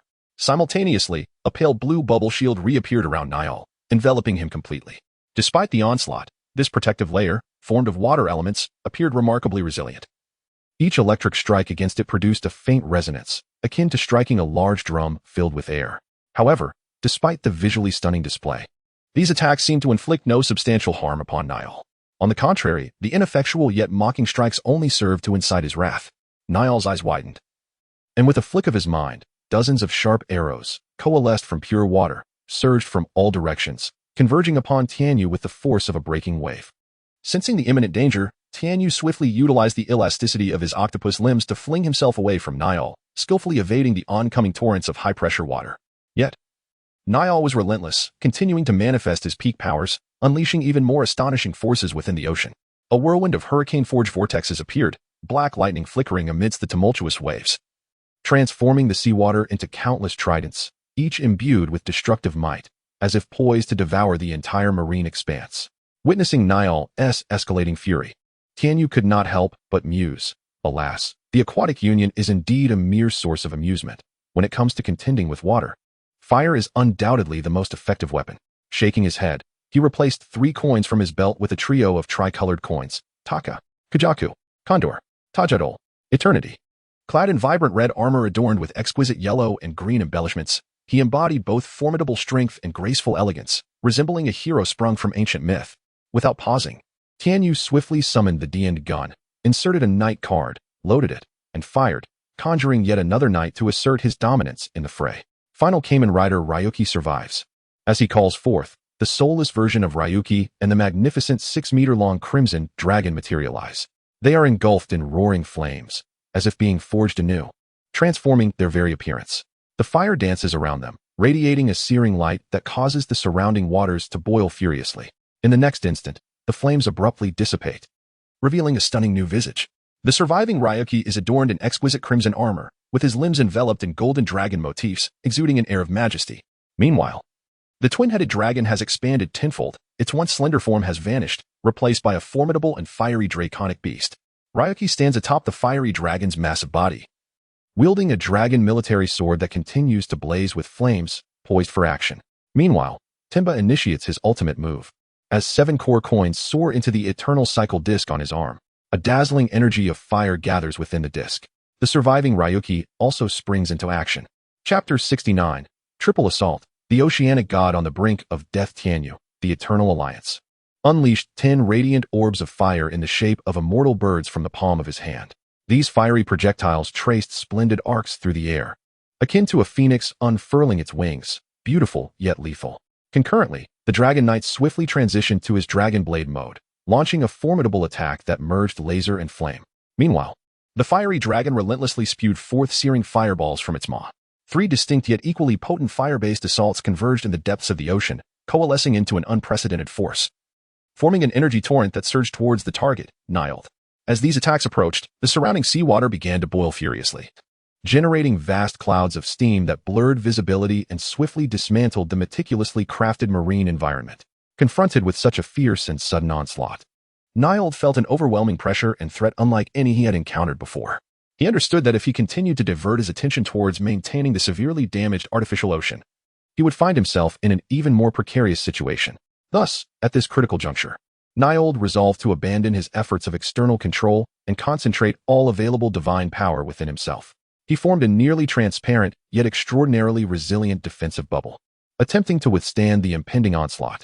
Alas, the trio of assaults forcefully pierced through Nylde's defenses, causing his divine energy to resonate violently, as if it were on the verge of being torn asunder. The bubble that had been his shield could no longer endure such overwhelming force, ultimately shattering into countless tiny specks of light that scattered with the wind. With the dissolution of the shield, the entire battlefield underwent a dramatic transformation. The previously overcast sky, shrouded in torrential rain, suddenly cleared, allowing sunlight to once again illuminate the land. The ocean and towering waves swiftly receded, leaving behind only the damp earth and the lingering scent of seawater, as if the tumult had never occurred. Amidst this upheaval, Nylde plummeted from the air to the ground, landing heavily. Despite the excruciating pain, he managed to stand upright, his pride forbidding him from succumbing before his adversaries. He knew he bore the honor of the entire Warner pantheon and could not easily surrender. He lifted his gaze to the heavens above, where Tianyu resided, his eyes gleaming with unwavering resolve. Though his body was battered and bruised, Nylde's voice remained powerful and resonant for the glory of the Warner pantheon. Simultaneously, a colossal trident of water elements began to coalesce above his head. This weapon radiated a dazzling brilliance, channeling the remainder of his divine power into it. Nylde's final stand. In the azure expanse above, Tianyu's gaze was as sharp as that of a hawk. With a gentle sweep of his arm, he seemed to conduct a silent symphony. As he moved, the fiery dragon, once soaring through the skies, began to undergo a remarkable transformation. The body of the fire dragon gradually diminished, its scales shimmering with a fervent crimson glow. No longer the colossal and imposing creature, it transformed into a motorcycle exuding an aura of raw power. The frame, forged from resilient metal, was adorned with intricate draconic patterns, while the broad, sturdy tires were capable of traversing a myriad of complex terrains. Most striking was the front of the vehicle, which retained the features of a dragon's head, its eyes resembling 2 blazing orbs of fire, radiating an indomitable spirit and boundless fervor. The summoned dragon rider leapt onto this unparalleled steed without hesitation, merging seamlessly with the motorcycle, grasping an upgraded dragon summoner. A radiant card ejected from the card holder, drawn by an unseen force, and landed firmly in his hand. The card depicted a soaring dragon, encircled by roaring flames. The dragon rider inserted the card into the summoner, and in an instant, a surge of potent energy coursed through the motorcycle, igniting it in brilliant flames. The dragon firestorm motorcycle surged forth like a wild stallion, accompanied by a deafening roar as it charged toward the ground. Below, Nylde was attempting to complete his final masterpiece. However, the appearance of the dragon rider shattered his delusions. The motorcycle zipped past with astonishing speed, leaving an elongated trail of fire aimed directly at Nylde's location. At the moment of collision, time seemed to freeze. A violent explosion erupted between the fire dragon motorcycle and Nylde, sending shockwaves outward, swirling up clouds of dust and debris. As the smoke gradually cleared, A vast crater remained where Niold once stood, while he lay at the edge of the pit, appearing utterly disheveled. Fragments of his unfinished trident littered the ground, evidently suffering from severe damage. The Dragon Rider and his fire dragon motorcycle, along with the explosion, had vanished without a trace. Niold lay alone on the cold ground, his body marred with wounds and blood. He had irrevocably lost the awe-inspiring majesty and power he once wielded as a god king. In this moment, he resembled a forsaken wild dog, gasping for breath, barely clinging to the last vestiges of life. Are you still alive? Look. Your son and daughter seem quite sorrowful in their death. Tianyu's voice dripped with a hint of madness and darkness, as if relishing the ecstasy of the moment. His words cut through Niold's heart like a sharp blade. As his voice faded, two objects suddenly flew out from the mirror space, tracing an arc through the air before gently landing before Niold. Struggling to lift his head, the godly power now drained from him. Niold's blurred vision seemed to glimpse a memory of his former glory. It was a day filled with honor and hope when Niold stood upon a lofty platform, draped in a golden robe during the divine coronation ceremony. Queen Narses cradled her young children, Fry and Freya, her face radiant with the glow of maternal love. Though still in their tender years, Fry and Freya already exhibited an extraordinary demeanor. They gazed upon him with pride, genuinely rejoicing in his triumph. I, Jord, hereby accept the mantle of the God King. His voice reverberated across the vast square. A thunderous applause and jubilant cheers erupted from the crowd, their hearts swelling with pride and exhilaration for their new divine ruler. In that moment, Jord felt an unprecedented surge of power coursing through him, as if the entire world were celebrating in joyous unison. Chapter 70. Tianyu's return to Earth. As the memories gradually faded, clarity returned to his vision. Before him stood his two children, their faces etched with fear and helplessness. The grotesque side of a head connected to an entire spine formed a chilling tableau. A deep, sorrowful wail emerged from Niold's throat, a manifestation of his overwhelming grief and despair. His spirit had shattered, and all reason and composure were obliterated by the merciless reality before him. You are a demon. His voice trembled with rage, as if it were a curse emanating from the depths of hell. You shall face divine retribution. Your demise will be more wretched than mine. Ha ha. If mere hatred and curses held any power, then what need is there for strength? Tianyu's laughter rang out, filled with delight and disdain, as if death itself must provide some emotional value. The strong are revered, and the vanquished become foolish, while the weak must accept their fate. Once one descends into weakness, even the most fundamental dignity is lost. Tianyu had always been plagued by insecurity, compounded by his tendency to prey on the vulnerable. This had rendered him exceedingly narrow-minded. During each act of slaughter, he sought to provoke his opponent's emotions to bolster his own sense of power. The scanning disc swept across his waist once more, accompanied by the alert of scanning charge, as a formidable energy wave began to coalesce in the air. A massive, multicolored ring of flames unfurled before Tianyu, its vibrant hues radiating light as though it aimed to ignite the very sky. This force bore down upon Niold, exuding an unstoppable momentum and a harbinger of destruction. I had a splendid time, and I extend my gratitude to the Warner Divine clan for their hospitality. Now, please meet your end. Tianyu uttered with a veneer of politeness. Without proclamation, he swiftly adjusted his stance, executing a perfect knight's kick in an instant. His wings unfurled, slicing through the luminous circles with haste. Ultimately, the amassed power surged forth, penetrating Niold's body and culminating in a violent explosion. Flames erupted skyward, enveloping everything in a blinding radiance. Tianyu instantly relinquished his transformation, collapsing onto the ground, utterly exhausted and gasping for breath. It felt as though his very essence had been drained. The arduous battle from Asgard had depleted his strength far too much. Nevertheless, the outcome was gratifying. The million-strong Warner army, along with their royal members, had been consigned to hell. As for the remaining denizens of the central city, lacking any formidable combat capability, Tianyu felt no concern. They had lost their leaders and support, rendered mere scattered fragments, no longer a threat. In the future, he could easily eliminate them at his leisure or, alternatively, cultivate them, returning annually to cull a portion of their ranks. For now, however, what mattered most was his need for rest and recuperation. After lying on the ground for a considerable time, Tianyu finally sensed a slight resurgence of strength within him. Though this force was still feeble, he felt it was nearly sufficient. He began to attempt communication with the spatial coordinates left on Earth, hoping to successfully initiate the teleportation. Exhaustion weighed heavily upon him. He longed to return home and succumb to slumber. As this thought flickered through his mind, a narrow curtain of black and white aurora swept through his being in an instant. However, at that moment, his complexion turned ashen, and he felt himself teetering on the brink of collapse. It turned out that the energy required for intergalactic teleportation was far greater than he had anticipated. The immense energy demand swiftly drained him of nearly all his strength, leaving him with an unparalleled sense of weakness and fatigue. As darkness enveloped his vision, his consciousness began to fade, ultimately leading Tianyu into a profound state of unconsciousness. Meanwhile, within the spacious confines of a villa on Earth, Wanda busied herself with domestic chores. Initially, her mood was tranquil and reassuring, but as time wore on, an inexplicable anxiety began to take root. This unease stemmed from her partner, Tianyu, having been absent for several days.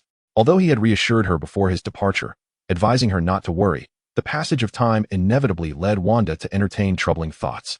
She began to fret over Tianyu's safety, concerned that he might encounter unforeseen troubles or dangers. The more she reflected, the more she felt as though her existence had lost its meaning, prompting her to seek distractions to pass the time. Yet, no matter her efforts, the longing and concern for Tianyu lingered stubbornly in her heart. As she recalled the solitude that enveloped the villa each night, with only herself remaining, the sensation of loneliness became almost unbearable. She found herself reminiscing about the cherished moments spent with Tianyu, those memories replaying in her mind like scenes from a film. She yearned for his swift return to end this torturous waiting. In such a state of mind, Wanda could only continue to immerse herself in busyness, hoping for Tianyu's safe return to reignite the light in her life. After a considerable time, Wanda gently wrung out the mop and carefully hung it on the hook on the wall. While massaging her aching back from hours of bending, she walked outside, contemplating giving her brother Pietro a call to inquire if he had any news about Tianyu. Upon reaching the living room, she picked up the phone and skillfully began dialing the number. However, just as she was poised to press the final digit, her peripheral vision caught sight of a familiar figure beside the coffee table. "You," Wanda gasped in surprise, immediately setting the phone down and hastening towards him. She knelt beside him and gently shook his body in an attempt to rouse him.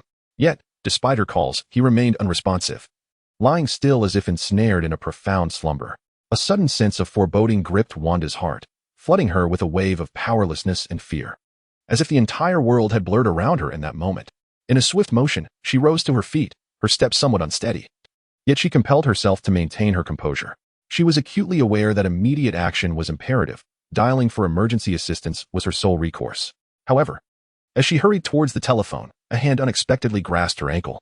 Wanda was startled by this sudden gesture, her body instinctively trembling. She followed the arm upward, only to meet the weary gaze of Yu, whose tired eyes were fixed upon her. A wave of warmth surged within Wanda, a mix of surprise and relief, as she quickly bent down to grasp Yu's hand tightly, striving to offer him solace and support. "Are you all right? Can you hear me?" Her voice trembled, tears welling in her eyes. Yu parted his lips slightly, seemingly attempting to utter something, yet the sound was faint, nearly inaudible. Wanda leaned closer, straining to discern his words. "Daddy is not dead yet. Carry me to bed." Chapter 71, Sweet Dreams or Nightmares. Tianyu had not experienced the essence of dreams for a long time.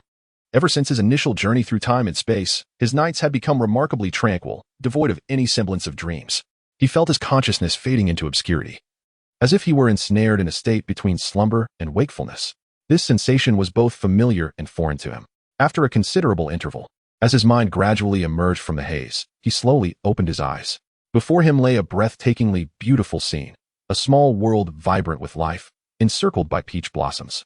The air was infused with a delicate floral fragrance that lifted his spirits. The blooming flowers radiated their most resplendent smiles under the sun, adding a touch of romance to the landscape. However, behind this exquisite vista lurked an uncanny element. The surroundings were teeming with people, all standing with their backs turned to him. Confronted with this surreal tableau, Tianyu was engulfed by a swirl of confusion and curiosity. Soon, as they all turned to face him, he recognized familiar faces. Those were individuals he had once slain. In that moment, they stood before him as if time had reversed, returning everything to the past. Tianyu found himself momentarily stunned, a torrent of complex emotions surging within him. He could hardly believe what lay before his eyes. The very lives he had extinguished were now reappearing. Was this some form of illusion? Or had he descended into a bizarre dreamscape? Just as Tianyu pondered these thoughts, one among the crowd stepped forward to greet him, shattering the momentary silence. "Hey, Tianyu, how have you been lately? Are you eating well?" The cheerful voice belonged to a familiar figure with golden hair, evoking a sense of nostalgia in Tianyu. Beside him, a strikingly handsome individual chimed in. "Just look at him. One can tell he has never neglected himself." Tianyu turned to the speaker, recognizing him as well. This was someone he had previously dispatched before the Sakura girl, and they had shared many days in the 7th class together. "You all." Tianyu attempted to articulate his thoughts but found himself at a loss for words. A wave of confusion and disorientation washed over him, his heart brimming with mixed emotions. As more individuals approached to greet him, their faces illuminated with warm smiles. It seemed they were oblivious to the turmoil within Tianyu. These familiar visages evoked both warmth and guilt in his heart. "You all, do you not blame me?" he inquired, his voice tinged with a newfound sense of shame. The heat of unfamiliar tears welled in his eyes, swirling within their confines. Unlike his true persona in the Marvel world, during most of his previous travels, he had always donned the mask of a hypocrite. He had seized the trust of friends, exploiting it for his own ends. Yet, in the presence of these sincere faces and their amiable greetings, Tianyu found his convictions beginning to waver. How could you blame me? When those who accompany you must depart, what remains is gratitude, followed by a heartfelt farewell, with feet firmly planted upon your being. The choice of path lies solely within your grasp. The manner in which you choose to traverse this journey, as well as the essence of the person you aspire to become, rests entirely on your shoulders. Ah, how I wish for your reincarnation into a virtuous soul, so that we may engage in a decisive confrontation one day. It seems you have come to understand the intricacies of the human heart. Tell me, do you now grasp the preciousness of bonds and the anguish of loss? What is this expression upon your face, and what do those tears signify? Just as Tianyu's remorse intensified to the point of near collapse, on the verge of an anguished outcry, a chilling, callous voice suddenly pierced the air. When did you delude yourself into thinking I did not wield the art of illusion? Tianyu, you executioner. In an instant, Tianyu was taken aback. Instinctively, he reached to wipe away tears that were not there. Yet this action only heightened his awareness of the stark reality before him. The world around him seemed to undergo a cataclysmic transformation in that moment. This was no idyllic paradise. It was, in truth, a realm of desolation. Surrounding him were severed limbs and shattered bodies, while the crimson sky rained down a harrowing spectacle reminiscent of a mountain of corpses. A nauseating stench assaulted Tianyu's nostrils, nearly suffocating him. Upon closer inspection, those once kindly faces had morphed into grotesque visages. Like demons clawing their way from the abyss, they lunged at Tianyu, their piercing howls echoing with a desire to rend him asunder. Tianyu abruptly awoke from his nightmare, sitting up with a jolt.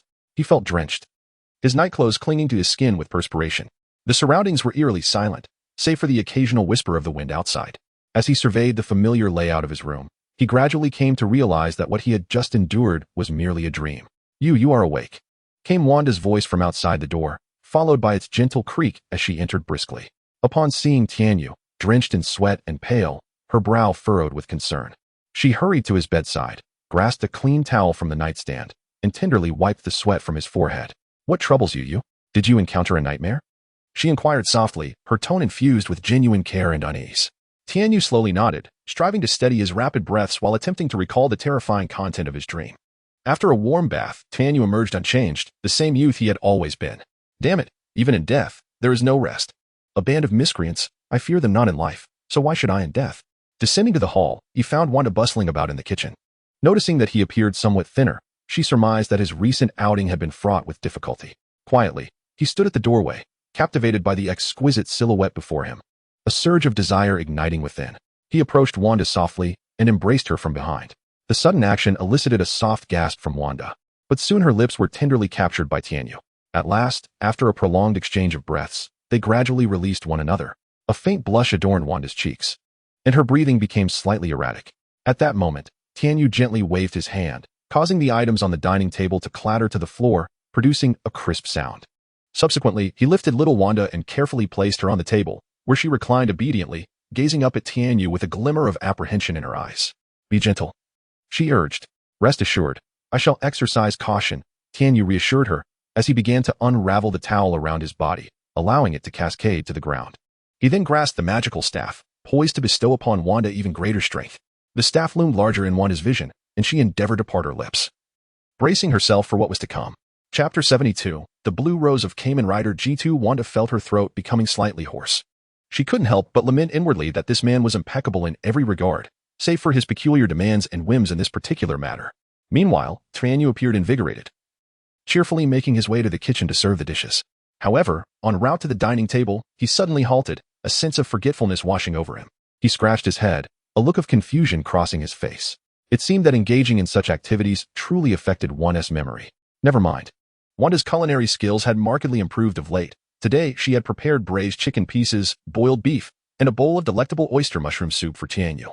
These dishes were not only visually appealing and aromatic, but also nutritionally balanced, igniting one's appetite at first glance. Tianyu brought the meal to the table, selecting a corner seat to settle down.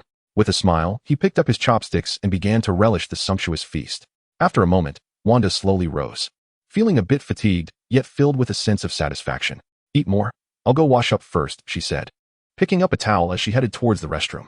"Don't wash. You look lovely," Tianyu interjected, a hint of mischief glimmering in his eyes. No, I must wash. Wanda dismissed his playful banter, resolutely making her way to the bathroom. After dinner, Wanda had just finished tidying the dishes when she went to the kitchen to wash some fresh fruit, bringing it into the living room. She placed a platter of glistening grapes on the coffee table and returned to nestle beside Tianyu, their closeness feeling entirely natural. Isn't it a bit dull being home alone? Tianyu remarked, popping a cleaned grape into his mouth, savoring its juicy sweetness.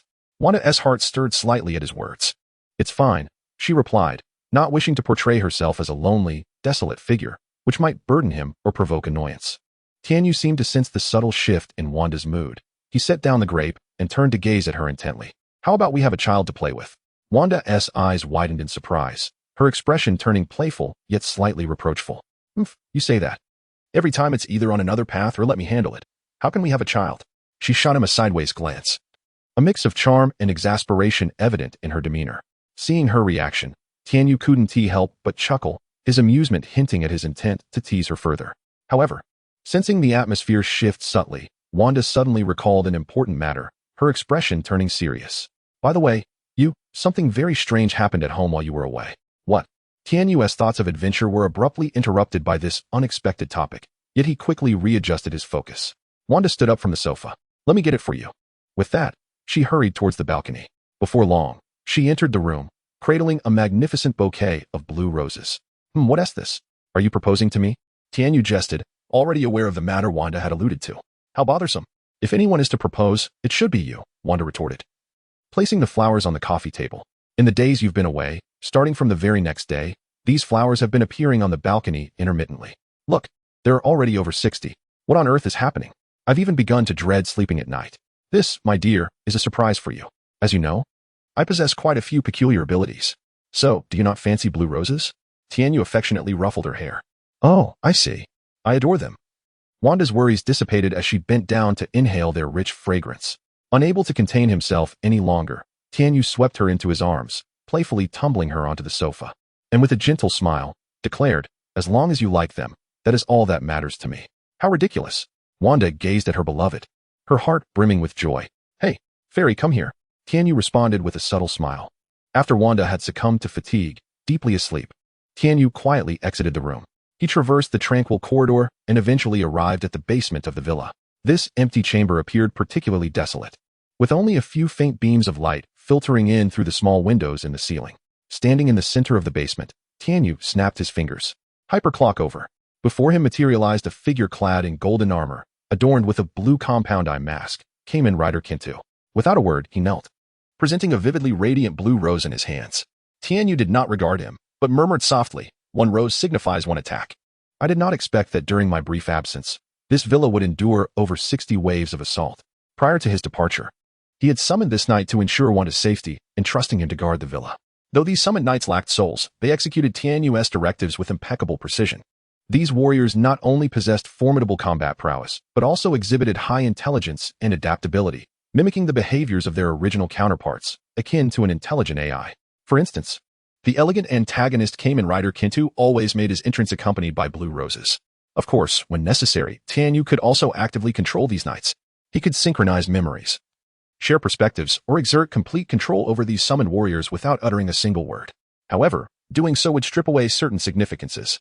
Much like how Sasori of the Red Sand channeled his need for familial bonds and companionship into his meticulously crafted puppets, attempting to fill the void within. Tianyu too sought to alleviate his loneliness through similar means, as if he were supported by a vast organization. How is it? Are there any survivors? Tianyu inquired. Having entrusted Jean Do with a task of utmost clarity, should any intruders be detected within the villa, all such individuals, akin to mere extras, were to be exterminated without hesitation. As for the prominent figures in this universe, their lives could be spared temporarily, awaiting Tianyu's return for further deliberation. Upon hearing this, Jean Do vanished into the night in the blink of an eye, only to swiftly reappear. When he materialized once more before Tianyu, he was holding an unconscious man. The man's long hair obscured much of his face, and a black mask concealed his mouth. Yet, despite the thorough concealment of his features, the metallic arm, glimmering faintly, stood out strikingly, radiating an unusual brilliance in the dim surroundings. Chapter 73. The Abandoned Tony Stark. Isn't that the Winter Soldier, Bucky? Tianyu recognized his identity the moment he saw that iconic metallic left arm. It appeared that the Hydra organization had also participated in the assault on the villa. Tianyu stroked his chin, lost in thought. The sight of Bucky inevitably conjured the image of Captain America in his mind. The entanglements between these two individuals, along with their intricate relationships with Iron Man, left Tianyu pondering deeply. The love and hatred among Iron Man, Captain America, and the Winter Soldier could easily be woven into an epic tale of legend. Suddenly, Tianyu smacked his thigh, exclaiming, "Oh no." He finally recalled what he had previously forgotten, the fact that little Tony had been left behind in Asgard, in the divine realm of Asgard. An air of solemnity filled the magnificent palace. "I am aware of the situation, Thor. Take your friends down." Odin spoke slowly from his throne, his voice deep and resonant, as if it could penetrate all barriers and reach the depths of the heart. In truth, Odin had already learned everything that transpired in Vanaheim through Heimdall before Thor and the others returned. At this moment, as the portal constructed by Queen Frigga with magic closed, all surviving soldiers from the operation, along with the bodies of the fallen, were safely returned to their homeland. Upon hearing his father's words, Thor did not leave immediately but insisted, "Father, please allow me to speak a moment longer. There are still many innocent civilians left in Vanaheim. Without external assistance, it will be exceedingly difficult for them to maintain order, let alone rebuild their homes. As allies, we must extend our hand." Standing nearby, Tony Stark was filled with curiosity about his surroundings. This was his first visit to the palace. He had never witnessed such a spectacular scene. Massive columns supporting the ceiling, walls adorned with various gemstones. The elder seated on the throne left a profound impression on him. Is this the legendary Odin? One of the most powerful beings ruling the cosmos? You need not concern yourself with that. Their fate is already sealed, and Asgard need not intervene, Odin replied dismissively, ignoring Thor's passionate words. His gaze was profound, for some matters are destined, and regardless of their efforts, the ultimate outcome cannot be altered. He could not dream of the Kamen Rider, but he could envision the fate of Vanaheim. This race once basked in glory, yet now faced the prospect of extinction.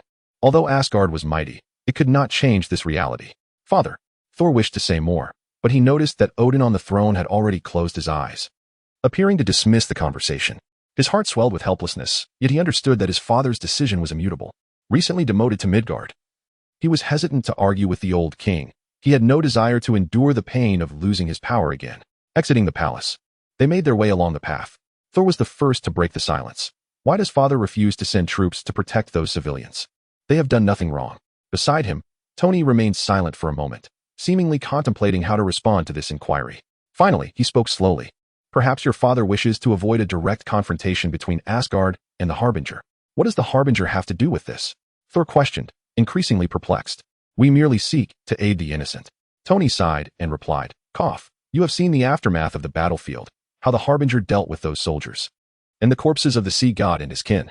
The Harbinger is a merciless being, and your father believes their fate is sealed, indicating that the Harbinger still lives. Soon, Vanaheim will become his personal slaughterhouse. If Asgardian soldiers recklessly enter that territory, do you truly believe he would discern friend from foe and show mercy?" Thor furrowed his brow, clearly affected by Tony's words. "Will the Harbinger differentiate?" "Absolutely not. There is precedence. The Harbinger bombarded the entire area indiscriminately, indifferent to which side one belonged. This indiscriminate method of attack deeply unsettled Thor. Yet, he felt compelled to argue, but this is wrong. Odin had shielded him too well, adhering to a benevolent approach. While he showed no mercy to foes, Thor still harbored compassion for the defenseless civilians. He could not accept such indiscriminate slaughter. "On Earth, I have already halted population growth for quite some time," Tony added matter-of-factly. He had also reviewed SHIELDS reports, along with the satellites and cameras scattered throughout the cities, confirming that the man-eating monsters that emerged day and night were indeed the Harbinger's doing. "Has he always been like this?" "He appears quite normal at times," Thor questioned with confusion. Tony hesitated before responding. "To my knowledge, he has always been this way, and I recognize that it is wrong, but..." He paused, grappling with his thoughts before continuing. "He has saved me countless times, each time from mortal peril. I lack the right and the power to change him." His words were laden with inner turmoil. The Harbinger's actions continually tested his moral boundaries. Yet he felt he had no standing to voice his concerns. After all, his life had been saved by another multiple times, and this issue had been one he had long evaded. Seeing Tony in such a state, Thor felt a twinge of embarrassment and patted his shoulder, saying, "I do not blame you. It is simply that I have lived for over 1,500 years and have never encountered a person so complex." Thor's remark lightened the atmosphere somewhat, prompting Tony to shift the topic. "By the way, have you heard of the Cosmic Patrol?" Thor furrowed his brow in confusion and replied, "What is that?" "I have never heard of it. It seems the Harbinger is not of this earth. He claims to hail from an organization in the cosmos," Tony explained. Thor shook his head and, with a tone of regret, replied, I'm afraid I have not heard of it. Ever since I was young, I have not been fond of studying. Perhaps my clever brother Loki might know of it. As he spoke, Thor's voice suddenly grew somber, and a flicker of sorrow crossed his eyes as he recalled Loki's demise. Tony had also heard of this tragic tale and was at a loss for words. Such a familial saga would undoubtedly cause a stir on Earth. He gently patted Thor's shoulder, and the two fell into a contemplative silence as they made their way towards Sif's quaint cabin. Within, Tony had set up communication and signal devices he had brought from Earth. Thor was in urgent need of seeking solace from his girlfriend, while Tony yearned to inquire about the situation regarding Teva. Chapter 74, Do Not Return. I fear Tianyu may misinterpret upon their arrival near the tranquil lakeside. The two were astounded to witness the solitary wooden cabin swaying gently, as if it were on the brink of collapse. Occasionally, the air was pierced by the sound of a woman's anguished cries, imbued with an unsettling emotion. Yes, yes. Tony and Thor exchanged glances, each reflecting a flicker of unease and embarrassment. They averted their gazes, momentarily at a loss for words. Both seasoned by tumultuous experiences, Thor exhibited a hint of vulnerability, his cheeks flushed and demeanor somewhat awkward. In contrast, Tony maintained an air of composure, unfazed by the peculiar situation. Did we arrive at an inopportune moment? Thor finally spoke, his tone laced with resignation. Just then, the wooden door creaked open slowly. Tianyu, drenched in perspiration, leaned against the doorframe, a lit incense stick in hand. He gasped for breath, appearing fatigued yet sporting a faint smile. You arrived at just the right time. Inside, 3 individuals were gathered around an ancient wooden table, upon which sat several cups of now-cold tea, the atmosphere thick with a subtle tension. Sif remained upstairs, seemingly affected by some unseen blow. What are your plans regarding the remaining civilians of Vanaheim? Thor's gaze bore into Tianyu, striving to glean more from his expression. The question transcended mere curiosity. It pertained to the safety of countless innocent lives and the delicate balance between Asgard and Vanaheim. An hour ago, the Vanir no longer existed, Tianyu replied nonchalantly, as if discussing an utterly mundane matter. What? Why would you do such a thing? Thor's incredulity was palpable, his voice hoarse with fury. He grasped the implication of Tianyu's words.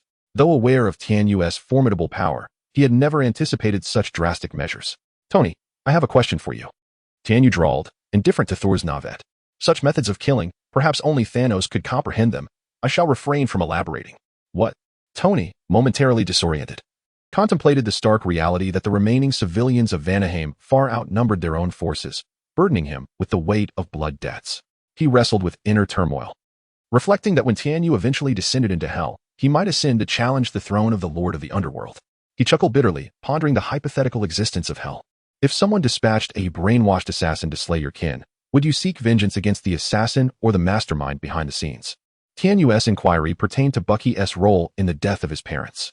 Bucky had been cleverly ensconced in the depths of the mirror dimension, frozen in place. Life is but a single thread. Perhaps it may yet unfold into an unexpected and captivating drama. Well, I cannot exact revenge on both of them simultaneously. Can I? Tony pondered casually, a playful smile gracing his lips. He did not take Tianyu's words too seriously. After all, Tianyu had a tendency to pose peculiar questions even when he was in a normal state. Tianyu's gaze lingered on him for a moment, seemingly assessing his reaction, before erupting into a hearty laugh. Haha, all right, I was just asking casually, don't take it to heart. Let us go. I specifically came to pick you up. At that moment, Thor could no longer contain himself, abandoning his feigned seriousness and interjecting eagerly. Hey, wait a moment. Can I come along? His voice carried a hint of urgency and anticipation. Tianyu slowly rose to his feet, scrutinizing Thor. It was evident that he was indeed hungry. His face had puffed up. Meanwhile, Tony busied himself tidying up the scattered detection equipment and collected data, meticulously organizing each instrument, fearful of overlooking any crucial clues. Once he completed this task, he stood obediently beside Tianyu. You just wait, Tianyu remarked with a teasing smile directed at Thor. We shall meet again soon. After uttering this, he dramatically snapped his fingers, as if casting a spell. With the crisp sound echoing, the figures of the two were enveloped in a shimmering light and promptly dissipated into the air like smoke, leaving behind an eerie silence. Thor, witnessing this, quickly sprang to his feet in an attempt to pursue them, but alas, he had already missed the opportune moment. Gazing at the empty space before him, he felt a wave of frustration wash over him, and he couldn't help but mutter a few complaints under his breath. At that moment, a soft sound echoed from the staircase, and Sif appeared at the top. A hint of indescribable allure danced across her features as she looked down at Thor and softly inquired, Have they left? Yes, they have, Thor replied. his gaze inadvertently drawn to Sif. He noticed that she was clad in an unfamiliar set of loungewear, causing him to pause momentarily, as if recalling something, before asking, "Sif, are you and he?" However, Sif offered no explanation, merely glancing around as if searching for something. Upon confirming that Tianyu was not present, her demeanor suddenly shifted to one of despondence. She sighed softly and then ascended the stairs, leaving Thor with a parting remark that was difficult for him to digest. "Please don't come here anymore. I fear Tianyu might misunderstand." Thor stood there momentarily speechless. He thought to himself, if it weren't for the couple's little phone here, who would willingly come to this remote place? Truly a heartless creature when it comes to the opposite sex. Just then, Stark's words came to mind, and he glanced at the machine on the table. This hefty device was the source of communication, allowing instant contact wherever he went. Ultimately, Thor gingerly cradled the bulky apparatus and departed the quaint cabin, akin to a thief stealthily carrying away a prize. In New York, within the confines of the S.H.I.E.L.D. division, for the past fortnight, Steve Rogers has been immersed in a myriad of novel experiences. From cutting-edge technological devices to the cultural disparities of contemporary society, he has undergone an unprecedented cultural shock. Although all of this appears remarkably foreign and astonishing to him, he has not been daunted by these transformations. On the contrary, through relentless learning and adaptation, he has gradually come to terms with the reality of having been frozen in slumber for 70 years. For this valiant veteran who once fought heroically during World War II for his country, the opportunity to awaken once more and partake in the noble endeavor of safeguarding world peace is undoubtedly a cause for celebration. Chapter 75. Peggy Carter. As Steve found himself lost in thought, Agent Coulson gently pushed open the office door. "Captain, it is time for us to board the plane." A warm smile adorned Coulson's face, yet his eyes betrayed an unmistakable admiration for the legendary hero before him. Since learning of Captain America's awakening, he had eagerly volunteered for every mission related to him, yearning for a chance to be in close proximity to the hero he had idolized since childhood. Today, they were to journey to a manor in Europe, home to one of the founders of S.H.I.E.L.D., and an old acquaintance of Captain America, Ms. Peggy Carter. This arrangement was orchestrated by Fury, whose increasingly urgent demeanor stemmed from the emergence of the Masked Rider and the cautionary tale of Tony's new energy venture. With little time to gently persuade and reclaim Captain America, he had decided to entrust him to the capable hands of a familiar founder. "You cannot refuse assistance from the organization left by your former lover, can you?" Steve stood there, momentarily bewildered, murmuring, "Peggy." A whirlwind of emotions swirled within him, nostalgia for the past intertwined with uncertainty about the future. After a prolonged moment, he turned and followed the agents onto the plane. Once aboard, Steve settled into a window seat, gazing out at the passing landscape.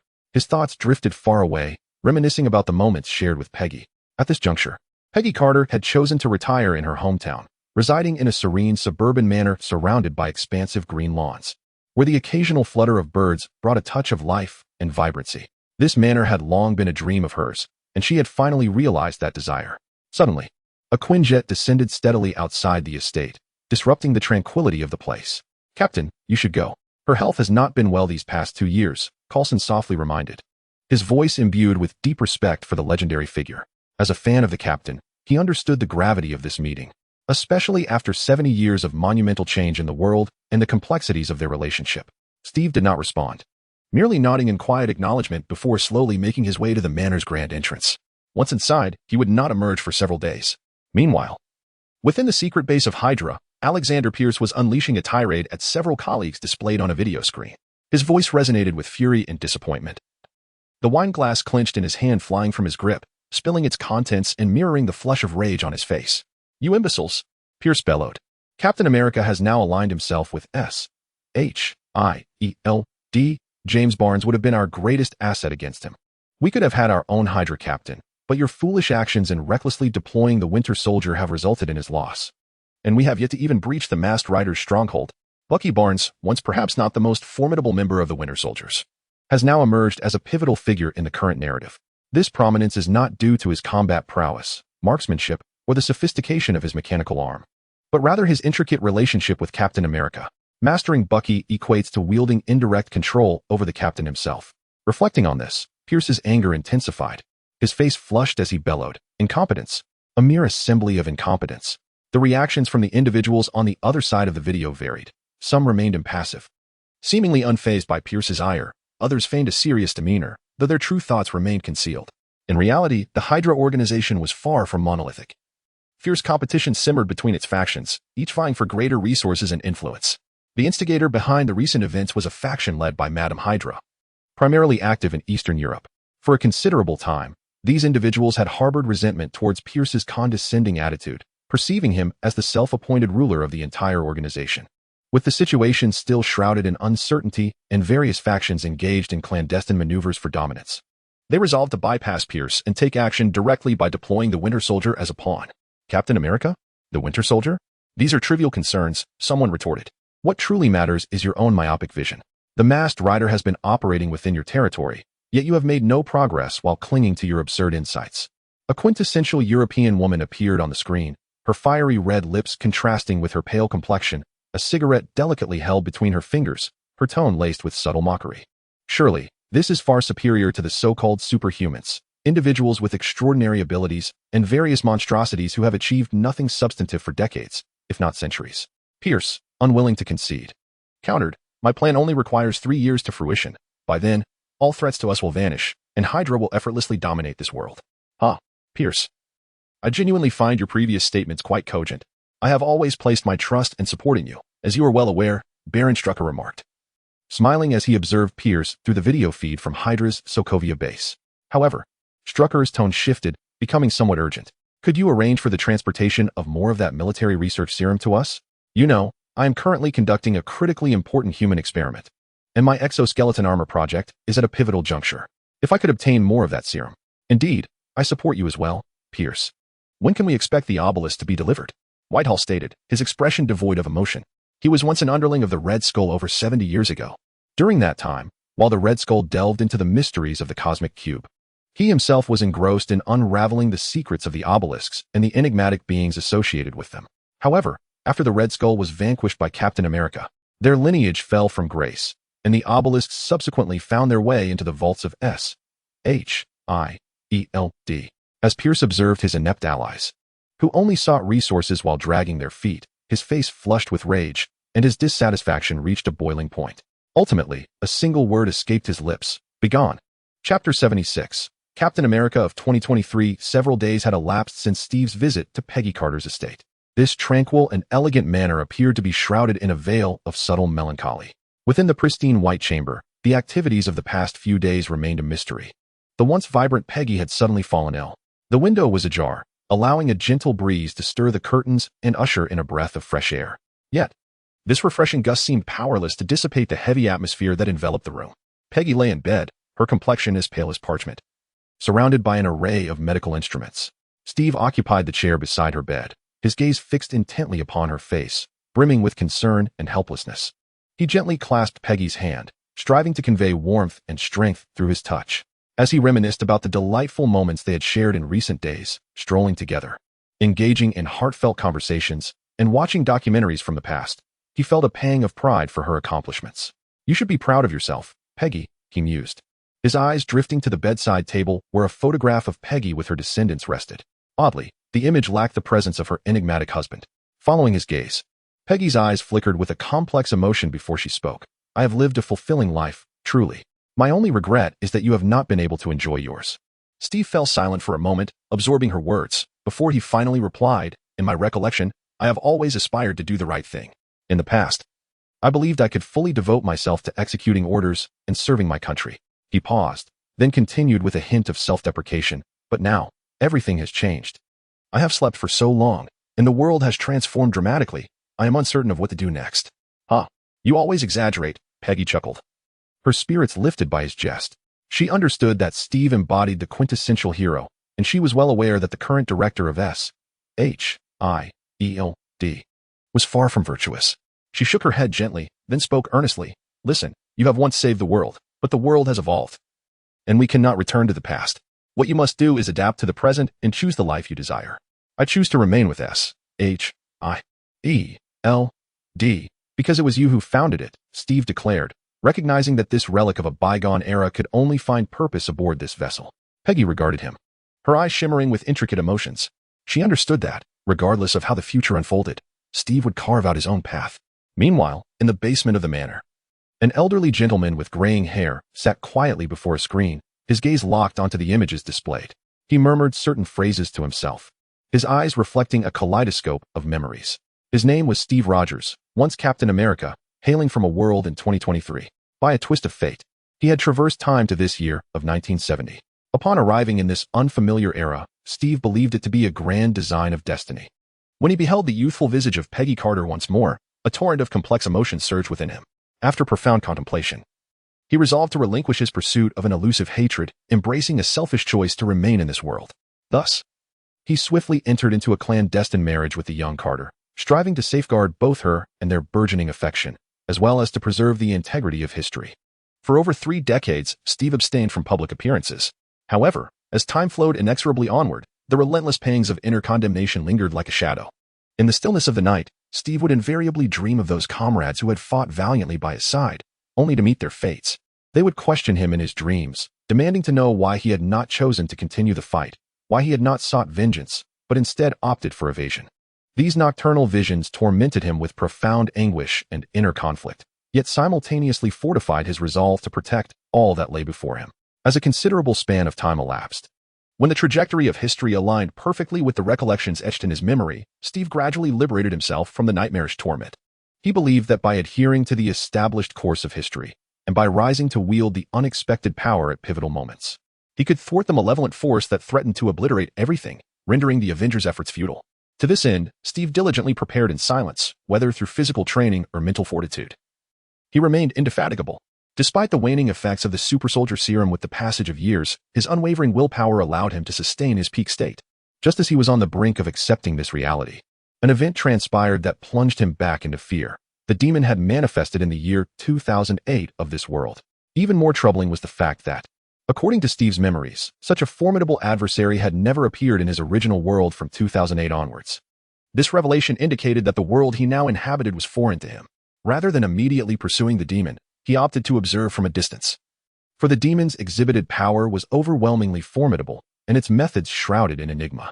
Therefore, he resolved to bide his time, continuing to gather intelligence on the demon while hesitating to abandon Carter and his descendants. Alas, with each display of the demon's extraordinary abilities, Steve's hopes for retribution dwindled. He felt as though he had been drained of all strength and means, reduced to a weary, immortal dog, merely surviving for the sake of Carter and her kin. It was only a few days ago that the original Steve Rogers from this universe arrived at the Carter family residence. Instinctively sensing he should not reveal himself, he swiftly retreated to the basement. In that cramped, dimly lit space, he came to the somber realization that his fate was nearing its conclusion. He retrieved from his pocket a card he had long concealed, entirely black and adorned with intricate green patterns, seemingly imbued with some arcane power. Steve tightly grasped the card, raising his gaze once more to the image displayed on the monitor, observing the beloved who had finally reconciled with him, alongside the youthful Captain America. Time appeared to freeze at that moment, and Steve's expression gradually transformed into one of resolute determination. He understood that the time had come to make the final choice. Just then, a belt unexpectedly materialized around his waist, an equipment he had acquired during that great battle. In the distance, the sound of a tram could be heard, reverberating in his mind as though it were both a figment of his imagination and a reality. Chapter 77. Altair form in the cramped confines of the basement. An electric tram had materialized in a most uncanny fashion, as if it had traversed from another dimension. It came to a slow halt before the elderly Steve, its entire structure cloaked in a military green hue, evoking a sense of weightiness and antiquity. The front of the vehicle bore a uniquely distinctive shape, its design evidently inspired by the visage of a bull, with 2 golden horns glinting under the dim light, imbuing the scene with an air of mystery. As the doors of the tram slowly creaked open before him, the elderly Steve felt no hesitation. He inhaled deeply, gathering within him all the courage and resolve he could muster. The card he clutched in his hand seemed to resonate with his determination. As he forcefully inserted it into the device at his waist, an unprecedented surge of power began to course through him. A hauntingly familiar sound echoed, a voice that transcended time and space, awakening the dormant power within his belt. Altair form. Suddenly, a blinding radiance erupted from his waist, and countless tiny, luminous particles scattered like stars, swiftly coalescing into a snug suit of armor that adhered closely to the elderly Steve's form. Most astonishingly, once the armor fully enveloped him, intricate track-like patterns appeared at the eye region. Almost instantaneously, 2 vivid bull heads manifested at the back of his skull, gliding down along the previously mentioned tracks until they settled at the eye area. Through a breathtaking transformation, the contours of the bull heads gradually morphed into 2 resplendent compound eyes, shimmering like emeralds. Unlike the previous red form, this time it was green, gazing through the glass. The elderly Steve caught sight of his armor, a bittersweet pang stirring within him. He recalled the moment he first transformed into the red form. The overwhelming sense of power and control had led him to believe he had discovered the solution to his dilemmas. Yet, what followed was an ineffable sense of loss and emptiness, as if he had relinquished something profoundly significant in that instant. Now, confronted by this brand new green armor, he pondered whether he was on the verge of losing something yet again. Time was of the essence. There was no room for indulgent thoughts. The elderly Steve understood that this power was not inexhaustible. Thus, he swiftly recalibrated his emotions, lightly tapping his head with both hands, as if to rally his spirits. Gradually, he turned his head, casting one last glance at Peggy on the screen. Her visage remained vividly clear, a testament to decades of shared love. He recognized that this might be the final moment he beheld her, and an inexplicable sorrow welled up within him, yet he had no time for sentimentality. With unwavering resolve, he stepped onto the tram. The doors automatically sealed shut, and a vibrant curtain of light appeared ahead, resembling a portal to another realm. The tram gradually commenced its journey, traversing through the dimensional gate, and soon vanished from sight. The basement fell silent once more, as if no one had ever graced its presence. Within the confines of the room, Steve was initially engrossed in delightful conversation with Peggy. Their dialogue was infused with a lightheartedness and joy, causing time to linger gently in that moment. However, this serene and harmonious atmosphere was abruptly shattered by Peggy's unexpected fit of coughing. Her voice, both urgent and feeble, echoed with a series of coughs, as her body began to tremble violently. With her eyes tightly shut and her face flushed, it was evident that she was in considerable distress. Observing this, Steve immediately sensed the gravity of the situation and hurried to the bedside. "Do not worry, I am here," he murmured softly, placing a reassuring hand on Peggy's back and gently patting her. With his other hand, he swiftly retrieved a glass of warm water from the table, patiently waiting for Peggy to regain her composure enough to drink.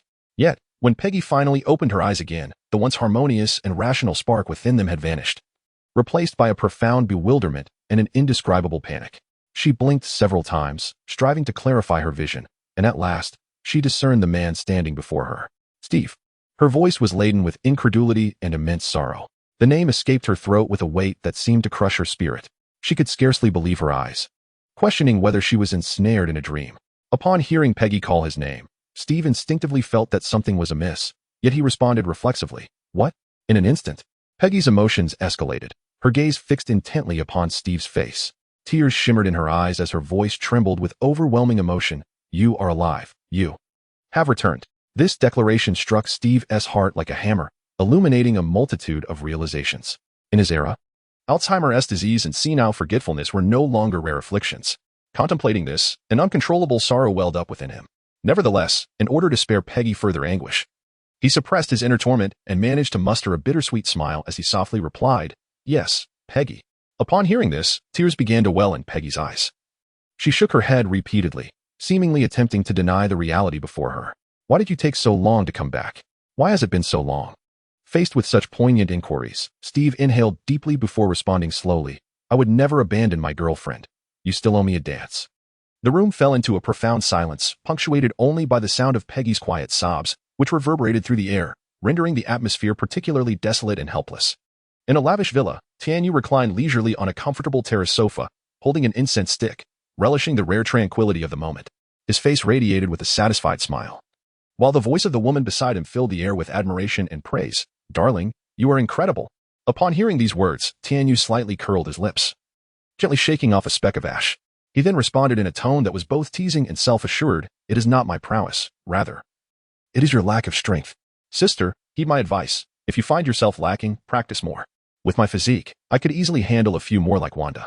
After saying this, he deliberately straightened his chest, striking a valiant pose, as if he could truly stand alone against the entire world.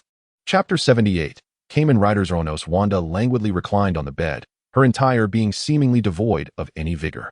She chuckled at the man beside her, who was performing antics. And though a sense of helplessness lingered in her heart, her lips defiantly declared, "You've exaggerated to the skies. I'm merely not feeling my best today." Hearing this, Tianyu, instead of feeling vexed, smiled faintly, lifted his chin, and fixed his gaze ahead, an air of disdain for the mundane evident in his eyes. Proud yet benevolent. Mysterious yet genteel, he responded, Wait until I finish this." Hey, you, look outside. What is that? The cow has truly been sent soaring," Wanda suddenly exclaimed, her voice brimming with astonishment and excitement. Her eyes widened in disbelief as she pointed towards the heavens, incessantly tapping Tianyu's arm. Startled by her fervor, Tianyu dropped his cigarette, momentarily abandoning his pretentious demeanor to gaze in the direction Wanda indicated. Before them appeared a wondrous object in the sky, resembling a colossal bovine head, rising majestically amidst billowing steam. Goodness, a great green cow. Tianyu instantly recognized this airborne vehicle, reminiscent of the electrifying rides from the Kamen Rider Den-O series. Its distinctive green livery and aerodynamic design conjured memories of Zorono's exclusive ride. However, he had never unlocked any belts or gear associated with the Den-O series. With a slight grimace, Tianyu muttered to himself, "It seems to be another mischief by the future Tianyu." Such occurrences had become all too familiar to him. Moreover, this electric vehicle bore the same vibrant green as postal services, offering door-to-door delivery. He was eager to unwrap this parcel from the future. It seems to be heading towards our home," Wanda remarked anxiously, her gaze fixed on the approaching vehicle, a wave of unease washing over her. She clutched Tianyu's arm tightly, as if seeking solace in his presence. Sensing her trepidation, Tianyu gently patted the back of her hand in reassurance. He raised his gaze towards the swiftly approaching electric vehicle, pondering its intentions. The sound of a blaring horn grew increasingly intrusive. Honk, honk. Despite Wanda's unwavering trust in Tianyu, the sudden situation left her quite shaken. Instinctively, she buried her head in Tianyu's embrace, yearning for additional protection and comfort. "Rest easy," Tianyu tenderly caressed her head, his other hand gradually lifting towards the speeding vehicle. Suddenly, a dazzling curtain of light unfurled before them, resembling a portal to another realm. The electric vehicle, which had been charging towards them at an astonishing speed, unsuspectingly plunged into this luminous veil. As the vehicle entered, the entire scene transformed instantaneously, as if it had been consumed by a mirror-like dimension, vanishing completely from their sight. Everything around resumed its tranquil state, with only the gentle rustling of the wind and the distant clamor of the sea echoing in the background. Tianyu softly draped his arm around Wanda's shoulders, lowering his head slightly with a playful smile, and whispered into her ear, "Open your eyes, it's all right. I need to take care of some matters. Please warm up the car for me. I want to drive when I return." After uttering these words, Tianyu did not wait for Wanda's response but leapt directly into the portal leading to the mirror world, leaving behind only an afterimage and the lingering echoes of his voice in the air. However, what Tianyu had not anticipated was that, in the next instant after his departure, Wanda, her expression devoid of emotion, slowly raised her head and opened her eyes. Yet, unlike her usual clear and bright gaze, a noticeable crimson glimmer flickered in her eyes at that moment. In the fantastical and mysterious realm of the mirror world, Tianyu moved like an envoy traversing between reality and fantasy. He swiftly identified his target amidst the intricate scenes, the unfortunate green electric tram, awkwardly wedged within the crevice of a building. With a gentle wave of his arm, the surrounding space began to distort and morph, reminiscent of ripples cascading across a water surface, gradually reaching the trapped tram. Wisps of black smoke began to emanate from its surface, a direct manifestation of energy conversion and material decomposition. Ultimately, under the immense pressure of multidimensional forces, the entire vehicle erupted in a dazzling explosion of light, transforming into countless twinkling particles that gracefully dispersed into the boundless void of the mirror world. At that moment, the masked rider Zeronos, who had been poised within the tram, prepared himself as the vehicle gradually faded from view, plummeting from the air. Upon landing, he expertly executed a rolling maneuver to mitigate the impact, ultimately stabilizing himself with one knee on the ground. Without a moment's hesitation, Zeronos swiftly unfastened his equipment from his waist. In no time, a uniquely shaped weapon, radiating a chilling brilliance, known as the Zero Cutter, was assembled. He then transformed this weapon into crossbow mode and, without any hesitation, aimed it at Tianyu and pulled the trigger.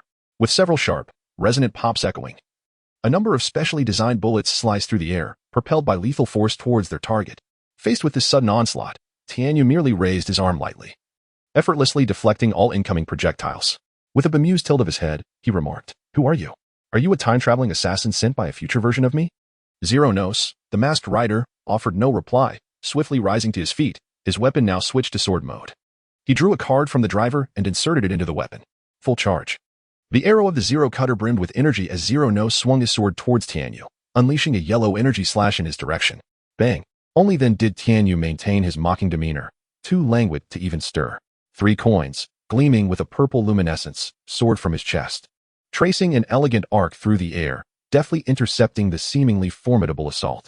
As the final wisp of smoke gradually dissipated, it was evident that his opponent had not anticipated that their full-powered strike would be so effortlessly neutralized, leaving them momentarily stunned. "You are truly so inept that it terrifies me." Chapter 79. The White Tiger contract beast. Upon finishing his statement, Tianyu raised a finger from his crossed arms. In that instant, Kamen Rider Zero sensed an immediate danger. He turned just in time to see a white iron claw magnifying before his eyes. His combat instincts compelled him to raise his arm in defense, yet he could not withstand the overwhelming force of his opponent. Being sent flying like a kite severed from its string. After tumbling several times on the ground, the pain radiating through his body elicited an involuntary cry. Tianyu stood rooted in place, observing the fallen Kamen Rider Zero's with a hint of cold amusement on his face. Zero struggled to rise, but the agony coursing through his body rendered him immobile. At that moment, a rapid series of footsteps echoed from a distance. Looking up, he beheld a bipedal beast resembling a white tiger racing towards him. This creature, adorned with intricate blue and white stripes, exuded an air of both mystery and menace. Its massive claws glinted ominously, as if capable of rending apart any obstacle in its path. Witnessing this scene, a wave of intense fear surged within Kamen Rider Zero's. Yet, he summoned every ounce of strength to fight back. However, his body was utterly exhausted, devoid of the power necessary to confront such a formidable foe. Just as he sought a chance to escape, a searing pain suddenly pierced through his chest. The white tiger-like beast had plunged its sharp claws into his torso. In the next moment, Zero's found himself ensnared by the creature's colossal claw, rendered completely immobile, as the beast dragged him across the ground. Sparks and flashes of light danced around them. Ultimately, he was brought before that demonic presence.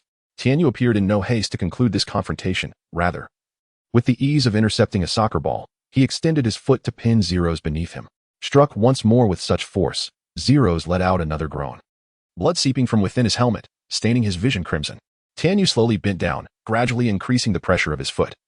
Each step sounding like a piercing cacophony against Zero's heavy armor, sparks cascading like a shower of stars.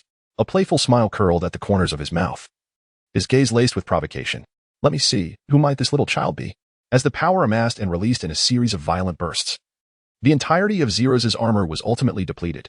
With a resounding crash, this is not someone else, it is indeed the aged version of Captain America. Despite the ravages of time etched upon his face, the remnants of youth are still discernible. Tianyu gradually shifted his foot, an action that seemed to trigger some mechanism, causing the elderly Steve to suddenly erupt into a violent coughing fit. His throat emitted a heavy, hoarse sound, akin to an antiquated machine struggling to function after years of disuse. Once the bout of coughing subsided, he lifted his head, his eyes filled with animosity, fixating intently on Tianyu, radiating an indomitable spirit.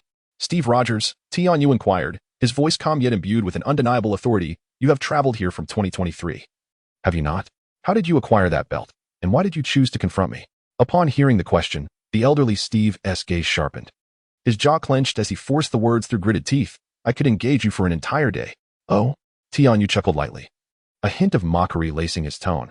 Do you think that just because you are older, you can act with impunity? With that, he shook his head, seemingly bemused or amused by Steve's demeanor. Then, casually raising a hand, a subtle shift in the surrounding air occurred, a slight spatial fluctuation, and an old popsicle, which had been specifically preserved in this realm, materialized before them. His attention was drawn to the sudden appearance of the object, a familiar silhouette that sent a tremor through him. In that moment, a torrent of complex emotions surged within the elderly Steve. This figure held profound significance for him, a comrade in arms who had nearly altered the course of his life. I demand an explanation. Tianyu's voice came from beside him, calm yet underscored by an undeniable force. With this statement, the nearby white tiger contract beast began to stir, seemingly poised to heed its master's command. Faced with such a situation, the elderly Steve felt an unprecedented weight of pressure. After a brief silence, he finally spoke. Just kill me. His voice was heavy with resignation and despair, as if he had surrendered all hope of resistance.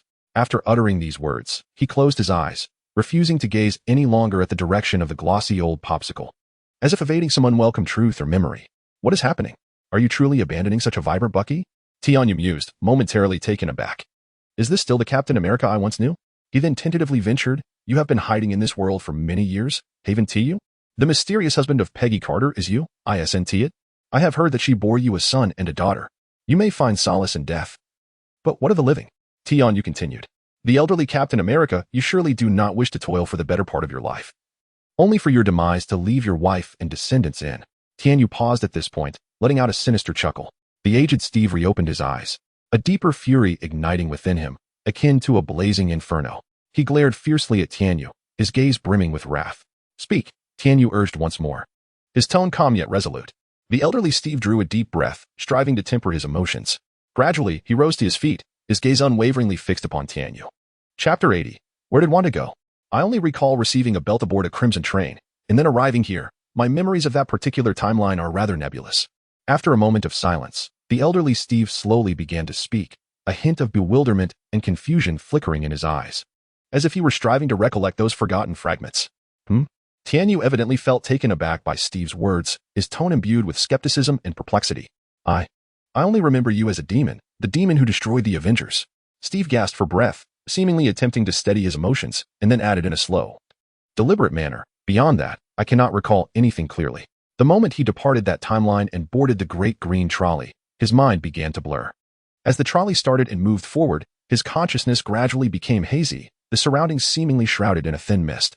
It was only upon arriving in this unfamiliar world that he belatedly realized many memories had dissipated like smoke scattered by the wind, vanishing without a trace. He endeavored to recall people, events, and things from his past, but only vague silhouettes and fragments remained in his mind. Those once familiar scenes, the faces of loved ones, and the voices of friends could now only be remembered in a general sense, with the intricate details eluding him entirely. This sense of loss rendered him profoundly anxious and bewildered, as if he had transformed into an empty vessel devoid of a past. Really? I don't believe it. Tianyu's voice, laden with doubt and mistrust, shattered the contemplative silence enveloping the elderly Steve. What I say is the truth. The elderly Steve insisted urgently, his voice tinged with anxiety and helplessness. However, just as he finished speaking, an unexpected wave of pain surged through him. In an instant, Tianyu surged forward, executing a spinning kick that caused the elderly Steve's head to explode like a watermelon, blood splattering everywhere. The remaining body convulsed a few times before collapsing helplessly to the ground. Tianyu stood there, panting heavily, his gaze revealing a hint of derangement and nervousness, as he muttered, "What a ridiculous display." Unfazed, Tianyu kicked the soles of his shoes and fell into contemplation, his brow furrowed and his eyes betraying a sense of worry. Ever since the appearance of the trolley in the night, he had attempted to use his unique abilities to sense the night's power. Unfortunately, no feedback had been forthcoming. Could it be that his current self had yet to unlock the permissions of those belts? Was it only the future version of Tianyu who could utilize them? As this thought crossed his mind, a wave of unease washed over him. After all, in his perception, he was a singular existence. How could someone as selfish as I allow a character as noble as Captain America to obtain the belt? Tianyu murmured to himself, apprehensive about the potential changes that might unfold in the future. The future Tianyu, who had manifested twice, exhibited actions and behaviors quite distinct from his present self. Was it possible that alternate universes contained his variants, akin to that Council of Kangs? Some of these variants have emerged as superheroes, while others have taken on the mantle of malevolent leaders, and some lead ordinary lives. Meanwhile, the celestial being Tianyu has been rampaging across worlds, soaring into the cosmos, vanquishing formidable foes, and amassing strength to prepare for the impending multiversal conflict. Yet, there remains the disconcerting thought of his own languid existence on Earth. The mere contemplation of this possibility sends a chill down his spine. Taking a deep breath, Tianyu strives to steady his racing heart, whispering to himself, "Breathe, remain calm." He knows that in just a few months, the new year will arrive, bringing with it the promise of new knightly powers. Additionally, he eagerly anticipates the monumental event of the 2012 New York battle. Initially, Tianyu was filled with excitement at the prospect of Loki leading the Chitauri army against Earth, for it signified a wealth of opportunities to gain vitality. However, his current focus has shifted to whether the Avengers from 2023 would traverse time to procure the Infinity Stones during that conflict. His knightly powers have yet to unlock the ability to freely navigate the multiverse, thus compelling him to seize this impending opportunity. He resolves to observe the timeline during that period to glean insights into the multiverse and potential future changes. With a soft sigh, Tianyu returns to his villa and promptly immerses himself in a warm bath. As the soothing water envelopes him, his thoughts begin to drift into a haze, contemplating various matters. He eventually succumbs to slumber in the tub.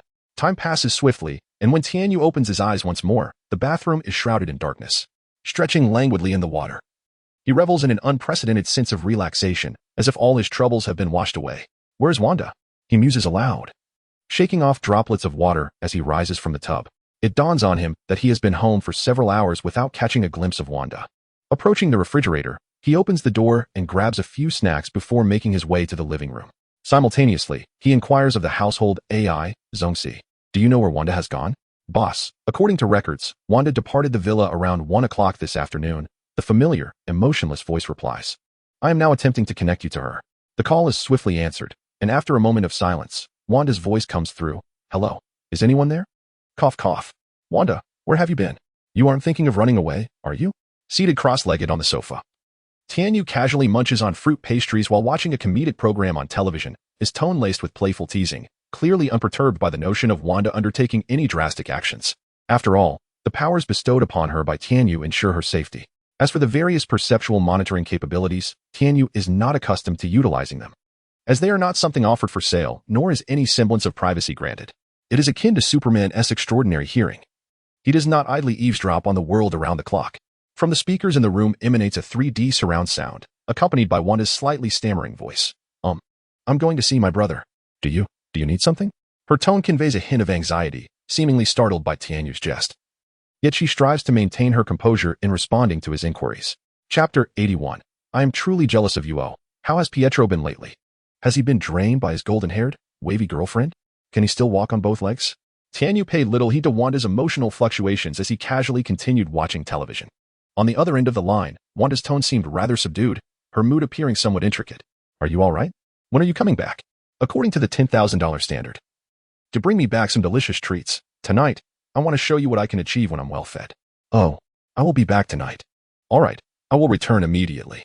Wanda's voice on the other end sounded somewhat conflicted, as if she harbored unspoken concerns. Tianyu couldn't help but feel puzzled. Wanda, what's wrong? You seem a bit off today. What do you mean by off? Wanda retorted, her voice tinged with a barely perceptible tension. You seem adorably off. By the way, remember to bring back a few dozen pairs of stockings when you visit the mall. All the ones at home are in disarray. That's all. I'll be waiting for you. Suddenly struck by a moment of realization, Tianyu slapped his forehead, recalling an old joke.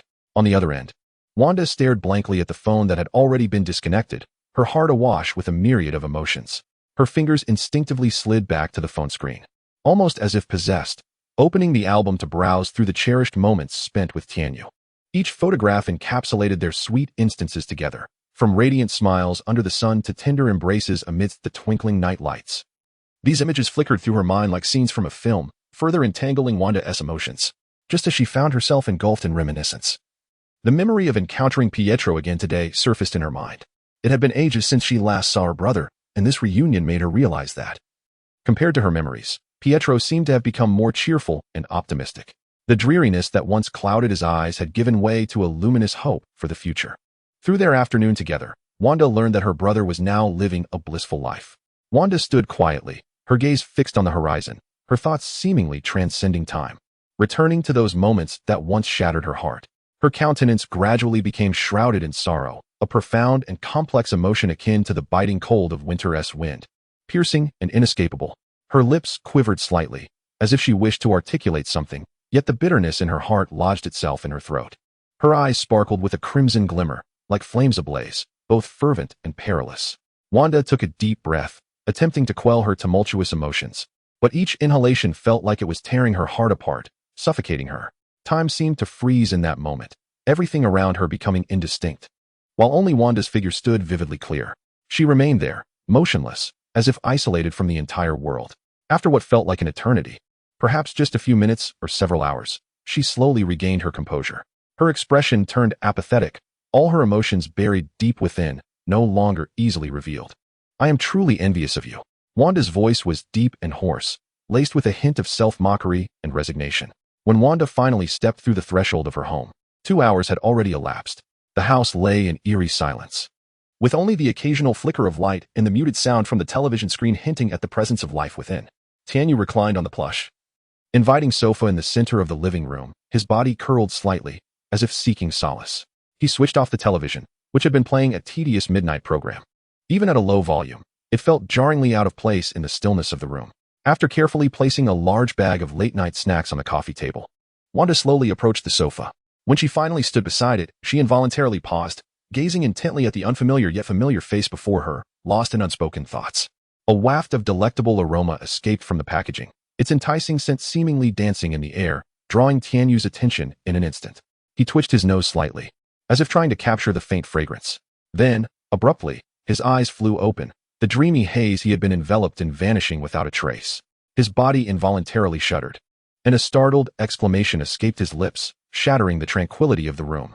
It turned out that Wanda's petite face was mere inches from Tianyu's, silently observing him with an unwavering gaze. Oh, why are you staring?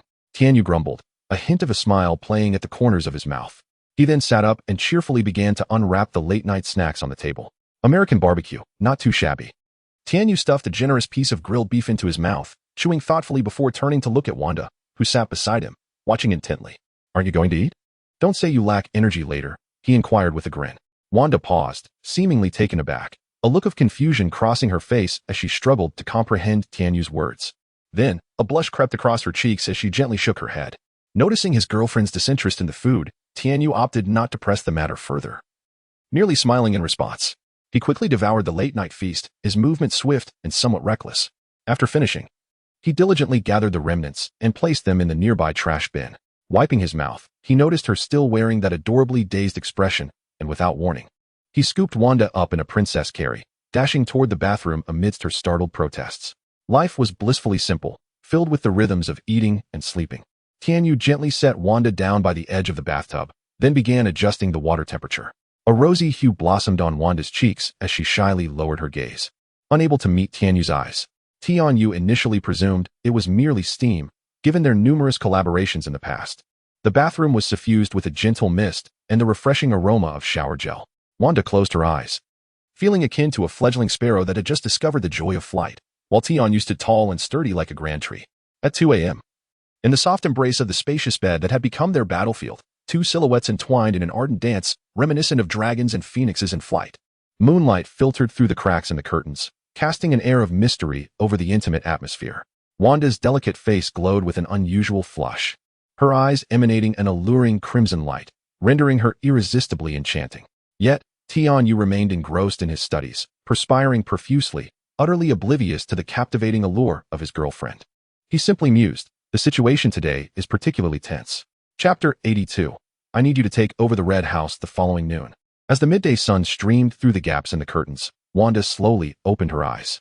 Her immediate instinct was to seek the presence of Tianyu, but to her dismay, the warmth of his figure was no longer beside her in the bed. Attempting to sit up, she found herself besieged by a pervasive ache. As if her body had been weighed down by a heavy burden, every subtle movement was met with a chorus of protests from her limbs. Unconsciously, Wanda reached up to gently massage her temples. As her memories began to crystallize, the events of the previous day replayed in her mind. A montage of hazy yet vivid images, dialogues, and emotional fluctuations that plunged her into a profound state of confusion. Despite the surreal nature of the experience, she could not deny the veracity of what she had endured. This realization left Wanda feeling deeply unsettled.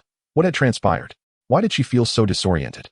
While outwardly everything appeared normal, an inexplicable sense of unease lingered within her, refusing to dissipate. After a moment of dazed introspection, she gradually extricated herself from the soft cocoon of her blankets, her feet meeting the chill of the floor, sending a shiver coursing through her.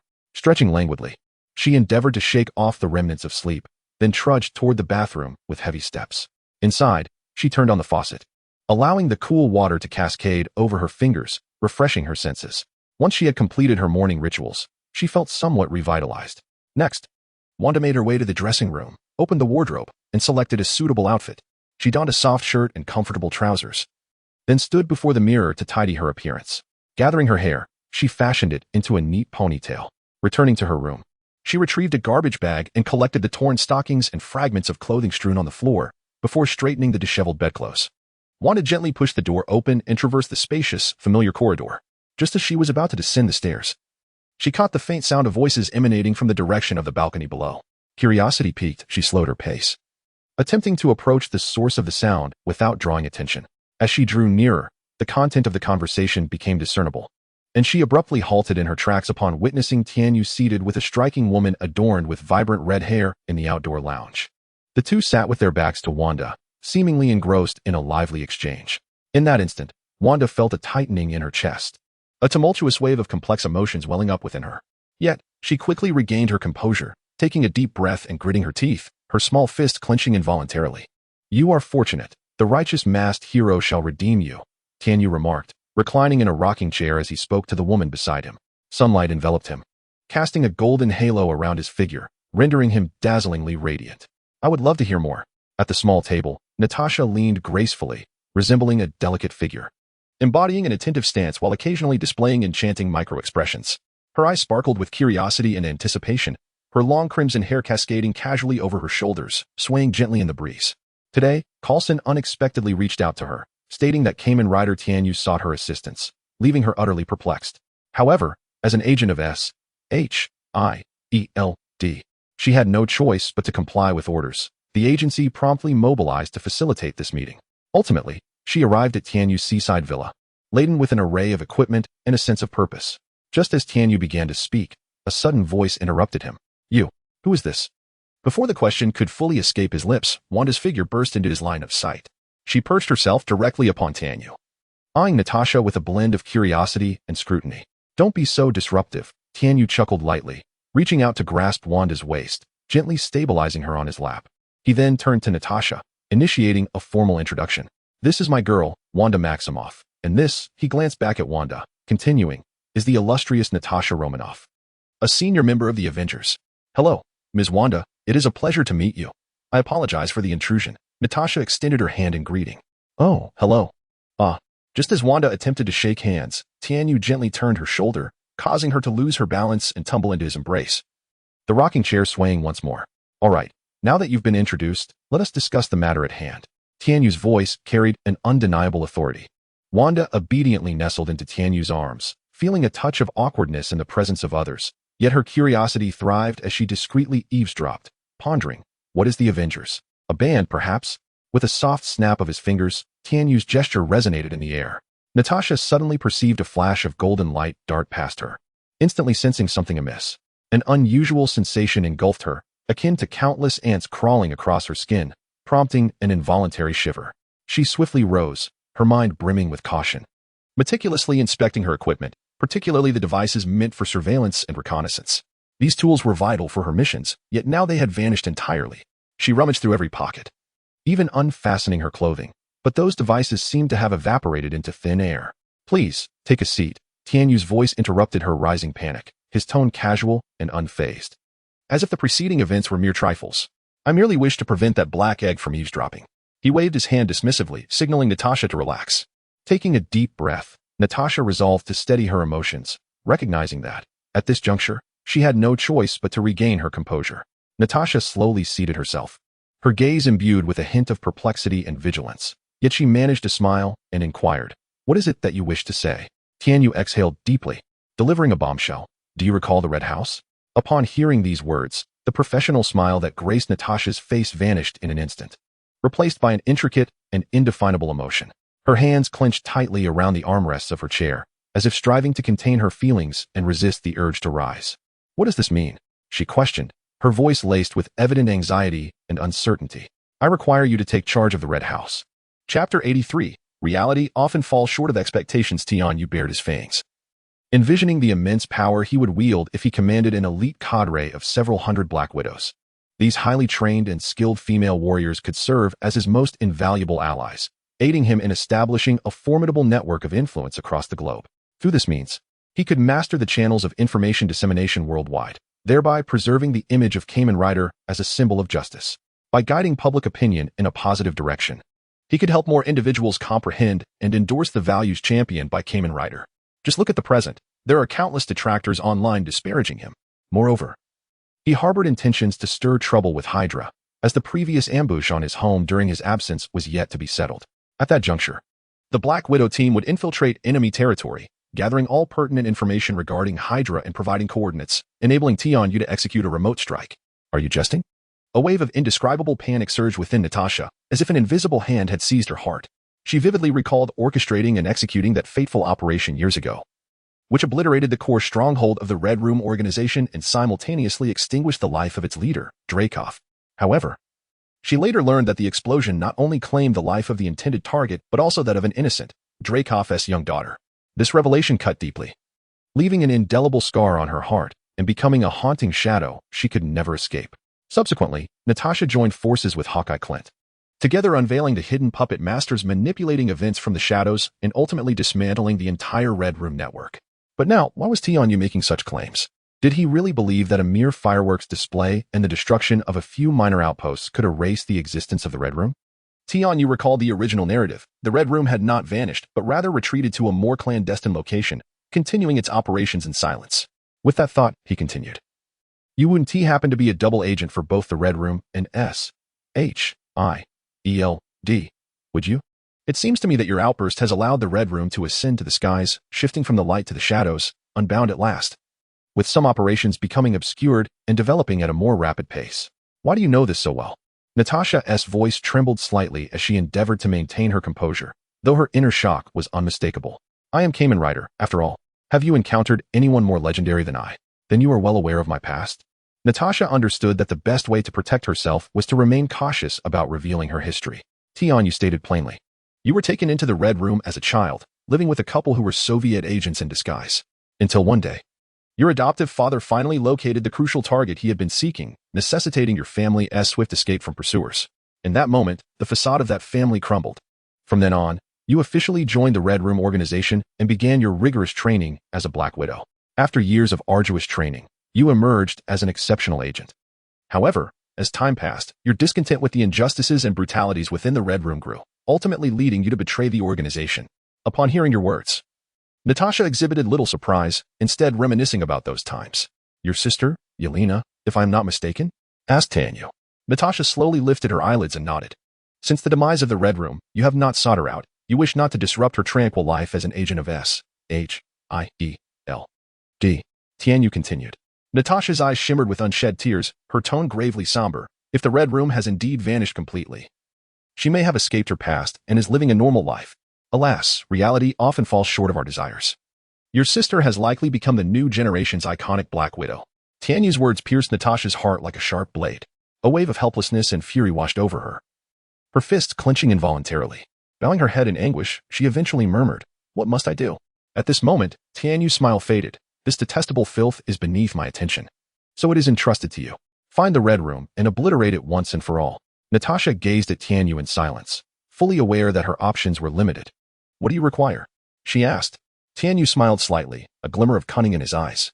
Yelena and that legion of Black Widows scattered across the globe. Some trivial matters cannot always fall upon my shoulders. This implied a call to allegiance. Natasha silently nodded. She had no choice. The immediate priority was to dismantle the Red Room and rescue Yelena. Tianyu extended a finger, his tone imbued with undeniable authority. I shall provide you with support to accomplish this task. However, one thing you must remember, do not let anyone from S.H.I.E.L.D. know of this matter, and absolutely do not involve them. Upon hearing this, Natasha furrowed her brow slightly and locked eyes with Tianyu. Why? S.H.I.E.L.D. possesses the capability and resources. Why cannot they be informed? Tianyu sighed softly. It is Hydra that possesses the capability and resources. He spoke slowly. Can you guarantee that within the vast institution of S.H.I.E.L.D. there is no infiltration from the Red Room? Over these years, have you discovered any trace of the Red Room within S.H.I.E.L.D.? Natasha shook her head in silence. Precisely. Moreover, this is not a suggestion. It is an order, agent. You are to strictly adhere to my command. Tianyu reminded her with a smile, not wishing to involve the inept individuals of S.H.I.E.L.D., who would only complicate matters further. Since the slaughter of the Asgardians in Vanaheim, Tianyu's tolerance for these ordinary people had slightly elevated. After all, continually trampling on ants loses its appeal. Presently on Earth, Tianyu occasionally dispatched his contract beasts, merely to crush a few inner demons. How may I assist you?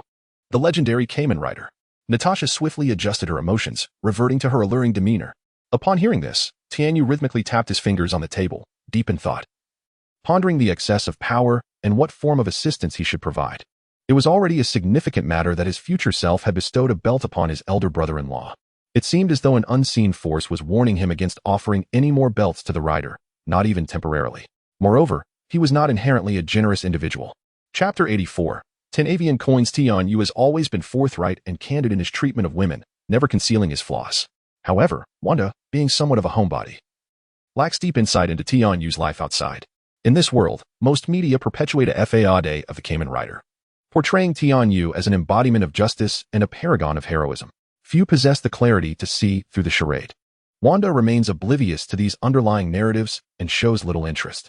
For her, the simple joy of nestling in Tianyu's embrace, feeling his warmth and heartbeat, suffices. She does not desire excessive knowledge nor wish to delve into the intricate truths. In her world, happiness is uncomplicated and pure. Tianyu, too, finds little inclination to confess that he embodies a villainous persona. Wanda's simplicity and purity allow her to stand apart from other female characters. Unlike many girls, she harbors no excessive expectations or demands of Tianyu. As long as he treats her well, she feels fulfilled. Perhaps it is this very trait that influences Tianyu's future choices and arrangements. Only a girl like Wanda can remain by his side when his hidden nature is revealed. After all, Tianyu's survival hinges on acts of violence. In this world, and indeed, in all realms, most individuals cannot tolerate someone who resorts to any means necessary for survival. Yet, Wanda is an exception. She not only comprehends Tianyu's predicament, but is also willing to hand him a knife in crucial moments. Such a fierce companion undoubtedly makes her the most fitting partner for Tianyu. How much better it would be if she were akin to the Unhinged. Search for family version of Scarlet Witch from the original timeline. Tianyu would hardly need to lift a finger. She would impose a scorched earth policy across all parallel universes. As a woman endowed with formidable magical powers, Scarlet Witch shows no mercy to any threat against those she loves. Why am I salivating? Wanda, feeling the dampness in her hair, adorably gazes up at Tianyu. He snaps back to reality, wipes his mouth, and offers a sheepish smile, inwardly marveling at how she, being a witch, has effortlessly enchanted him. Tianyu quickly gathers his thoughts, and under Natasha's watchful gaze, his hand sweeps across the table, and instantly 10 red coins appear neatly before them. What is this? Natasha's attention is immediately captivated. Her eyes fixate on the crimson coins, brimming with curiosity. Having become immune to such tricks of telekinesis, given the extraordinary powers displayed by Kamen Riders, she finds herself more intrigued by the peculiar nature of these seemingly ordinary coins. With a gentle smile, Tianyu picks up one coin and begins to spin it delicately on his fingertip. You may find it challenging to unleash your formidable scissor kick on land. Allow me to grant you wings, he quips. Wanda, intrigued, lifts her gaze to the ruby-like coin before her, intricately engraved with exquisite avian motifs. Natasha, with her agile mind, swiftly grasped Tianyu's meaning. Astonished, she exclaimed, "Are you suggesting that the lair of the Red House is not on the ground, but rather in the sky?" Tianyu nodded, affirming her conjecture. Indeed. I cannot recall the exact location, but I can assure you it lies beyond the borders of our homeland. This place is a conceptual stronghold. Should he encounter any formidable adversaries, he can simply retreat here, for no malevolent being shall dare approach. How does one utilize this coin? Natasha inquired, her curiosity piqued. It is quite simple. You will understand once you experience it, Tianyu replied. With that, he flicked his finger, propelling a coin at astonishing speed toward Natasha's chest. Completely unprepared for such an attack, she was unable to evade it and watched helplessly as the coin vanished between her bosom. Instantly, an overwhelming agony surged from deep within her, compelling her to rise and unleash a primal scream. This pain was not only excruciating but also accompanied by an indescribable sensation, as if something were traversing within her. Nevertheless, Tianyu did not relent. With remarkable speed, he continued to flick his fingers, launching the remaining 9 coins, each striking Natasha with unerring precision.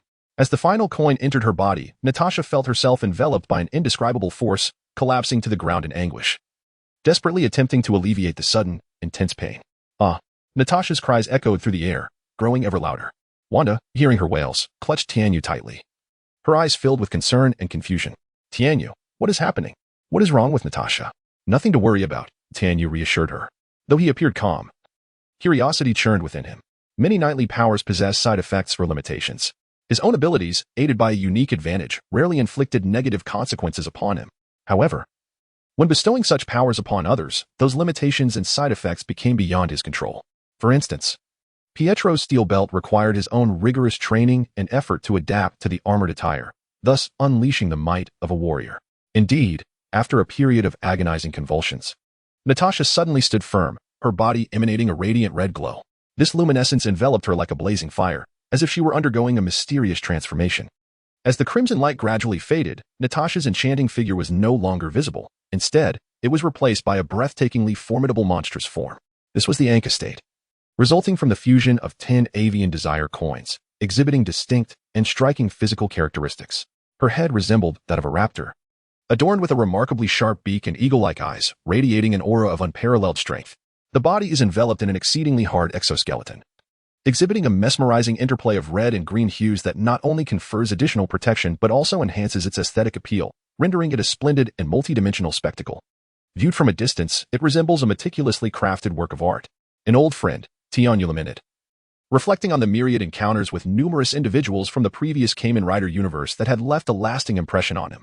Chapter 85. A loving family. Natasha's consciousness gradually emerged from a haze, and she stared blankly at Tianyu and Wanda as she slowly settled onto a stool.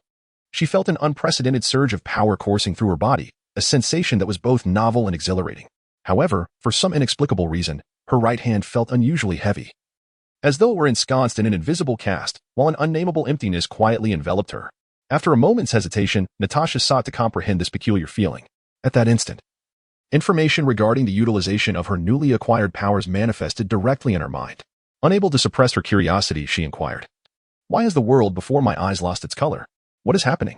Tianyu smiled gently and explained, "This is quite normal. Such power can significantly diminish the five senses, with vision being the most adversely affected.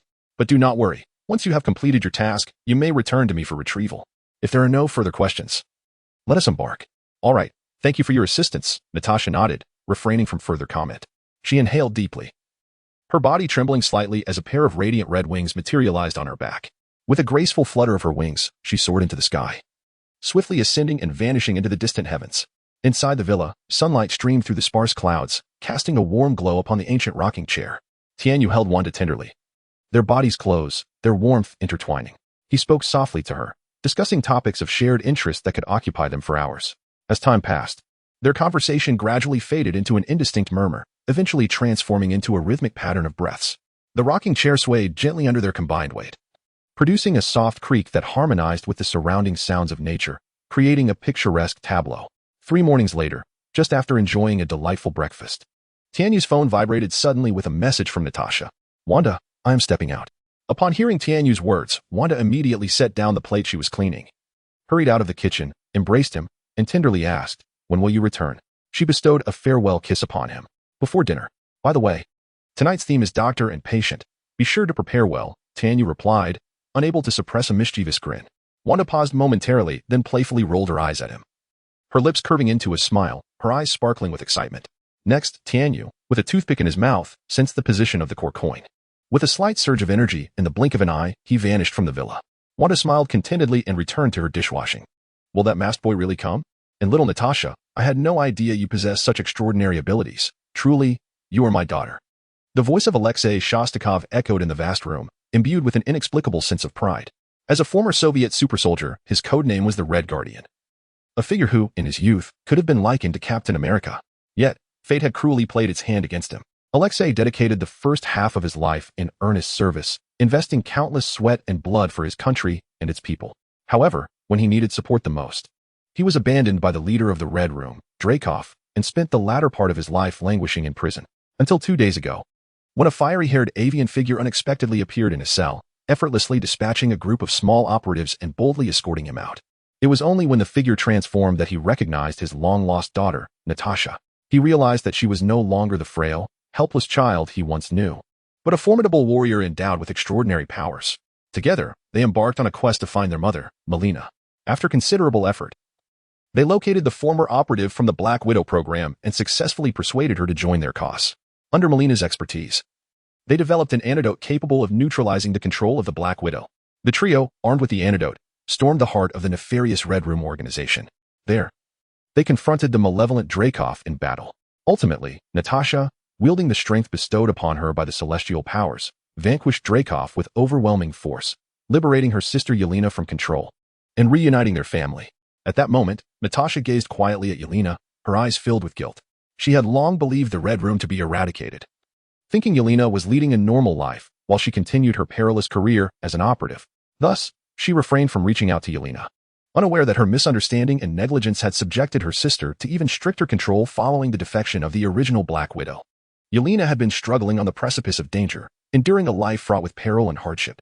Beside them, Melina wore a sorrowful expression. The neurotoxic agents used by the Red Room to control the widows were her own creations, and she understood their effects on her daughters. However, age had softened her once cold heart, and seeing her daughter brought forth a flood of complex emotions, her eyes glistening with unshed tears. Yelena, newly liberated from control, clenched her hands tightly, her nails nearly digging into her palms.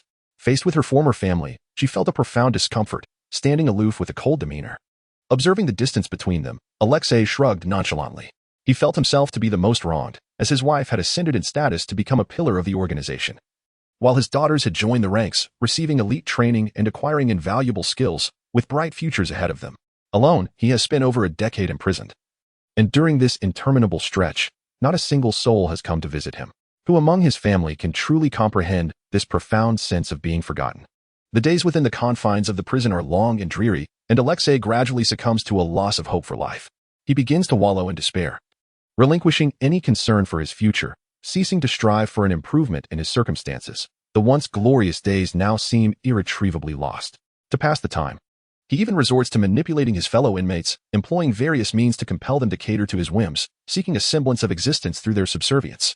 As time marches on, his golden years fade, the vitality once embodied in his youthful spirit dwindles, and his physical condition deteriorates to the point where he can no longer don the combat uniform that once fit him perfectly. Chapter 86. The mural-laden Alexei. A sudden clear sound pierced the stillness, causing a family of 4 to become instantly alert. In the center of the room, a figure quietly emerged, as if materializing from the very air itself. After reappearing, Tianyu found himself in a disordered, opulent office, where everything seemed somewhat chaotic. He paid little heed to these details. His gaze swiftly swept across the room, ultimately settling on a large window. He approached the window with brisk steps, through which he could still glimpse the deck outside. Several fighter jets were stationed on the deck, and in the distance lay an expansive sky.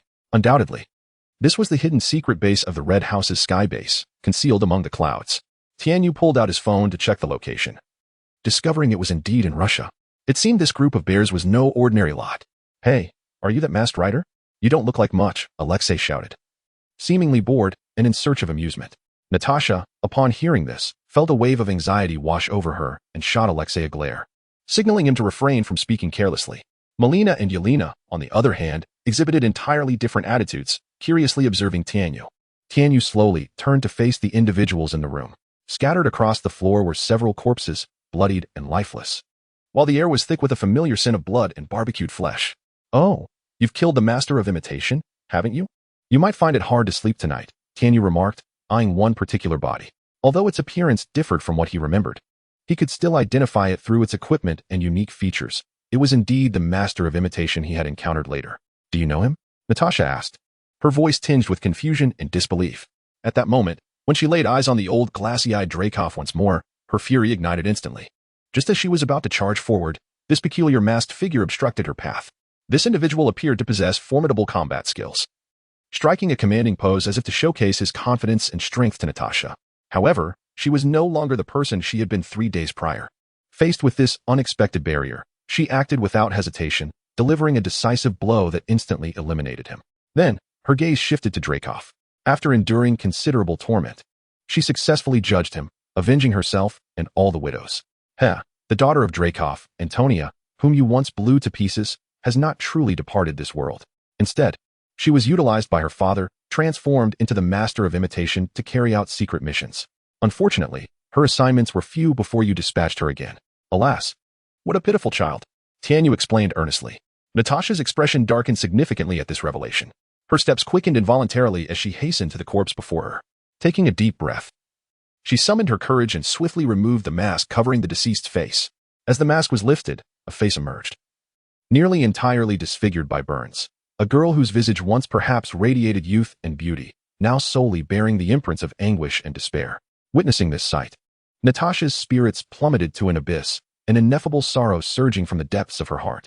Was this not a display of cruelty? Why utter such words? Observing Natasha stirred by the other's remarks, though unclear of the circumstances, Alexei felt a profound sense of injustice welling within him. Coupled with Tianyu's initial indifference towards him, Alexei could no longer contain his indignation. No sooner had he spoken than the temperature in the room plummeted. Tianyu, who had previously been delighting in the spectacle, wore an expression of impassivity. His gaze swept coldly across the assembly, the indifference in his eyes thickening the atmosphere with an oppressive weight. Natasha, jolted from her torment, felt her heart race. She instantly sensed something amiss and barely managed to exclaim, "No." Alexei, observing Natasha's anxious demeanor, was suddenly gripped by a wave of unease. It was too late. A cruel smile had already grazed Tanyu's lips.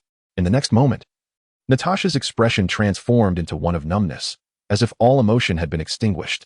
Her body rose swiftly, radiating an unsettling crimson light, morphing into the form of a bird-like avaricious creature. Before the others could react, she had astonishingly sped to stand before Alexei. Alexei, confronted by the monstrous visage of Natasha, swallowed hard, his voice trembling. What's wrong, little Na? In this world, no one would coddle you. Did you think you were done wrong? With an abundance of murals? The weak are never entitled to lecture the strong. Natasha uttered each word devoid of emotion. She then extended her hands, and before the astonished gazes of Melina and Yelena, she swiftly and decisively plunged them into Alexei's chest. With a dull thud, Alexei's body jolted violently, a torrent of blood erupting from his mouth, instantly staining Natasha's pristine mask a deep crimson. His eyes were filled with agony and bewilderment, a strange, low sound escaping his throat, as if he were grasping for a final breath. Through Natasha's figure, Alexei trembled, casting a quivering glance toward Tianyu, who stood not far behind. Tianyu's face had flushed a deep crimson, a slight smile playing at the corners of his mouth, as if he were silently amused. The most glorious years of Alexei's life had been mercilessly consumed within the cold, dark confines of a prison. Now, even with the super soldier serum coursing through his veins, granting unimaginable strength, he could barely cling to the last vestiges of life when faced with Natasha's almost cruel and soul-piercing assault. What was even more suffocating was that Natasha appeared intent on not relenting.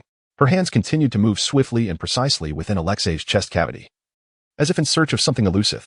The mother and daughter, standing aside as witnesses to the unfolding spectacle, were enveloped in unease. What transpired before them sent shivers down their spines. As blood gushed forth from Alexei, Natasha's hands finally ceased their frantic motion, only to abruptly wrench free her creation. Her grotesque hand was tightly ensnared around a length of intestine, which was intricately connected to vital organs such as the liver, spleen, stomach, and lungs, each segment rendered with remarkable clarity and vividness. Simultaneously, Natasha's other hand clutched a heart that continued to pulse vigorously. This heart throbbed intensely within her palm, each beat seemingly narrating the paradox of life's resilience and fragility.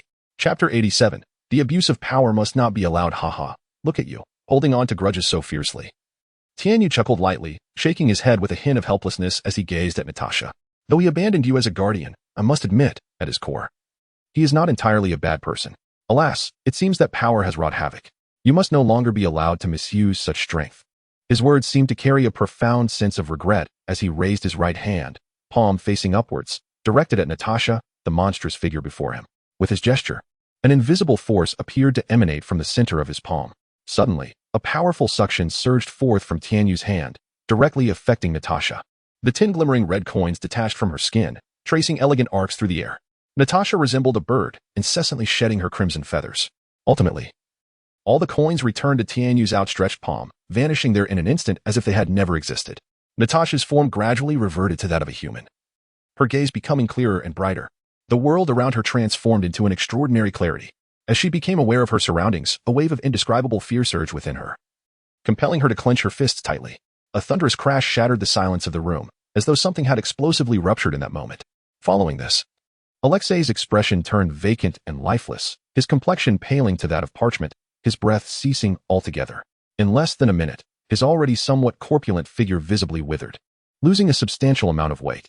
Ultimately, his massive body collapsed backward, crashing heavily onto the floor, producing a dull thud that sent a cloud of dust swirling into the air.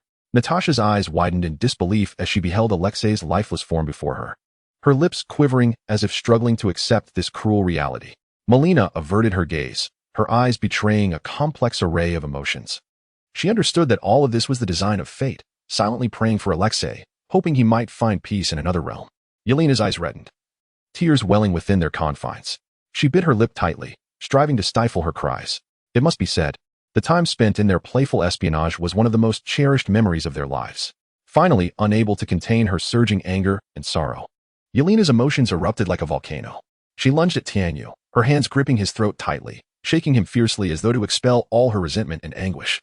Her eyes brimmed with tears, yet more so with boundless hatred, as she repeatedly shouted, "You killed him. It was you, you demon." Faced with this sudden onslaught, Tianyu neither resisted nor attempted to break free. Rather, he exhibited an uncanny compliance. He raised his hands, adopting an innocent demeanor, his eyes rolled back, his tongue protruding, and an unpleasant sound emanated from his throat, as if he were imitating a wronged individual. However, this act did little to quell Yelena's fury. Instead, it only intensified her wrath. At that moment, Natasha perceived the gravity of the situation and realized that if immediate action was not taken, matters could deteriorate further. Thus, she hurriedly approached, pleading, "Please, Tianyu, don't." Simultaneously, she signaled Melina to join her, and together they swiftly moved towards Yelena. Working in unison to pry her hands from Tianyu's neck, they then exerted all their strength to drag Yelena backward, pushing off with their feet as the three retreated quickly to a safe distance. Once they had gained their footing, Natasha and Melina warily observed the motionless Tianyu, their hearts laden with unease. His strange behavior made it difficult to relax. The atmosphere was thick with tension, and they all held their breath. From now on, the three of you will manage that group of widows. You have two tasks. First, to control the public opinion in this world. Second, to root out Hydra. Tian Yu showed no concern for Yelena's recent outburst. Rather, he was more intent on eliminating another round-faced matron, slightly more endearing than Yelena. Natasha, relieved yet visibly astonished and perplexed, asked Hydra, "Those people still exist?" Many believed Hydra had vanished, yet some things thought to be extinct persist in reality. The Red Room and Hydra are both like that, Tian Yu remarked nonchalantly. Upon hearing this, Melina felt a tumultuous wave stir within her. She had presumed the Red Room was shrouded in enough mystery, only to discover that Hydra's existence was even more clandestine and intricate. Unable to contain her curiosity, she inquired, "Where are they?" Tian Yu smiled faintly and replied, "People only know that decades ago, an evil organization called Hydra was eradicated by Captain America. However, what they do not realize is that after World War II, the remaining Hydra remnants, due to the ludicrous Lifeline project, were recruited and rehabilitated, becoming pivotal talents in various fields. They then rose from the ashes, rapidly expanding under the noses of the world, and now, they are everywhere." His words detonated like a bombshell in the minds of the three. The impact of this revelation was significant, especially as even the Red Room and S.H.I.E.L.D. had failed to detect it. After delivering his statement, Tian Yu allowed them some time to process and reflect on this astonishing truth. After a prolonged silence, Natasha ventured, "The S.H.I.E.L.D. 5 tigers you mentioned earlier, does that imply?" A dreadful realization surfaced in her eyes. To her, S.H.I.E.L.D. was one of the foremost intelligence organizations on Earth. If they had failed to uncover Hydra's trail, it was evident who the targets of Tian Yu's resurrection were. A chill coursed through her spine, as though the entire planet were enveloped in an invisible shadow. "Yoon," Tian Yu nodded slightly, his tone imbued with a hint of approval. The intricate entanglement between S.H.I.E.L.D. and Hydra was palpable. "I truly admire your 5 tigers for managing to thrive while infiltrating another's organization." His gaze settled upon Natasha. She furrowed her brow, contemplating whether S.H.I.E.L.D. had indeed been infiltrated by Hydra to such a profound extent. If that were the case, how were they, the so-called 5 tigers of S.H.I.E.L.D., to navigate their existence? Chapter 88, the most just episode. Who were the other 4? Natasha inquired. She had initially believed that extricating herself from the clutches of the Red Room and joining S.H.I.E.L.D. was a commendable choice. However, it now appeared that the issues within S.H.I.E.L.D. were even more profound. Tian Yu smiled faintly, seemingly reveling in Natasha's bewilderment. He deliberately refrained from mentioning Fury, opting instead to tease the formidable director. The archer, the femme fatale, the hacker, and the smiling man, he stated leisurely. "And Fury?" Natasha asked, momentarily taken aback. She could only ascertain that the archer was Clint Barton, also known as Hawkeye. The smiling man was Phil Coulson, the evergreening agent. However, she was less certain about the identities of the femme fatale and the hacker. After all, S.H.I.E.L.D. boasted a plethora of beautiful agents and top-tier computer specialists, making their identities rather elusive. More significantly, Natasha was eager to comprehend the position of S.H.I.E.L.D. Director Nick Fury. Understanding the intentions and stance of leadership within this global organization was paramount. Recently, Pierce had dispatched his loyal Winter Soldier to provoke her. And to her knowledge, Fury had succeeded the previous director, who was none other than Pierce himself. Tian Yu did not directly tarnish Fury's reputation. He merely unveiled Pierce's identity. Nevertheless, with this revelation, the essence of Fury became clearer in the minds of the trio. They were all astute individuals, swiftly realizing the gravity of the situation. Tian Yu's words instilled a sense of shock and unease among them. The Hydra was indeed terrifying. From the inception of S.H.I.E.L.D., Hydra had insidiously infiltrated its ranks. This symbiotic relationship had endured for over half a century, undergoing countless integrations and infiltrations, ultimately transforming S.H.I.E.L.D. into a mere fade, with Hydra as the true puppeteer. Natasha and her companions exchanged glances. After more than 60 years of meticulous planning, Tian Yu continued, the current Hydra S.H.I.E.L.D. not only possesses the world's most formidable intelligence network, but has also amassed considerable power, capable of instigating global conflicts at any moment. His words sliced through the air like a chilling blade, enveloping the 3 present in an unprecedented shiver. The might of Hydra surpassed all imaginations. It resembled a long-dormant leviathan, poised to awaken and unleash unparalleled turmoil upon the world. Hydra, you are invincible. Moreover, despite the organization's resplendence and unparalleled tactics, they remain dissatisfied with the status quo. They intend to Tianyu abruptly paused. He recalled Pierce's Insight project, a grand scheme capable of erasing millions simultaneously. This plan was not only monumental in scale, but also astonishingly efficient in execution. Although its power did not rival the Infinity Gauntlet snap, it boasted the advantage of being safe and painless. Tianyu swiftly altered his perspective, realizing this was a once-in-a-lifetime opportunity. If utilized effectively, this plan could obliterate the repugnant Hydra once and for all. Tianyu was acutely aware that the list in Pierce's possession was securely held by Dr. Zola, and there was no need to rush. The Black Widow's mission was to uncover the remaining names on the list. Once this information was consolidated, utilizing the Insight program, he could eradicate the entire Hydra organization in one fell swoop. With this thought in mind, he spoke, "You need not concern yourselves with Pierce and S.H.I.E.L.D. Natasha, do refrain from unnecessary actions, as you would not wish for your mother and sister." The three were puzzled by his abrupt silence, only to be met with such words. Natasha silently nodded. As the elder sister, she exhibited a degree of maturity beyond her younger sibling. Having witnessed many trials, she understood that as a mere operative, it was essential to execute orders unconditionally and avoid provoking the adversary. "I will provide you with information regarding the other Hydra heads," Tianyu continued, indicating that he not only knew Pierce's identity but also possessed deeper knowledge. Despite Natasha's extensive experience and keen insight, even she might find the intricate situation daunting. Therefore, Tianyu specifically cautioned her against any actions that might incite trouble, lest she jeopardize his Hydra crowdfunding life foundation. Melina's gaze bore a hint of melancholy. She cast a fleeting glance at Natasha before turning to Tianyu. Her voice tinged with curiosity. "What do you intend to accomplish with public opinion in the first task?" Tianyu smiled softly, seemingly lost in reminiscence, and slowly replied, "A thoughtful inquiry indeed. I once harbored a deep admiration for a true hero, a figure whose courage, wisdom, and leadership were beyond reproach. Yet his singular flaw lay in his excessive concern for his reputation. As a devoted fan, I inevitably absorbed this influence, to the extent that I can claim to have inherited a part of his legacy." He paused momentarily. "You are all familiar with the term public relations, I presume? Even a character like Kamen Rider cannot detach from the support and understanding of the populace.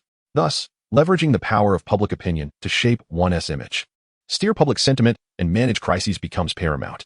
Through judicious and effective means, I aspire to reveal the vulnerability beneath my strong facade, thereby garnering broader support." The three fell into contemplative silence. They had words to express but recognized that this was not the appropriate moment. "Furthermore, we must also send someone to the legal department." Tianyu recalled another point. "Why is that?" Yelena inquired, perplexed. "This task is quite straightforward," Tianyu confidently explained. "I merely intend to employ subtle measures to elevate the cost of crime. For instance, I wish to convert minor infractions, which would ordinarily warrant only a fine or a maximum of 6 months imprisonment, into capital offenses.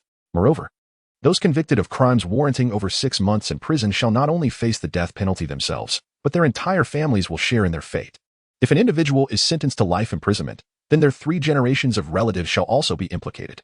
As for those condemned to death, their punishment extends to the obliteration of 9 generations. Moreover, I intend to transport all death row inmates to a designated location once a week, where the illustrious masked hero shall personally execute the sentences." As he spoke, Tianyu's tone grew increasingly fervent and exhilarated, as if he could already envision the triumphant realization of his plan. This was indeed his most righteous episode. Chapter 89. The Private Organization of Tianyu. Nix, after a fortnight of deliberation, the widows who once wandered aimlessly returned to the base. Tianyu had departed, assuming the role of a detached overseer, entrusting all affairs to Natasha and her mother-daughter trio. Natasha reported a leave of absence to S.H.I.E.L.D., seeking a moment to recalibrate her mindset. Over this period, she had endured an overwhelming array of experiences, leaving her both physically and emotionally drained. The 3 women remained behind, meticulously liberating each widow from their control. With patience, they guided every widow through psychological counseling, aiding them in shedding the shadows of their past and rediscovering their identities. In the room, Natasha's eyes glistened with unshed tears, a tinge of embarrassment washing over her. After all, it was her escape as the first-generation Black Widow that had compelled Dreykov to adopt more extreme measures, leading him to research and employ pheromones as a means to enhance his control and surveillance over the widows. Most of the widows, upon regaining their senses, found themselves engulfed in a profound sorrow for the life they had lost. They embraced one another, offering solace for their emotional wounds. It was unclear when they had relinquished their freedom and souls. Perhaps they had never truly possessed either, perpetually executing various missions within constricting confines. Yet now, all of that was destined to become a distant memory, amidst a series of emotional fluctuations as the atmosphere gradually settled. Melina stepped forward to elucidate the current situation. The one who has rescued them and simultaneously assumed the role of the new proprietor of the Red Room is none other than the renowned Kamen Rider from the outside world. He has expressed that the decision to remain within this organization for life or work lies entirely within the individual's discretion. Subsequently, Melina elaborated on several divergent paths available. Firstly, for those unwilling to endure a life fraught with peril and uncertainty, yearning for an alternative lifestyle, the option to depart is available. Notably, some members were forcibly inducted into the organization from a young age. Not all hail from orphan backgrounds, though the majority do. For this particular group, the organization not only permits their voluntary exit, but also offers a substantial pension as compensation. For those who choose to remain, this place will no longer serve as a frigid execution ground for missions, but rather evolve into a true home that rightfully belongs to them. Kamen Rider Tianyu has pledged not to impose any coercive management upon anyone. He will honor each widow's choices and, while ensuring the completion of missions, will afford them greater personal space and temporal freedom. Upon hearing this, the widows exchanged knowing glances, for they were astute individuals. After a period of contemplation and weighing their options, only a small fraction resolved to depart from this realm of danger and uncertainty, eager to embark on new beginnings in the vast world beyond. The majority, however, opted to remain and continue their lives within this sanctuary. No one truly relishes the bloodstained days of peril. Their pasts are laden with anguish, trepidation, and even the specter of death. Yet, in such a tumultuous world, it appears that no better alternatives await them. For those accustomed to obeying commands and adhering to established norms, the prospect of sudden change is daunting. Moreover, the majority of them are orphans, unable to find a sense of belonging or security in this merciless society. In contrast, remaining in this place offers at least the companionship of sisters who share a similarly tragic fate. After several days of intense upheaval and reorganization, the internal structure of the base underwent a profound transformation. The original hierarchy was nearly entirely dismantled, with all male members and those who did not align with the new organizational ethos expelled from the ranks. During this process, the remaining over 500 widows demonstrated remarkable adaptability and unwavering resilience, swiftly filling the void left by the purging and assuming all technical positions and critical roles within the base. These women not only possessed exceptional professional skills but also cultivated a strong sense of ownership amidst adversity, becoming an indispensable force supporting this nascent collective. For those female members temporarily lacking suitable positions, the organization devised a detailed dispatch plan, sending them in batches across the globe to establish a broader intelligence network and support system. Notably, despite many countries and regions worldwide becoming their target destinations, the enigmatic Eastern nation was conspicuously excluded. Perhaps this was due to a cautious approach toward the unknown, or perhaps it concealed some undisclosed secret. With the completion of this transformation, Tianyu, after years of traversing turmoil, finally possessed his first genuine private organization, codenamed Nyx. This name, derived from the Roman goddess of night, signifies the goddess of darkness, embodying strength and beauty in the shadows, representing the uniqueness and mystique of the Black Widows. Henceforth, whether in light or shadow, Nyx shall uniquely influence the unfolding of global dynamics. As for the organization's financial resources, they remain relatively ample. The departing widows largely received substantial retirement benefits, ensuring their future well-being. Having been abducted as children, they were deprived of a childhood, enduring mechanical training and education, with evaluations akin to a brutal survival of the fittest. This harsh law of existence compelled them to become strong and independent. Yet it also robbed them of the joys and freedoms that ordinary individuals cherish. Although they may appear beautiful, their hearts are often marred by scars. Nonetheless, it is precisely these experiences that have rendered them more resilient and tenacious. They have learned how to survive amidst adversity and remain unyielding in the face of challenges. This spirit of fortitude is beyond the imagination of most, and it is the very foundation upon which they stand in this world.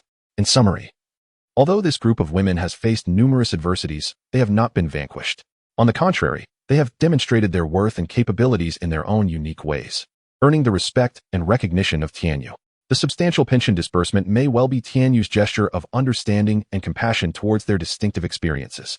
Furthermore, Tianyu remarked that the money is not his own, nor does he possess a fondness for wealth. He has never engaged with money in this world. What he cherishes the most are the days spent in his hometown writing novels, diligently living each day, and the modest 200 yuan in manuscript fees he received monthly, exempt from taxation. Chapter 90. The Skyquake Lady Daisy. Initially, Drake was driven by the ambition to dominate the world, amassing a considerable stockpile of gold and an array of weaponry. For instance, the fighter jets he left behind, while not comparable to those of S.H.I.E.L.D., surpassed the capabilities of most nations. These assets could be liquidated, as Tianyu had no need for them, nor did the widows. There was no immediate concern regarding finances. As for future matters, it would be simple enough to bring Stark into the fold. Did he not relish the role of an advisor to S.H.I.E.L.D.? Once the organization ceased to exist, would he not find himself out of work?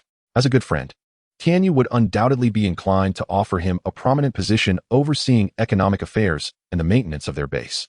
After all, working for others was an impossibility he could not entertain. He had risen to leadership, and if he himself was unwilling to toil, how could he expect the delicate widows under his care to labor? For now, they could merely scrape by. In the ensuing months, life appeared to settle into a tranquil rhythm, devoid of any significant upheavals. Time stealthily drifted into the year 2012, a year that proved to be rather disheartening for Tianyu. In this new year, he unlocked the Kamen Rider FOTC series equipment, typically regarded as beginner-level gear. Although it arrived somewhat late, it finally fell into his possession. However, upon confronting these newly acquired tools, Tianyu found himself utterly disinterested in utilizing them. To him, the capabilities of these belts were woefully inadequate. Aside from providing a slight enhancement to basic strength, they offered little in the way of tangible assistance. One day, feeling particularly listless, Tianyu remained at home, while Wanda ventured out to shop with her so-called frugal sister-in-law, Sharon. Recently, Sharon had been notably compliant, largely due to the immense pressure exerted by the existence of Kamen Riders. Unable to resist, she chose to accept reality and endeavored to find joy in her circumstances. Fortunately, Pietro was a decent individual, treating her well, which made life somewhat bearable. Curled up on the sofa, Tianyu was engrossed in a train-running game on his recently purchased smartphone. This game held special significance for him.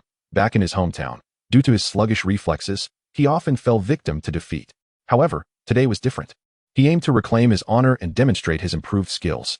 As the game progressed, his phone grew increasingly warm, and the images on the screen sped up, reaching a critical threshold. Nevertheless, Tianyu was filled with fervor and determination, beads of sweat beginning to form on his forehead, yet he remained fixated on the screen, his fingers deftly gliding across it. Suddenly, without warning, the phone screen plunged into darkness. What the? Tianyu was suddenly startled, an ominous premonition surging within him. He instinctively believed that this fruit-shaped phone might have triggered some self-destruct mechanism, a scenario occasionally mentioned in the news. His hand involuntarily lifted slightly, almost leading to an explosive detonation. However, at that critical moment, a message gradually appeared on the screen, instantly capturing all his attention. I am a hacker, participating in a company interview. The interviewer has selected you to be my target. I apologize for the disturbance. After reading this, Tianyu felt a surge of speculation. Few in this world could breach the meticulously constructed firewall of his home's intelligent assistant. He gently raised his hand, and in an instant, utilized his teleportation ability to arrive at the NYX Sky base. Inside the room, several Widow members immediately entered a state of alert. Their eyes filled with curiosity and anticipation as they gazed at this new boss they had never met. In unison, they called out, "Boss." A subtle smile graced Tianyu's lips. He lightly tapped his fingers at them, clearly seeing through their playful intentions. These widows, evidently bored and lonely from their monotonous work, had deliberately chosen this technical interview to inject some excitement by selecting their handsome new boss as the target.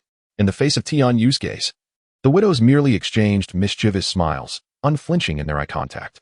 The diverse group of widows seemed undeterred by being exposed, instead boldly meeting his gaze as if daring him to assert his authority.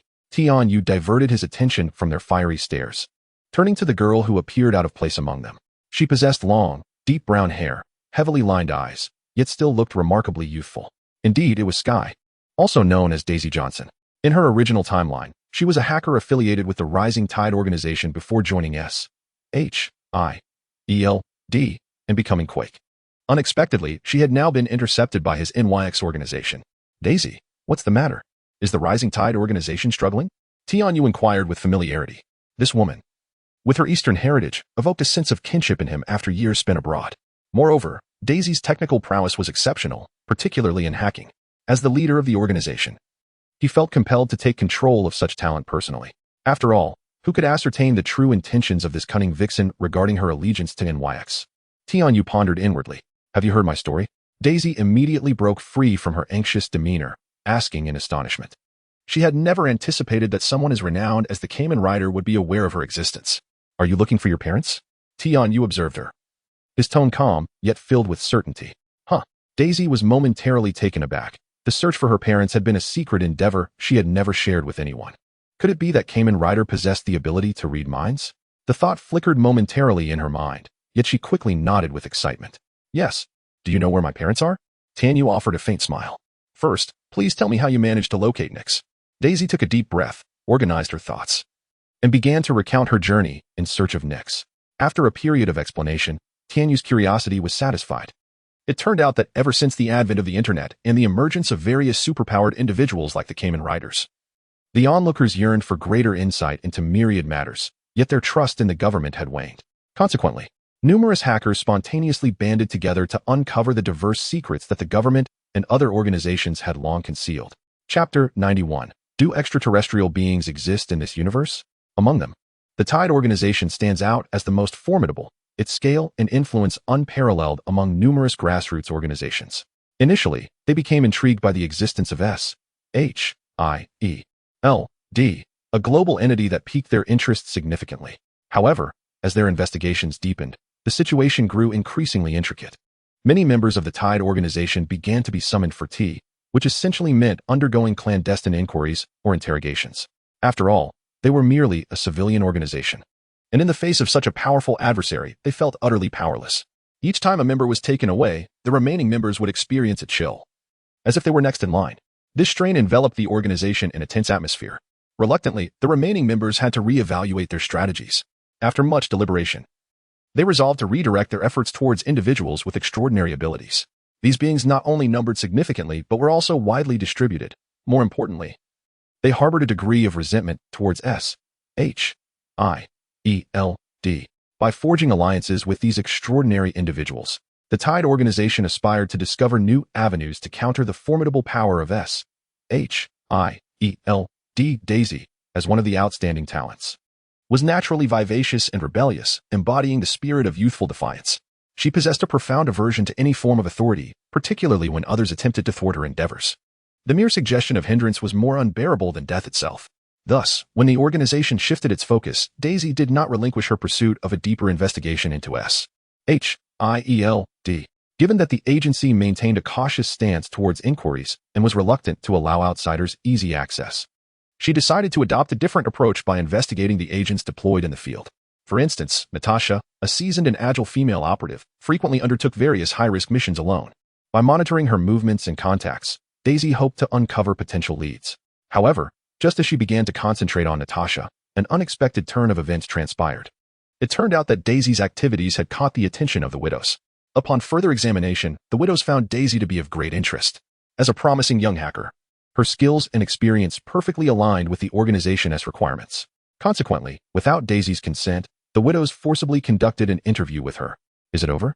As Daisy's lips finally ceased trembling, Tianyu emerged from his reverie. He withdrew his gaze from the distance, refocusing on Daisy before him.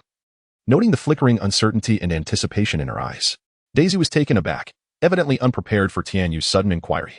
She slightly parted her lips, seemingly poised to speak, yet hesitated momentarily. Ultimately, summoning her courage, she cautiously asked, "What about my parents?" "Focus on your work, Daisy. It is not yet time to discuss your parents." He replied simply, having thought for a long while but failing to recall. He had never watched the soap operas from his hometown. He only possessed a vague understanding of the plot. He only remembered that Daisy's mother seemed to be associated with the Inhumans. Yet, in this universe, he could not ascertain whether the Inhumans truly existed on the moon. Though curiosity filled his heart, Tianyu understood that it was not the moment to delve into such inquiries. "No, please, tell me." Daisy's urgency was palpable. She yearned to step forward but was restrained by the widow beside her. Her eyes brimmed with desperation, as her long quest for her parents' whereabouts had yielded no progress, leaving her in a state of profound anxiety and helplessness. "I just want to know their current situation."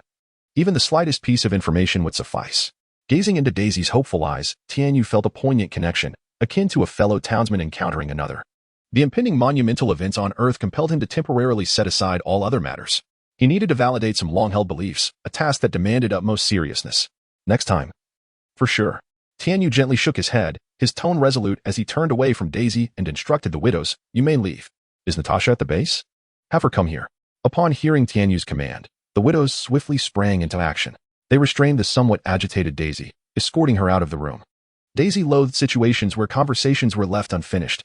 Her heart simmered with resentment and anger, but faced with the trained widows, she had no choice but to endure for the time being. Once the door closed behind them, Tianyu gazed into the distance. The sky outside gradually darkened as nightfall approached. enveloping the entire base in an unusual stillness.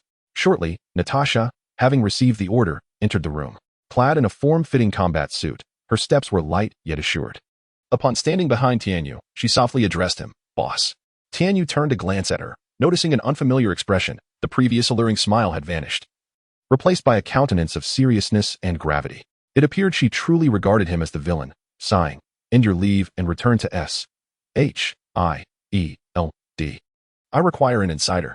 Tianyu opted not to beat around the bush, speaking plainly. As someone who had witnessed his darker side, he recognized that there was no need to maintain the facade of a benevolent employer at this juncture. "Yes, what do you need me to do?" Natasha replied succinctly. She was acutely aware of the frightening unpredictability of the man before her. S.H.I.E.L.D. is studying the Tesseract, and Hawkeye is there overseeing it. See if you can replace him or join the initiative. I am not a direct operative. Fury does not fully trust me. And I have no knowledge of the Tesseract project, Natasha countered. Really? I find that hard to believe. Tianyu, unfamiliar with the nuances of human relations, only knew that in the films, Fury seemed to rely on the same few subordinates. Unfortunately, I joined S.H.I.E.L.D. midway. I am still in the probationary period, currently only executing external missions, and I am not privy to internal confidential research for the time being. Natasha elucidated that. Although she was a member of S.H.I.E.L.D., she regarded herself as an outsider, a reluctant recruit, especially when juxtaposed with the traditionally trained agents. This identity placed her in a perpetual state of awkwardness within the organization, rendering her unable to fully integrate or completely disengage. Initially, Hawkeye, Clint Barton, was assigned a mission to eliminate Black Widow, Natasha Romanoff. However, as he undertook the task, Clint gradually uncovered the intricacies of Natasha's past and experiences. She had not willingly embraced her role within the Red Room, but had instead been coerced and brainwashed into it. Chapter 92, If You Won't Do It. I will go after his wife. Clint acutely understood Natasha's inner turmoil and anguish. He recognized her sense of justice and yearning for freedom. Consequently, he resolved to abandon his original mission and instead choose to assist Natasha in liberating herself from the clutches of the Red Room.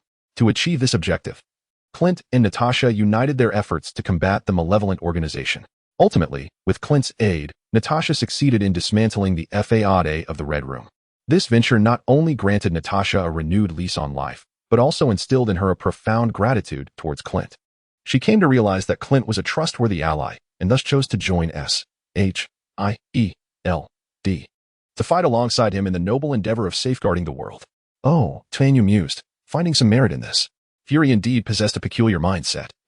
He harbored distrust towards all Earthlings while exhibiting an almost blind reverence for the Skrulls, believing even their most mundane actions to be commendable. Then go consult Clint, Tianyu suggested. Give him this card and instruct him to tear it up at a crucial moment in the Cosmic Cube project. With that, Tianyu retrieved a card labeled Aurora Veil from his pocket and handed it to her. This card served as a teleportation coordinate, with his own subordinates in place. There was no need for him to be embroiled in every detail. Controlling the contract beast to consume the Niga was already a taxing endeavor, and he wished to conserve his mental energy rather than exhaust himself searching for the base, an endeavor that strained his intellect. What constitutes a crucial moment? Natasha inquired, her brow furrowing slightly as she accepted the document from Tianyu. He will know, Tianyu replied, his tone imbued with an air of mystery. Loki's arrival undoubtedly signified a pivotal moment. The battle in New York was his foremost concern, relegating all else to a secondary status. Natasha spoke again, a note of anxiety lacing her voice. I cannot guarantee that I can persuade him. He holds great trust in Fury. Clint's wife, Laura, had previously been a member of S.H.I.E.L.D., and he was a man who deeply valued family, tethered to that identity throughout his life. To suddenly reveal to him that the organization he had loyally served had been infiltrated and that Fury was likely a Hydra agent could provoke an unpredictable reaction. Tianyu's demeanor shifted abruptly, revealing a sinister expression as he coldly declared, then tell him that if he refuses to act, I shall pursue his wife, Laura. Such was Tianyu's nature. In times of crisis, he resorted to coercion and manipulation, favoring unscrupulous methods over honorable solutions. Natasha fell silent, inwardly sighing at the transformation of the man before her, one moment articulate, the next, a mask of malevolence. Beneath the skies of Asgard, amidst the remnants of the Bifrost, a group of figures busied themselves. Among them were Asgardian craftsmen and former captives turned laborers, now entrusted with the monumental task of reconstructing the bridge that connected the Nine Realms. They wielded precious materials, each imbued with formidable magical power, yet even so, the endeavor of rebuilding the Bifrost remained an exceedingly daunting challenge. The duration of the construction is protracted, ranging from several months to several years, serving as a profound test of patience and perseverance. At one end of the rainbow bridge, Thor stands, his gaze traversing the infinite expanse, seemingly able to reach the very other side of Earth. Clutched tightly in his hand is his mobile phone, the screen illuminating the familiar and endearing visage of Jane. Her eyes sparkle with curiosity and excitement, for she has never witnessed such a magnificent spectacle. Is this the rainbow bridge? It is truly beautiful. Jane's voice resonates from the other end of the line, brimming with admiration. Upon hearing her words, Thor swiftly switches to the front camera, allowing his large face to dominate the screen. He grins sheepishly, his eyes glimmering with pride. Not too shabby, right? Once it's fixed, I'll come find you. However, Jane's brow furrows slightly in concern as she queries, but how long will that take? It's rather dull to chat every day. Thor, caught off guard by her response, lets out a rueful chuckle and shakes his head. According to Midgard's calculations, it will be, 2 years. Silence envelopes the call. For mortals, 2 years can alter the fabric of many lives. A wave of inexplicable anxiety surges within Jane, prompting her to ponder the myriad possibilities that might unfold during this span. Thor, sensing Jane's discontent, feels a deep sense of helplessness. He yearns to descend to Earth immediately, to converse with her face to face and express his longing and affection. Yet the harshness of reality binds him. Don't worry, Jane, Thor reassures gently. I am here every day, urging them on with a whip, and no matter where I am, my heart will always be with you. Listening to Thor's words, Jane's anxiety eases slightly. In truth, the Rainbow Bridge is not the sole means of interstellar travel. However, Thor has yet to make any significant headway with alternative options. Firstly, Loki had once discovered numerous secret passages leading to various realms. Clever and mischievous since childhood, Loki often ventured out to explore the unknown, utilizing the magic learned from their mother. Regrettably, with Loki's demise, the precise locations of these passages have become a mystery. Although Thor has heard whispers of these routes, he remains oblivious to their exact locations and operational methods. More importantly, these passages are fraught with spatial turbulence. Should one stray onto the wrong path, even the mighty Thor could succumb to the fatal harm inflicted by spatial constriction. Thus, he approaches the exploration of these unknown corridors with utmost caution, reluctant to act rashly. Additionally, Thor is aware of Kamen Rider Tenku's teleportation abilities. Unfortunately, their last encounter ended with the latter slipping away, leaving Thor with a profound sense of regret. Even more frustrating is the absence of Tenku's phone number in his contacts. However, he does possess Tony Stark's information. Yet, each attempt to reach out to this Midgardian has been met with unpleasant experiences. For instance, each time a conversation commenced, Thor would acquire a new moniker. However, whenever he endeavored to glean information regarding the celestial being from Tony, the latter would invariably respond with a marked indifference. Not only was he reluctant to offer any substantial assistance, but he would also seize the opportunity to extract various intelligence about Asgard from Thor. Alas, the young Tony on Earth regarded him as a fool, and it was utterly impossible for him to act as a guide. Tony harbored no trust in this extraterrestrial force. Having witnessed the might of Asgard, he was unwilling to permit Thor frequent visits to Earth without any means of counteraction.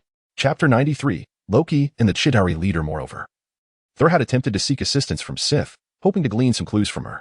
Yet, each visit was met with Sif's fiery gaze and unmasked fury. Thor dared not inquire about the events transpiring between Sif and himself. As for Sif, she lacked any means of contact. While Thor foolishly engaged in daily video calls, she found herself alone in the depths of night, enveloped in solitude and desolation. In the meantime, Thor could only redirect the scene to Asgard, allowing Jane to continue marveling at the breathtaking landscapes that were otherwise confined to the realm of myth and legend. Perhaps this would alleviate the tension that hung heavily between them. Within the palace, King Odin lay in bed, lost in a haze of thought, ensnared in profound contemplation, his demeanor reflecting an unusual weariness and gravity. Queen Frigga stood by the balcony of their chamber, gently resting her hands upon the railing as she gazed into the vast expanse of land before her. Recently, Thor had either been preoccupied quelling various rebellions or clandestinely engaging in online romances, leaving Frigga, as a mother, feeling both helpless and disheartened. That foolish boy, she silently lamented. In contrast, Loki had always exhibited a greater cleverness, having understood from a young age how to win their parents' favor, skillfully diffusing the tension within the family. This thought elicited a faint smile from Frigga, though it was soon replaced by a tinge of sadness. She turned to look at her husband, still lying in silence, a surge of ineffable emotion swelling within her. Finally, summoning her courage, she asked once more, "Is Loki truly dead?" Her voice, though soft, trembled with the weight of uncontainable sorrow and reluctance. However, after what felt like an eternity, the silence persisted, offering no response. In a realm of nothingness, Loki donned resplendent battle attire, crowned with a horned diadem, engaging in conversation with the figure across from him. His eyes sparkled with confidence and cunning, as though he held all under his command. With a disdainful glance at the Chitauri leader before him, he inwardly mocked their ignorance and folly. These so-called leaders were merely puppets manipulated by Thanos, existing solely to execute his commands without any semblance of autonomy. Were it not for Thanos' influence, the god of deceit would have no interest in this tedious exchange. To achieve his aims, Loki begrudgingly endured the monotonous dialogue. "I must be frank. Your forces cannot breach Asgard's defenses," he proclaimed from a position of superiority, his tone laced with contempt. "As for the cosmic cube on Earth, that was nothing short of a delusion." Pausing momentarily, he continued, "I am well acquainted with Earth. You provide the muscle, and I will provide the intellect. All operations shall be directed by me. Upon the completion of the endeavor, you shall seize the cube, while I shall acquire a realm of my own." Loki elegantly expounded upon his grand design. However, the Chitauri lord remained unmoved by Loki's rhetoric. His voice, hoarse with derision, emanated laughter. His tiger-striped visage obscured by a metallic mask and dark cloak, revealing only a pair of indifferent eyes. This laughter was laden with mockery and disdain, as if to ridicule Loki's aspirations of ascendance. Loki's expression darkened instantaneously, his hands instinctively retreating behind him, conjuring forth two sharp daggers from thin air. A flicker of anger and discontent flashed in his gaze, a silent rebuke to the rudeness he had encountered. The Chitauri lord astutely sensed the subtle shift in the atmosphere. Contemplating within, he resolved to swiftly recalibrate his mindset. He reminded himself that he was merely an inconsequential bystander, a mere passerby in this unfolding drama. Ultimately, this mission was orchestrated by the cunning trickster of the Dark Knight, who had arranged for his kin to aid Loki in his endeavors for personal gain. Thus, he decided to comply dutifully, seeking neither future aspirations nor missteps. The success of the mission held little significance for him, and the fate of his kin was beyond his concern.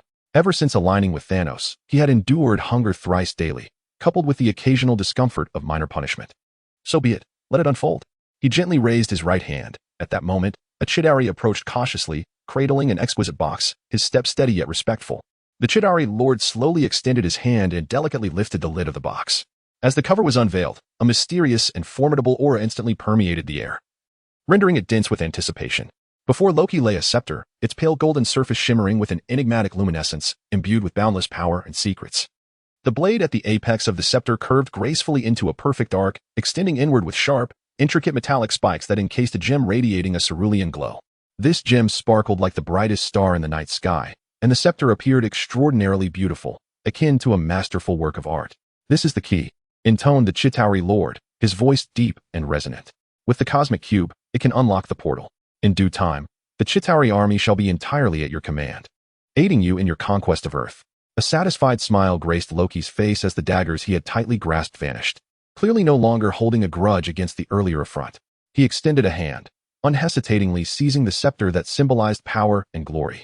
In that moment, Loki felt as though he had ascended to the status of a true king, filled with an unprecedented excitement and anticipation. He understood that with the scepter and the forthcoming formidable power, the dream of conquering Earth was within reach. In the cosmos, a colossal donut-shaped worship loomed. In a vast and desolate chamber, beneath the throne, the Dark Knight Star knelt on one knee, seeking counsel. "Father, the Asgardian has acquired the scepter. Yet I harbor doubts regarding his success." The throne slowly rotated, revealing the identity of the figure seated upon it, none other than the formidable Thanos, clad in resplendent golden armor. Feeling the weight of Thanos' gaze, the Dark Knight Star lowered his head further, displaying a profound sense of humility. After a prolonged silence, a voice resonated from above. "It is merely a trivial test. Half of the Infinity Stones reside within the 9 realms. Once Asgard falls, the opportunity to seize them shall arise at any moment." Chapter 94. Tony's Mark 15 in the heart of Manhattan, the bustling metropolis. A striking architectural marvel has recently graced the skyline, Stark Tower. This skyscraper not only captivates the attention of the world with its unique design and cutting-edge technology, but has also become the new residence of Iron Man, Tony Stark. The penthouse is a luxurious abode crafted exclusively for Tony, boasting the most advanced smart home systems and a private gym, alongside a vast observation deck that offers breathtaking views of the city's splendor. "What do you think? Shall I reserve a floor for you? You are welcome to visit any time," Tony said with a smile, his tone imbued with warmth and camaraderie. Receiving a cold soda, Tianyu took a gentle sip before responding cheerfully, "It's quite impressive. When I flew over, I thought it resembled Tiamat about to hatch." Tony appeared slightly perplexed upon hearing this. "What is that?" It was evident that he was unfamiliar with the reference to Tiamat. "Come on, don't you see the resemblance?" Tianyu explained. The building looks as if a giant from the underworld is kicking towards the sky. Tony shook his head, chuckling helplessly. All right. It seems there is a generational gap between us. I simply cannot keep up with your imagination. Their perspectives on the building's appearance were evidently divergent. Noticing Tony's reaction, Tianyu smirked and added, I was just joking. It actually resembles a toilet. Now do you understand? With that, both erupted into laughter. Let us not dwell on that. What brings you here today? Tony redirected the conversation, his pride in his tower preventing him from tolerating any disparagement. Wanda went shopping, and I was feeling bored. So I thought I'd drop by. Tianyu initially considered asking for Tony's assistance in renovating the Knicks base, but decided against it, opting instead for a straightforward monetary request. Is that so? Why not take a look at the equipment room and offer some suggestions for my suit? Tony inquired, somewhat skeptical. Suspecting Tianyu's visit might not be entirely coincidental. Sounds good, Tianyu readily agreed. Upon arriving at the experimental floor, the moment they stepped out of the elevator, Tianyu's attention was immediately captured by the scene before him.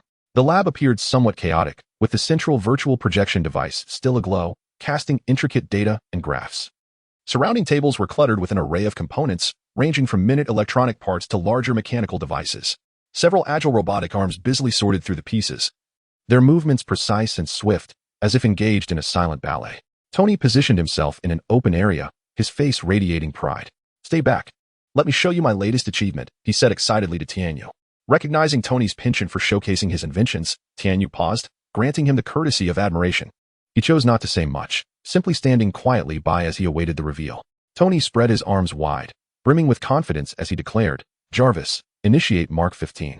Yes, sir, came the mechanical response.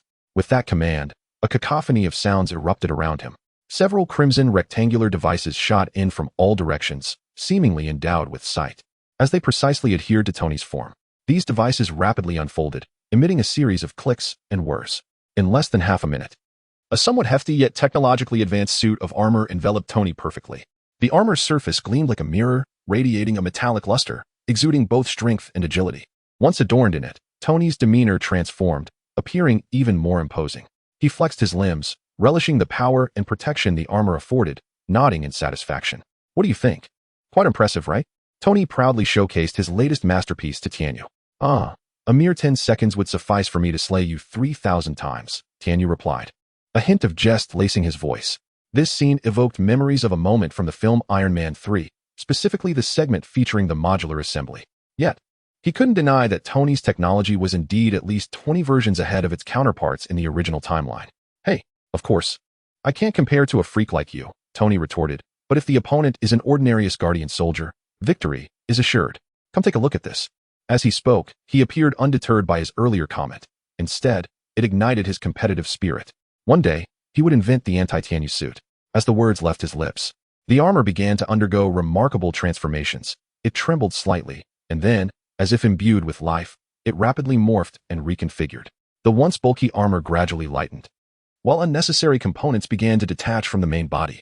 This entire process unfolded over approximately half a minute, during which all the fallen pieces reassembled around Tony, forming a brand new Iron Man persona. Jarvis, Tony called out. I am here. The newly constructed Iron Man responded immediately, its internal control system taken over by the intelligent assistant Jarvis, swiftly entering a state of alert, prepared to address any potential scenarios. So why transform into two? Can't you simply create an army of Iron Men? Tianyu inquired, a look of confusion etched on his face, unable to comprehend Tony's approach. To him, it seemed that Tony's path had veered somewhat astray. Did you not notice? I've mastered your technique of creating multiple shadow clones, Tony exclaimed proudly, a triumphant smile gracing his face. This inspiration struck him when he last witnessed Tianyu employing his shadow clone technique against the Mantis. He deemed it a remarkably clever method. Furthermore, I have pondered the points you raised. However, Jarvis is still in the process of development, and his computational capabilities are not yet sufficiently robust to manage multiple suits simultaneously, Tony explained. He understood that his intelligent assistant required additional time to learn and mature. Currently unable to control several suits at once, those who seek to emulate me tread a path fraught with peril, Tianyu remarked dismissively, expressing his skepticism towards Tony's approach. Yet, Tony remained unfazed. His inventions transcended the mere creation of an additional suit. With a single command, Jarvis' suit began to reshape itself anew. Chapter 95. Have you been peeking at my card? This time, the transformation was even more profound, evolving from mere armor or weaponry into an imposing long-barreled cannon. The design of this cannon was exquisitely intricate, with every detail exuding an aura of advanced technology. Once the propulsion system at its base was activated, the entire cannon began to ascend gracefully, aligning perfectly with the interface that Tony had meticulously engineered on his chest. This interface was not only capable of swiftly connecting with various devices, but also ensured the stability and safety of energy transmission. How about that? This shot consumed half the energy of the reactor, possessing enough power to penetrate Hulk's formidable body. Moreover, it was equipped with an array of munitions, boasting firepower so potent and duration so prolonged that it would not be an exaggeration to say I alone could conclude a world war, Tony proclaimed with pride. Have you been peeking at my card? Tianyu suddenly interrupted Tony, his voice tinged with displeasure. What? Tony was momentarily taken aback, his expression revealing confusion and disbelief. Tianyu chose not to elaborate further, merely gesturing lightly with his hand, causing the D-end gun to materialize in his grasp. In his other hand, he held 2 cards. Kamen Rider foes. With the call of the driver, a melodious chime resonated through the air. Almost instantaneously, a knight exuding a futuristic essence emerged from the luminous glow, answering the summon. This knight was enveloped in red photon blood, with a design inspired by a shark adorning its head. The 2 orange visors dominating its face were strikingly prominent. The black leather attire clung closely to its form, while the alloy silver armor appeared remarkably sleek, devoid of any cumbersome appearance. Tony lifted the visor, his eyes widening in astonishment as he beheld this spectacle, his heart swelling with awe. Another brand-new battlesuit. But there is more. Tianyu smirked slightly, a glimmer of mischief in his expression. He then swiped another card. Final form ride F. Fleece. As Tianyu pulled the trigger, a luminous projectile shot into the back of the summit knight. Fleece. It might tickle a bit, he remarked. As a series of glitchy sound effects ensued, the knight leapt into the air, twisting and turning, and in an instant, transformed into the foe's blaster mode. The entire sequence was as breathtaking as a cinematic special effect, and soon, the cannon landed steadily in Tianyu's hand. Tianyu gazed at the mesmerized Tony with a sense of triumph and, in a nonchalant tone, said, "Come on, let us have a duel." Upon returning to the luxurious penthouse, the 2 ordered takeout and were now seated at the dining table, savoring the food they had summoned. I feel as though I have always lived in your shadow. Despite Tony's usual confidence, he now appeared thoroughly disheartened, cradling his head in his hands, his eyes betraying a hint of resignation and defeat. Do you know? Tony mused softly. Tianyu was about to respond when a familiar ringtone suddenly pierced the air. He retrieved a flip phone from his pocket, an antiquated device that has nearly vanished in today's world, drawing considerable attention. Upon answering the call, he simply stated, "Hello, Wanda. Oh, I understand, just a moment. I will come to pick you up." After ending the call, Tianyu casually placed the phone on the table and hastened his pace at the meal. As he ate, he mused on the peculiar nature of foreign cuisine. The pricier the dish, the more simplistic it seemed, almost as if one could gnaw on it raw. Unlike back home, where the most expensive dishes were often the most elaborate. What's the matter? Can't get accustomed to the special phone I made for you? Back to the keypad phone again. Tony quipped, munching on a large donut while eyeing the toy-like device. In an era where smartphones have become nearly indispensable, it was indeed surprising to see someone still using a keypad phone. Which brand is this? Are people still developing phones? Tony continued to inquire. In truth, Tianyu had always enjoyed surfing the internet, particularly enamored with the rapid evolution of mobile devices. He recalled eagerly seeking out Tony upon the release of the iPhone 4S, requesting Tony's assistance to modify it into an XR based on his recollections of desired features. After completing this upgrade, Tony found it intriguing and decided to establish a new department within his company dedicated to the research and development of mobile phones. Months passed, and with Stark Industries rising to prominence in the mobile sector, many once renowned brands gradually faded from public consciousness, some even exiting the market entirely, reduced to begging on street corners. After finishing the last piece of fried potato, Tianyu wiped his mouth with a napkin, a satisfied smile gracing his face. He appeared quite content with the simple dinner, yet his next action was unexpected. "I prefer using this. Anything else just feels off," Tianyu remarked, lifting the seemingly ordinary phone. He unfolded the screen, then pressed the combination 103 enter. As the prompt activated a special mode, he skillfully manipulated the device, transforming it into a handgun that he held confidently in his grasp. "Watch closely. I'm leagues ahead," he declared, his eyes gleaming with pride. He aimed at the floor-to-ceiling window behind Tony and without hesitation pulled the trigger. Bang! The loud report shattered the glass, shards cascading down onto the balcony below, producing a cacophony of sound. Tony, witnessing this scene, was initially taken aback, then gently shrugged his shoulders, a slight smile curling at the corners of his mouth. "Well, that's creative. Are you a secret agent now?" he remarked, unfazed. for he possessed the capacity to develop such high-tech products himself. Such feats were easily within his reach. Tianyu, keenly perceptive of Tony's thoughts, offered a nonchalant smile, deftly reverting the phone to its original form, then unhesitatingly pressed the mysterious sequence of numbers 3821 once more. Suddenly, a deafening roar approached, accompanied by violent tremors, as the jet-like assailant burst through the window like a silver bolt of lightning. This supercar shimmered with a radiant silver sheen, and its distinctive blade-like design was evidently crafted to slice through air resistance at breakneck speeds. The prominent exhaust vents at the rear were particularly striking, reminiscent of a futuristic war machine from a science fiction film. Chapter 96. Loki, I Miss You on Earth. Tony was taken aback by this sudden turn of events. Rising to his feet in astonishment, his eyes brimming with incredulity. Once again, he found himself in a state of shock. Tianyu maintained a calm smile, struggling to suppress the upward curl of his lips, secretly reveling in the moment. He particularly relished witnessing Tony's unaccustomed bewilderment, as eliciting such a reaction from him was, without doubt, a rare delight in Tianyu's life. By the way, have you insured this building? Tianyu inquired, gradually rising and walking with steady strides toward the imposing motorcycle. He settled onto it as if merging with the steel beast, then skillfully donned his sunglasses, turning to gaze at Tony with a glint of amusement in his eyes. With an intense gaze, Tony was captivated by the motorcycle, preparing to step closer for a closer inspection when he heard the question, causing him to halt abruptly. The Stark family never purchases insurance, he declared, chest puffed out, his tone infused with confidence and pride. However, before his words could fully resonate, Tianyu interrupted his train of thought.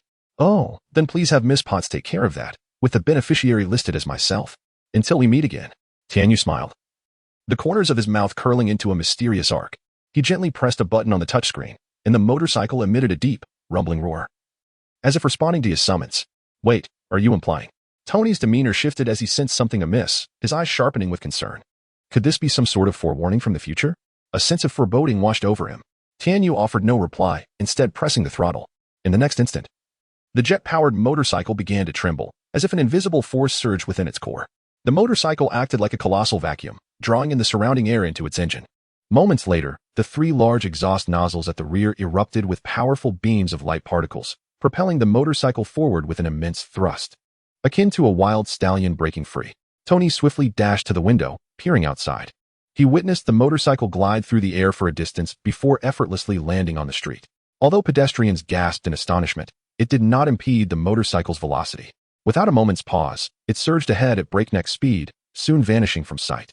Turning back to the interior, Tony noticed that the heat from the motorcycle's exhaust had scorched some of the room's furnishings, resulting in charred areas. His expression soured at the sight. Jarvis, check to see if any insurance companies are willing to cover this building. Yes, sir, came the immediate response from the intelligent assistant. So, have you prepared the travel itinerary? Tianyu had switched back to the sleek RX sports car, picking up Wanda. This time, he opted not to use his teleportation abilities, instead choosing the long-forgotten pleasure of cruising along the highway. The sunlight streamed through the car window, infusing the interior with a touch of warmth. We had selected several destinations online, all renowned tourist attractions. Wanda nodded, her voice tinged with excitement, yet her demeanor quickly shifted to one of despondency. Perhaps you should accompany us. I have my concerns. Tianyu interrupted her, asserting with an air of arrogance. Did we not agree? It's merely a trivial affair. I can handle it effortlessly. Over the past few days, he had confided in Wanda about the forthcoming events in New York, and to ensure his own enjoyment, he had decided that Wanda and her group should escort Sharon to the enigmatic Eastern lands, a region forbidden to the divine. However, Pietro wished to remain, believing he could assist her. Wanda lamented, her eyes filled with worry and hesitation. Tianyu shook his head. Do not set me up for failure. I have told you countless times, his presence is inconsequential, and I would only be distracted by having to look after him. Wanda, I have chosen not to conceal these matters, so please adhere to our previously agreed plan. Moreover, I prefer obedient women, he said, turning to gaze earnestly at Wanda. After a moment of silence, Wanda sighed softly, her tone laced with resignation. Very well, since you are so insistent, I shall place my trust in you. But you must ensure your own safety, understood? Of course, Tianyu replied, finding her expression utterly endearing and unable to resist pinching her cheek. Wanda winced at the pinch, furrowing her brows in complaint. It's annoying. You keep pinching my face. I feel as though you were stretching it. Tianyu burst into laughter, his gaze shifting downward as he teasingly remarked, I believe there are other areas that have been affected as well. At this, Wanda's cheeks flushed crimson, and she shot him a glare, but chose not to respond further. That evening, upon returning to the villa, they engaged in a fierce battle that lasted for 300 rounds. The following morning, Wanda, her siblings, and Sharon boarded a private jet, departing from America to the distant east. Meanwhile, Tianyu remained at the villa to recuperate and restore his expended energy. Alone on the sofa in the living room, he gazed out at the scenery, lost in thought. Loki, I miss you dearly on this earth. In the boundless void, the voice of the Chidari leader boomed like thunder. The cosmic cube has awakened, its unparalleled power calling for its true master. While those feeble humans dare to covet this strength, how utterly ludicrous. Now, go forth, as guardians. Do not command me, you wretch. The Triskelion, the modern edifice housing S.H.I.E.L.D. in the heart of Washington, D.C., is not only the headquarters of the agency but also one of the most elite security institutions globally. Here, countless secrets are meticulously safeguarded, including the cosmic cube, a mysterious object endowed with boundless energy and unfathomable power.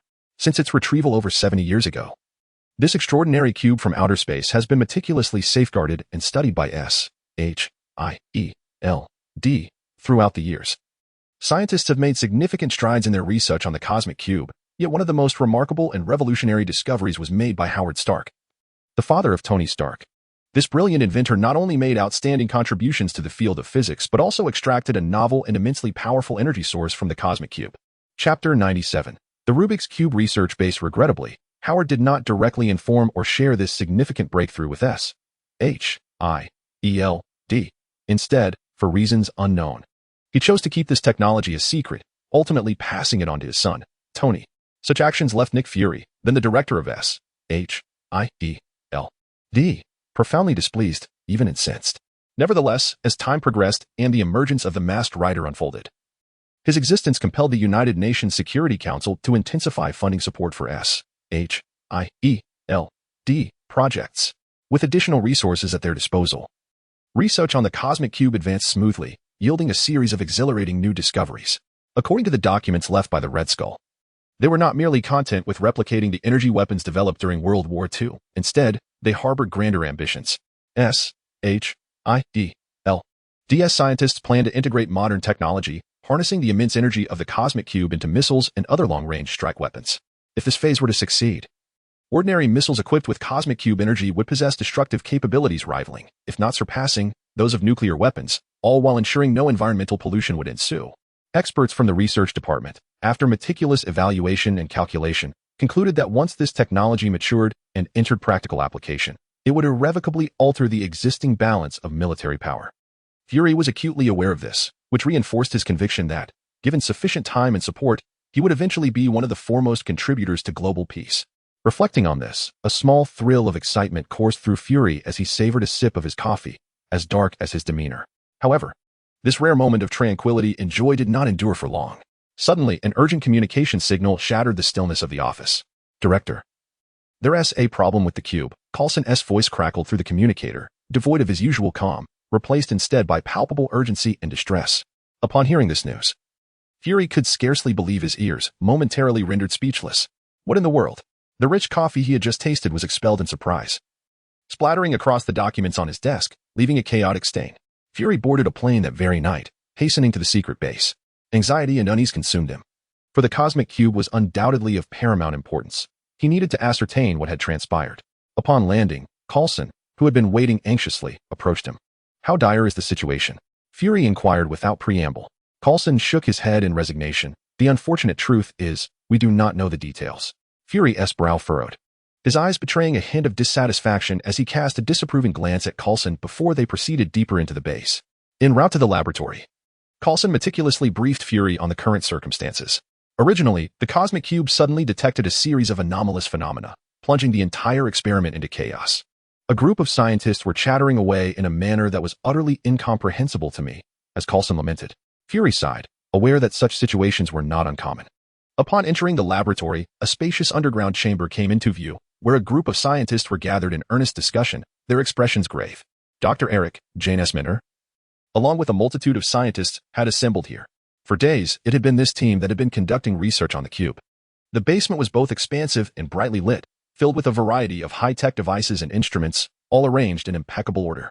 The cube, typically a deep azure emitting an enigmatic glow, was now surrounded by a blinding white light, as though an unknown force was stirring to life.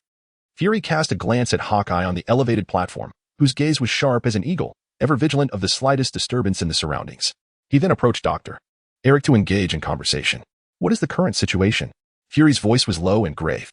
Dr. Eric, engrossed in recording data, looked up at Fury's inquiry. His brow furrowed. The cosmic cube is behaving erratically. Its energy has been fluctuating. We have detected some peculiar data anomalies, but we cannot yet ascertain the precise cause. What have you done? Fury pressed, his eyes alight with curiosity. Dr. Eric shook his head, explaining, it is not our doing. I suspect that someone on the cube's end is attempting to activate it. He seemed to be contemplating a dreadful possibility. We have tried various methods to stabilize it, but to no avail. If this continues, it may pose a threat to the entire base's safety. Upon hearing the doctor's words, Fury's brow knit even tighter. After a moment of contemplation, he realized that if this issue was not resolved swiftly, the consequences could be dire. Therefore, he instructed Hill, pack the essential items and arrange for the base's evacuation. Understood, Hill responded, promptly departing. Her figure swiftly vanishing through the doorway. With her arrival and the orders given, the base was immediately abuzz with activity. People began to hurriedly gather their belongings, organize documents, and prepare for evacuation. In the depths of the underground laboratory, Hawkeye Clint clutched the mysterious card that Natasha had entrusted to him days prior, gently tracing its edges with his fingertips, pondering whether this might indeed be the critical moment. Just then, a young female assistant rushed toward the doctor. Her voice tinged with urgency. Doctor, another pulse signal has appeared. As her words echoed through the room, the atmosphere in the laboratory shifted to one of palpable tension.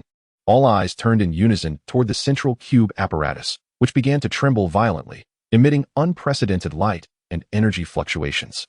The commotion this time surpassed any previous experiments.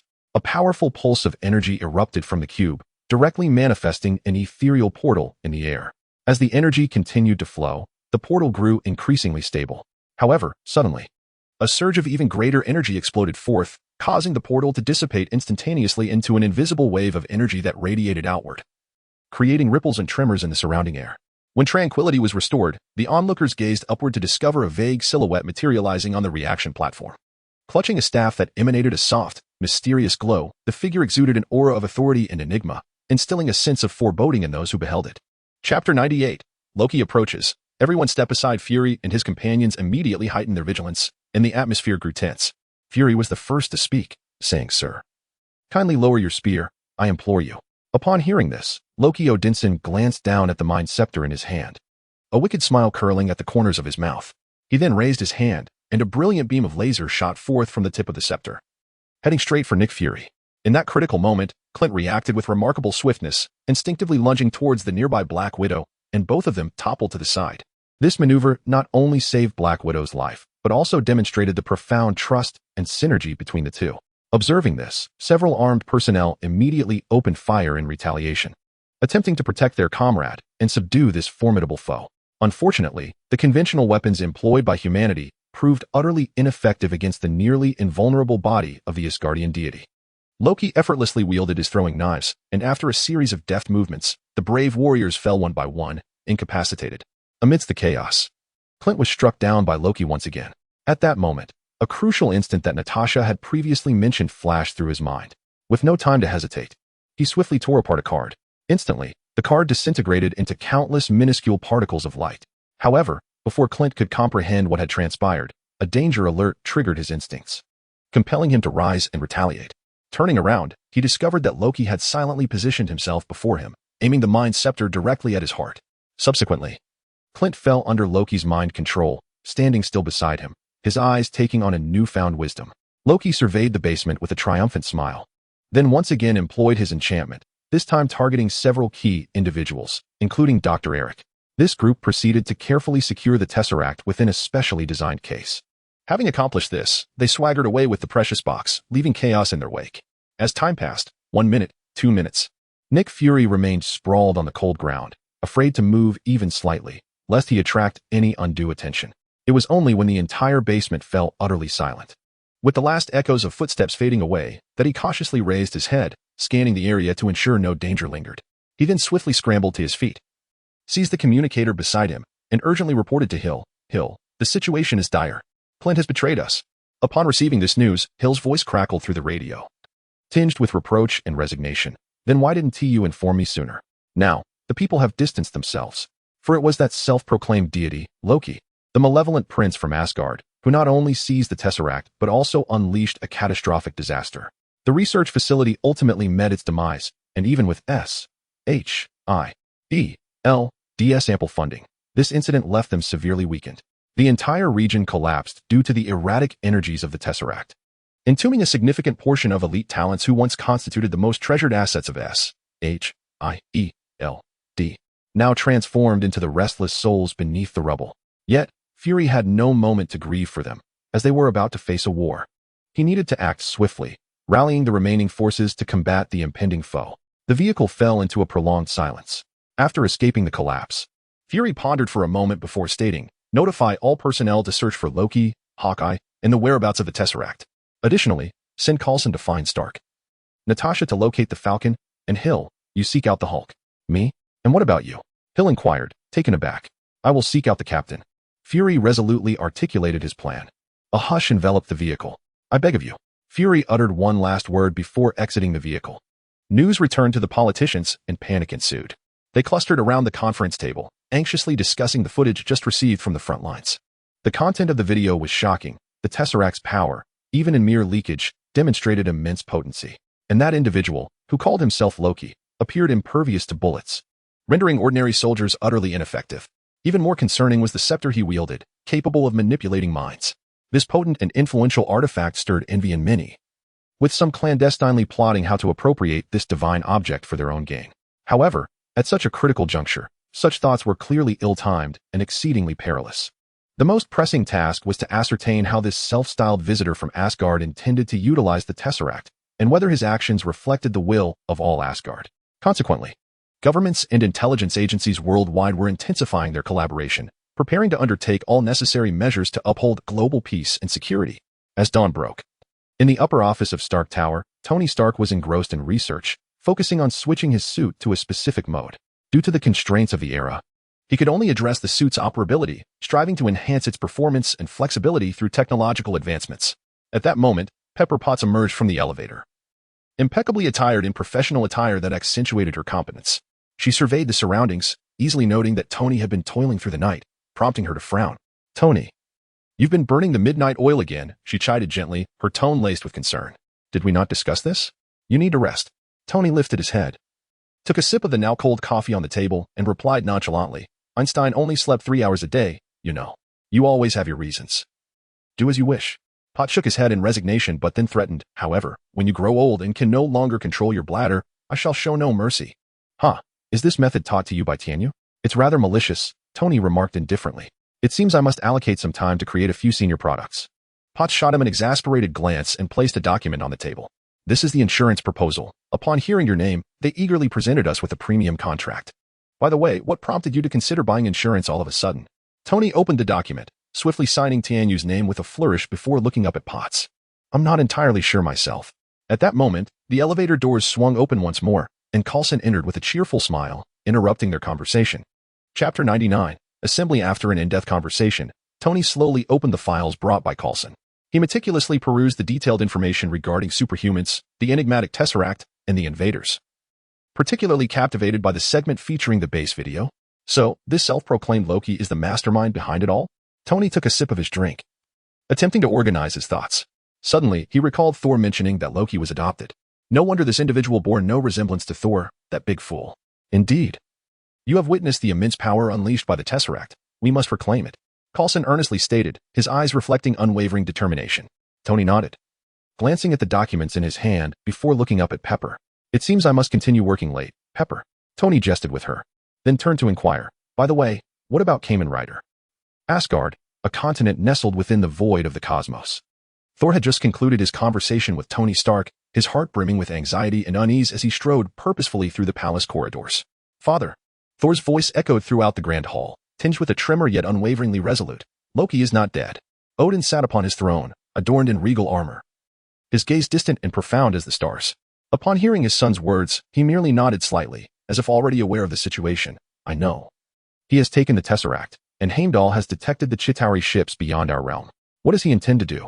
Thor clenched his fists in fury, disbelief flickering in his eyes. "No, I must find him." After a prolonged silence, Odin finally spoke. "Come with me." His tone held both command and resignation. Subsequently, the formidable king led his eldest son to the origin of the Bifrost, a concealed chamber deep within the palace, steeped in mystery. "Father, what is this place?"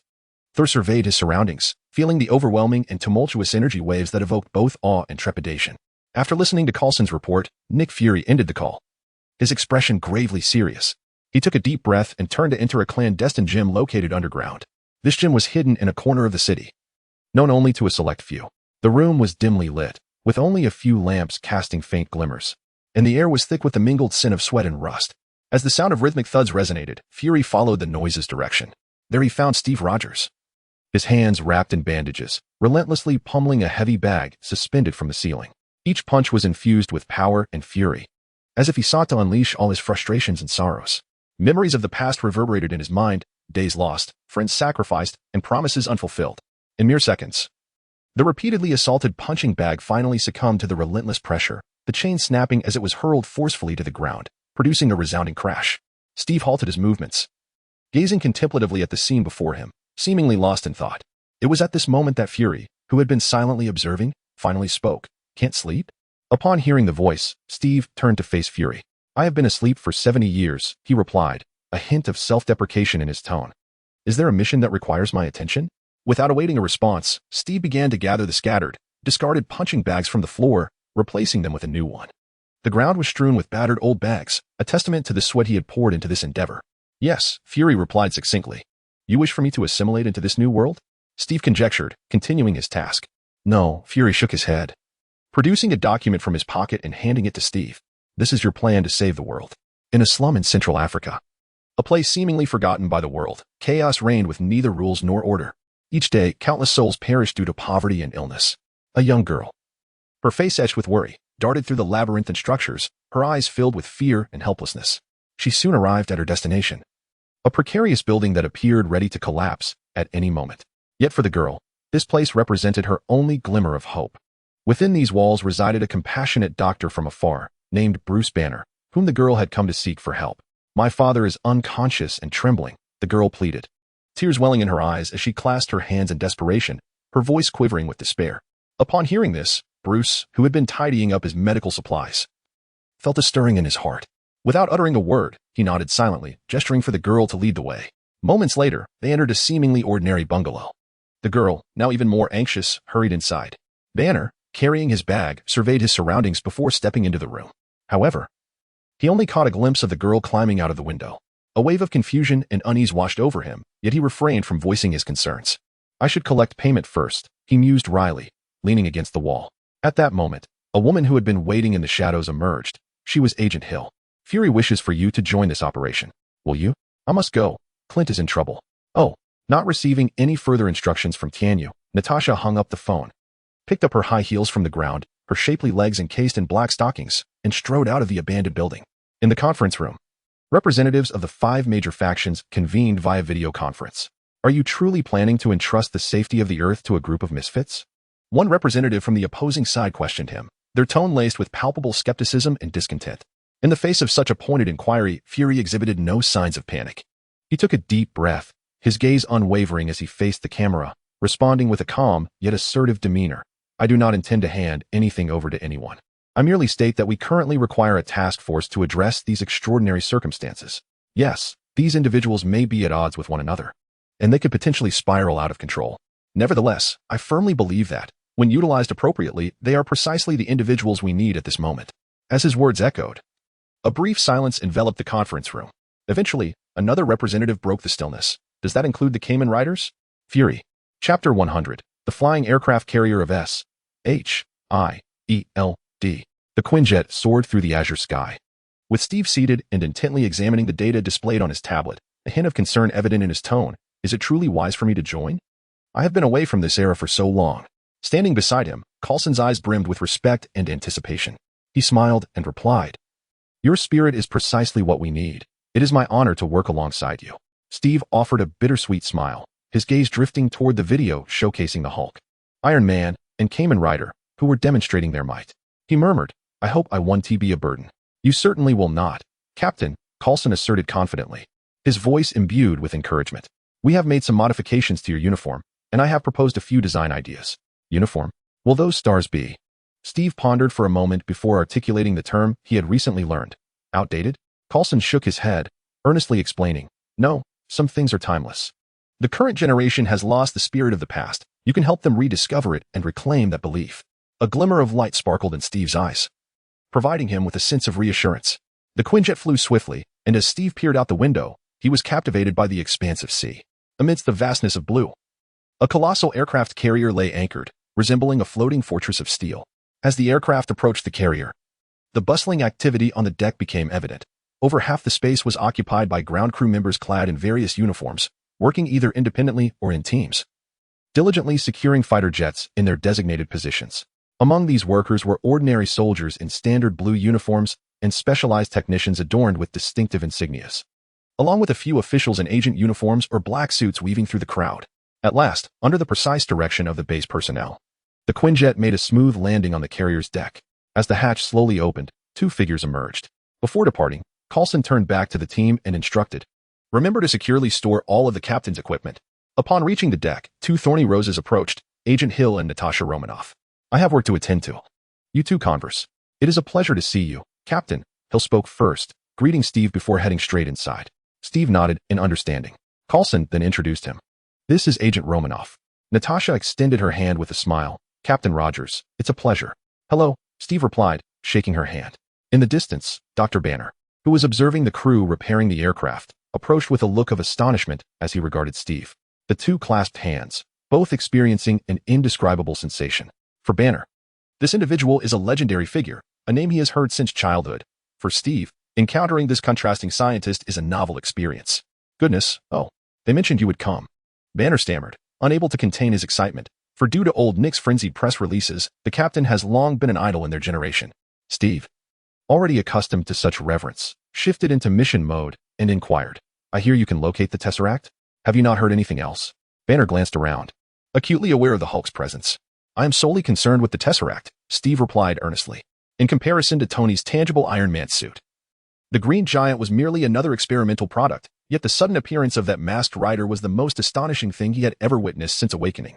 Fortunately, the current populace remained oblivious, providing him with a modicum of solace. In this unfamiliar era, there were still elements he recognized, such as the quest for the cosmic cube. This familiarity offered him a sense of reassurance and strengthened his resolve to complete the mission.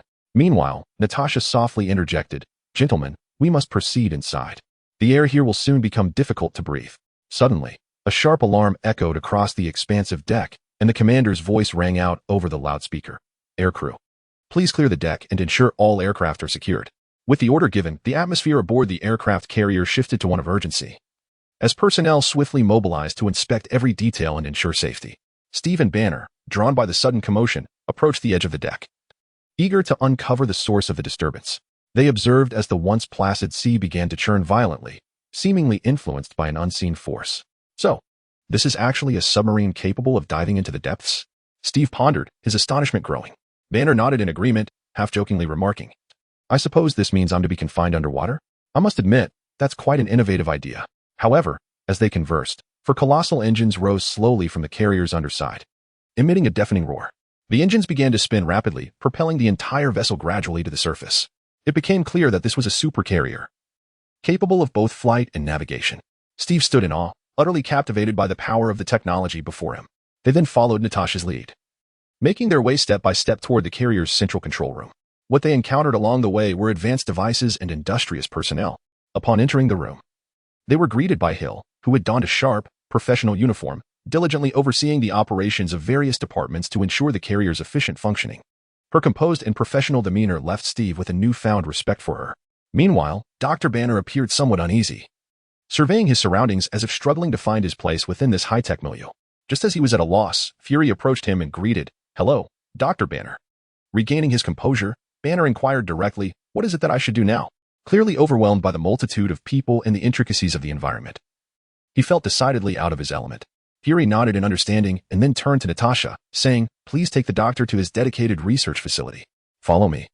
Natasha replied with a smile, gesturing for Banner to accompany her. The two then departed from the area,